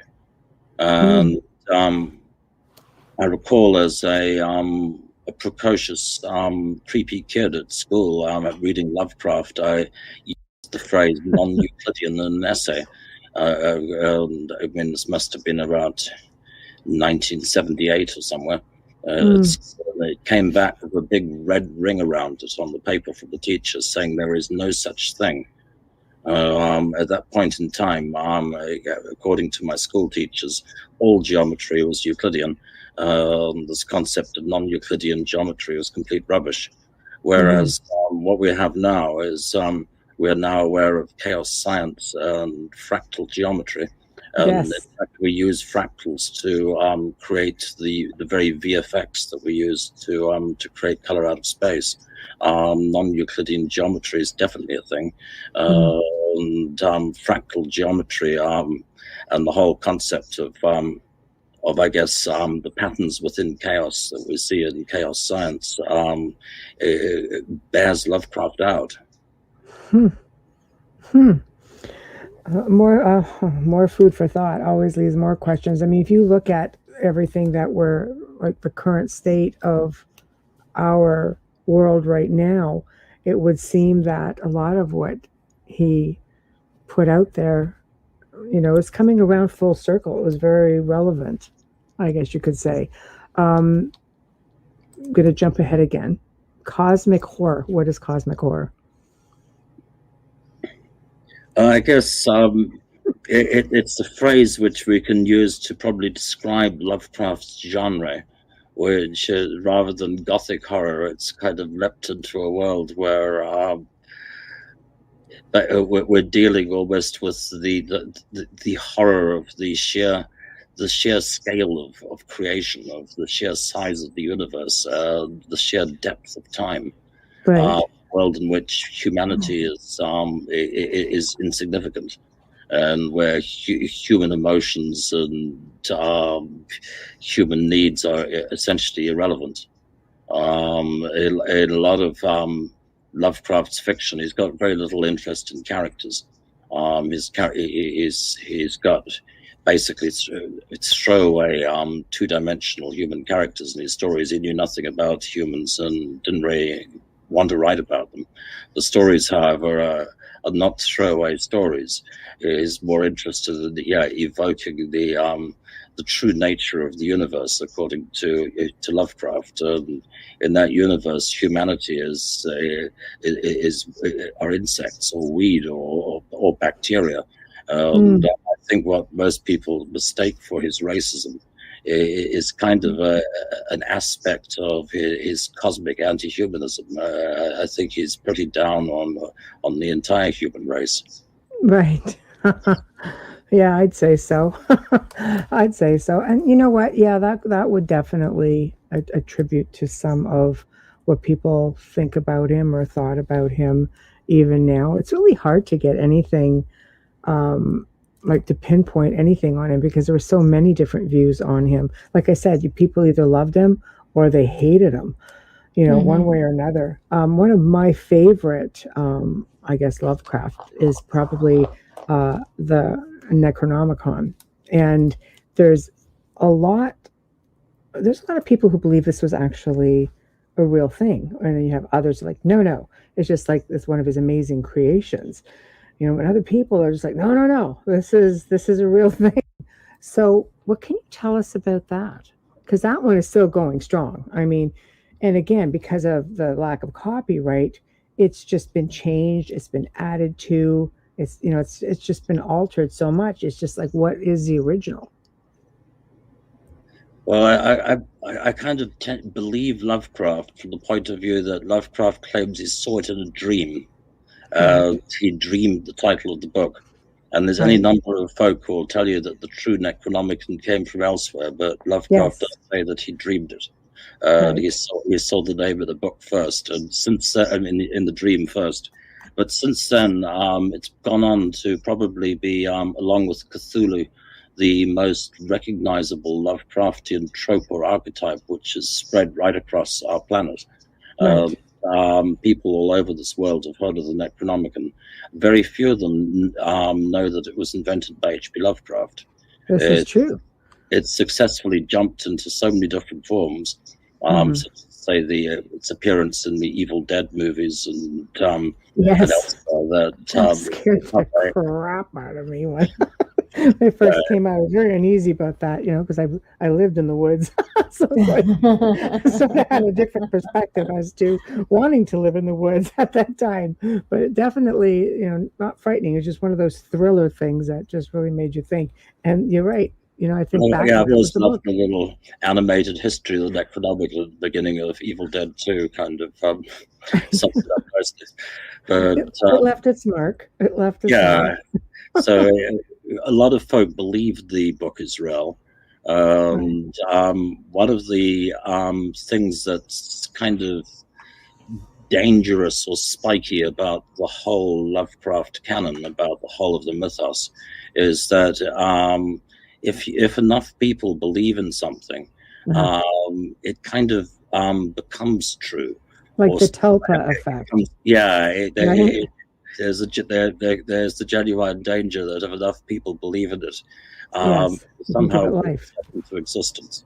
Right. That even if it started off as a fictional universe 100 years ago, if enough people around the planet start to believe in Great Cthulhu and start to believe in the Necronomicon, the damn thing might almost have the opportunity to slip across the boundary and pop real life existence. It's happened. I mean, look at Slender Man. It's a Tulpa. It's just created online by people who believed it and gave it characteristics and gave it personality, and and that's what Slender Man is. It's a Tulpa, and it sounds a lot like that's what you're describing. One kid in university on his laptop. There you go. It almost killed people. Yes. Alex also asking, has Richard ever heard about Donald Tyson's book, All Has Read? Yeah. No, I haven't. Oh, wow. Okay, Alex, do some enlightening. Again, we were talking about that before. This was based on the character. Am I saying that, explaining that properly? Hold on. Here we go. So I'll put this up. Abdul Al-Hazred, the allegedly fictional author of the Necronomicon. Yeah, from when it was like 950 AD, something. Yeah, that's right. Yeah. Allegedly wrote the book in ancient Damascus before finally being devoured by ultra-dimensional demons in a crowded marketplace somewhere. I just love it. Oh, wow. I just Googled Donald Tyson. Holy crap. Share with the class. There's only like, well, 3 million people listening. A teacher I've never seen myself as, but right. Yeah. The fourth book of occult philosophy, Necronomicon, is on there. There's a demonology book. Wow. Yeah, he's got 3 books of occult, and then that 4th one that I've got here. Wow. Making use of magic mirror. Okay, I'm done. There's tons of stuff to do with the darkness, dark magic, witchcraft. There's a lot. There's a lot here. Wow, who knew? Thanks, Alex. Yeah, I mean, about how Al-Hazred became the mad Arab and wrote the book. Yeah, I just had that up. Yeah. Oh, sorry. No, I'll put it back I was up. looking at. I didn't think you could everything read two things at once. So No, I'm magical sometimes. I know. Not that magical though. Yeah, Yeah. I thank you for putting that out there, Alex. I'm very interested in reading more about this because I didn't even know he existed, and he's got loads of books. Yeah, even I missed that one. So yeah, Tyler wants to know if Lovecraft was a type of Nostradamus. In foreseeing, do we think he actually foresaw what was coming? I guess, sort of like what we touched on with the prophet, him being a prophet. I kind of look at him like a little bit like Orson Welles, 1984. It's like visionary of a different kind. Things to come, because I think he was maybe perceiving and trying to describe things that they didn't really have the terminology to understand at that point in time. Well, you know what? Do you think he could have? Allegedly, when we sleep, some people believe we travel. Or, was he a contactee, abductee? Was he taken places to see all of this stuff? And he said, well, these were my dreams. But could he have been a traveler? Well, indeed, and that which then reopens the question about the whether the Necronomicon exists or not, just because Lovecraft saw it in a dream. Right. Because there are elements of that in a number of the dreams. Right. For instance, there's a very lengthy and extremely well-written dream where he describes a past life as a Roman proconsul in pagan hill country, and down here in southern Europe, which is extremely accurate. Right.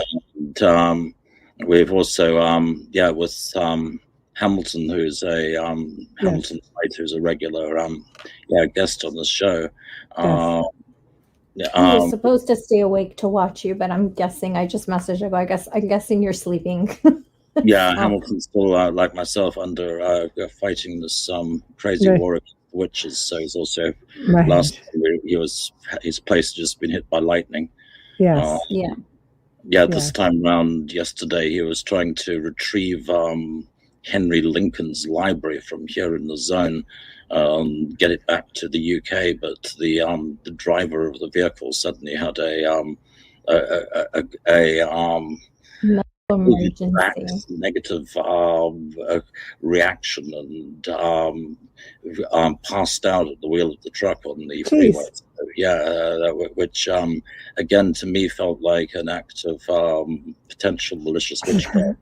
It could only happen, to Hamilton. At this point, I razz him about stuff like this all the time. I'm like, only you. Only you.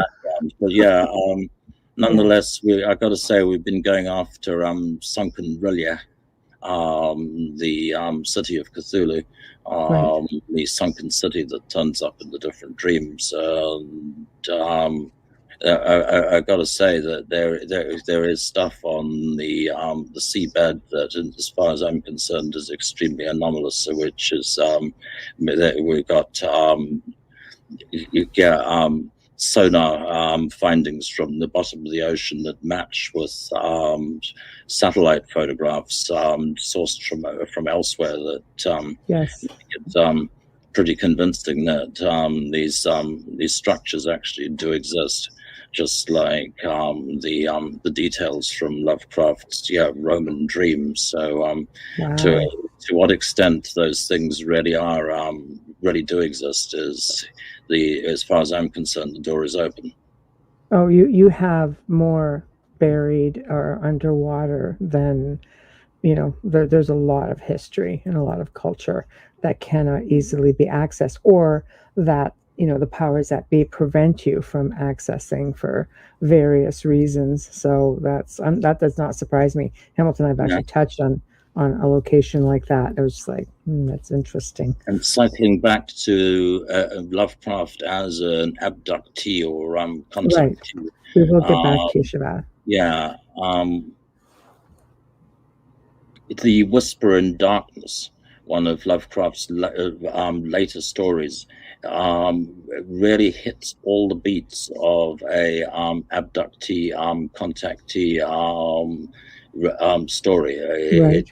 It even has a man in black who shows up knowing everything about the case, who picks the guy up from the station, and There you a go. lot of different elements which would Yes. only come into common thoughts after the modern UFOs started to exist in like the 1940s and 1950s until long after Lovecraft was gone.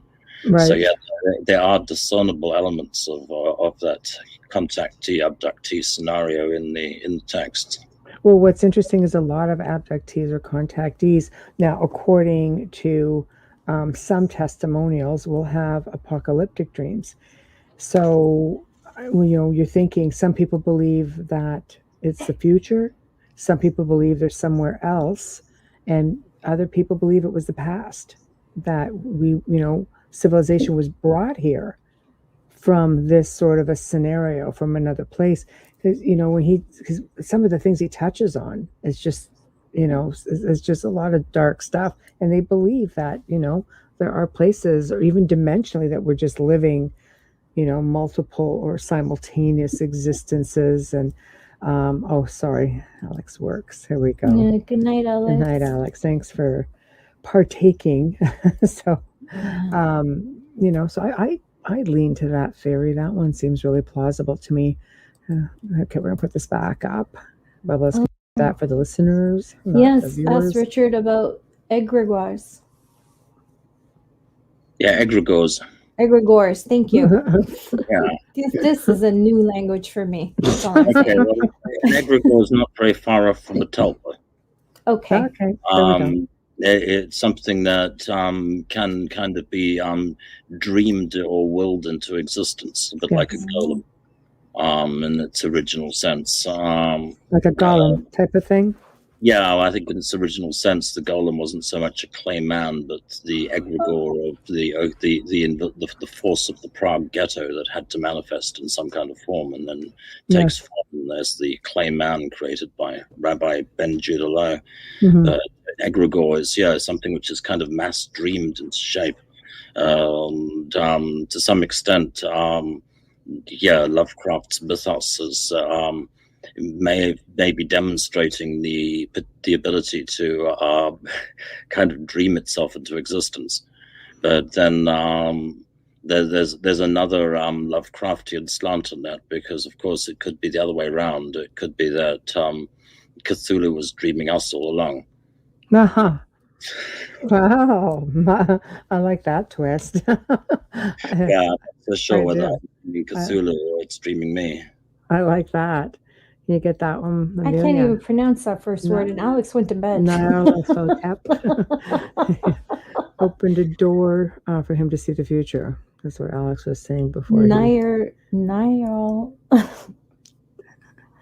Yeah. Can you read that, Richard? Is that a Lovecraft word? No, Nyarlathotep. Oh, geez, like it just rolls off your tongue. It rolls off his tongue, I know. Avatar of Azathoth. Yeah, there we go. I still can't. My brain can't wrap around that word. It's just wrong on so many levels. Yeah, it's a tricky one. That's one of the things I adore Lovecraft's alien characters for. Yes. That's what that is. One of they're the meant to be unpronounceable. Yes, like usually- Nakam and Mom. Yeah, I'm not you're right. Sorry, I'm just like it's just so bad.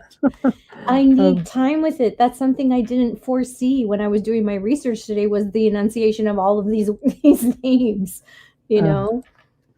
But I like this. His favorite book that he carried around was The Golem. Nice. And, you know, as we speak of tulpas, there we go.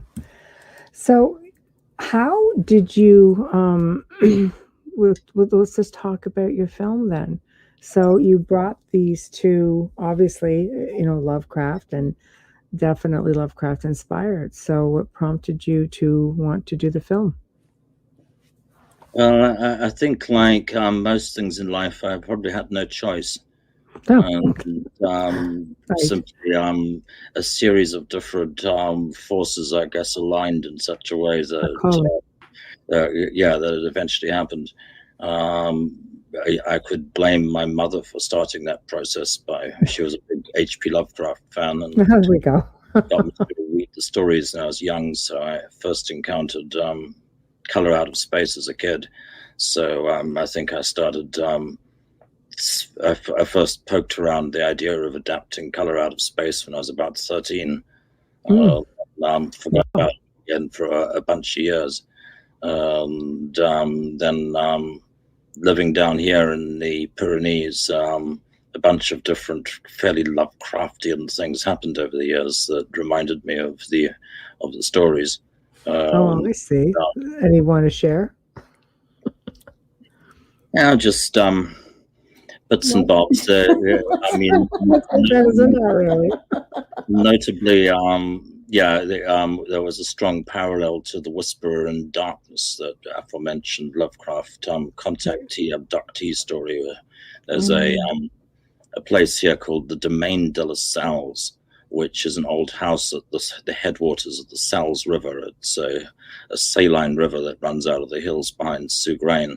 And the former proprietor of the Domaine de la Salles, a man named Jean de Rigny, believed that there were ultra-dimensional extraterrestrial forces at work in the domain. I believe it.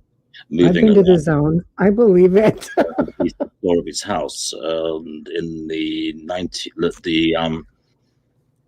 it would have been the late 1980s, early 1990s. He produced a bunch of analog tape recordings of the sounds that were underneath the floor of his cottage, which he eventually managed to play on French television, which then I guess fed back through the conspiracy verse and ultimately through the internet to create a fully blown mass hysteria outbreak in 2012, which went so far out of line that a state of martial law was declared in the area.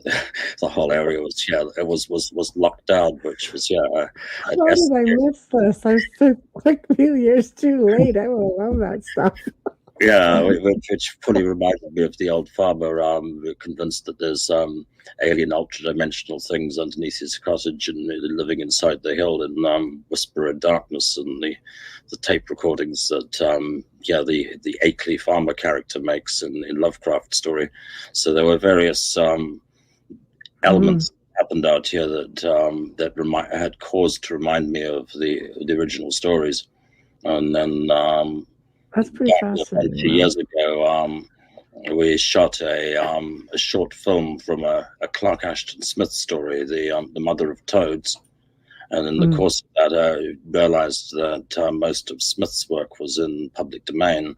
It then became clear that, if that's the case, what about Lovecraft? And we looked into the copyright on the Lovecraft stories and realized that pretty much everything was in public domain.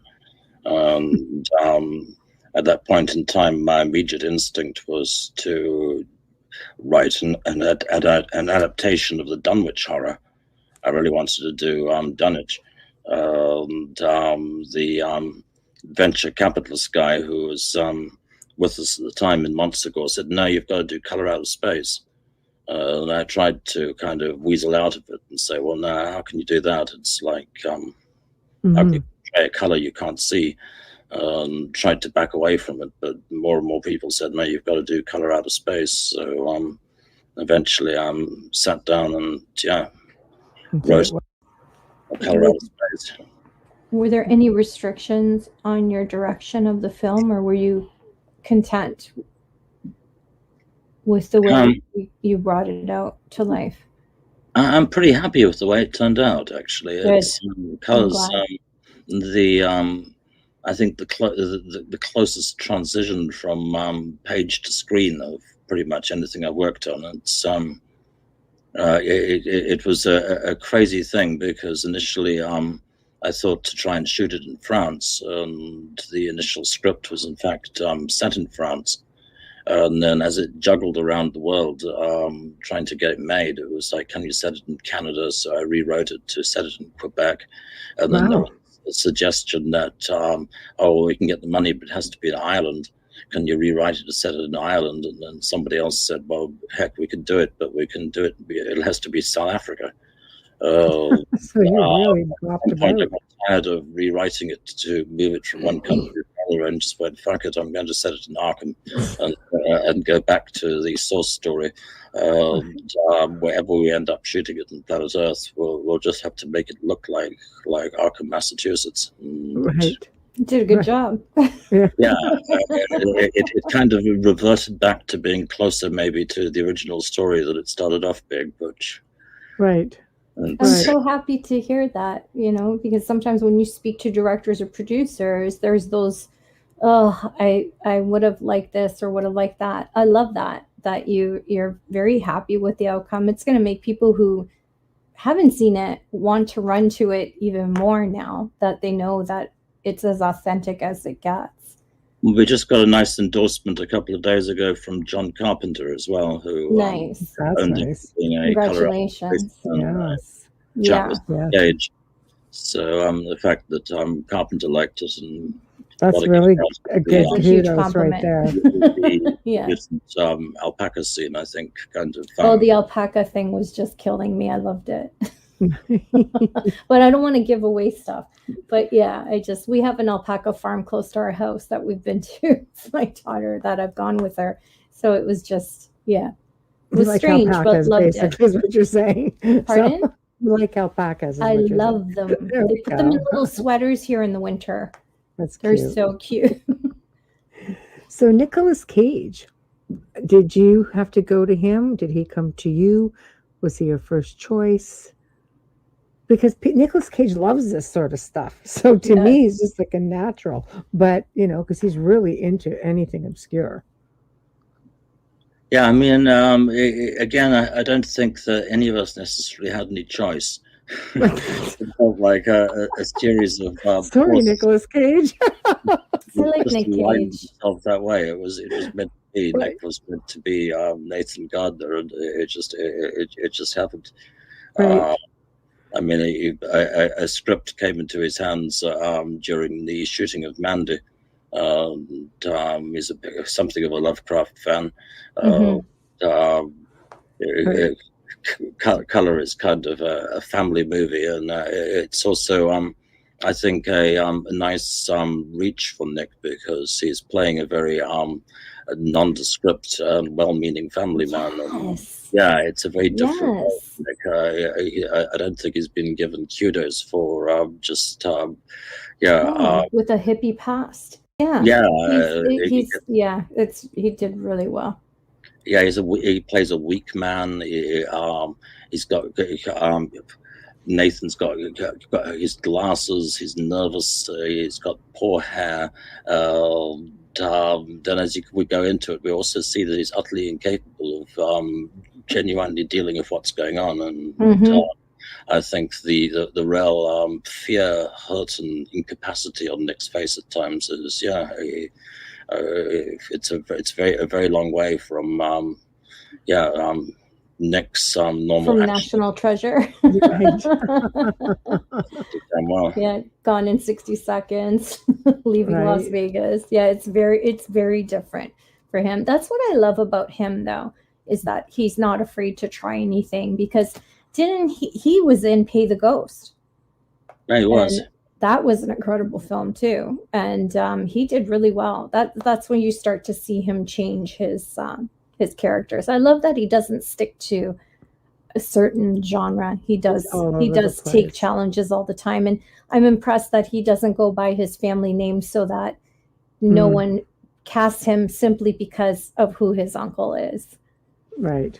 Yeah, I think Nick and me were also a very good match in terms of I'm always under the opinion that on some level I'm shooting a very dark comedy. There's a level of black humor and Yes. in the performance, which I think is just on the right side of camp for me, which I absolutely adore. Yeah, it's fantastic because it's very much like what parenting is like today. You know, our generation of parenting is a little bit more relaxed than our parents' generation. And he portrayed that in the film. He portrayed that comfort, yet I have to kind of discipline. And you see that back and forth. He's incredible. There were so many facets to all of the characters, though. Mm. I love the camera work on some scenes. I was just like, wow. And we're at that Yeah. point where we have to do a station and sponsor ID. Yes, Sorry. we do. And Yes, anyway, thank you so much. Shows some nice things. Oh no, I watched it today, so I was really happy because I had to wait for it to come on. Anyways, we're going to go into why we can be here. You are listening to The Outer Realm with Michelle DeRoche and Amelia Pisano, coming to you live from the beautiful city of New Orleans on 105.3 FM and 107.7 FM. We stream internationally as well. Tonight, we've got a returning guest and friend, Richard Stanley, with us, and we are discussing H.P. Lovecraft and his latest film that just did so well during lockdown. If you haven't seen it, Color of Outer Space with Nick Cage, you need to see it. An incredible, incredible film that if you're a Lovecraft fan, whether you are or not, you're going to love it. You're really going to enjoy it. Stream or listen to all of our archives on the platform you normally use. And we want to give a huge thanks to the amazing people at Folgers Coffee for fully sponsoring our show from day one. We love you and we thank you for your continued support.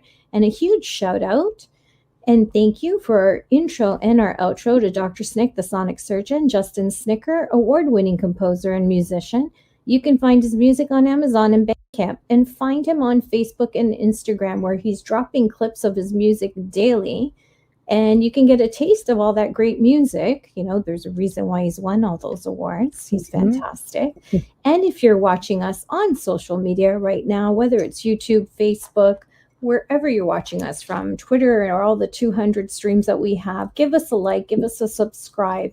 We'd really appreciate it. There we go. And we are back. I can breathe now. We are back. So are you looking at doing any other like amazing Lovecraft films, like maybe Cthulhu? I would love to see a Cthulhu film. That would be awesome. Well, that would be the intent, yeah. Certainly, I'm very much hoping to continue to work in the Lovecraft universe and to try and mount some bigger adaptations. Right. That then comes down to whether that will be allowed in the current ecology, which is comes back to the running culture wars and the attempts to cancel even myself or the material or our cast members. Sign of the times. I can't believe the control that is out there. Yes. So yeah, that does make it difficult as an author or a filmmaker. Even any sort of artist, singer, you have to be so careful now. I think gone are the times of free speech, so to speak. I think it's a lot more limited than we thought. You know what we got flagged on today on social media, on Facebook, was one of our shows when we were up for the podcast awards in California, and we had to play the podcast award, the banner. Yeah. Well, yeah, it was just like, the little commercial. The commercial, yes. They basically said it was spam. That's what it was? I thought they spammed our promotion. I'm like protesting. I'm just clicking the button. Like, guys are assholes. It's ours.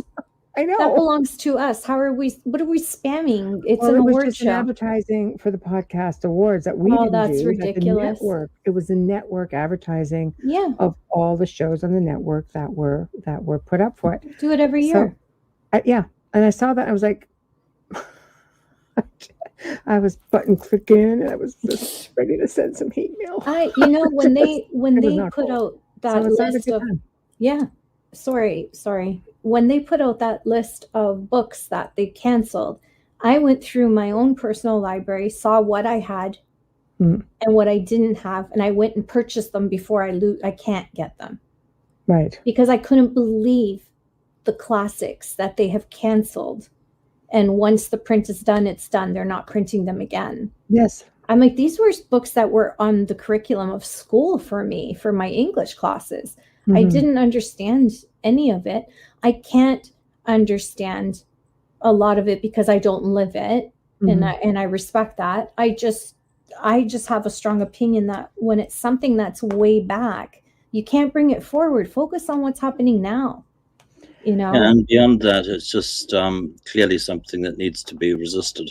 Fought against with literally with guns and knives, because in some respects it's becoming a situation where we are being persecuted for our beliefs and for our cultural choices.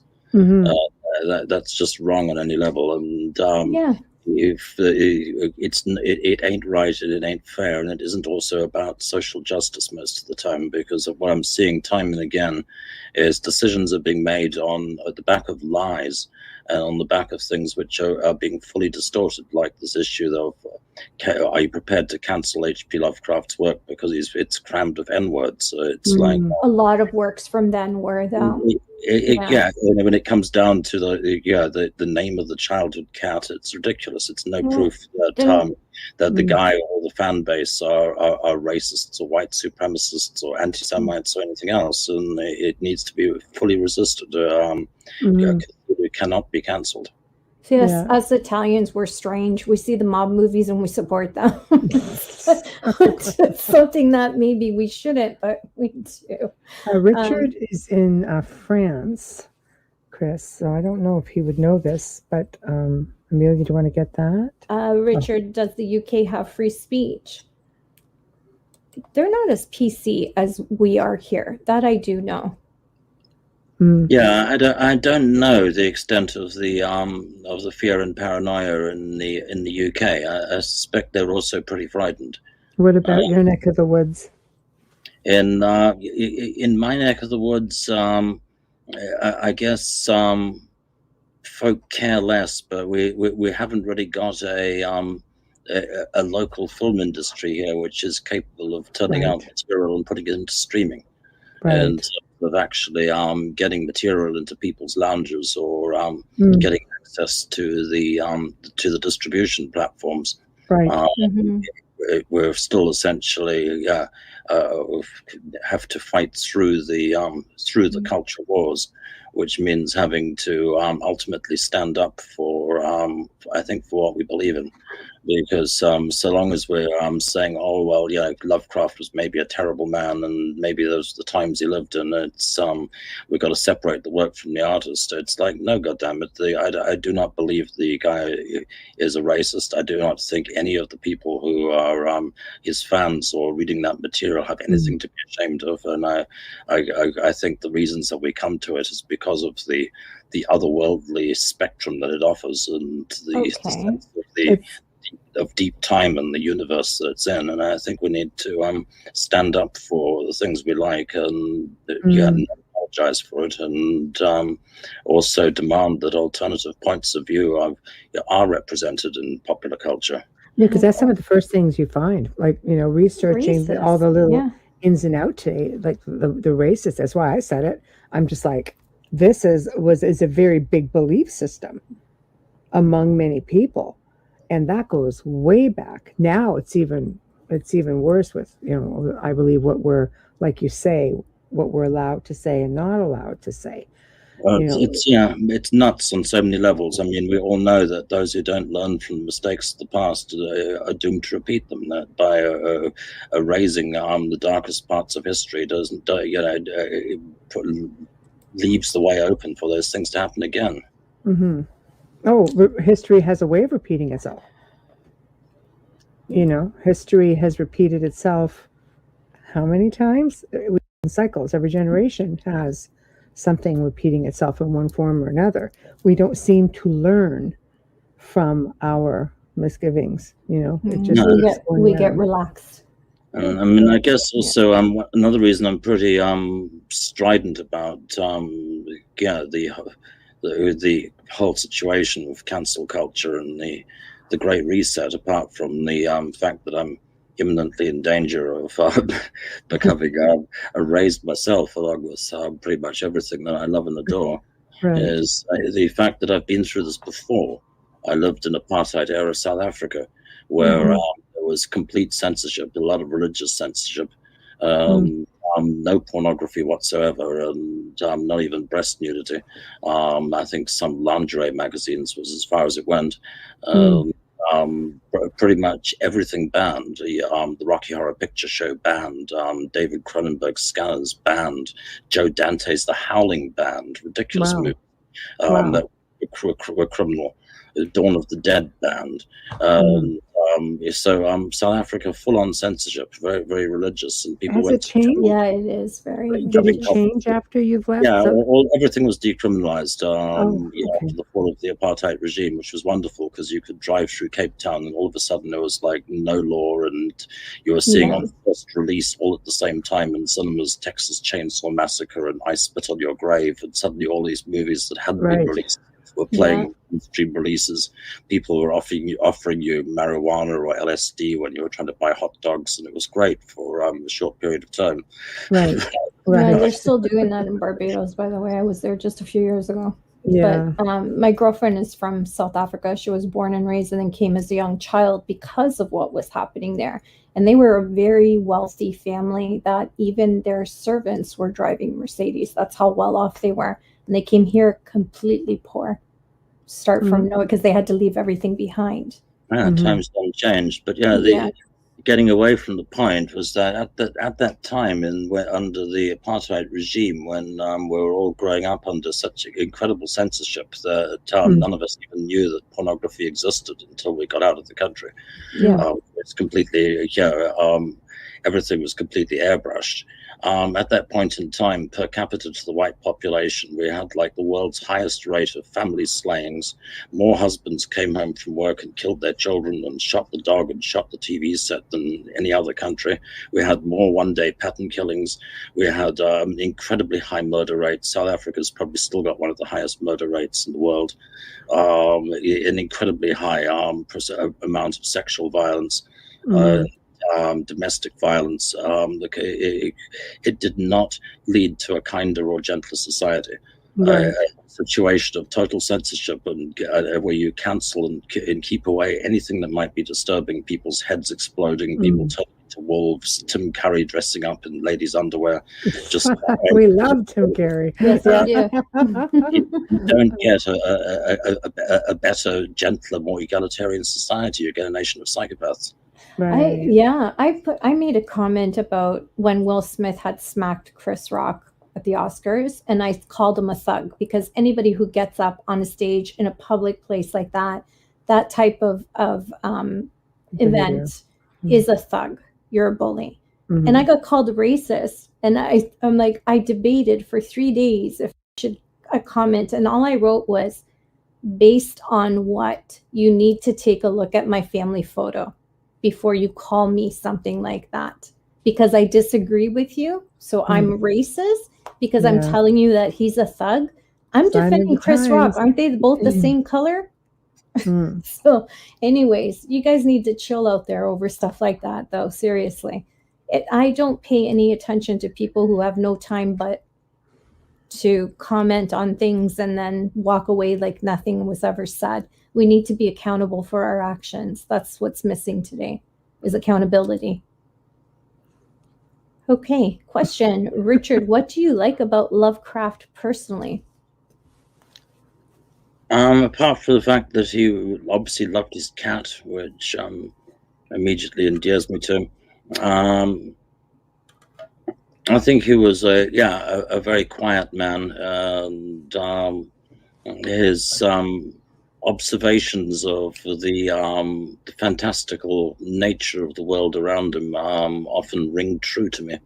And as a result, I've had lots of little Lovecraft moments throughout my life, which made me think affectionately of him. Also, he clearly had a very hard time dealing with the modern world in any way at all. He did get married and tried to live in New York for a couple of years, and just was horrifically miserable. Right.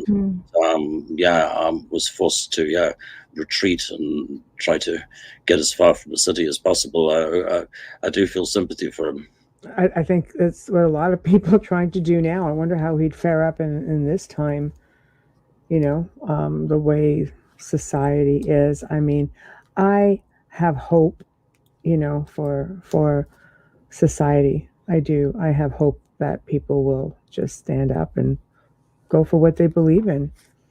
I think that's what we got to do at the end of the day is stop apologizing and stop being ashamed of what we know we love, and that we know in our hearts that we're not racists, we're not anti-Semites, we're none of the things that we're being accused of. And it's with all of art and everything that humans create in music, there's always going to be a percentage of people who absolutely hate it. If it's in any way is edgy, it's going to be most people are going to hate it. We can't not have those things exist, because some people are going to hate it, because that's fully crazy. That's what life is, though. You just, we're not drones. We basically love some things. Other people don't love some things, like Lovecraft. Love them or hate them. There's real people who really love him and people who just don't. They don't understand him. That's why. Well, exactly. But that's what I'm saying. Like, you just have people who they just have their taste and they don't go out of their way to try to learn about it. And they don't have to understand him. It's an acquired taste. Yes, exactly. Just because they don't understand something doesn't give them the right to genocidally exterminate it. No, exactly. Like sci-fi's an acquired taste, and you'll never hear me put down Star Wars, but I've never watched an episode either. Well, it's just like taking down a historical statue. Just because you don't agree with the history, it doesn't make the history go away just because the statue isn't there. Now, some people believe, well, you should never take it down. We just don't ever want history to repeat itself. It's a reminder of that. And other people say, well, yeah, but the statue represents a bad time, in our history. And it's just a vicious circle. It's sort of, the way things are. It's human nature, unfortunately, but hopefully people grow from it. I think that started when they started covering cigarettes here in the stores. Out of sight, out of mind, but yet people are still smoking. I mean, you know what I mean? So, I'm still smoking, and if I can cut to the chase, do they cover them in your stores there in south of France, or are they in the open view? An open view, but but there's no packaging. Everything is black. Right. All the packets different. Are black. Yeah. Or black, or decorated with photographs of the horrific things that smoking can do to you. Yes, here as well. Jim's here. It's really hard to find your tobacco in the dark. This is true. We'll get to this 3 years question and ago. we'll get to Jim. Chevelle asks, have you visited his grave? I certainly have, yes. And I had a very good time in Providence, and it was there a few years ago, and managed to do it in time for a partial solar eclipse. So nice. I kind of went there just to make my peace before doing color, and I was delighted at how much of Providence's fabric remains unchanged from Lovecraft's time, and how it's still possible to That's really cool. really take those same walks and sit in those same spots and be right there. I love being in places where time stands still. Nothing really changes. All of Massachusetts is like that. The entire there's state. a grave The in entire state. the little 17th century graveyard in Providence where Lovecraft figured out Poe used to sit to write couplets, so he sought out the place where Edgar Allan Poe had sat so he could go and sit there himself, and it's still there. Yeah, there's tons of statues of Edgar Allan Poe all over Boston. I love it. Yeah, Jim Gerard. Hi, Jim. The introductory video on the Richard Stanley website is totally awesome. Really captures the animated dream time. Very nice. Very nice. Yeah, Chris Phoenix says, if I ever get to France, I would totally hang out with Richard. He's very cool. Well, ironically enough, Richard does tours. It can maybe he happen. Yes, he I used does. to There you back go. before the this whole COVID thing came down. It's still taking that people on, but put a damper. tourism business basically crashed and burned over the last few years. Well, hopefully, I have a friend who goes to, I believe he's probably met you because he's spoken about you, but he does tours.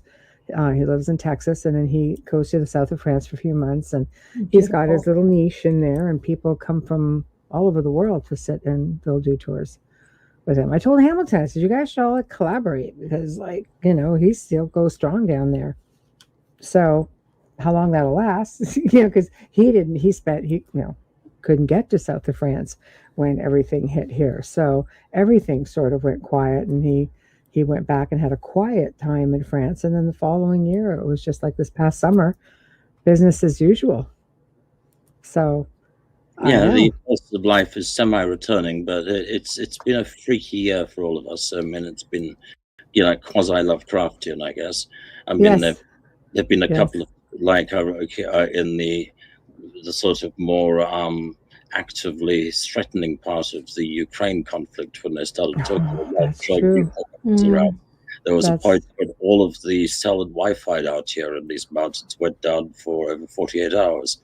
During that time, there was a couple of hours when we were all thinking, hang on, did a thermonuclear war just happen? Is the outside world still out there? And it's had its moments, Yeah. Oh, yeah. I just like to think this is something that's just going to go behind us. So, wow. Cheval lived in one of his homes in Providence, and it was haunted. Wow. Can you imagine being haunted by H.P. Lovecraft? I'd sit down and have a conversation with him, but I'd start writing. Okay. Yeah. Let's go. Yeah, some more of that dream stuff. My God, man, it's just, I don't know. I love them. So, what do you have coming up? Because I know we're slowly nearing the end here. So what do you have coming up? I know that you and Hamilton are coming back on at the end of the month. So you guys have obviously been collaborating. So can you elaborate a little bit on that? Just to get people all excited for the end of the month when you come on with Hamilton. Do you know you're coming on Hamilton? So, yes. Here in the Pyrenees, we're basically still fighting a crazy ongoing sorceress battle that I hope will eventually fully resolve itself. But it's gone through a number of twists and turns. What I can say is that I'm very much hoping to return to dramatic feature film production next year, but in the interim, a feature-length documentation of the ongoing war here in the zone, so war against the witches, is due to land in the next, I'd say 2 to 3 months, and the current title is Shadowland. Shadowland should land with us before the end of winter, which is I guess a 1.5 to 2 hour real life apocalyptic horror story about what's been going on here in the last 2 years, and I think it's going to be colorful. Colorful, I like that. Yeah. We're still trying to get the goddamn Holy Grail book out. Yes. And that's been blocked by a number of crazy forces. One of them being the escalating cost of paper, thanks to the war in the Ukraine, which suddenly made it economically unviable to do the print run. Maybe you need to come to Canada to print. We have loads of forests. We supply the world with our lumber and our paper. True. Yeah, it's something that's hit the folk, the sudden paper shortage, and everyone's been doing the same thing, which is like, oh well, print is dead anyway. Why bother with printing? Yeah, we don't have very much on paper here. Most things are emailed.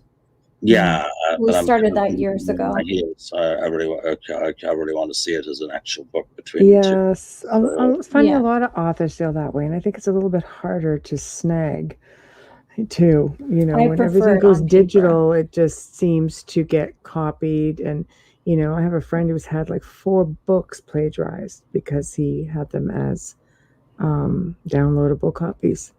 And that's also part of the insane drama that's been playing out here. So we'll let that wait until we get Hamilton on the next episode. But in the heart of this, there's also a manuscript that has been plagiarized, which stolen from a dead man from Tim Wallace Murphy, who died to a bunch of folk in Esperanza. And there is the matter of Tim's manuscript, which has been plagiarized. Oh, wow. It's part of the crazy ongoing battle down here. Yeah, because I mean, he's wow.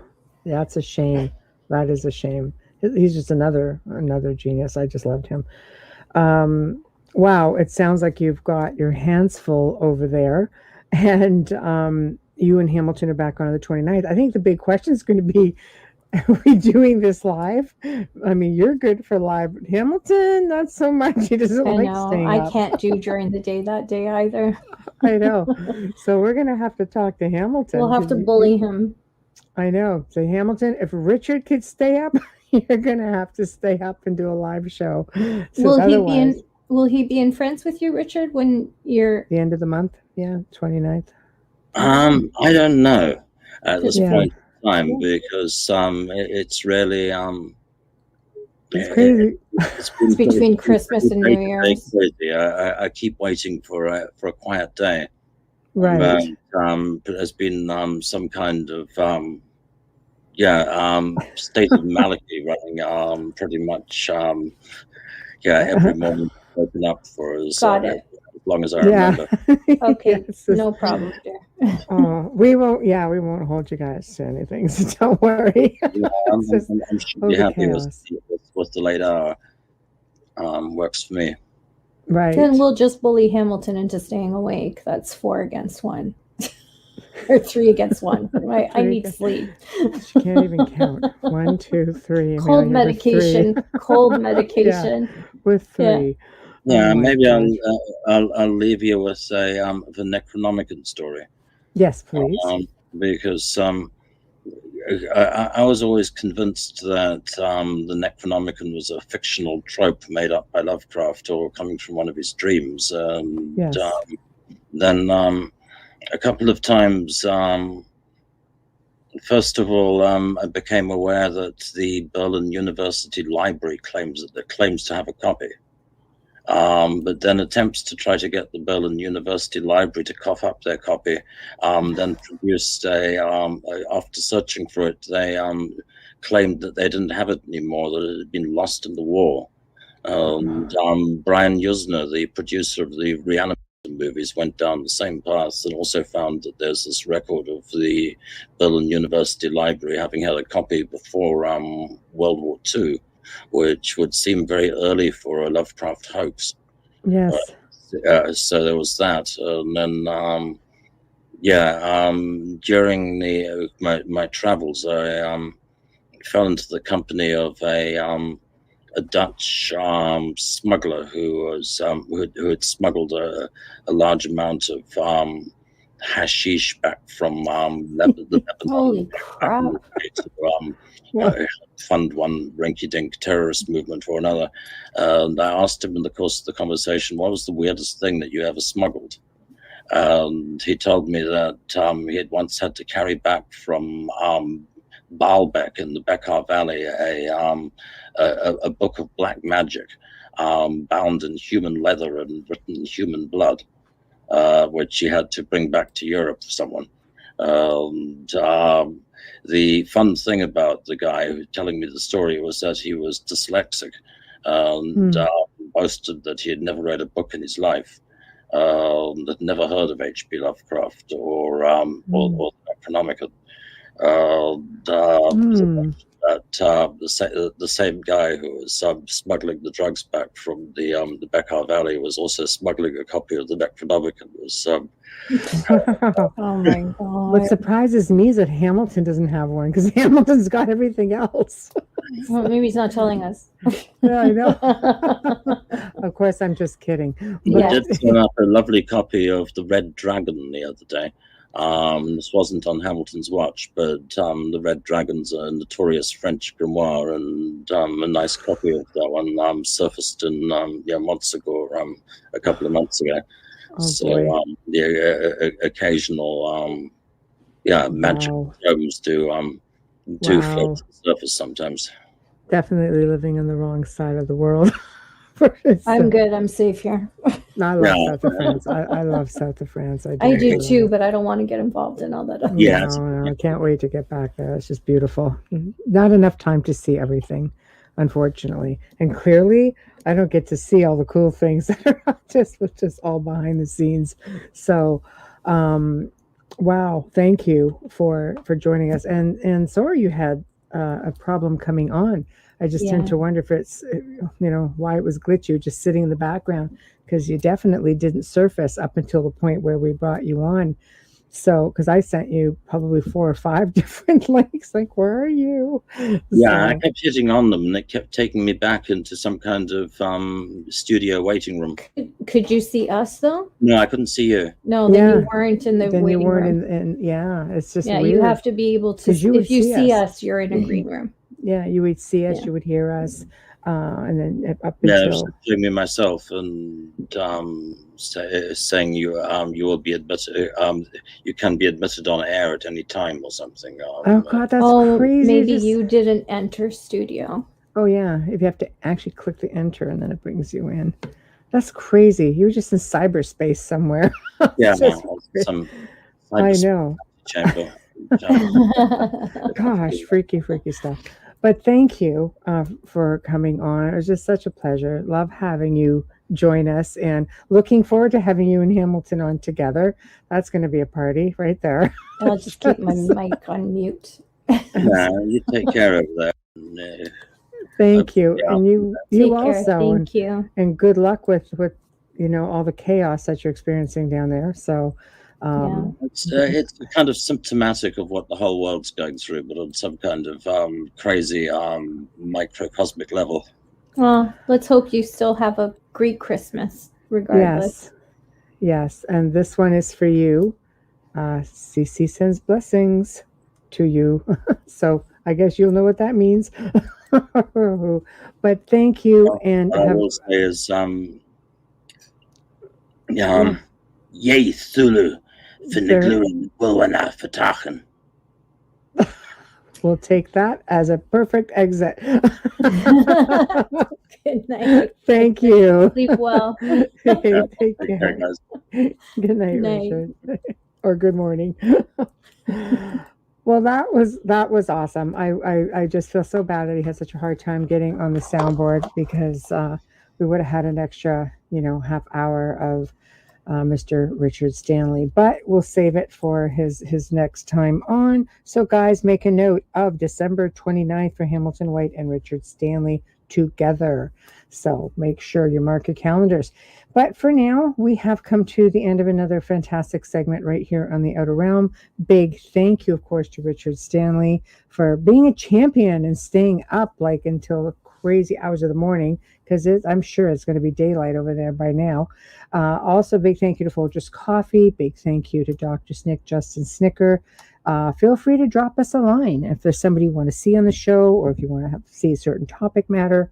Just email us at theouterrealmcontact@gmail.com. Again, theouterrealmcontact@gmail.com, or just go to our Facebook page and click on the email button. Nice and easy. But wherever you are watching the show tonight, please, guys, just like us, subscribe, follow, whatever it takes. Just please do it. We appreciate your your support. Now, next week, Wednesday right now is a mystery because we actually had, you can tell it's the time of year, people just have Christmassy things to do. We actually had to reschedule 2 shows. So Wednesday right now, I've got a couple good, emails out, and I have a feeling we're going to get a hit on it, but we have a waiting list except for December. So anyway, but I know some of you out there, Tamara, will be really happy about Thursday night. We're going to welcome back Dave Bennison to the show. We love Dave. He's a personal friend, and he does a lot of history stuff around the Niagara Falls region. And we're going to be doing a topic called Weird Niagara. We've had people come on and talk about, Niagara Falls and a lot of the mysteries that surround it. But Dave has just come up with research that I had no idea. We were talking one day and I'm like, you're kidding. I've never heard of this. How is this a thing? So I said, you have to come back on and share this with everybody. It's just going to be fantastic. So that's going to be Thursday night. I know, buddy Dave. There we go. So guys, we thank you, and everybody in chat room. I'm thrilled that you guys had a good time. We had a good time. You guys make it that much better. So everyone, behave yourselves. Have a fantastic weekend. If you're out, just braving the wilds of the Christmas shopping, just be careful out there. It gets really crazy, especially on the roads. So good night, and we shall see you guys. Hello, and welcome to the Delicious Recipe here on UPRN, New Orleans Talk Radio. If you're watching us, you can be checking us out on YouTube, the UFO Gods and Extraterrestrials site, the UFO Paranormal Radio, that's done twice. We're also on Podbean, Spreaker, SoundCloud, all the other places there that podcasts are being played. And it's 8 p.m. on Eastern Time. This is Delicious Recipe. I'm your host, Adele. And I have on tonight there Laura Lee again there. Say hi, Laura Lee. Hi, Laura Lee. I'm Laura Lee Potvin. I'm Dell's other half. I'm also a host on UPRN here, Monday nights with almost a Delicious Recipe, with the Angel Rock. Thanks for having me, Dell. Yes, and I want to say shout out there to Hey You and Kitty Pot there. They're watching the 1s and 2s as always to make sure that we don't have any technical problems like we did have last week there. But they're such a great crew. They work things out. So anyways, like the Delicious Recipe is, I always say we throw everything in the pot and we see how it tastes at the end. It's just information. And if you find something, a little ingredient there that you find appealing to yourself, come up with your own recipe, do your own research. And maybe some of this information there is something you might have thought about, maybe didn't think about. Maybe there's some little tasty morsel in there that gets you thinking to go and look into things a little. Not a cooking show. That's correct, yes. This is not a cooking show. This episode I called Artificial Eggs. And there is things out there, plant-based eggs that are not real eggs. And I've talked many times on here about eating real, eating true is a lot healthier for you. And people can think what they want to be out of there. I think natural is the way to go for most things there, and it's probably the most healthiest. Getting away from all those scientifically modified and food substances that are in there. We don't know what the detriment to that is to the human body, and the human body is an incredible machine that self-corrects and makes things better. And it's amazing that we haven't even figured it out there. It's perfect. Yep. Hi, So- hi, Raymond. We want to say hi to Raymond Newsom we got in the chat. Oh, there I'm you also are. going to add, I'm a registered nurse on top of everything else that I do, but I wanted to add that because we're going to be talking about some interesting artificialness that we've seen, right, Del?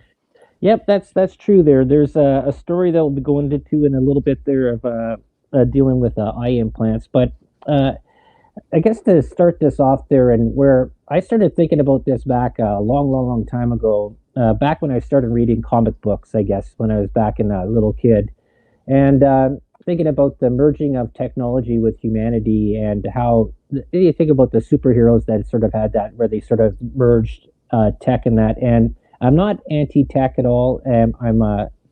There's pros and cons to everything.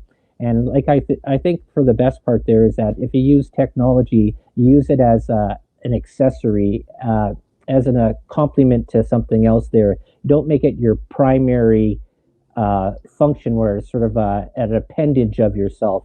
And I think we've been sort of seeing this, if you would agree there, Laura, is that we've been sort of almost merged with smartphone technology. And I guess even the word smartphone is sort of like a sort of a real interesting marketing word they're used to that. Before it was like the phone or the iPhone or the Samsung phone, but now it's become the smartphone, the other brain, the other part that is around there. And you see how kids especially there today, have sort of glued that to themselves, and they've made it their primary device that they have. And there's been many shows and stuff like that where they've gone and done and taken people away from technology, where they've gone out into the bush and stuff like that, and the withdrawal amount, that dopamine rush that they're not getting from checking their emails and checking their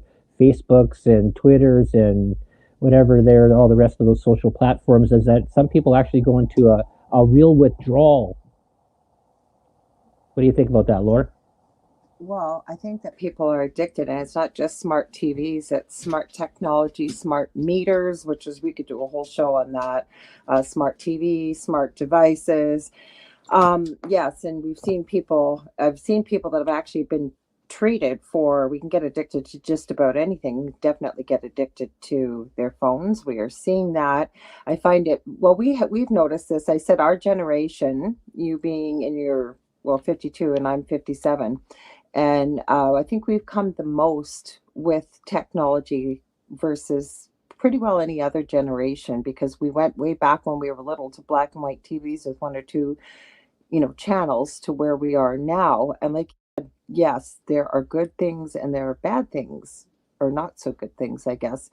But the problem is that society, I believe, is being geared towards moving into a techno age, the fourth industrial revolution, if you will. And, I'm going to go a little conspiracy theory. Don't like that word, but I like truth seeking. But they've even put it out in movies. There was that movie, please forgive me, can't remember the name of it, was with Samuel L. Jackson, Colin Firth, where he was giving out free chips for your cell phone, and everybody was lying. Go ahead. Yeah, the Kingsman, yeah. I thought it was the Kingsman. Okay. I didn't want to get the title wrong. And, everybody was lining up. And we could definitely see that happening in this day and age. But the problem with technology is it's very easy to monitor humanity, I believe, with technology, which takes away privacy, which I believe is a real right. Yep, that's exactly true. There was actually sort of a mention there when the trucker convoy happened in Canada, with people that were traveling across the border, and because we were going through the pandemic there at the time, and there's this digital tracking. This is a thing with face recognition there too as well, and that's been being done in China, and that also moved over here into North America and in European countries. Just even on this iPhone 12, just to turn on my phone, if you don't use the code, it just does facial recognition to turn on the phone, right? You don't even have to hit anything. You pretty well need it now, Yeah. compared to before you had a choice. You got to use, and before that, it didn't last long. They would get you to use your fingerprint. Correct. And I hadn't thought about this till we've talked about it off air. So now you've got your face, they've got your fingerprint, right? Yeah. And it's a little bit off topic, but not really. We see this chromosomal analogy of checking out what your DNA is, what your, historical, who you are, basically, what kind of nationality and what percentage. And there was all these guarantees that this was private, that DNA will never be used. It's just strictly yours, blah, blah, blah, blah, blah. Well, lo and behold, and I'm seeing it more and more and more. Now it's been, again, there's positives and negatives. Those are now being put into open source, these DNA profiles, and they're solving cold cases and things like this using that DNA, and it comes from usually relatives that have submitted it. Then people think that it's secure, right? Because nobody reads the fine print, I find. Yes, that is true. But getting on the part of this topic that we're talking here today, it almost comes into this part of transhumanism, where it's the melding of technology with organic life forms, and we'll talk about a little bit later there about the part with Neuralink that Elon Musk is trying to do or trying to put through there, and it's a brain chip that will basically the thought is anyways is that to make language obsolete in about 10 years, and to go to the Internet of Things. Right, and it's basically, well, maybe I'll go into this little part here first, but there's well, we'll get it a little bit later there, but basically it's merging technology with humanity, where you don't even you're in the machine, right? And people talk about the simulation and stuff like that. Are we actually? What is reality? What is anything? But that goes into a whole other part. But there is a sort of a problem. I think that people have put too much faith or put too much reliance on technology. And we've seen this already, just even with using iPhones there. Like I've mentioned this before, is that this little iPhone 5 that I have here is obsolete. Like it won't even work. And we've seen that with computers. I got computers, laptops, and stuff like that. The programming that is involved with it doesn't generate further past when they figure that it's obsolete. You can't even use it. I have a Commodore 64 that I can still use because it wasn't dependent on the internet, and it still works there. But all the rest of these laptops and computers and devices that I have, they don't carry forward anymore. And you see that in gaming systems too as well. And then you also come to this part here with problems with hacking, bugs, goes into whole programming, the chips not lasting long, the stuff that doesn't last usually over the shelf life of what they determine, so you always have to buy new. Have you noticed that at all there, Laura? Have I noticed that? Well, what happened to me was I won an iPhone. We're in Canada. We forgot to mention, we are broadcasting into New Orleans, I should say, and all around the world. But so I hadn't had a clue what to do with this phone. They just come out in the US, so I had to do a lot of research. I found a community out there and discovered the world of jailbreaking, which is a terrible word because it's not illegal. Long story short, I had to learn how to hack the phone to get it to work in Canada. And I used to do a podcast way back when with 3 guys that were computer experts from across Canada that worked around the world. But my whole point is I have that first phone. I have so many phones, so many computers. We have iPhone 12s. We're just about at the end of our contract here. At the end of January, beginning of February, we're already into the iPhone 14. If we don't upgrade in the next year or so, we can pretty well be guaranteed that within the next probably 2 years, most of the stuff on the phone won't work. And then they force you to buy new. So yes, we have a whole collection here of technology. Right. Yeah, it's done to a part of a shelf life, so you're always having to get stuff new. And that's why I always find it sort of interesting with these iOS upgrades. Like I think we're at now 16, and it's just unbelievable. I'm not sure what that one there is. Well, they said greetings, so we'll say greetings and leave it at that. We've got, I think it's Karen Ann. So welcome, Karen Ann McDonald. Yeah. So this is that is. So this is an interesting story that I saw a couple days ago. I had mentioned it to you, and this you can check out this article. There's several of them, but I found one that was sort of pretty precise there. Anyways, this was from Fierce Biotech, and it's if you want to check it out, it's www.fiercebiotech.com. Meditech, second sight bionic eyes that have gone obsolete while still implanted. So the story came up, and it was about this guy named Ross Doerr, and this happened, I believe, in 2020. And I'll go into a little bit about what this company had done. Is he had, I believe he was traveling. He'd gotten out of off the plane in through the airport, and he's about leaving. And he had an ocular implant because he was blind, and this was allowing him to see. And as he was leaving the airport, his eyes went out, right? He's back to being blind again, can't see. Okay, so what ended up happening here, and I'll just read part of this article here. This is from, like I said, the fantastic technology and a lousy company's Second Sight's bionic eyes have gone obsolete while still implanted. Okay, this was done by Andrea Park back in February 17th of 2022. Okay, for this Fierce Biotech. So let me just read this very quickly for you guys out there. So most new medical devices are designated to make their users' day-to-day lives easier. But what happens when those devices are subtly cut off from an initially promised level of support and technical upgrades? Okay, Second Sight began phasing out the Argus 2 in 2019. I believe that's the implant. A process that quickly ramped up, first because of dire financial issues that nearly wiped out an entire company, and then just this month because of a plan to shift gears and merge with a drug delivery implant maker, Nano Precision Medical. This Nano Precision Medical is to deliver medicine. It's implanted in your skin and do it at a certain time.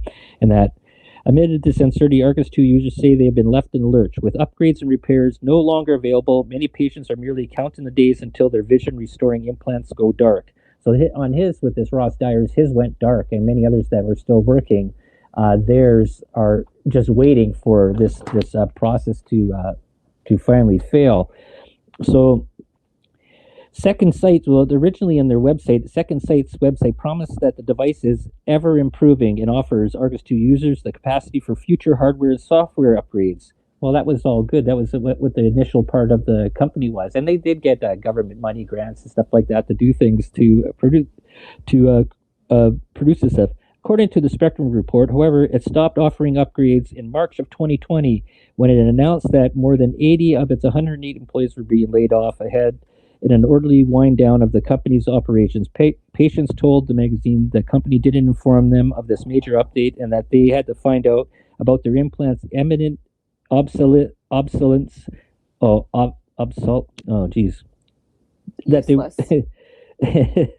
Imminent obsolescence. That's the word I was looking for. Secondhand. By the time Second Sight had already told patients of its intent to shift its focus from the Argus to Orion implant, that's the drug thing there, which was placed directly on the brain to provide artificial vision to patients with blindness caused by glaucoma, diabetic retinopathy, optic nerve injury, cancer, and other conditions. We don't really support the basic Argus after that. The former engineer of the company said, we didn't sell anymore, and we didn't make anymore, and we didn't have anything to do with it anymore. So they basically left all of its implant users in the lurch. There's no more upgrades for anything. So basically they said out of this, with neither replacement nor technical upgrades an option, Argus users are now forced to decide between two unattractive alternatives. They can either leave the soon-to-be obsolete device in their eyes until it simply stops working, possibly leading to a medical complication and MRI interference, or undergo a potentially risky and painful procedure to remove it. And then basically what the company has said, simply not relevant to see. They basically walked. It's simply not relevant to them, the company, anymore for what they produced in the past. So they basically walked away from it, and the people that are stuck with it are basically stuck with what they have with no recourse. There's so many implications with that. Never mind, they've got this technology interwoven with the optic nerve, which goes into your brain or what have you, what you just said. Never mind that this has given these people their sight back, which has now been, I'm sorry, I'm just reading. Oh, we got some interesting comments here. Okay. Nothing to do with what we're talking about, but no, the point here is because the company feels they're not making enough money, so let's go in a different direction. All these people, and it doesn't matter whether it was 10 or thousands or what, you've left all these people hanging, right? And this is why when we were talking about this before we decided, we talked about this topic and thought it would be a good one, is nobody seems to think about this. Like I've had this conversation, we've had it together on air as well.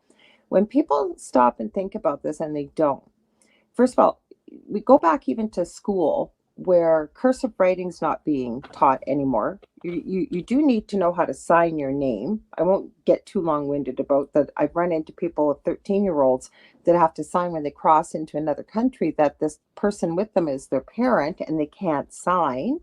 Never mind that all of our things like our heating, our electricity, our water, everything is gone now to technology because everybody's assuming that the internet is going to be there.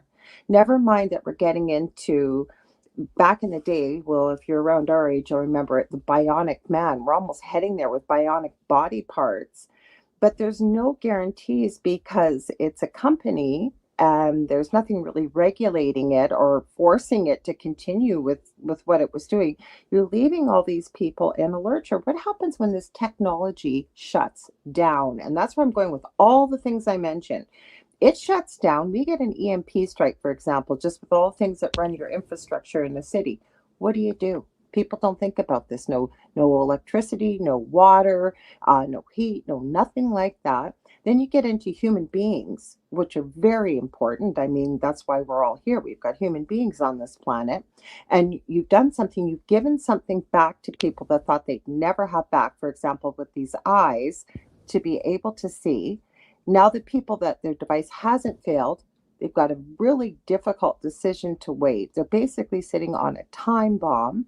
Nobody else offers this technology or anything like this.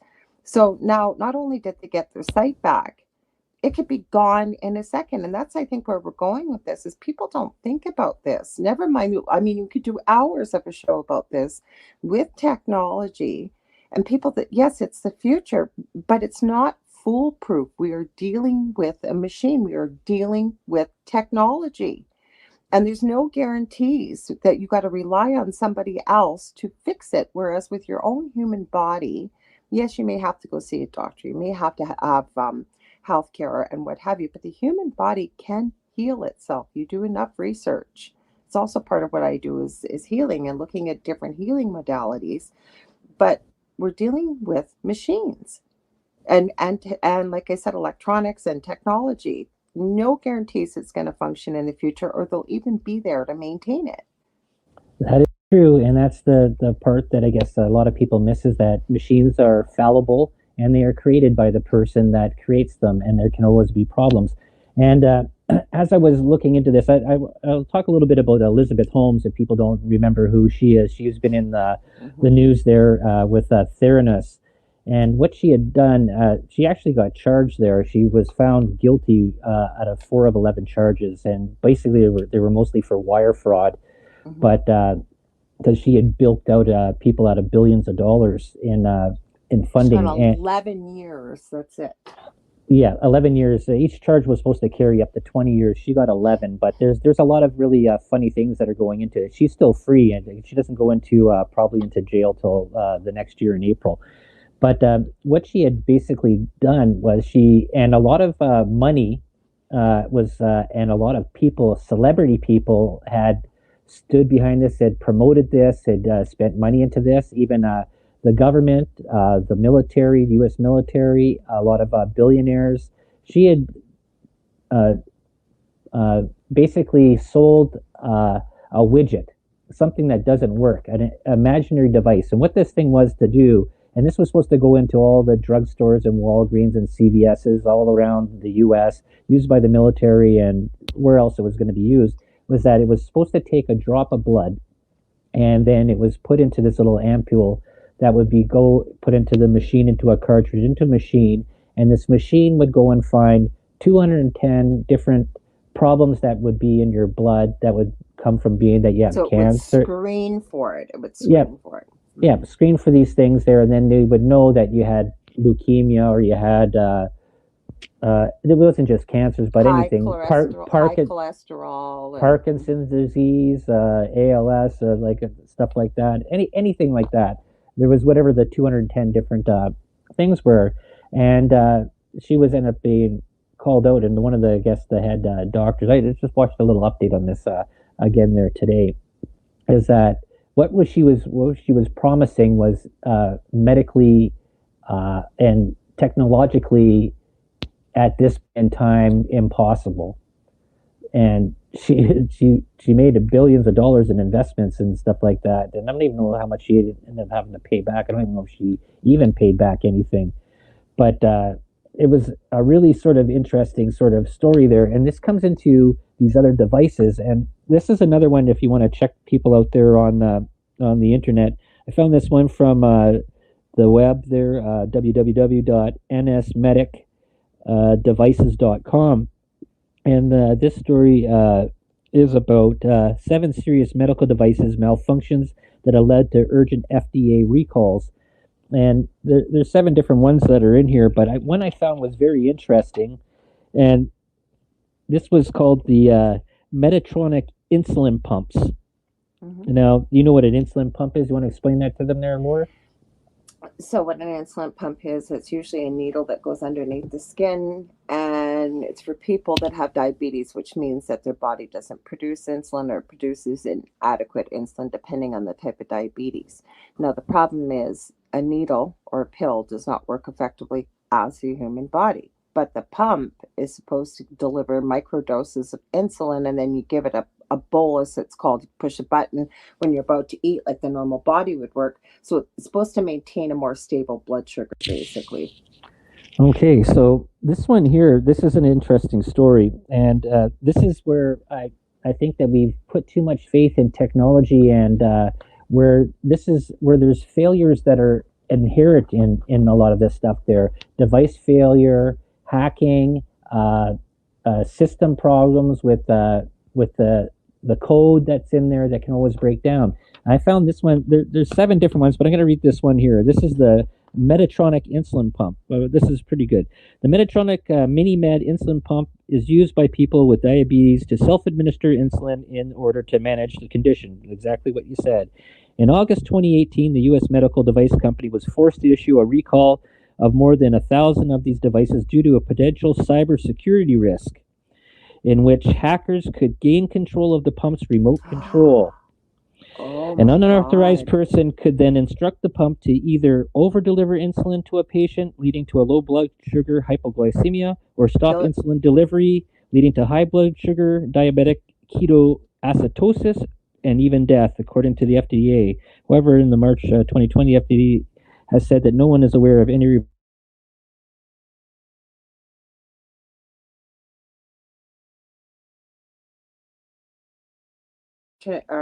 Are we back? Guys, sorry what's going on here. I apologize. Okay. Are we back? Yeah, the picture's there. Just I could still hear you there, but I'm not sure. We kicked right out. Okay, go ahead. Sorry. Okay. So, anyways, that the FDA said that they were unaware of any these devices being hacked to their knowledge at that time, because the remote hookup there, the remote controller, was an optional addition to this device, right? But the potential of somebody doing that, and we're well aware of people putting viruses into systems, hacking into systems. This is a big, huge thing that is very prevalent in our world there today, because we put such a dependence on this technology. Like, they put everything, your bank accounts. You can do all the stuff that you need. You can order your groceries. You can do all your banking. You can order a car. You can buy a car. You could. Yeah, but look at Alexa. Like, we had one. We don't have it connected in any way, shape, or form. And we're not paranoid. Yep. We've had some crazy few things happen with it, but I encourage people to take a look. Take a look out there. Do a search. Check out some of the things that have happened with people's Alexas that are crazy. Some of them very frightening, including security cameras being hacked. And there's been people peering in on small children and being able to hack right into the security camera, scare the heck out of a lot of kids, almost like another form of voyeurism, if you will. Yep. I do want to stop just for 1 second. I want to apologize to Vulpical Astrology. Sorry, while Del was talking, I reread your question because I said people are chatting, but not much to do with the discussion. You did. This was a comment that you made towards the beginning of the conversation, and I apologize because what they said was just egg. I ate that product a lot. So you were referring to the foods that we were talking about. So I want to apologize to you about that. Sure. Okay, let me get that out of the way. Okay. No, well, they're supporting the show, so I don't want them exactly. to feel not heard. No, yep, that's good. But there is other devices here too, and this is like I just said, if I didn't get cut off there when it sort of timed out there, is that there's a lot of things. I don't think we're at this point there where we can fully just give ourselves away to technology and to allow this stuff to be in there. I think there's still we're still a far away. I think there's a lot of benefits to a lot of things that have happened there. Like you had that person that had no legs that ran in the Olympics there, and I guess there's some controversy with that too. There is when you have a spring steel on your legs.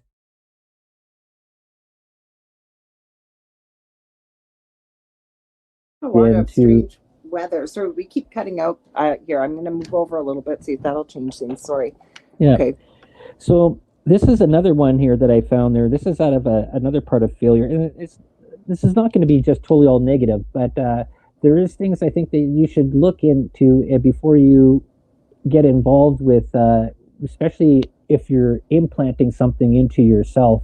And I think a lot of people just take their doctor's opinion at face value, and they don't do their own research. And that's a big thing that we always say is to do your own research, check things out. Don't take our word for it. Don't even take your doctor. You can. There was always a thing that was when I was brought up. Get a second opinion, especially when something is life changing in your life.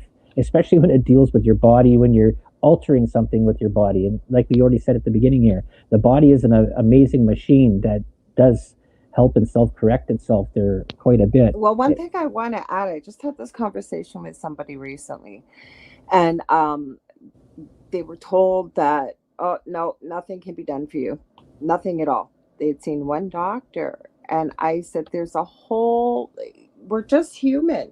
There's only so much that can go into our brain. So you could put a room full of doctors, for example, and have a conversation, say, about this person's case. I guarantee you there will be a doctor in there that will probably know of a new technique or a different treatment protocol versus just one person telling you, no, nothing can be done or whatever. Mm-hmm. And I'm not knocking the medical profession. I was part of it. I'm off of the back injury. But my point is that's why it's so important to take a look at the whole picture. Look around, look and see, what did we do in the day and age before we had all these modern medicine advances? People lived, people got treated. Take a look. Is there and I do this with our own family, Del, and no, I'm not trying to play doctor here. And I come from a big pharma background, and there's a place for everything. And I think that's what we're trying to say here. But I look and see, is there something natural? Is there another alternative? Is there something else we could try before necessarily always going towards either cutting it or taking a pill for it, is what I'm trying to say. And I think it goes along with technology here as well. Mm-hmm. Yeah, for sure. And here's another one that I found that was sort of interesting here. It's called the Edwards Life Sciences Monitoring Platforms. Okay, so this is still off of that whole nsmedicaldevices.com analysis medical devices failures. And this is why, I just easily found this just myself, just looking, I just put in medical device failures. And if you're looking at something that you're using or that you might be using, because there's another one here, which is like the physio-controlled defibrillators. And up here, you take that first aid. I was thinking about that already. You take the AED, and basically what it is a portable defibrillator, and you take a course on that. I took the course there back a few years ago, and but this other one here, this Edwards Life Sciences Monitoring Platforms. So in March of 2019, the firm informed users of an issue affecting 11,000 of the devices in the U.S. after reports of fluid leaking into the AC power outlet could result in electrical short circuit and cause the device to either stop working or catch fire. Okay, so this is there are several ways to monitor blood pressure during and after surgical procedures. The regulator added that the risk of fire increases the oxygen-enriched environments, such as operating rooms to intensive care units. So this device there's already a problem with it there, and then it still was in there until this is what ends up happening. A lot of, then you see these on the news there, is that they know there are problems with this, but they get them out to market and they get put out there. And then when there is a problem, then the recall happens, right? Because you have to cover your losses as a company to make back what you've invested in, right? And it goes the same thing when it comes to these drugs that are out there. There was actually one that was mentioned to, I think it was on Jimmy Dore's show, and it was a pill medicine that was stopped here in North America. And I don't want to see if I get this wrong. I think it was Bayer, but I'm not sure. Don't quote me on that. But the company continued to still sell it to third world countries. They do that all the time. And it had HIV. Oh yeah. In the medicine, and it caused a lot of problems for people. So they had all this stock that was there. It's stopped here in North America, but then it's given to and sold to third world countries, and but it's not just that. Sorry, I wanted to add with this, and again, as we always say on your show and mine, Del, you don't have to believe us. Take a look for yourself, and it's not. I'm not sure what company it was, but this happens when the more you dig deeper. And use various search engines, not just one, okay? Usually something other than, say, Google. Use a couple different, you can use Google too. Take a look, and you will be shocked to see how many things that maybe have been stopped here in first world countries. I hate to call it that, but that's basically how they're referred to.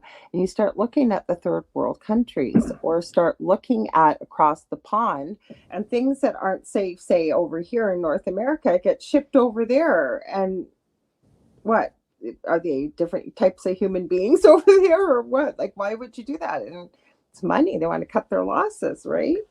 Yep, that is very, very true. And it was actually even talked about before on other shows about the Africa being a testing ground for medicines and stuff like that, right? Because and India. Yeah, that's another place there too as well.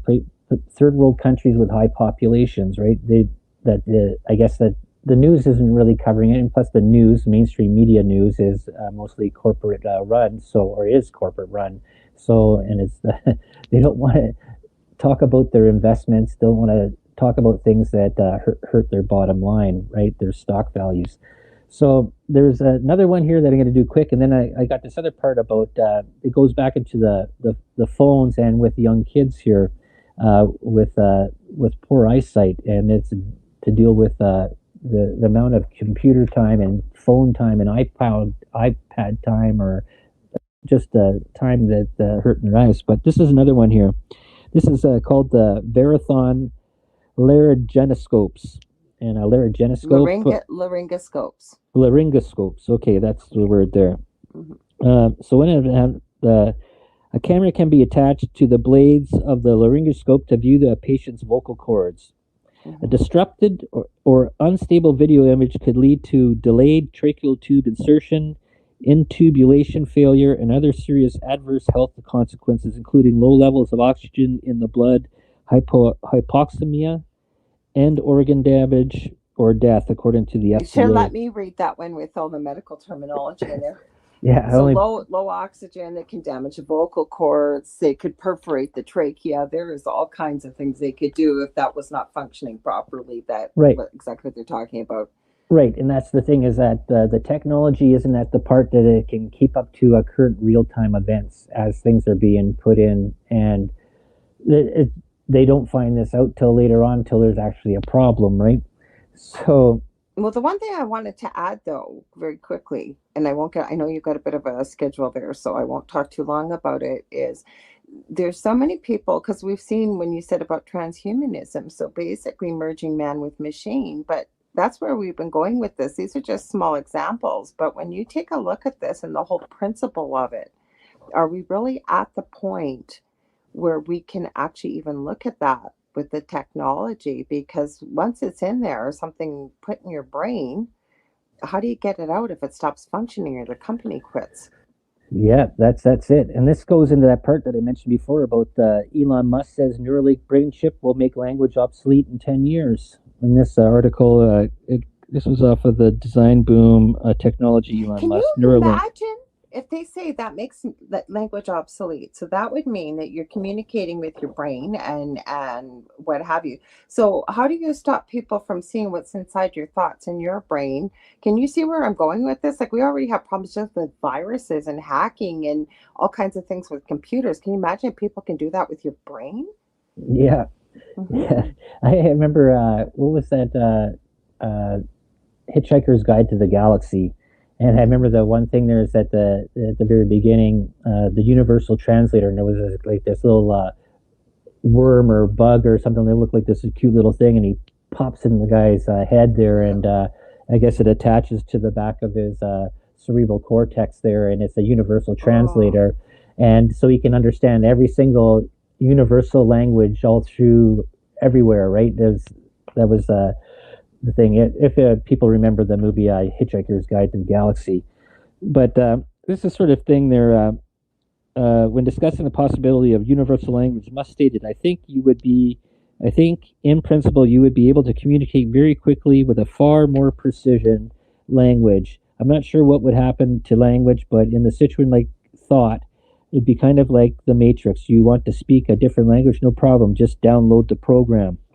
That's right? the Internet of Things. Yes. Right. So the other part here must emphasize that the first few Neuralink iterations will be focused on trying to solve brain injuries. It's not going to sneak up on you. This will take a while, said Musk, about the possibility of communicating through the mind. However, when asked how many years it would be before you wouldn't have to speak, Musk stated, if the development continues to accelerate, maybe in 5 to 10 years. So, And you know what? There'll be people out there that'll think this sounds incredible, and maybe it is, but it's when you start breaking it down and having a conversation rather than, downloading a program and computer. Like, think about your conversations on a computer. Okay, never mind that something's always listening already anyways, because we have voice activated smartphones. But now you're going to have a conversation that could be hacked. Like, this just opens a whole thing of worms. Like, how do you prove you didn't do something, you didn't say something, you didn't do whatever, and a crime's committed? How do you do, like, there's just so many things that haven't been thought out. It's like, well, we'll just do it. Let's just do it. And the same thing is, I wanted to add very quickly, we see AI out there. They're trying to get this out there, right? Once AI takes place, people may think it's great. Well, that means if something can replace the job that you're doing, you don't have a job. And then the other thing I'm noticing is, okay, some AI can look very real in the conversations, and say you give them a decision to make when it's ethical, especially. The only thing I've ever seen them be able to do is to defer either to what they've been programmed with or what they've learned through experience, because there is no thing such as empathy or emotion, or, sometimes people will do maybe what you shouldn't do, but they've gone to their heart, if you will. They feel that that's the right thing in their mind. Or how do we have intuition? How do we have all these gifts that we have that a machine will never have? Or when we interface with, I guess they figure it's going to be the best of both worlds. But we've just been talking about a few things here, and it's not infallible. Never mind, I don't think they've worked out all the kinks, nor do they really worry about it. It's just, this is cool technology. Let's jump right in. yes, and this comes into the scary part. Is that they were talking about this back at the beginning of COVID, or just even before the pandemic. And they were talking about going digital currency and to get rid of the paper money. And this goes one step further. Okay, so if you were in digital currency and you talked anything negative about the government or the powers that be, or a hacker wanted to be in there, somebody could get in and they could go and delete your funds, freeze your funds. You saw what the government did with the truckers in Ottawa. They froze their assets there out. People that donated $5. Right. They stopped their PayPal, stopped PayPal They locked accounts. their bank accounts. Right. So they can go and do this. So anything that you do, this is why I think this is a very dangerous, slippery slope that we're sort of heading towards, putting all our faith into digital, putting on that you don't use a card anymore going into the bank, or use just your phone from home, and somebody can easily just break into this thing there and hack into this. And we said there already before, is that hacking is a thing. It's an actual real thing. So, and the amount of disruption that it can do. And you can figure that the government, and they've done and talked about this in movies, but this is actually quite possibly a thing there too, is that somebody can go in and they can remove you out of the system. They can remove your social insurance number. They can get rid of you. You basically don't exist anymore. You become a ghost, and then you have to prove your way back. Because I remember my grandmother had talked about this before, is that when she was taken from the reserve, and then she was put into foster care and moved around and stuff like that.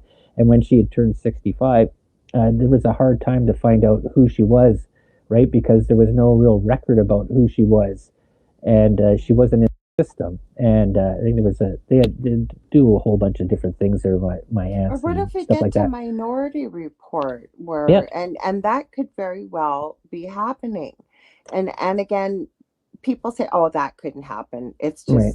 just, well, you know what, guys, look back 20, 30 years ago, you probably never would have thought what's possible now is possible. And the way technology is going, it's almost like a new car. The minute you drive a new car off the lot, how many thousands of dollars does it take off because you've driven it off the front, the lot? That's going to happen it's happening already with technology. Mhm. So, go ahead.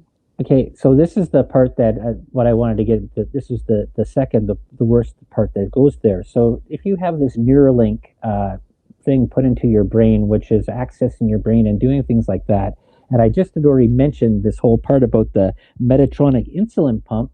What gives the part there that you don't think that some nefarious person in the government or a hacker or some company or something like that doesn't shut down the chip in your brain and create you basically brain dead or useless, or you can't connect, you can't do anything. This is what even the part there with these people that want to put RFIDs in their hand, these implants to go through the door to pay for I've seen stuff, people do connect it to their credit card. It was big. I think it was in Sweden or Finland or Denmark. They were doing a test thing of that. I think there was actually a place here in Canada, out in the Maritimes, a small little town where they were doing the RFID chip, the implant.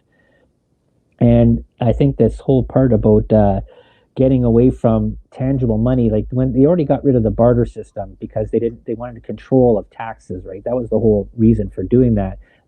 If I provide a service for you and you give me a dozen eggs, we'll tie in the egg reference here, that was fine, but the government couldn't tax it because they had no proof of money exchange on there, right? That was the whole part of this barter system. That's why they outlawed it.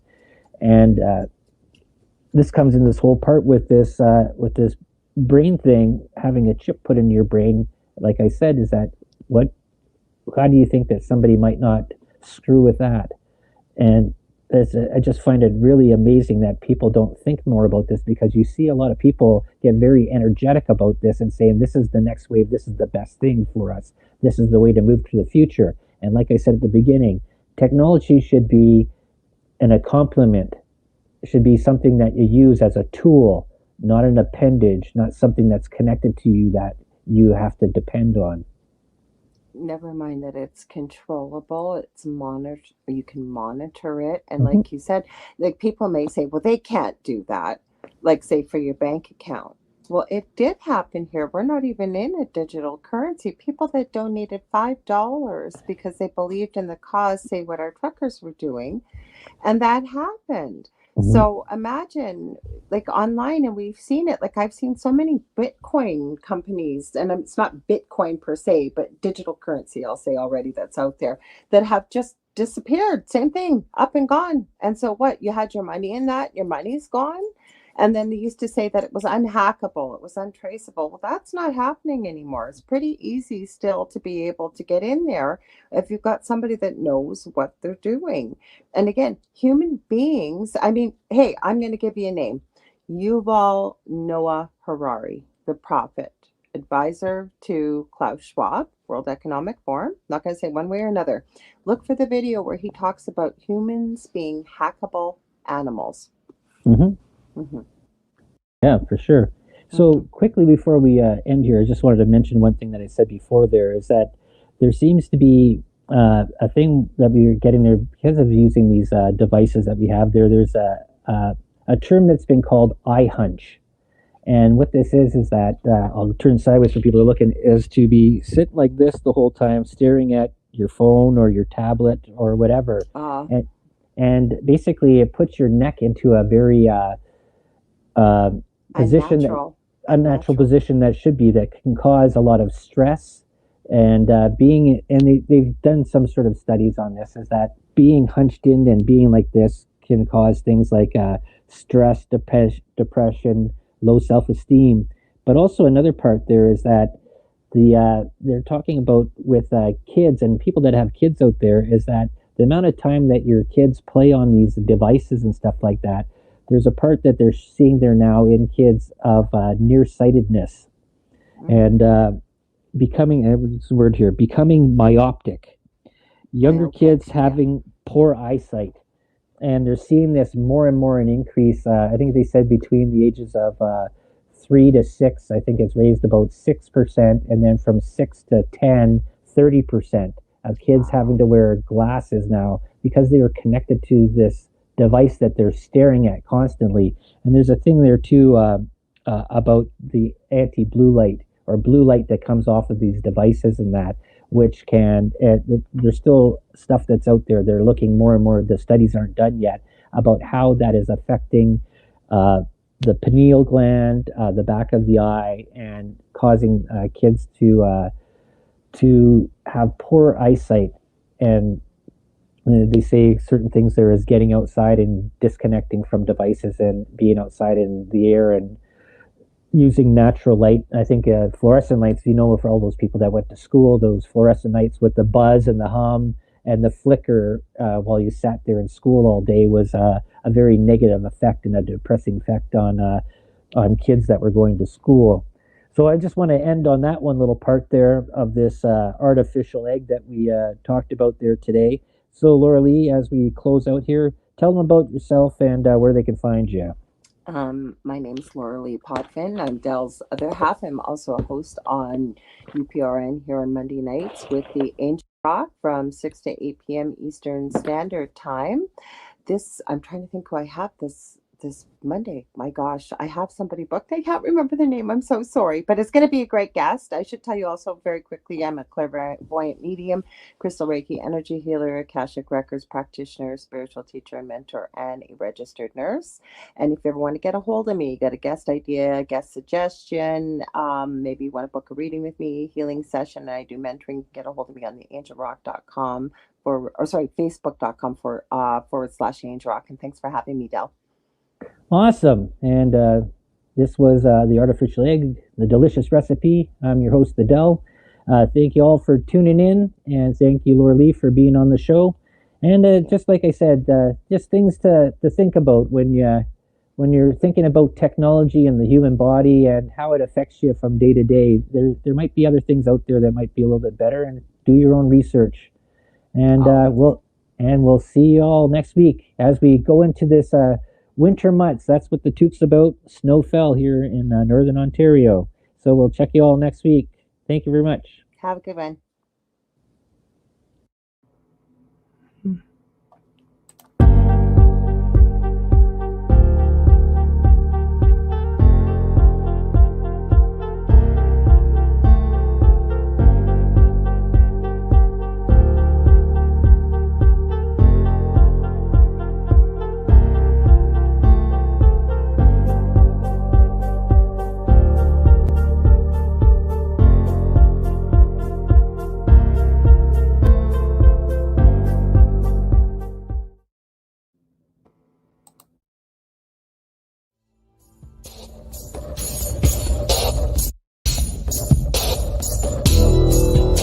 Welcome to the Outer Realm with Michelle DeRoche and Amelia Pisano. Airing live on the United Public Radio Network, 105.3 FM in New Orleans.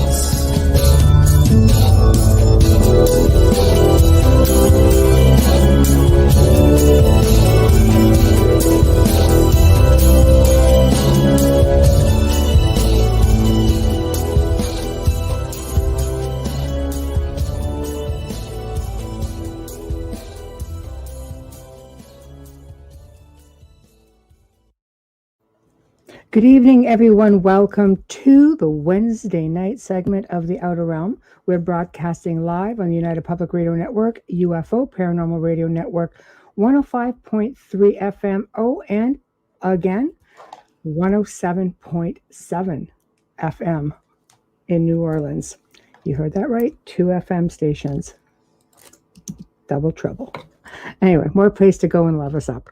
So we're fully sponsored by the amazing people over at Folgers Coffee who have been a part of our journey since the very beginning. So we're just so appreciative of you, Folgers. Thank you so much. It would not be the same without you on this amazing, amazing journey. Also, big thank you to Dr. Snick, the sonic surgeon, Justin Snicker, for his contribution of time, his voice, his music, for our intro and our outro.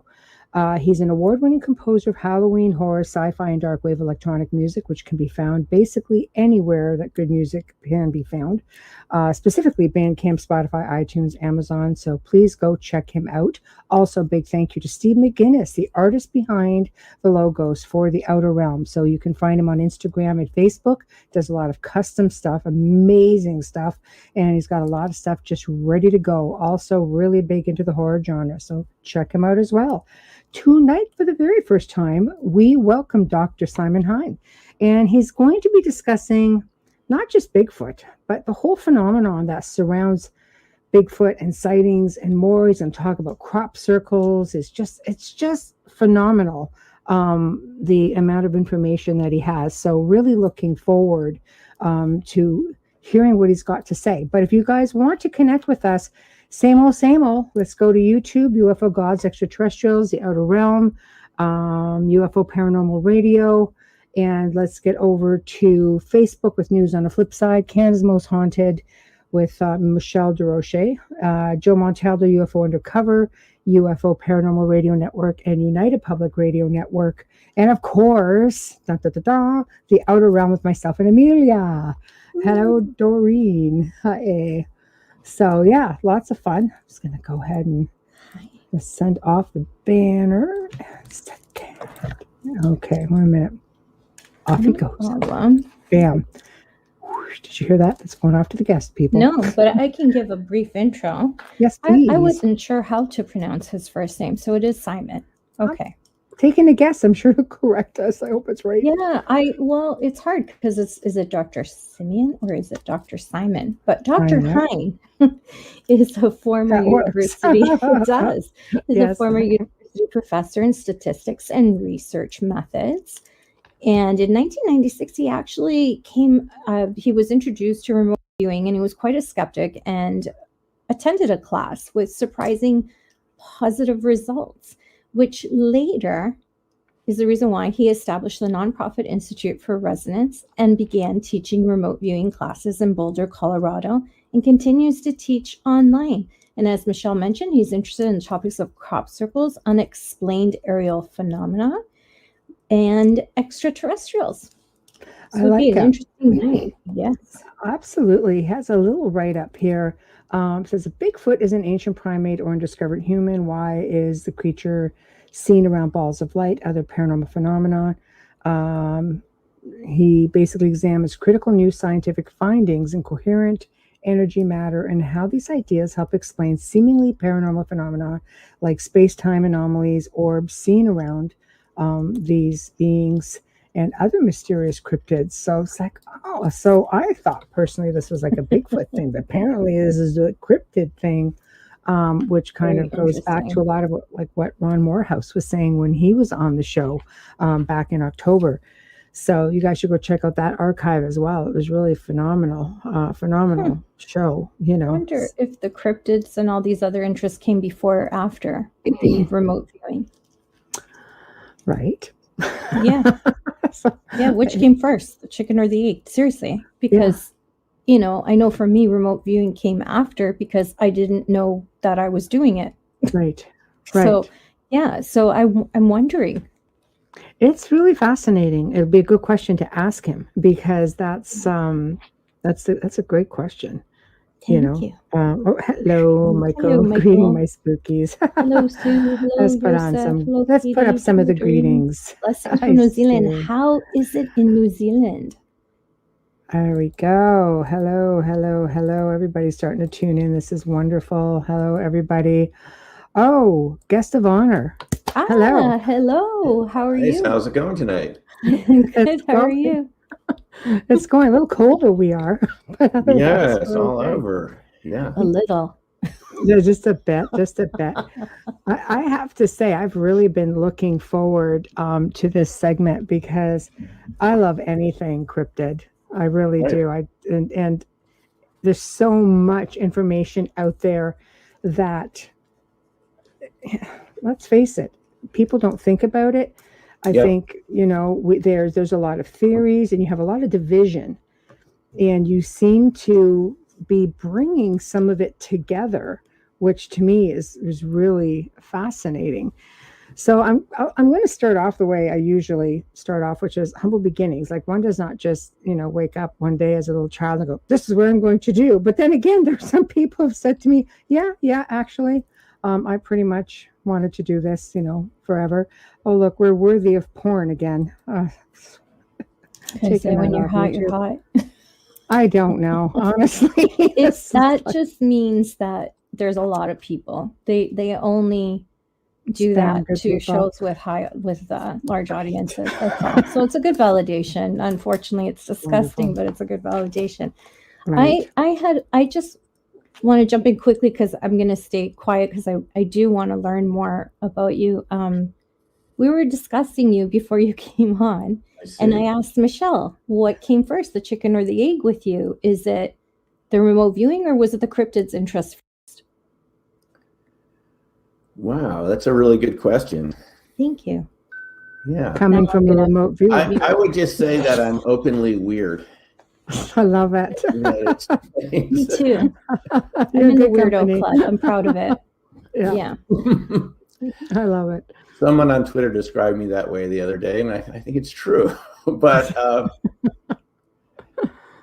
no, actually, I had read a few books as a teenager. I came across John Keel somewhere. Right. In 9th grade. Yeah.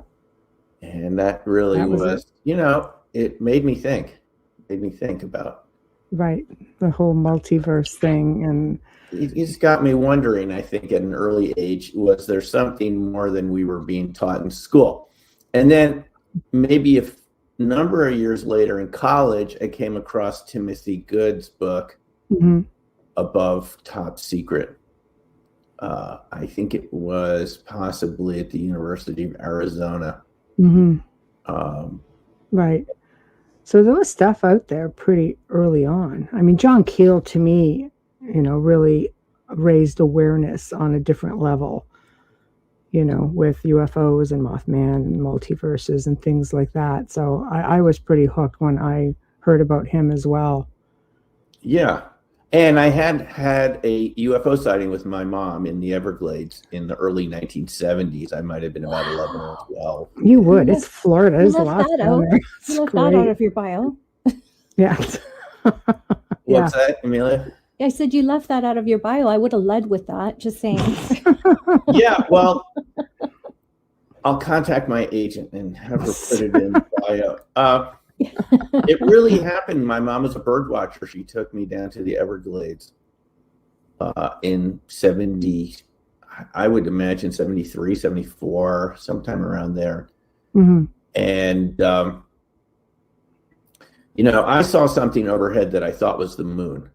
And I said, hey, Mom, look at the moon. Well, the moon was on the horizon coming up full. But this was bigger than that, and it was overhead, and it was glowing green, and it had, when we put our binoculars on it, there was a pattern of straight line dots, which immediately, in my mind, made it completely unexplainable, because if it were some sort of cloud, it wouldn't have structure within it, right? Right. Right. And so there was structure within it, and I thought maybe it's like, I don't know, maybe there was a launch at Cape Canaveral that went awry and they blew the rocket up in space. They do this sometimes, not from Cape Canaveral, but the rockets have a sort of self-destruct mechanism. But The weird thing was, as soon as we looked at it, it started moving. It was stationary. Then it didn't act like a cloud at all. It moved into another cloud rapidly.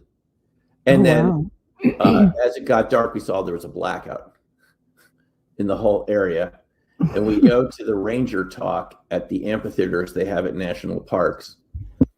And we sit down in the front row of the amphitheater on the benches that they have there. And the people sitting next to us had seen it too. Oh, wow. We just said, we saw a UFO. That's what my mom said. And they said, oh, we saw it also. You know, it's kind of coming out of a cloud. I still remember this. And well, anyway, as soon as the ranger talk started, my mom, the ranger said, did anybody see anything interesting today? So my mom, being the intrepid soul that she was, raised her hand and said, we saw a UFO. Right. How about that from the early 70s? Yeah, you don't usually talk about things like that. So kudos to your mom. Yeah, no kidding. And the ranger said, quite matter-of-factly, that's interesting. Did anybody else see anything else today they want to talk about? Oh. And we went up afterwards. And so it kind of raised some red flags in my mind. I mean, she didn't want to talk about it. We had seen it. The people next to us had seen it. Then we go up at the end of the talk, and my mom says, I mean, look, there's a blackout. And the ranger says, oh, those happen all the time around here. And my mom insisted on telling her what we had seen, and the ranger wasn't the least bit interested, which, as we now know, is not all that surprising. It's the rare animal within the Park Service, National Forest Service, that wants to talk about anything beyond the party line. You know, birds and flowers and things like this. They just won't go there. And the ones that do are fired, or, as we now know with Bigfoot sightings, are that's terrible. Are not rehired. You know, there's a penalty for bringing this up without permission within National Park Service, National Forest, even though we know that they keep records on these subjects, as the U.S. government, as we now know, monitors UAP, UFOs, whatever you want to call it, all domain, cross-domain, aerial anomalies, or whatever the buzzword of the month is for the bureaucrats in Washington, D.C. The rest of us have all been encountering these phenomena for a long time. Anyway, to go back to your question, I didn't have any contact with the subject throughout high school, again, in college.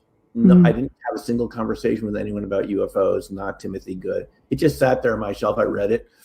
I was in the back of my mind interested. I had seen something as a young kid now, and I was just, you know, I had a curiosity.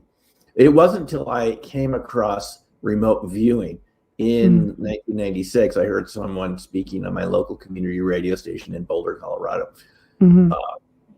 Courtney Brown, and he was at Emory University, and he had learned it from someone who had trained with Ingo Swann, who had created this program. Yeah. Wow. At Dames. And so I heard Courtney talking about this ability that people had to perceive distant information, things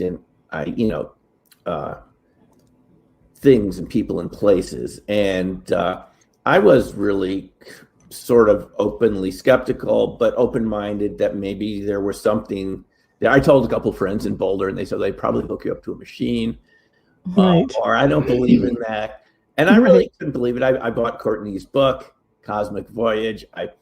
I read it, and it described viewing extraterrestrial bases and structures. That kind of remote viewing, yeah. Yeah, and keep, and as we know now, that's not all verifiable. You really don't know after the session what you got, because we can't actually go there, or whoever has the photos isn't showing us. But I did go and take the class, and it did show me that I was able to write things down. A session that looks something like this. I just happen to have one on my desk here in the middle of this class that we're doing right now, our intermediate class. You had this procedure, and you went through these stages, and I was very surprised to see, as a former statistics teacher at WSU in Washington State, I was very surprised to see that it was more accurate than I thought it would have been. I got more colors and shapes and sizes. Some of the drawings I had actually nailed it, which was quite surprising. Now, you know why it's surprising? Because you don't know how you did it. You're just following this procedure, going through these stages, and then you conclude it. And now we do a post-session summary nowadays, And it's surprising that you're getting more information than you thought you should have been if you consider yourself just an ordinary person without any special psychic abilities. Yeah, it's pretty impressive, especially when you have, a group of strangers in a room that are coming to the same conclusions without knowing each other and working on their own paper. It's fascinating. Right, it's fascinating. You see other people get the same results, and you're getting more results than you should if you were just guessing, if it was just random. I could see that. And I think anyone who's ever looked statistically at remote viewing, you see the viewer is getting more information than they should be if they're just guessing. And Absolutely. sometimes it's extremely accurate to the point where you can locate downed planes or missing people, as Beverly Yeager is a now passed on psychic from the St. Louis area. I mean, there are people that have done this who've gotten very good at it. And I have, I've had a taste of it, and it's something that I still teach to this day, 25 years later, because it seems to have profound effects on people's sense of who they are. It's not for me like some sort of magic trick that's going to instantly do something for you. It's going to open your mind that you have abilities you didn't know you have. Right. We all dream at night, most of us. Sometimes you have precognitive dreams. Sometimes there's elements in those dreams that have something to do with your life. And RV is like a structured form of daydreaming. But it's surprising that it works, and it suggests that our universe is connected in ways that we don't totally understand scientifically or haven't in the past. And that there's more phenomena out there than we were told also. Because keep in mind, the RV program was classified until 1995. It was a special access program. The people that were in it didn't even tell their spouses. Yeah, it's crazy because you look at even Michelle. Working with the CIA and her RVing, because she's a friend, so we've talked about that before, and it was pretty fascinating. And she goes, "Oh yeah, I teach classes." I'm like, "You're allowed to do that?" She goes, "Yes." So it's really interesting. And then of course you have those who are natural at it. So, they don't, it's not a regimented training. It's just more natural. They can just do it. It's funny when you said a form of daydream, because I daydream a lot. Yeah. She remote views. Yeah, too, I daydream a lot. I never even thought about that. Yeah. Well, it's natural. We all have this ability. And the reason we have it is it has survival value. The universe is saying to you, if you have a little information ahead of time of what's coming down the road, literally or metaphorically, it has survival value for you. And this is why in a moment of need, in a crisis, in a situation where there's something going on with your family, you're going to get information about it intuitively and be very surprised when you pick up the phone and you already had a sense that something was going on. Right. This often happens. I mean, the listeners will identify with this. They'll know someone who had this happen where you just had a feeling to call a relative to find out that someone's passed away. Right. And it was a strong feeling. It wasn't just this random feeling I should talk to so-and-so. It's pretty strong. Or it could be to change your traffic routes. Yes. That there's some danger ahead that you didn't know about, but a little voice in your head said to stop. Right. So that doesn't prove it's all psychic, but it proves that we have senses. And this was Ingo Swann's main point. We have senses that we haven't been taught about. And they extend all the way, in my view, all to the very subtle levels of reality, to the point where they're non-local information, where you are not physically getting it from your eyes or your nose or your ears. I mean, it's coming through some other sensory apparatus in our bodies, some connection to the larger idea of space-time that we live in. And this is not what we're taught. So all of these phenomena, guys, are very challenging to us because nobody taught us about this in school at all. No. I went through all of it all the way to PhD. Believe me, they don't talk about this. And if they do, it's in a very skeptical, kind of a negative sort of sense. It's weird. But the rest of the world is experiencing these phenomena, whether it's cryptids or UFOs or spontaneous precognition. Everyone has orbs in your home. People have this happen. Orbs in your yard, spirit, ghosts. I mean, to me, it's a really multidimensional reality. Right. And really mystery is why are we covering this up instead of talking about it? Well, I mean, I think we're, like you say, we're born with these abilities. We're like a species with amnesia. We're just, I think it's just, I'm going to go there, but maybe it's just stuff that they're putting in the food. Maybe it's just stuff they're putting in the environment. It's just to dumb us up, because can you imagine if you had everybody on the planet being fully capable of using these abilities? Well, there goes your national security. Like they don't want you doing that. And, so instead it's frowned upon. I remember growing up being gifted and being, like having all sorts of abilities and being told, well, that's the family secret, dear. We don't really talk about them. What? Why not? It was a cool thing. But then you go to school, you tell your friends and they're like, it's like, okay, now I get it. Yeah, you get made fun of. Yeah, it's true. It's true. Belittling sometimes too. It's belittling. It's hostile. Nobody wants to deal with that in their neighborhood, in their place of work, in school, right? Right. Exactly. But most people don't. I mean, especially when you're younger and you don't have the resources that we have now as adults. When you actually care what the other kids think about you.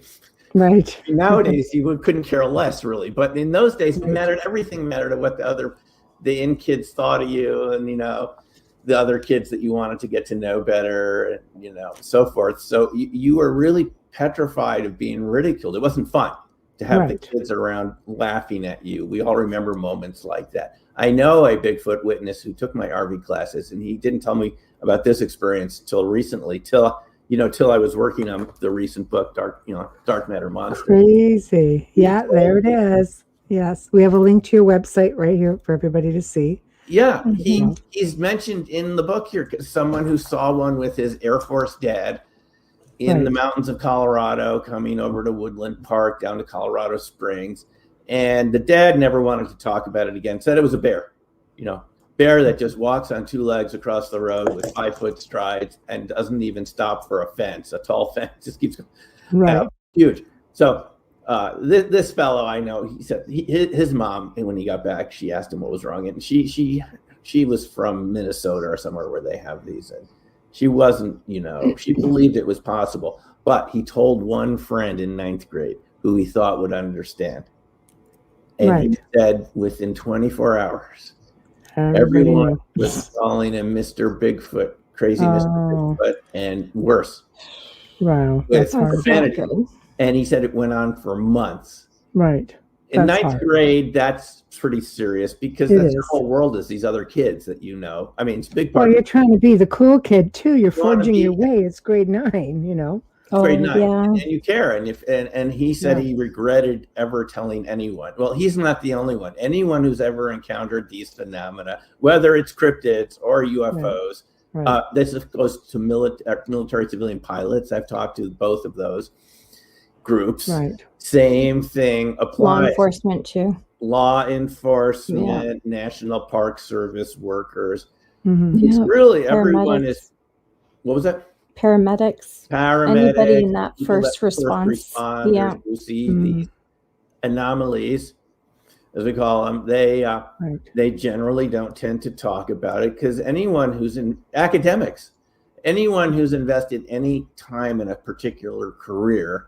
Mm-hmm. And again, I said, I'm openly weird. I created my own career. That's why I run my own publishing company. I do my own thing. But for most people, you can't say what I'm saying because you've invested all this effort and time into your degree or you're moving up the ranks in your company, right? And if you do something like this, the Navy has come out and said, okay, we want you to talk about it. You won't be penalized. And there's actually penalties for anyone that government organization that penalizes you for coming out and saying you saw a UFO in the cockpit. That's what they've said, and it's in the NDAA. Yeah, good old disclosure. It's in the law now that you have, whistleblower protection. People have been going. Thomas Fessler's been going through that. Who runs his own podcast. He's been going through that document very carefully at night, and it says there are penalties for retaliating against people who say they've seen this.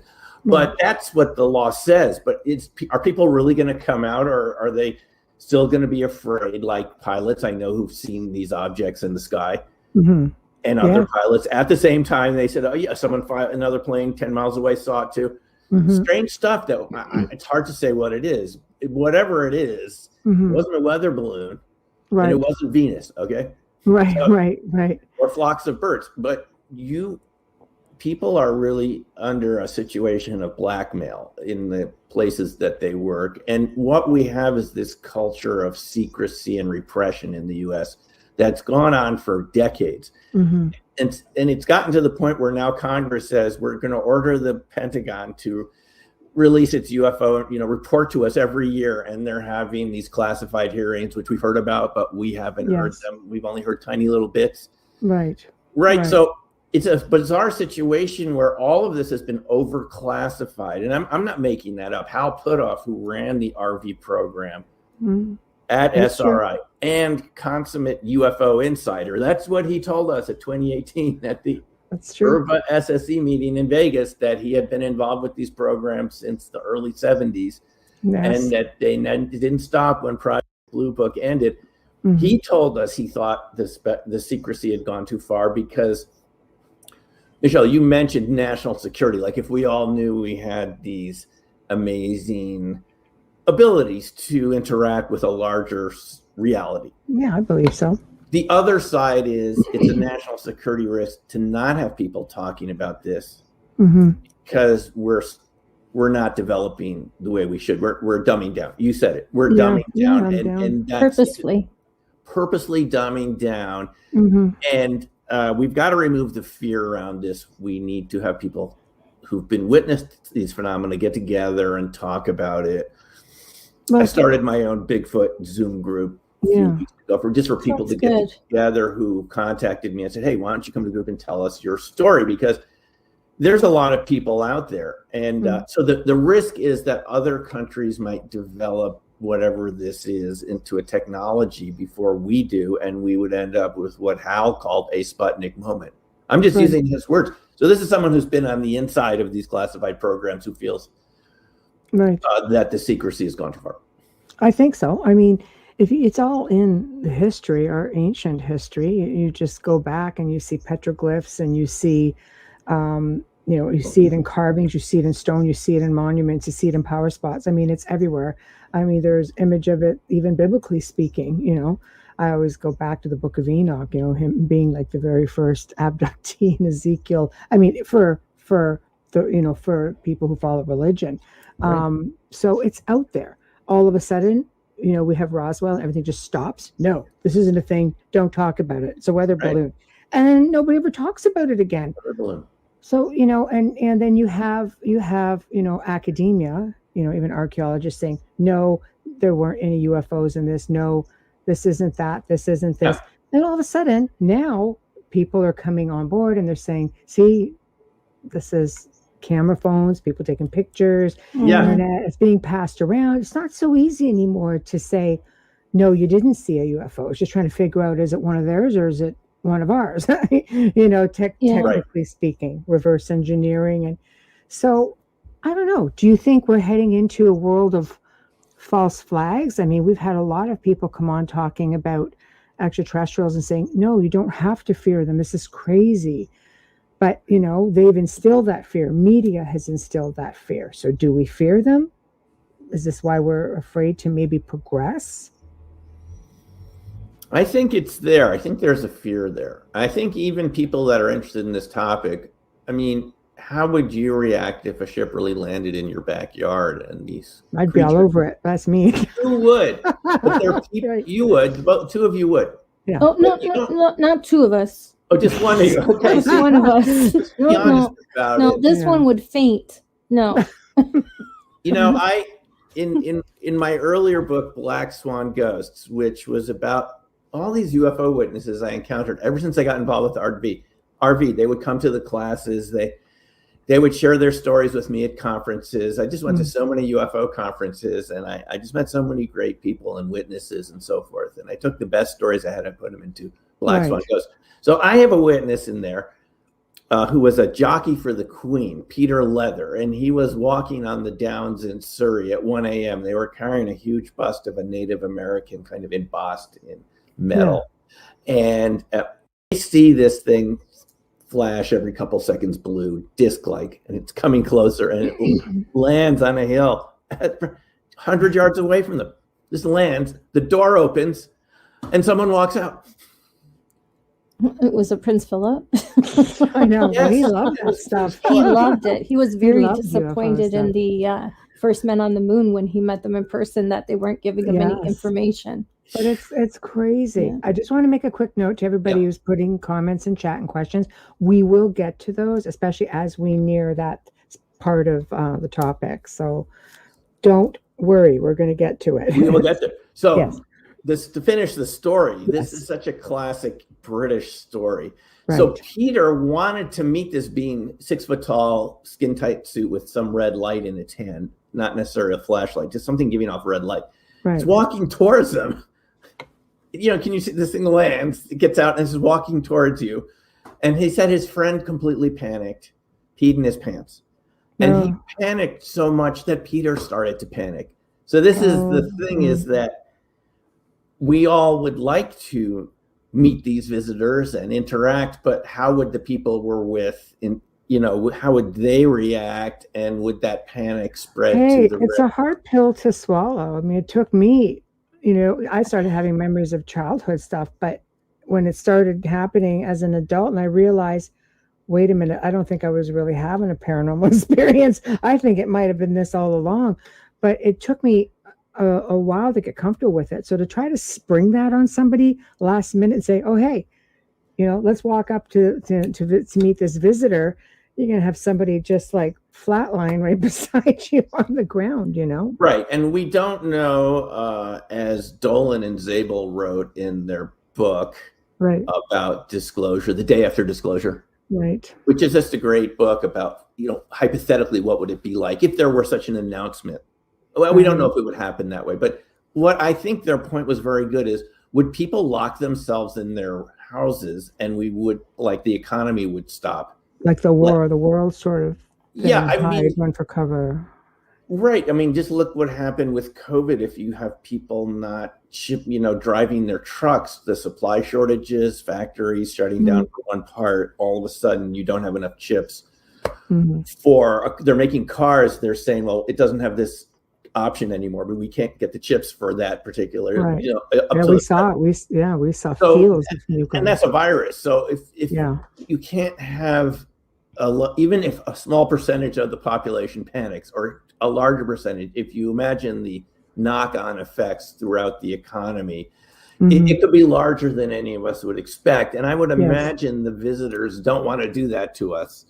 No, I mean, and you sort of have to be ready for this. This is not like meeting just another version of yourself, Michelle or Amelia, in a different spacesuit, and a helmet. We're talking about a different vibrational frequency. And this is what people experience, in my view, around Bigfoot and cryptids, which is why they end up getting a type of brain fog. They have memory loss. I mean, it's not just something out of the ordinary, but made of the same cloth. We're talking about something at another frequency. I mean, I think literally, and we don't know how to interact with that. We haven't been trained. This is why I teach RV and so forth. I mean, people, you're used to dealing with the unknown in your session, because you start out every session, it's blank page, no matter what the target is. And you realize, it'll work out. It'll sort itself out by the end of the session. It's a fear reduction sort of training. But the day is coming when this happens. I don't think we can ignore this. And there's no way Congress is looking at all this data and all of this information. And they're persistent in this. So they must know stuff that we haven't seen. We're told they've seen a 45-minute video that someone who in the know, if this is true, said it was like watching a sci-fi movie of the best UFO footage that the government has from the best sensors and photography equipment. Right. They got all the best stuff, man.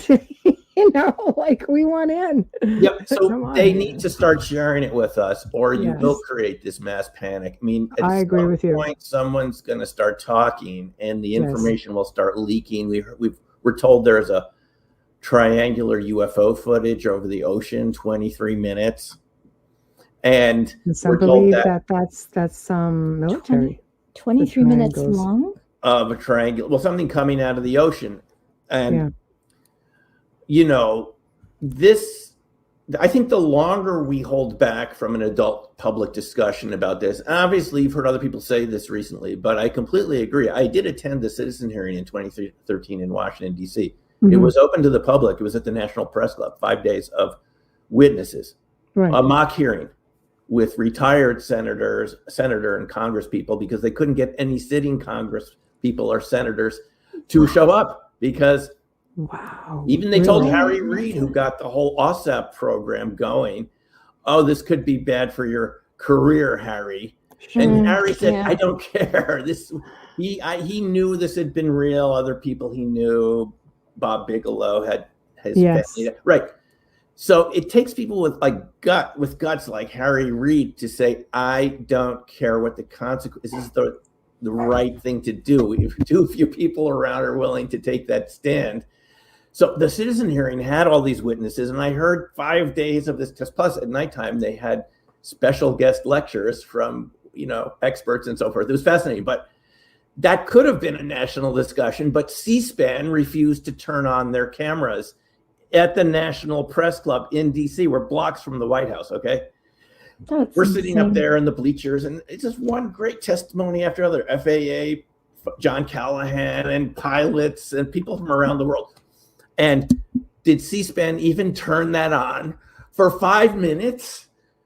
It was an award-winning cast with real former senators and congresspeople, one of whom had run for president, and so this is a real event. It could have been, but no, I sat next to a New York Times reporter for a bit, and he said, this is the best material I've ever heard. It's crazy. I can't get them to send anyone from New York to cover the story, cameraman, sound person, so forth.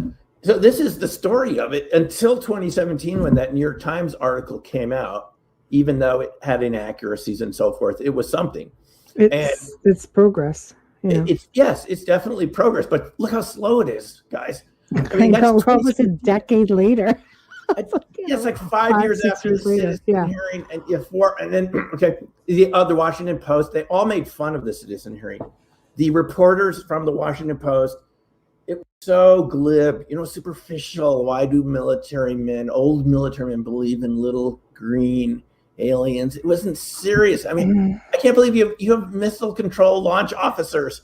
These are the people that could launch World War III, and they're telling you their control centers, which control 10 missiles each nowadays, had been shut down by UFOs. They knew they were UFOs because they went in that morning, or they were there underground in there. They shut down all kinds of nuclear weapons on Thank God. Regular basis. But the United States has been one of the last ones to actually disclose and talk about it. I mean, you have other countries.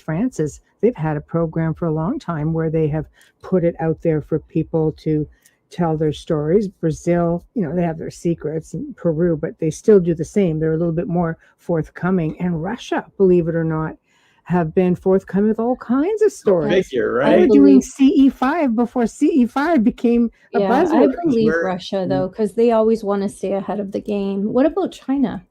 No, we had someone from China at the citizen hearing. I forget his name. Excuse me. Anyone from China? I forgot his name. He was an official. In China, you can get a UFO investigator's license. Yeah, I thought so, because license to, but he was open. He said, we don't think these are from Earth. And he brought little figurines that were thousands of years old. He goes, we think these are extraterrestrials. Look at the way they look. I think it's amazing. China was more open. It's like backwards. We're supposed to be the ones here with our First Amendment who challenge reality, but it's just the economic.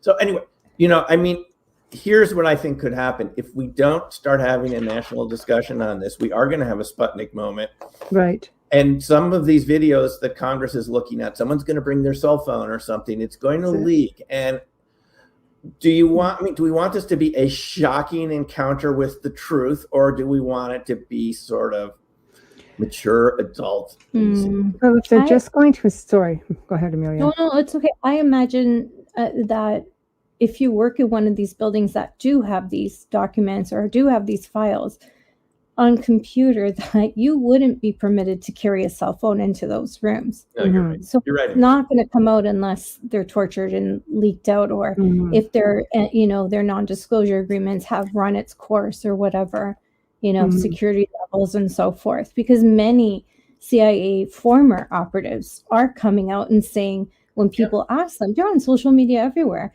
saying, or the first question people ask CIA operatives, former, is, are aliens real? And they all answer yes. John Ramirez. Right. Yeah. Yes. He made the podcast circuit earlier. Yes. This year. Yes. He was unrelenting. He was on all the shows, and he said there was a classified program within the CIA for UFOs, because they asked him to send people from his program in missile signals analysis and intelligence and orbs. They had a classified program in orbs, which they actually thought were another form of UFOs. That UFOs had a non-physical form that we perceive as orbs, just the light without the like a structure. hologram. Yeah. This is John Ramirez, and he said on these podcasts that he asked his bosses, even though he's retired, if I say anything that I shouldn't be saying, let me know. He said they haven't contacted him. Wow. So they're using folks like John Ramirez to slowly let this out to the rest of us. But it's still let it out, but to do what? Instill more fear, false flag, feed us the money that's the into thing we have to the worry about, military. right? We need this. And the look at enemy is greater. Yeah, sorry, Michelle. and look at the controversy around orbs. Why is that controversy put out there? Maybe they don't want us to know. But there is controversy because a lot of people, there are a lot of true orbs out there. But then you have people who are, like people send me pictures and they're camping and they're full of orbs. I'm like, it would be pollen, moisture. Can I give you another angle on it? Yes, please. The conclusion I came to in Dark Matter Nonsense, the subtitle has Cryptids, Ball Lightning, and the Science of Secret Life Forms. Right. I just didn't have enough room. We're only allowed so many characters on the tag there. But you keep putting that up, please. Yes. In this wonderful book, if I do say so myself. And this is a strange book. I don't even know how I came up with it. It just all seemed to make sense all of a sudden. Right. I discovered documents from the U.S. Air Force going back to the 50s about ball lightning, research into ball lightning, and it was classified. Yeah. Right. Even the work from Eric Davis, we know from the Davis-Wilson memo, right? Who was contracted by the Air Force to do a ball lightning study, a very good, review of the literature of ball lightning. Since it's very strange, ball lightning can seem like it's alive. Skinwalker Ranch, it can chase things. Ball lightning is really cool. I'm just saying. It's cool. Yeah, it is. Yes. No, it's real. And about 5% of the population have seen it. I've saw it a couple of times in the UK around crop circles. It's really strange. It can disappear quickly or it can persist. But these Air Force studies, you start looking through them. The Eric Davis study from, I believe, 2003, half of the pages are whited out. Stan Friedman used to make a joke about how they white things out instead of black. Ball lightning. So why, if you think a little bit, why would the Air Force classify ball lightning? Yeah. What do? Planes, things in the air. Gravity, anti-gravity. What does ball lightning do? It's hovering, anti-gravity. Creates its own gravitational field. Right. So I suspect, folks, and you see this in the book Stalkers at the Pentagon by James Lukatsky et al. Right.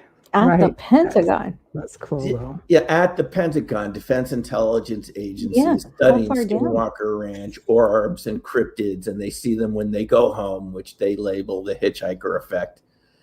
That this has implications all around the board for science and technology, and I believe that a lot of this information, ever since Tesla, has been classified because the whoever possesses this type of technology, it's quite a different technology than we're used to. It creates its own gravitational fields, its own realities. And cryptids are part of this. UFOs create these same effects when they're around, cameras and batteries failing. Crop circles did it to our cameras and batteries. I have seen it myself. Okay, so let's touch on that a little bit. Yeah. Before we go to the whole cryptid thing, let's talk about crop circles. Right. So I learned about this topic from remote viewing. It was a target that we viewed at Farsight in 1996, and I did not know what a crop circle was in 1996. I'm straight out of grad school. Farside, like Colorado? What's that? Where's Farside? I'm sorry. It was in Atlanta. Atlanta. Okay. Yeah. The only thing I know in Farside in Colorado is the Farside Lounge, and it's actually haunted. Oh, okay. So this is the Farsight Institute, and we had a target. I didn't know what crop circles were, but you always want to get feedback on your target, and I was very curious, and I went with a man named Ron Russell, who was giving crop circle tours in 1997 over to the UK, because he said we would walk around in them, even though we didn't know how they were being made. What they meant, it was sort of, I said, well, get some feedback. And the first thing I saw when I went over there, again, I was sort of open to it like I was RV. Maybe it's a hoax, maybe it's real. I don't know. I'll go and see for myself. But I saw camera and battery failure almost immediately in these big, precise spiral shapes where the grain, the direction of the wheat is spiraled over sizes of football fields. Our football fields, vast areas of precision. And then the cameras stopped working, the batteries, even a case of a camcorder melting on the inside, being in a crop circle, had to be resoldered. It was still under warranty. Yeah. So I saw destroying technology and balls of light. I saw that was real. Now, I later discovered that a lot of these were made by people, but it didn't matter. Those still affected our cameras and batteries and created strange effects. And these human circle makers who, I wrote about this in Opening Minds because I got to know some of the circle makers. I didn't think they could do big ones like this, but they actually took me out. They took us out during the daytime. One that the farmer had been paid. And then they said, you want to see us do one at night? It won't be legal, but you'll make your own mind up. Just stand there. You won't even have to do anything. Just watch. And they were quite good at it. So I learned that, the precision of it, the symmetry, the fractal structure, the self-similarity, like tree branches, the way the circles were just the right mathematical proportion seemed to me to be creating energy, even if it wasn't all made by UFOs. Some of them are, but not even if people were imitating that. They weren't fake. They were just human-made ones. But they would tell me that they would see balls of light out there at night while they were making them, small UFOs coming over the formation, seemingly checking them out. Even what they called shadow people occasionally. Okay, there's another curiosity. What you thought on those? Yeah, so they were describing the strange effects around them while they were out there, even to the point where it would scare them out of the field. So really? Yeah, really. So it just showed me that there was more going on. And now we know that some of those shapes, those fractal shapes, are at the core of what we call cold fusion, low energy nuclear reaction systems that create energy by tapping directly into the quantum vacuum. And these are called fractal toroids. These are donuts within donuts. It's kind of donut shapes, but are more rings around them and more rings around those. And it creates this closed electromagnetic system, which the Soviets were studying with classified research. And it's basically a way the Soviets found if you created this focused donut, as it's called, you could turn it off, take the machinery away, and there'd still be a glowing orb on the table. And the people who originally saw this thought, like many of us, this has to be a hoax. No, it wasn't. It really had a science behind it that shows us that nature, if you focus energy, even the ambient energy around the so-called quantum 0-point field, if you focus that, it creates glowing objects. Hello, ball lightning and orbs. That's where crop circles, actually. Yeah. That's where crop circles sort of led me to thinking that you could organize energy. And I'll tell you, I don't want to get too complex. It's dark energy. It's dark matter. Many scientists researching this, even companies bought by the Department of Energy and gone underground. Hello, Proton 21 from Ukraine. About 5 or 6 years ago, they purchased this company. In their literature, they said that this sort of shape and process had something to do with focused dark matter from out there, but it shows up here. That's crazy. It is crazy, but I have to say, folks, I guessed at this in 2013. I wrote this little abstract and I put it on ResearchGate and these academic sites. Because I said, what is it about these crop circles? Wheat, it's inert. It shouldn't be conducting electricity. No. I mean, I used to build kits as a kid. I mean, wheat is not what you use in your circuit boards. It's an insulator. Yeah. I thought the only thing this could be, that's what energy is getting focused to knock out our cameras and batteries. It had to be dark energy or dark matter from out there, because it's not just out there. It does lens, it tracks. Yeah, but I was just going to say, but how? That's the bigger question. It's around all this dark. Okay, so doing research in this, I came across someone named Dr. Alexander Parkhomov, a Russian researcher, who wrote this fantastic book called Space, Earth, Human, which I have around here somewhere. He said there's much more dark matter around than we realize, and he created a dark matter detector, which he said would be affected by the position of the sun and the moon, the whole solar system, basically gravitational objects, lens and flux, dark matter. Dark matter being matter that we can't see, that we know is outnumbers our visible matter by 10 to 1. I mean, it's been speculated about for 100 years by astrophysicists, cosmologists. Mm-hmm. And it seems that we're interacting with the cosmos through dark matter. It's not directly electromagnetic, but it creates a pressure, and it can accelerate biological and chemical reactions. And that's what researchers have found. Whether it's Takeaki Matsumoto in Japan, Parkhomov in Russia, other researchers here, have found that there is a dark matter component to some of these very intense energetic reactions. Mm-hmm.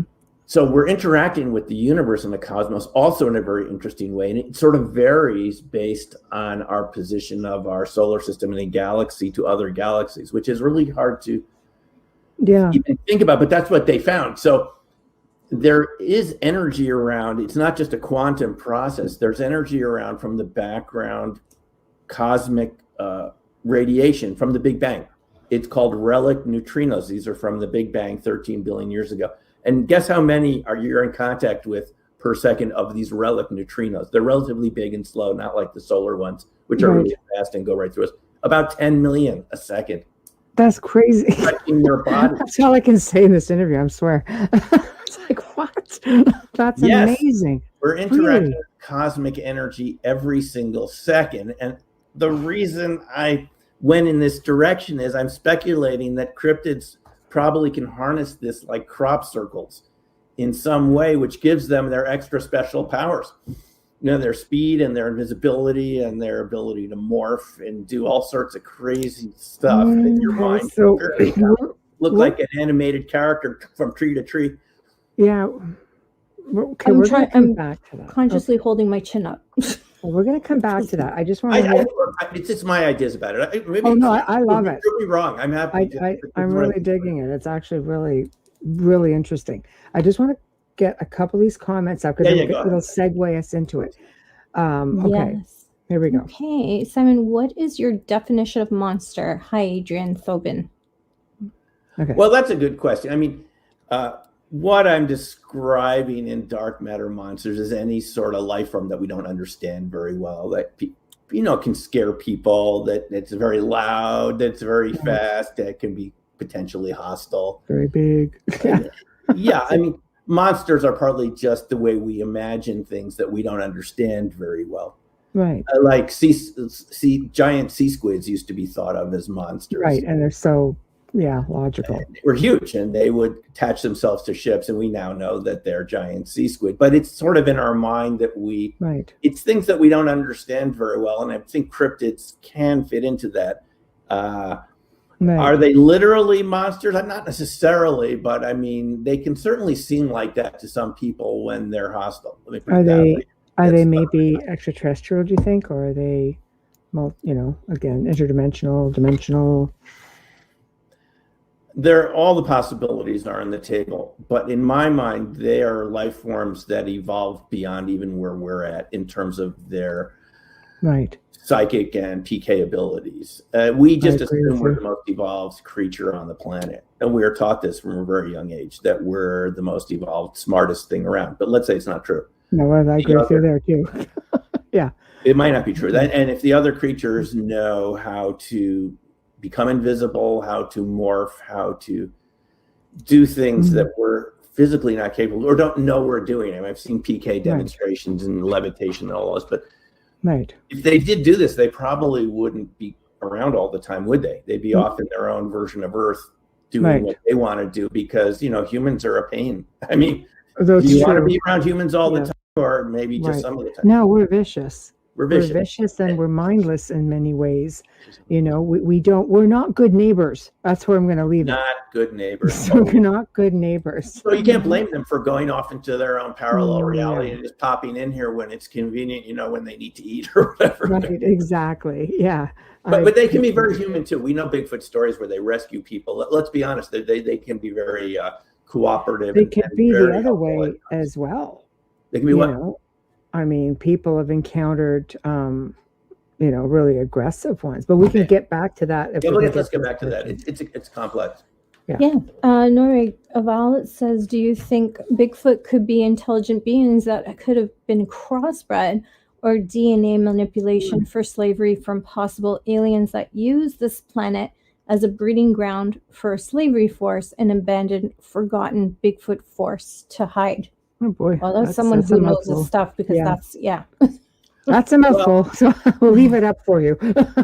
Yeah, we don't really know our history of our planet. There's a much deeper history than we know. I don't think we have a very good sense of what it is. But in my view, going back to your question, Michelle, since I didn't completely answer it, so this question is helpful. I think they are endemic to the planet, innate.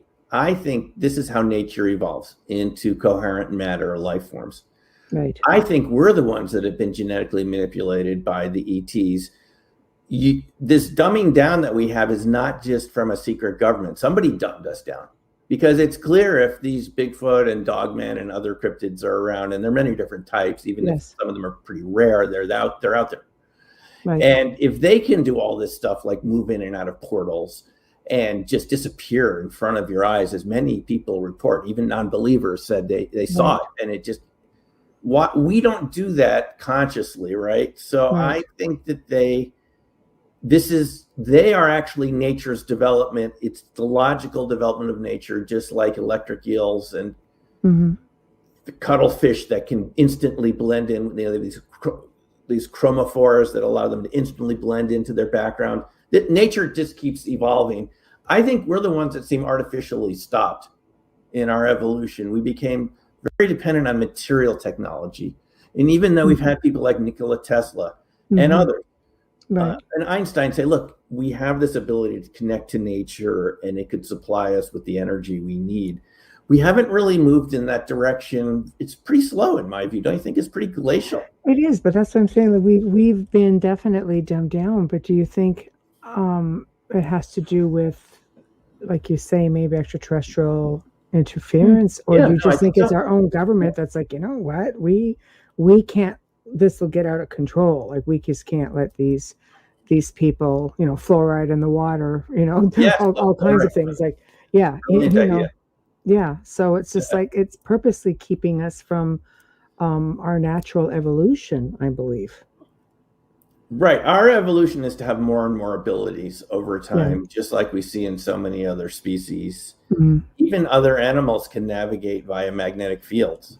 Can you do that? Can I do that? No, we need a cell phone to tell us where to go. We can't even get to the store now without looking at Even then, I missed the exit. You still miss the exit, but other animals, even fruit flies, have a magnetic structure in their brain that allows them to navigate all around the area they're in without any compass. Birds. So it's true that we are dumbed down, and it could have been. I don't know the whole history. This is a big story. This could be one reason why the elites haven't wanted us to know about this story. We could have been deliberately dumbed down by extraterrestrials. Maybe, Zachariah Sitchin's idea that we were gold workers. I mean, something like that. Do you think we could have been dumbed down by our own people? There's certainly that going on. Fluoride doesn't help. I've done a lot of research into fluoride. It's a neurotoxin, and there's a federal court case going on about it. It's gone on for over a year now, where Judge Chen is very concerned about this evidence for neurotoxicity. There might be a ruling against fluoride within a year. Wow. Against the EPA saying it has to be regulated like a neurotoxin. It can be very harmful. And very harmful. going back on the birds thing, I mean, there are crows that are smarter than some of the people on this planet. Crows, Okay, like they are birds are the best brilliant. talking bird in the world. They're brilliant It's birds. like a minor bird. Brilliant. Yeah. Absolutely. You spend any time around animals out there, they're really smart. You know, and we are good at linear calculating type of mechanistic intelligence. We're very good at that focus, but we're sometimes very dumb in terms of our relationship to this larger system, ecosystem that we live in, the larger cosmos. Right. We're not paying attention a lot of the time. This is what I like about RV. It says focus on your situational awareness. That's really what RV has to do with, is being aware, focusing on every little feeling and thought that comes in during the session. And we're not taught to be situationally aware, and to me, all of us walking around staring at our phones on the street, like you can see in many cities in the U.S., it makes you very vulnerable in some ways, and you're losing kind of contact with the environment. You don't see animals out in the woods looking at phones. No, they wouldn't be around very long. They're just staring with earbuds. Yeah. Can you imagine? You're not going to last very long. So we're the ones that sort of deliberately do this. It's just look at the whole Facebook thing, Meta.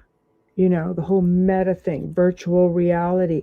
I'm sorry, why do I want to put on a bunch of goggles like I'm walking out in the forest when I could just go walk out in the forest? Go to the forest. Yeah. Well, unless you live, in a big city and you have no forest, it'd be exciting. But I think you know where I'm going with it. It's just like we're taking away from ourselves.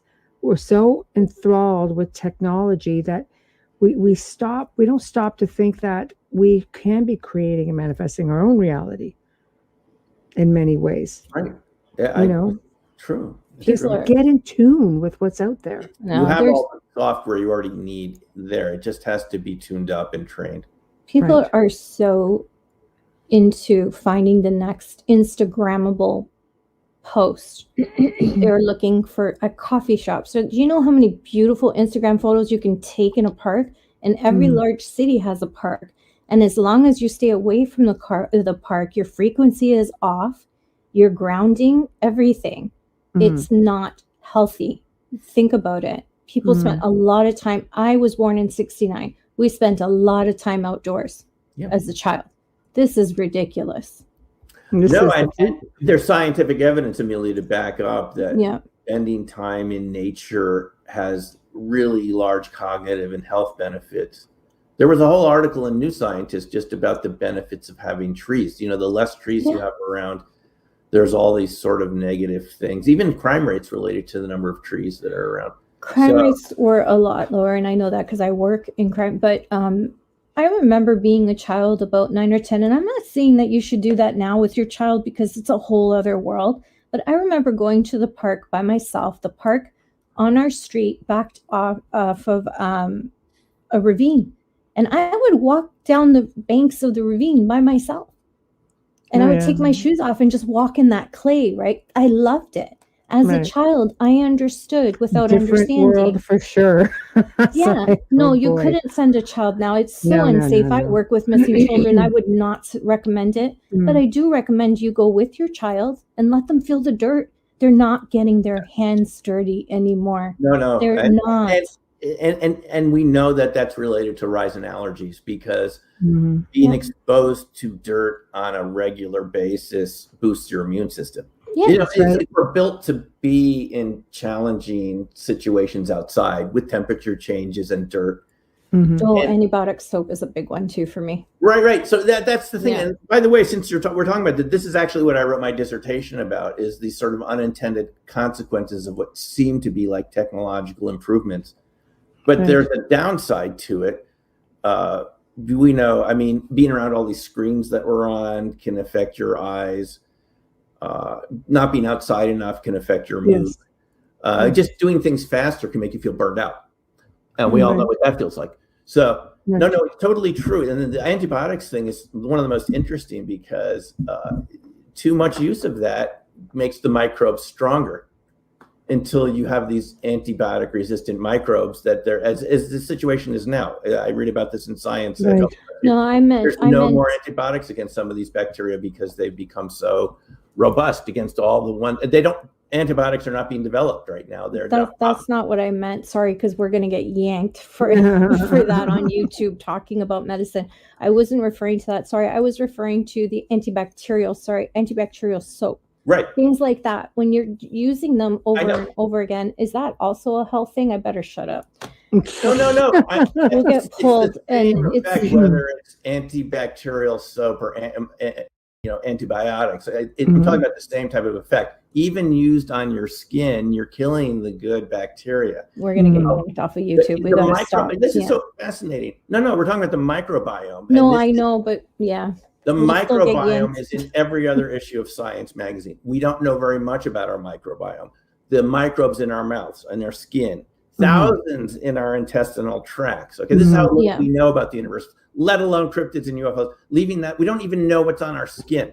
There's no names for most of these microbes. And when you put an antibacterial soap on there and they get killed too, you're actually opening up the space for more aggressive bacteria to come in later on. So it's like this very delicate cycle. Your moods are affected. We now know that your moods are affected by your microbiome. So when you're eating foods or chemicals that are put in foods, it's not just how it affects your cells. Right. It's how it affects these other cells. I mean, this is how complex things are. And we always think it's so simple, but it's more complex than that. What's on alien skin? Do we know? Well, we do have that case from Varginha, by the way, and that Moment of Contact, this newer movie about the Varginha incident, which Dr. Roger Lear used to talk to us a lot about at these UFO conferences. Right. From Brazil, 1996 or so. James Fox. I haven't seen it yet, but I've heard it's very good. So there is that case, Amelia, of one of the extraterrestrials picked up by the firefighters who actually have a military role in Brazil. Firefighter picks him up and dies later that day. Oh, wow. And from touching him. Yes. So he couldn't handle it. Right. We don't know enough about this yet. And his widow confirmed this. So simply picked up the extraterrestrial, they're taking him to the hospital, and he dies later on. Do we know what form of ET this was? Well, everyone should probably watch Moment of Contact. I haven't seen it yet, but I know it's going to be good. If James Fox did it, I've seen his other movies, The Phenomenon and others, and you should watch that to find out. We don't know who they were, but they were telepathic, and Lear told us that the surgeon who operated on one of these ETs who didn't make it, apparently the bodies were taken by U.S. Air Force planes that showed up. Well, there was an agreement between Brazil and the U.S. that they would give us anything that fell out of the sky in return for something else. It was very interesting. This treaty. Yes. Well, I'm sure there's a lot of those agreements. Well, the surgeon said that he got this telepathic message from the ET while he was operating on him. Oh, God, that's crazy. And what the ET, I'll never forget, because Roger Lear told us, it made such an impression on me. This must have been 15 years ago. Wow. He said that the ET said, "I feel sorry for your species because you're so disconnected from nature. No. In my society, in this situation, all the other beings would gather around me and just spontaneously heal me. And you guys don't know how to do that." No, it's true. Like that's what I'm saying. We are a species that we are barely participants in our own lives. We really don't. Sad. You know, we're ruled by technology, and we believe what we've been told. But it changes every couple hundred years. I mean, there was a time when people believed that the Earth was the center of the universe, and this was it. This is the only planet that mattered. Nobody believes that anymore. Right. We're discovering new exoplanets all the time. There's new telescopes out there, James Webb. Yeah, it's beautiful.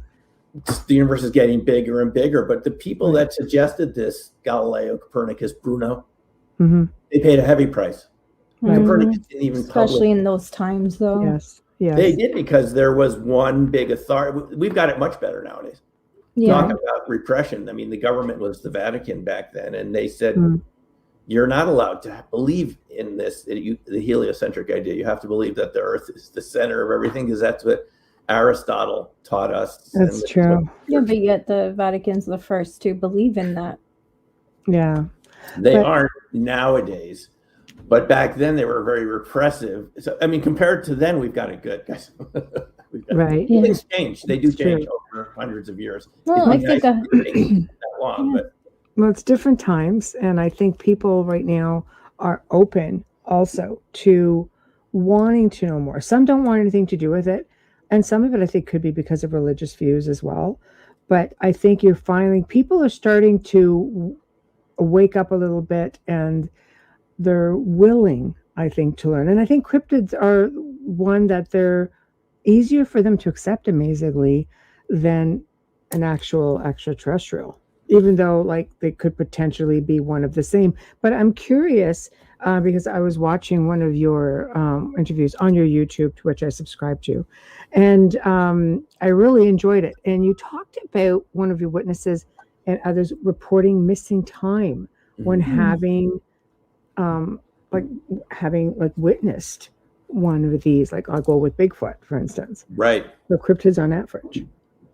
It almost sounds ET-like, because that's where missing time is. So we hear the missing time stories. Isn't it challenging to understand? We've associated the missing time with ET contact. Yes, yes. I have it in Black Swan Ghost. I have a witness, Joy, who lost 8 hours of time on Mount St. Helens driving with a friend. All of a sudden, they're back in their respective homes. Don't remember how they got there. Missing 8 hours from when they remember this light coming down on the vehicle, car stalls, radio goes out, and then all of a sudden they're back in there. What happened? Right. This, to me, this was the most surprising thing that happened. If Bigfoot is just some relic primate, right, a wild man, or an escaped gorilla, right, it's not going to create time loss, because that doesn't happen to you when you're around these animals in the wild or at the zoo. None of us have ever gone to the zoo probably and had time loss, at least not like this. But that's what the witnesses say. They describe they're looking at the Bigfoot, then they're back in their vehicle. Maybe 10 minutes went by. They don't know how they got back in the vehicle and it started. They're in this running vehicle, or hours of time go by, or people seem to lose consciousness around these creatures sometimes and then wake up and it's night and they're in the woods and it's raining. And like hours have gone by and now they have to get back to their vehicle. Right. Again, we're talking like an energy thing, maybe a frequency thing. Well, these sorts of more evolved materials, what I call coherent matter, past plasmas, we're all familiar with neon bulbs, right?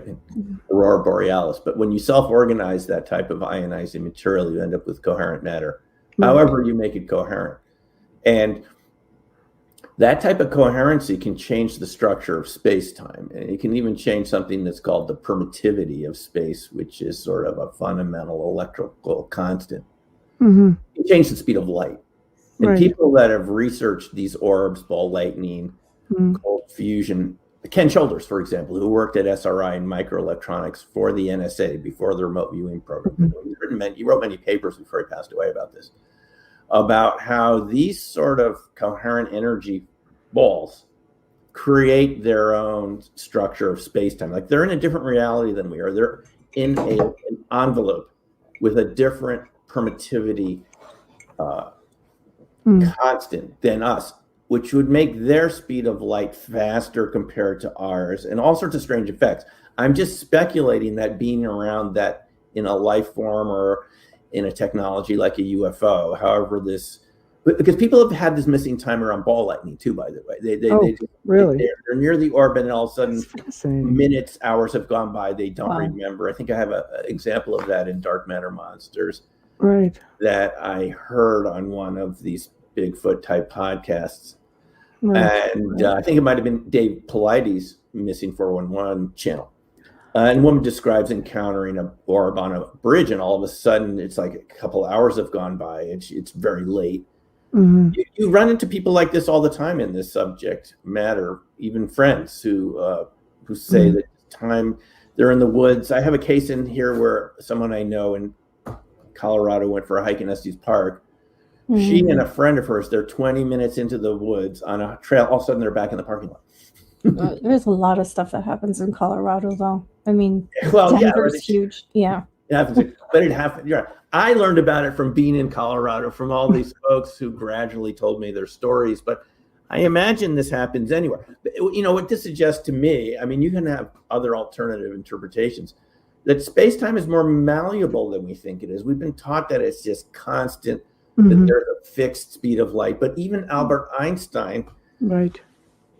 who developed special relativity theory, was working on an idea that there was a variable speed of light, and that all bets are off. When you have a variable speed of light, things are going to affect you in different ways. And the magnetism and electricity will be different if you have different Yes. speeds of light, since it's Yes. based on the permeability, permittivity, and technically that's what it is. So that is the interesting thing to me around Bigfoot. That's a big clue that we're not dealing with a primate Right. or Right. ordinary primate, because you hear this more than you would expect. Now, a lot of Bigfoot researchers want it to be a primate.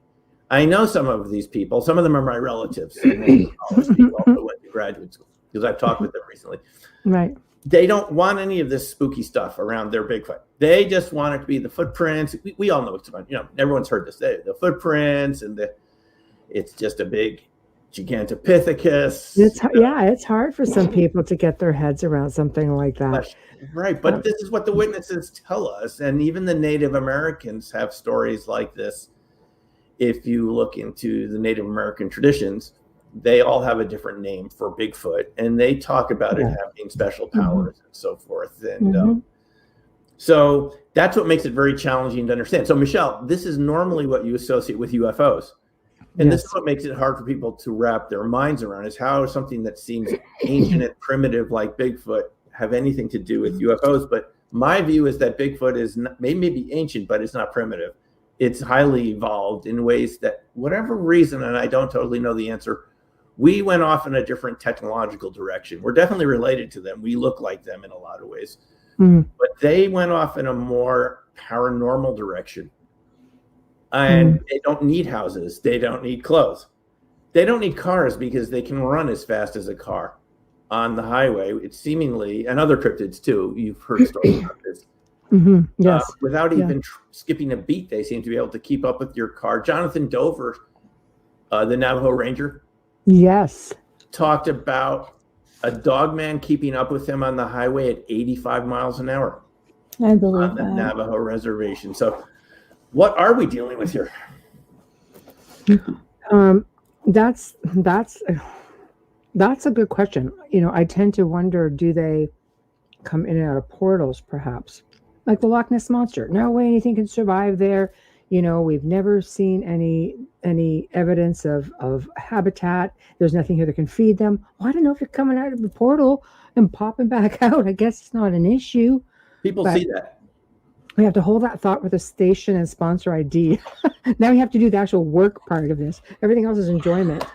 I was just like, what? I know. Sorry, and I had the cup waiting, and then I got sorry. lost in that conversation. Yeah, I could go on and on right now. It's us, that the three of us, people like us, who just make the holidays that much better when we're at the family table, right? Yeah, life of the party. The weirdos take it. Oh no, They do in my household. Yep, we always have good discussions. Yeah, absolutely. You are listening to The Outer Realm with Michelle DeRoche and Amelia Pisano, coming to you live from the beautiful city of New Orleans on, wait for it, not just 105.3, but 107.7 FM as well. Tonight we've got Dr. Simon Hine in the house with his newest book, Dark Matter Monsters. If you missed it, don't worry, you can get us an archive. Just stream or listen to our archives on the platform you normally use. Simply search United Public Radio and then The Outer Realm. You'll be able to find all our shows, including from the beginning tonight's. Shout out and thank you to the amazing people at Folgers Coffee for fully sponsoring our show from day one. We love you and we thank you so much for your continued support.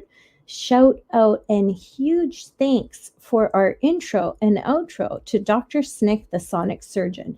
Justin Snicker is an award-winning composer and musician. You can find his music on Amazon and Bandcamp and find him on Facebook and Instagram. Speaking of which, if you are watching us on social media or on YouTube, please give us a like and subscribe. You love us. You're here. Just hit like. You haven't. What's wrong with you? Yeah, we need you. We need you. I say it with love. Thank you. I say it with love. Always. Getting back to Missing 411, there's a lot of People speculate that Bigfoot is maybe responsible for some of these disappearances. What are your thoughts on that? Knowing what you know with respect to what you perceive is, I think it's a really good theory. Right. I think it has to be something that's considered as a possibility. Okay. I mean, it's the interactions people have with Bigfoot seem to me so complex. They're so varied, just like they are with people. Mm-hmm.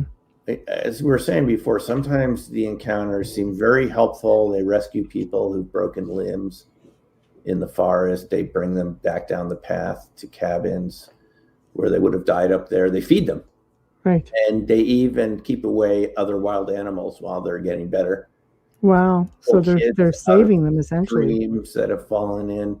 Right. I mean, this has all been I've even heard cases of people saying that one of these creatures came out and put their car back on the road if it slipped off, during someone going around a turn too fast after an emergency or something. They're trying to get to the hospital and they skid off the road and Bigfoot comes out and puts the car back on. See, that would wig me the hell right out.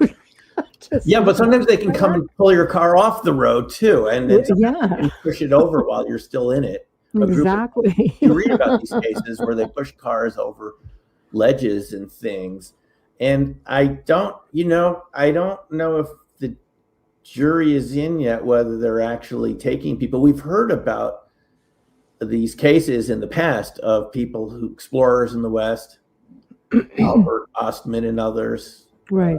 Who you can read his account of being taken away. And I even talked to these Navajos at the Bigfoot Adventure Weekend in Bailey, Colorado last summer. Right. And the Sasquatch Outpost holds this event, and it's a couple days out there in a known Sasquatch territory around Bailey, Colorado. And we spent a couple nights going out to where they'd been seen. My group didn't see anything, but another group a couple miles away had them in thermal imagers. They put it on YouTube. Wow. And you can see them. These beings, they don't look like moose to me. I mean, they're standing upright, and they said they heard howls. And they took us back the next morning and showed us how tall they would have been where they saw them. And so these Navajo that were then, I worked with the Navajo during college. I went down to New Mexico and worked over the summer when I was 18, 19 for several months out there in Rama. And so I was talking with them, and they told me there was a case in the 40s where a 5-year-old was herding sheep with her family and disappeared. And they searched for a couple days, farther and farther out into the woods, couldn't find her.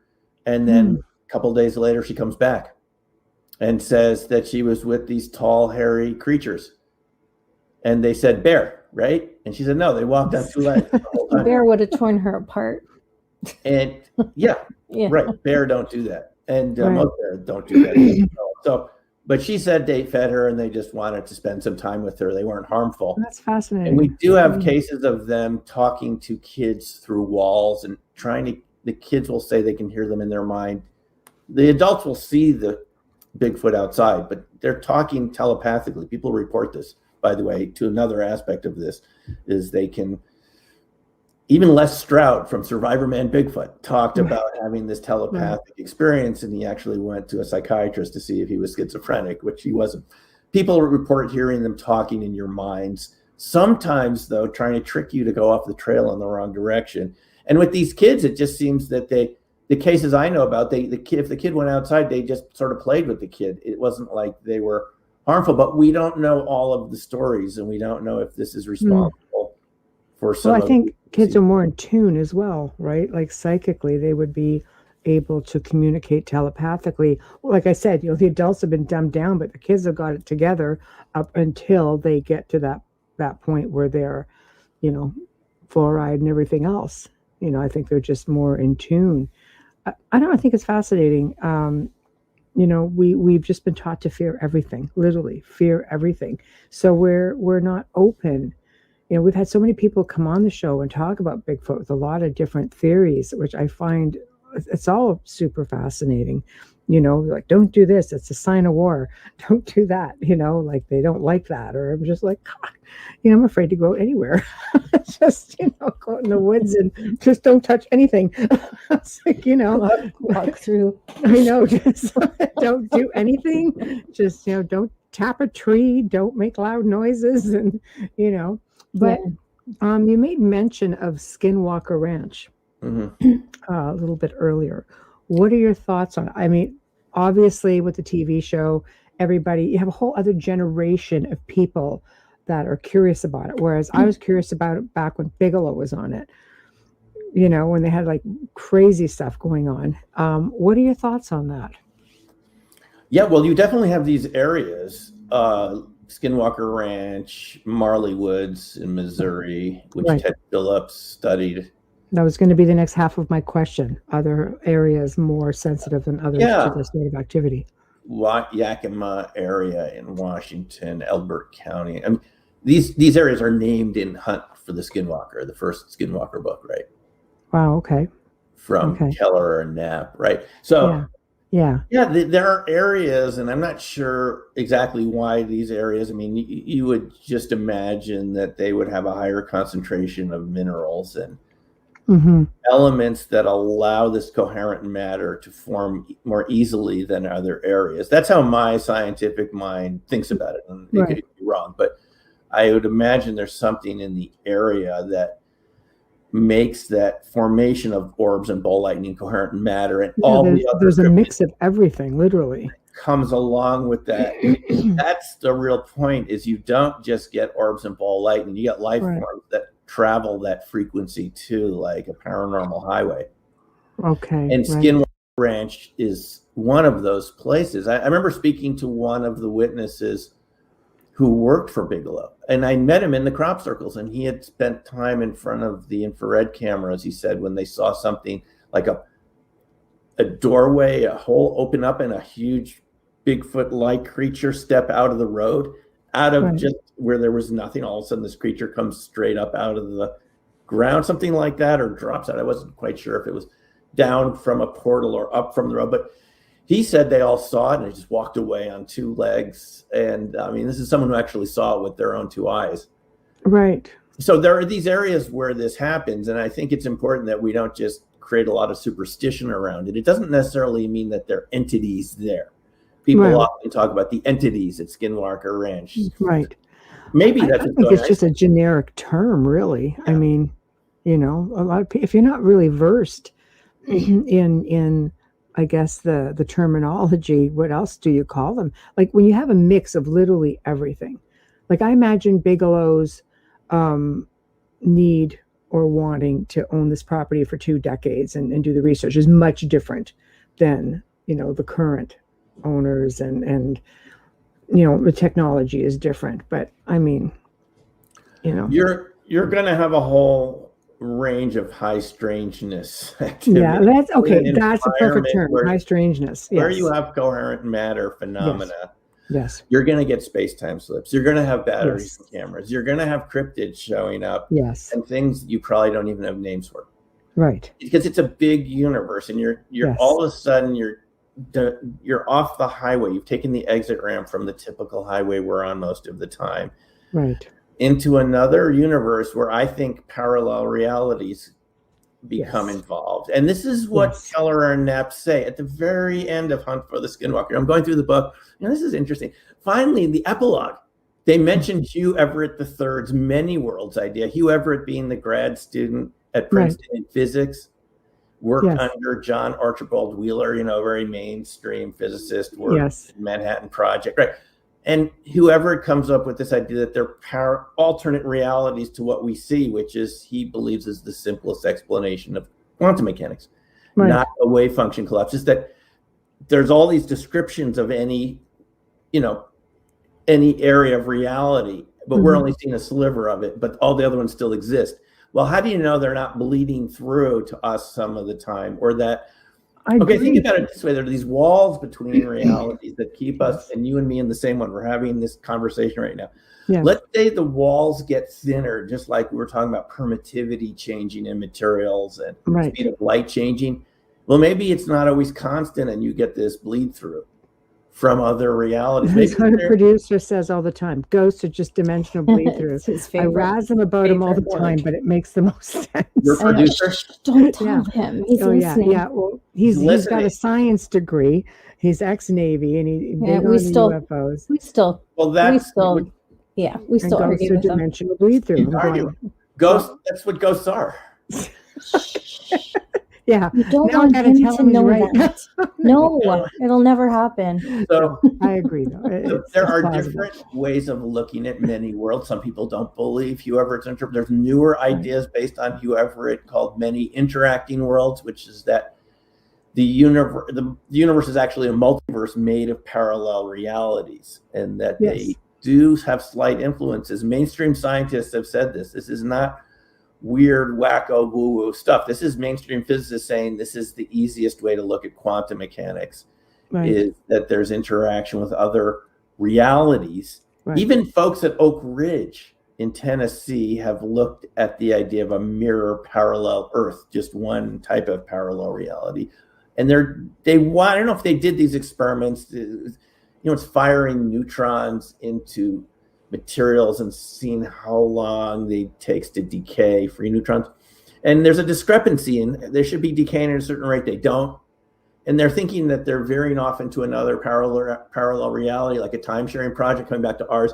So this would be the idea that particles from our reality, why not, are spending time in other realities, and particles from those realities are spending time in our realities. This is not as far out as people would think. If you look at the mathematics and the rationale behind it, it's just another way to look at what quantum mechanics already says happens. So, yeah, I think places like Skinwalker Ranch and these other paranormal hotspots, as they are called, are actually places of bleed through. And this is what Knapp and Keller say finally in the epilogue. I think it would have been a good way to start the book, but whatever. People are always really careful not to go too far when another publisher and but they're suggesting it there, and I mean, what's a better explanation than that? Where are they going, and where do they disappear to? Because Skinwalker Ranch has such a range of strange phenomena out there, things that were invisible. You remember the rancher Sherman, he says that there was something running alongside his vehicle. He could see it splashing in the water, but he couldn't see anything. I mean, how many people does it take to say they're seeing this? People have experienced this in Yellowstone National Park. They swear something passed them on the path. They can hear leaves crunching. They don't see anything. It's true. And we're just like, creatures, just like octopus cuddle. I mean, it's just an extension beyond what we already see in animals doing it. And by the way, defense contractors have patents in this type of process. So who's to say someone else didn't figure it out? Literally, in cloaking, Lockheed Martin. Invisibility, cloaking. It's hard to believe, like, they know about it, they do it. And it's just one of those things that we're not allowed to know about all this. Aharonov-Bohm effect. It's one of the spooky fundamental discoveries of quantum mechanics, is that even things that don't register on any electromagnetic equipment, you could get your magnetometer around it or something to detect electric fields, zero. But if in the potential energy, there's some energy there, potentially particles will register it as they move near it, even though you wouldn't see anything. No machine would measure it. It's only in the math, but the particle shows you it's there. That proves to us that things that are invisible can have a real effect on our reality. Well, I have a question for you then. I often like to test equipment, just, working with it within, I work in many different fields, but paranormal, ufology, things like that.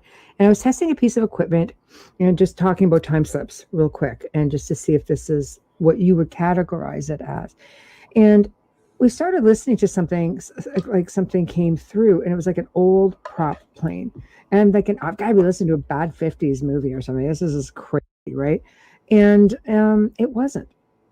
People started speaking to us. And what was strange was they could see us sitting there. And I said, what are your coordinates? It goes, and they gave us 2 out of 3 coordinates. And he goes, I go, what's your rank position? Major so-and-so man, blah, blah, blah, blah, blah. And we're like, they were somewhere over the Pacific. And I'm like, okay. Then all of a sudden, they're like, there's a man and a woman, they're sitting at a table. I'm like, because they have electricity.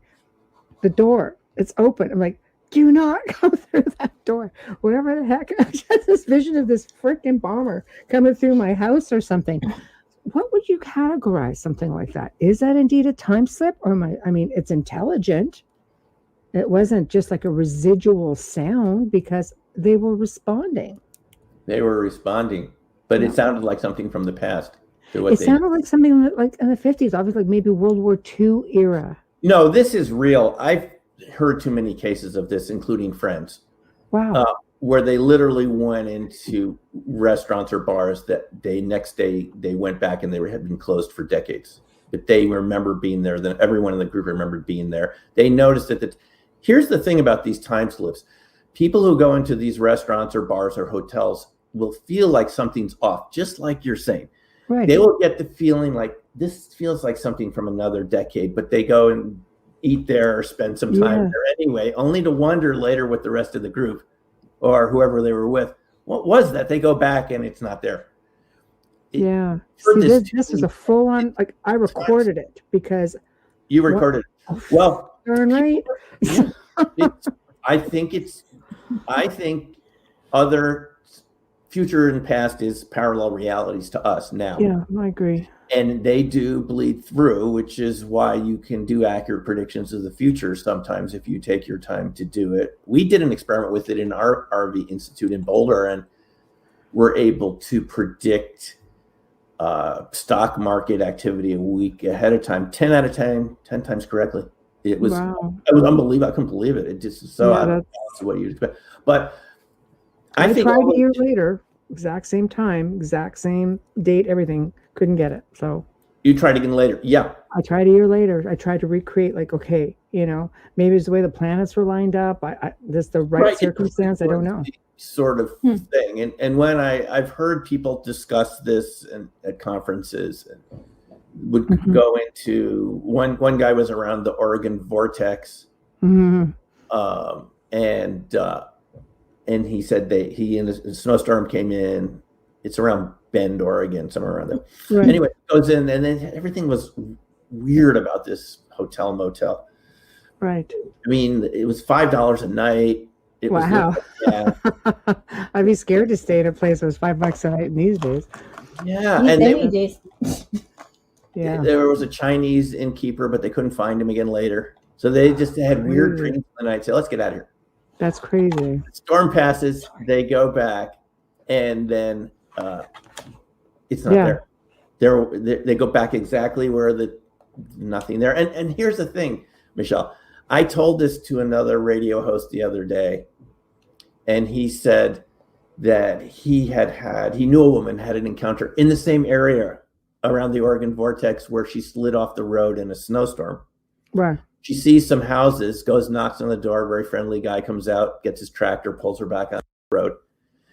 She goes back again another day. There was a guardrail there. There were no houses. Oh, nothing. Wow. So it just seems so like it's just an everyday occurrence. You hear about people who walk outside their house to the backyard and they come in and everything is different, and they walk back around and they're back in their current time. Like it's that easy. What do you think, Amelia?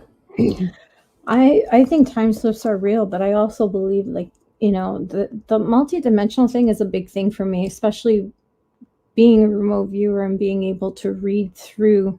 I don't like to talk about what I can see, but being able to read through the dimensions. I'm trying to do it without sounding like an a-hole. She can RV through dimensions is what she's trying to say. I don't like to, you know what I mean? Like I'm not that person. I work usually anonymously. So I don't discuss like cases and things like that. There's a reason why I get asked to be a part of, because it's called the Outer Realm. Come on. I know. No, I know, but I mean, I don't really talk about what I do. Okay, fine. Sort of thing, but yeah, I do believe that. I believe in everything. It's so hard. I believe in the interdimension. I believe in time slips. I believe in lost time. I I think a lot of us have had this experience where we're driving on a highway. In Canada, we call them highways, or, and you get to your exit and you're like, what the flippin', how did this happen? Yeah. I Right. swear to God, I got in my car 5 minutes ago. And I think we've all had that experience, where I've even had the experience where I've seen that exit and could have sworn I exited it, and I'm back again. And I'm like, what the hell? Then when I hear people talk about how they're abducted and then they're dropped back, sometimes sloppily a few minutes before, and their memory is still in that moment, it kind of scares me. But I'm a person who likes to be in control. I'm not a drinker. I don't do recreational drugs. I need to be in control of my environment at all times. So Yeah. I couldn't do what I do if I did get into that. And that's a whole other segment, because people come at Terrified of me. UFOs and extraterrestrials. Yeah, they'll come at me with the ayahuasca, and I don't care if you do it. I just can't do it. I need to know where I'm at, what's around me at all times. I literally feel like I walk with 8 eyes on my head at all times. I'm very sensitive to everything around me. Right. I'm just very sensitive.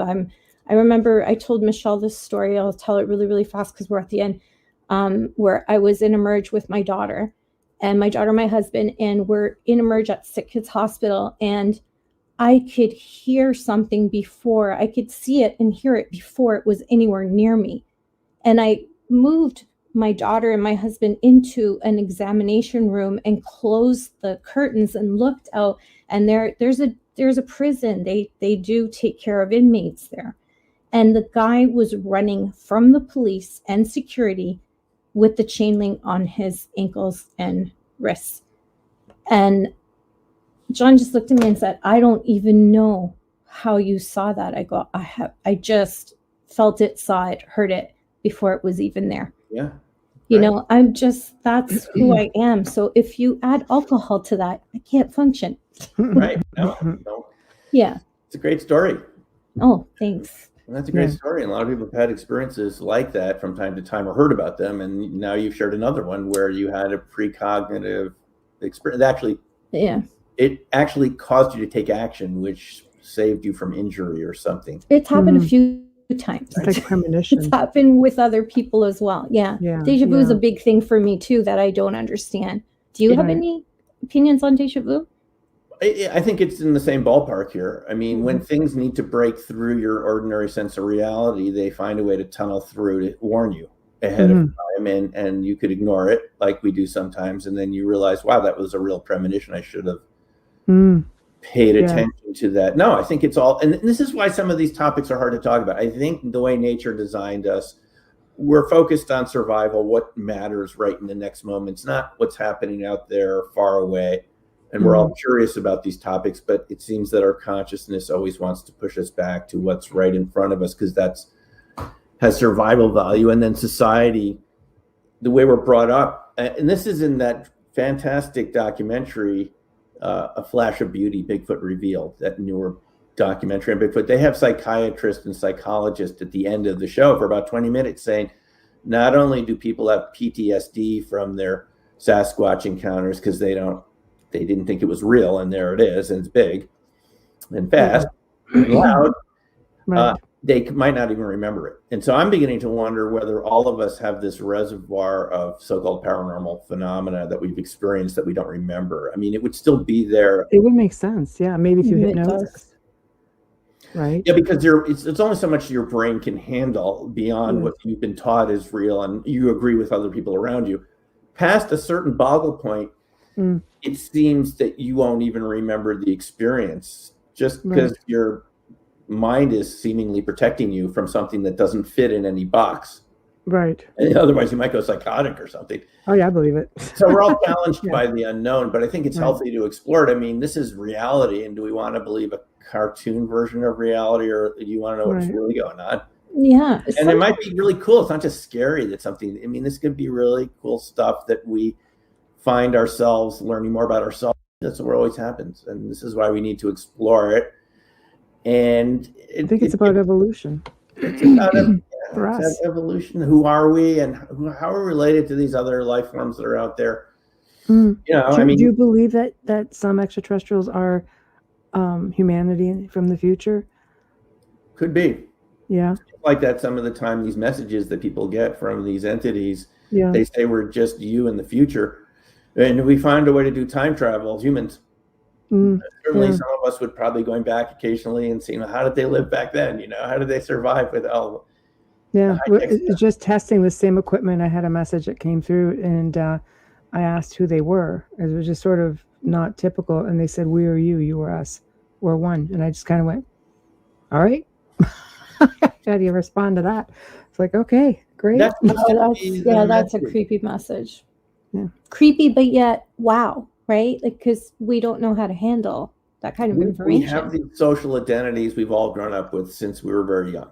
Yes. We're taught this from the moment we're born. This Yes. is who you are. Yes. And that isn't who you are. That's just the story that you were told by your culture and your society and your parents. And it serves a Agreed. purpose. It does allow you Agreed. to get practical Conditioning. Yeah. But the drawback, the limiting side of it is we don't have a good grasp of reality outside the box.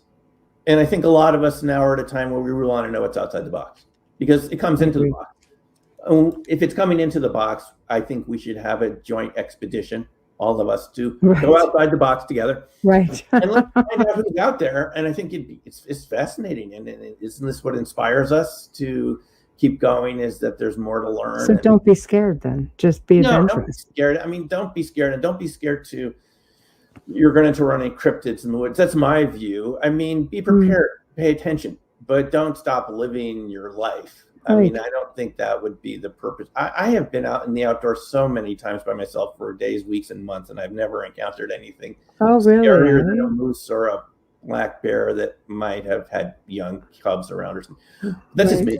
So. Right.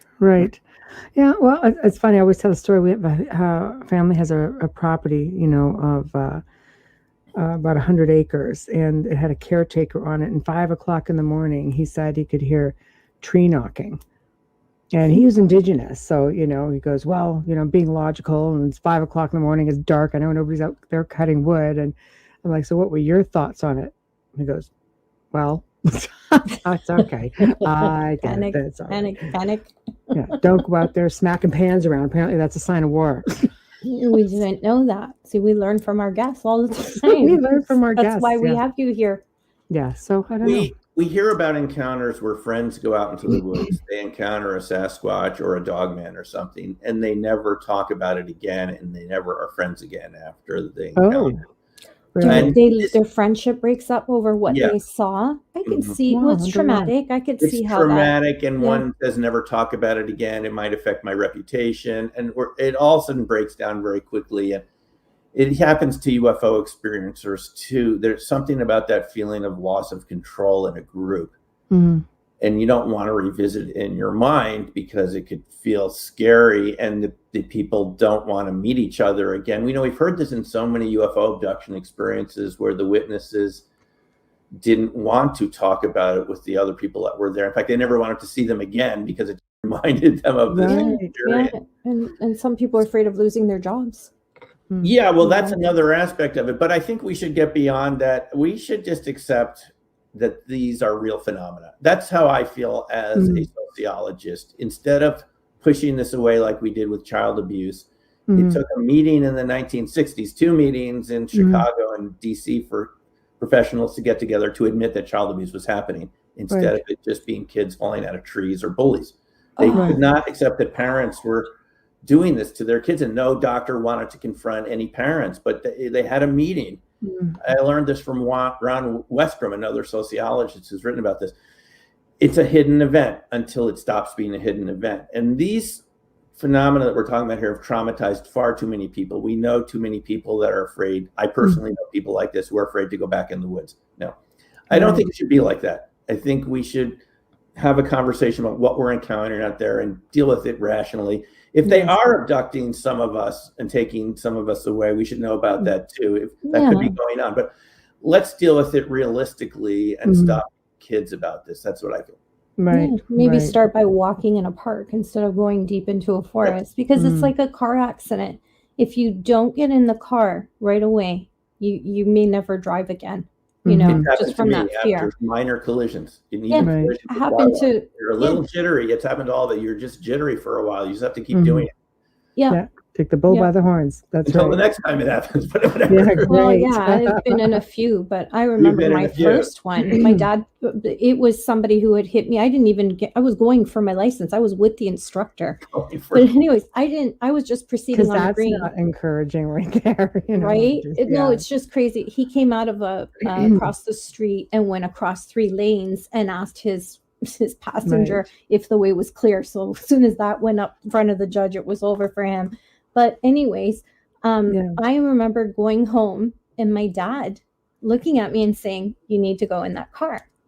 You need to get in that car right now, and we're going to drive." But I think with Good people who analogy. have experiences like that, it's an important part of healing and taking back the control, right? Right. Mm-hmm. And it's such a good point, Amelia, because we know people that have experienced various types of trauma. And one reaction is not to want to go outside anymore. And we hear this about people that have encountered more potentially violent cryptids, that they're literally afraid to go outside at night. Mm. And I think it's just like a car, like you're saying with a car accident. The trauma is something that we can deal with, and there's ways to learn to overcome the fear and to continue on with your life. We don't want people that are afraid to go outside because of cryptids. But the reason the trauma is so harsh is because they didn't think it was real, right? They just said, this can't exist. It's not a fairy tale. Looking creature, right? Snarling at you, 7 feet high, not too far away. I haven't encountered it, but people do. They're there. I see that. I would love to see.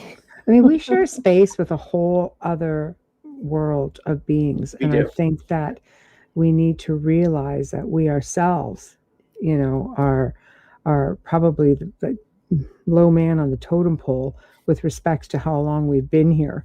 And I'm sure on a big level we're tolerated. So, you know. And some of us aren't. Some of us survival of the tolerate fittest. everybody. Yeah, exactly. But we are at That's the another top show. of the hour. Yeah. And I can't believe it's like we're here already. It just seems like it went so quick. Like, thank you so much for coming on and sharing all this information. I keep wanting to ask you, when are we going to start the All right. I know. It's great. It's been great. You're amazing. Thank you. No, thanks, guys. I really enjoyed this. It was really fun talking with you, and thanks for the audience thank for you. listening. Thank you. Well, this is the part of the show where you tell everybody what, you know, you have coming up, how they can find your book, your website. Are you writing another book? Octopus. Hold them all up if you can. Yeah. I'm happy to send people signed. Now my blog is newcrystalmind.com, newcrystalmind.com, and I'm happy to send people signed copies. Oh, nice. From the author. Yeah, right. I have remote viewing classes that people can go through at their own pace. You can find this on New Crystal Mind. Oh, that's fantastic. You can do some where I help out, or just at your own pace on your own. And a couple times a year I do live classes, and we do have our Bigfoot cryptid Zoom group now, which we hold on Thursday. I think that's fantastic. We're hearing from someone tomorrow night that said his entire family saw a huge black dog walk through the wall in the house and out the other wall, and his dad still talks about it. His dad was an Arkansas State Trooper. Oh my gosh. They all saw it. They get the best visions. Michelle, it's true. They're around. They get the best sightings. They're out there. Oh my So God. I think this is a fantastic area of research. What are we encountering? And I think, well, I want to know what sort of multiverse we live in, don't you? So, anyway, thanks for listening, folks, and I appreciate everyone's interest. It was fantastic. YouTube, Twitter, you can contact me there too. There you go, people. So thank you very much. And I'll be in touch. I'll email. I like to email people after the show and just let them know how many were listening. So, and with links, I'll send you links. Thank you so much. Thank you. Thank you. See you next time. All right. Okay, Thank you. Good night. Well, that was awesome. Just a wealth of information. I could just listen to him all night. Seriously, he just has great stories. So big thank you to Dr. Simon Hine for joining us tonight and just giving us so much of his knowledge. Big thank you to Folgers Coffee for sponsoring tonight's show. Big thank you also, Dr. Justin Snicker, for his time, his music, his voice for our intro and outro. So guys, please subscribe, join, follow, whatever the case may be, wherever you're listening. We appreciate you so much, and we appreciate your support. If you'd like to contact us, please do so one of two ways. Email theouterrealmcontact@gmail.com. Again, theouterrealmcontact@gmail.com. Or just go to the Outer Realm on Facebook and click the email button. Oh, nice and easy. Thursday night, we welcome the return of Richard Stanley, all the way from the south of France. He's going to be joining us, and we're going to be talking everything Lovecraft. So, I mean, who doesn't love H.P. Lovecraft? I really dig him. So anyway, it's going to be a lot of fun. So please tune in. Until then, behave, and we'll see you tomorrow.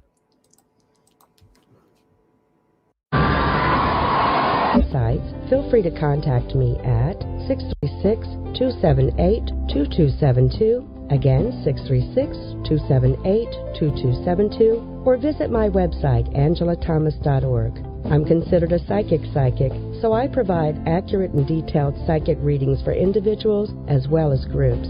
Remember, no matter what influences your life at the moment, live life to the fullest. Stay in gratitude, count your blessings, and prepare yourself for more opportunities around the corner. I'm Psychic Angela Thomas, and my website is angelathomas.org. If you are listening to the show and wish to join us in the chat room, visit paltalk.com. Go to the social issues, select other, and enter the UFO Paranormal Radio Network.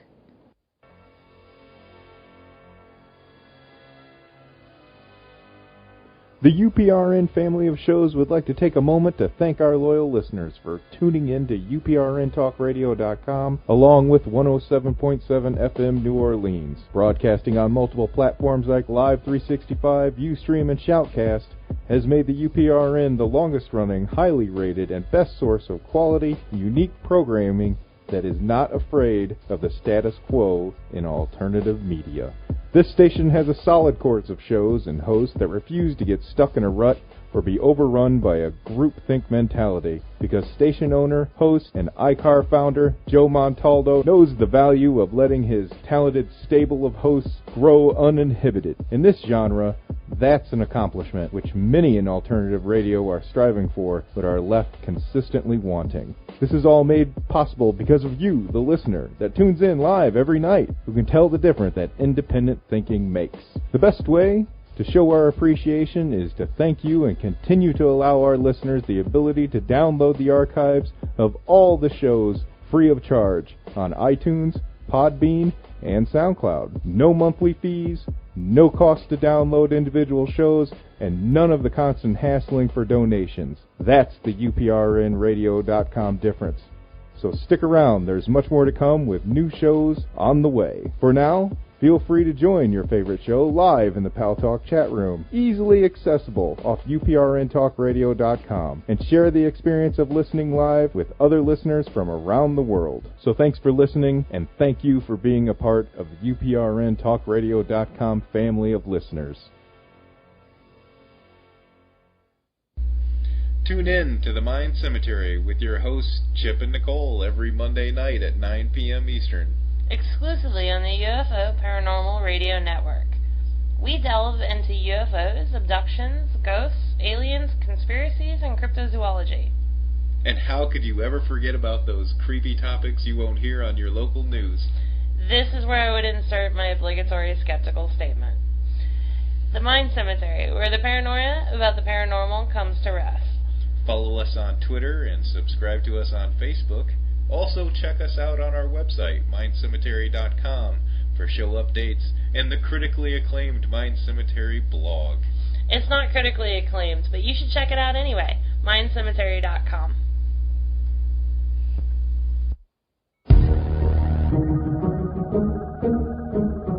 Hi, I'm Stephanie Benetti, and along with Joe Montaldo, we host News on the Flip Side.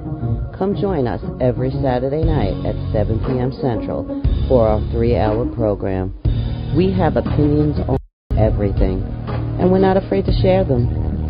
False history gets made all day, every day. The truth of the new is never on the news, but you can find it here with News on the Flip Side. Remember, don't be politically correct. Just be correct. Join us. Welcome to News on the Flip Side with your hosts, Stephanie Benetti and Joe Montaldo. Remember, don't be politically correct. Just be correct. Welcome, everyone.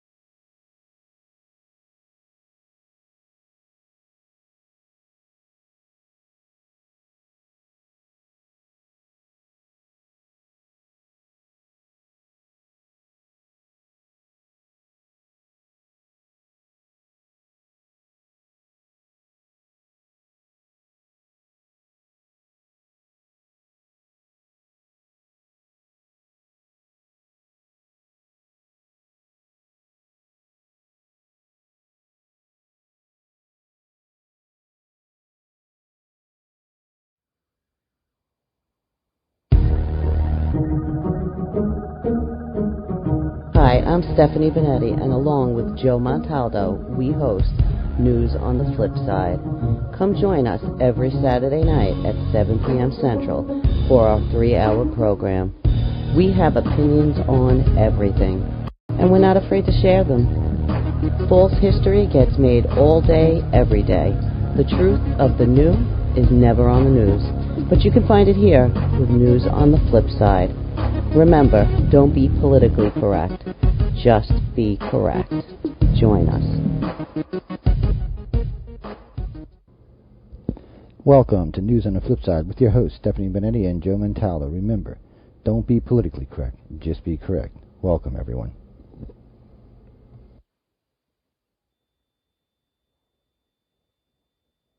Good evening, everybody. I hope y'all having a great evening, great morning, great afternoon, wherever you are on our beautiful blue planet. Sorry about the News on the Flip Side intro there. I'm not sure where that came from, but hey, you know, maybe it's because Stephanie's on the line with us, and tonight, I don't know, that was weird, but we'll correct that shortly. Tonight's guest is going to be Jim Allen. We have been doing a series. This is the third of a 3-part series we're doing, and quite a few things we're going to discuss tonight. It's hard with Jim because we've done 2 good shows with him. They've both done well in archive, both well live, and there's just a lot of information. If you've heard the previous 2 shows, you know they are packed with information. From the original story that got him into all of this, which is very interesting, you should listen to that at the very beginning, to all the chapters in between. Now, we've talked about a lot of conspiracy stuff. We've talked about Kennedy. We've talked about Ruby Ridge. We've talked about Oklahoma. We've talked about Waco. A lot of good material.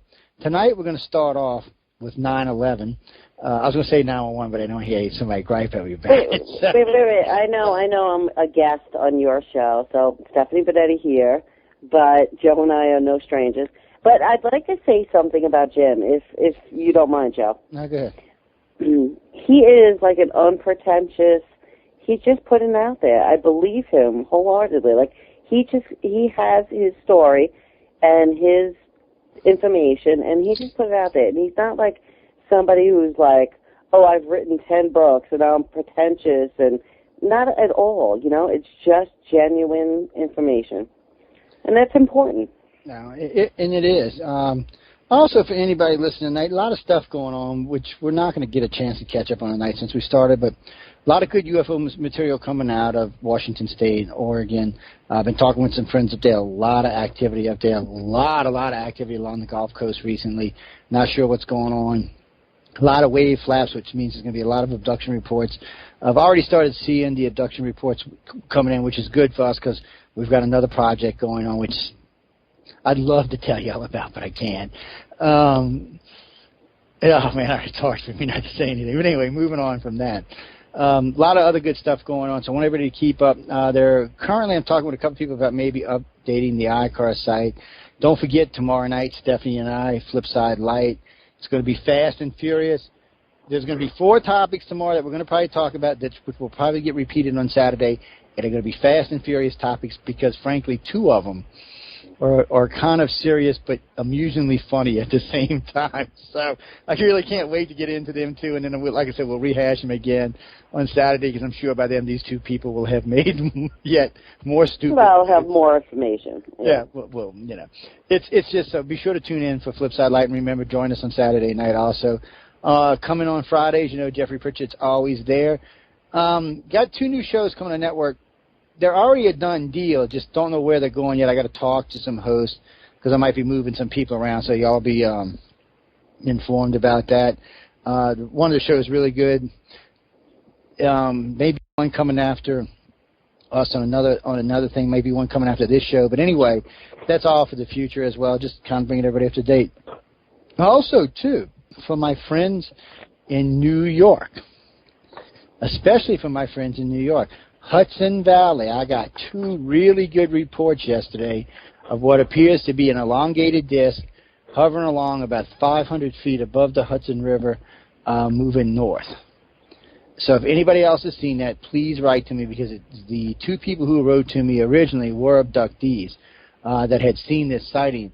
And as far as they know, they were first-time abductees, which, of course, I'm always fascinated by. So if you're in the Hudson Valley area, which I'm not sure where that is compared to where Stephanie's at, but that's like up north, right? Is that northern? Absolutely, yeah. Okay. So anybody up there, I know we had a gentleman on a while back from the Hudson Valley who wrote a really good book on the UFO sightings up there. So, but again, if anybody's had any experiences up there, also while I'm on the sighting thing, in Miami, Florida, I had, Miami, we don't get much in the way of sightings out of. We get them all along the Florida Panhandle and even along the Florida coastline. But Miami, for some reason, I'm not sure why we don't get much in the way of anything out of Miami. I don't know what it is. Maybe because of the proximity to Bermuda Triangle. Maybe I have no idea why. We just don't. Also, too, though, I got a report out of Florida Keys 3 days ago from, I forgot which key it was, but a guy reported seeing 2 mysterious silver disc-looking things moving out towards Bermuda at a fairly good clip. Might have been UFOs, might have been planes off in the distance, I'm not sure, but if anybody else has seen them, write to me and let me know. We're always curious to correlate any sightings we can with people who are saying they're having abductions. So we just like to see if 1 and 1 equals 2. But I know we're going to get down to business tonight. Jim, how are you? I'm great, and it's always an honor to be on your show. Well, you're always a blast to talk to. I mean, like I was saying at the beginning of the show, we have just tons and tons and tons of information that we've crossed. Really, really good information, too. I mean, some of the conspiracy stuff we've been going over is some of the best I've seen in a while.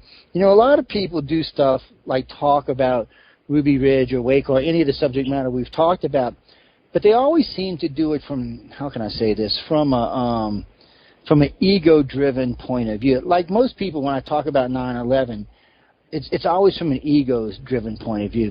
My way is the only way. This is how it is, especially if they happen to be from New York. Then it's really, really that way. And you don't really write that way. You really write. I mean, there was a lot of facts that I read that some of them I weren't aware of. I'm a pretty well-informed guy. So for me to see something in a book that I haven't seen is I got to say, it's a pleasant surprise. I'm not even going to lie about it. I'm just going to be honest. It's just a pleasant surprise. But, ladies and gentlemen, the book is Smoke and Mirrors. You should go out and get it. It's linked off of the UFO on the cover site. Later on this evening, it will be linked off. It's actually on the Facebook pages. And it's on all of our pages, MySpace, Google. But it's back about 3 weeks now. So, again, we will republish it tonight. Be sure to go over there. You can get an ebook, paperback, and hard copy, right? Yes. Yeah, so, guys, what are you waiting for? I mean, I got the ebook. It's sitting right next to me. I use it as a reference source. Paperback, I believe, is only $12 or $13. Come on, man. Y'all spend that at Mickey D's. Let's be honest. I mean, that's nothing for anything. But, again, the book is Smoking. Smoking, S-M-O-K-I-N. Yeah, like, the word smoking, y'all know what I'm talking about? Smoking. Smoking, like it's on fire, smoking off the ground, and mirrors. I really, so far, I've got to say, I've enjoyed it, and I can't say that about many books. Usually I get bored. I gotta be honest. I'm not a big book reader to start off with, and when I do, if the book doesn't grab my attention, say by chapter Jill 2. has ADD, people. I do have ADD, I'm not going to lie. And if the book don't get my attention by chapter 2. Wait, Jim. Adios. Jill has ADD and I have OCD, and the combination between the two of us is crazy. Yeah, those are technical initials there. Yeah, but and I also like, how did you put it? It's a 21st Century Chronicle of Cover-Ups and Conspiracies. That is actually really what it is, except for when we get into UFO stuff. But I mean, it really is. It chronicles it very well. I mean, I've seen a lot of movies, a lot of documentaries, a lot of books from all the subject matter we've talked about. Frankly, I've never seen anybody put Ruby Ridge as well together. I mean, I really came away both with Oklahoma and Ruby Ridge with a much better understanding. And I watched all the news, and I still came away with a better understanding after I read the book. So I tell you, people, get out there, get it. I mean, there's only so much information we can pack into a show. So really, you need to get out, get it, and enjoy it. And like I said, $13 for a paperback? Come on, man. Y'all go to Starbucks 2 days, you done wasted that easy. Stop at Mickey D's and see you go to Starbucks and get you a cappuccino and a muffin. That's it. That's $14 right there. And you'll trust me, you'll get more enjoyment out of Jim's book than you will out of that cappuccino. Well, Most people will. I don't want to say everybody. I don't get no trouble here, but most people will. But anyway, tonight, 9/11 was one of those events that seemed to, it's going to echo in time and history for a very long time ago, just like some of the other events in World War IIs and stuff like that. Things like these are going to echo the gas chambers and Nazi Germany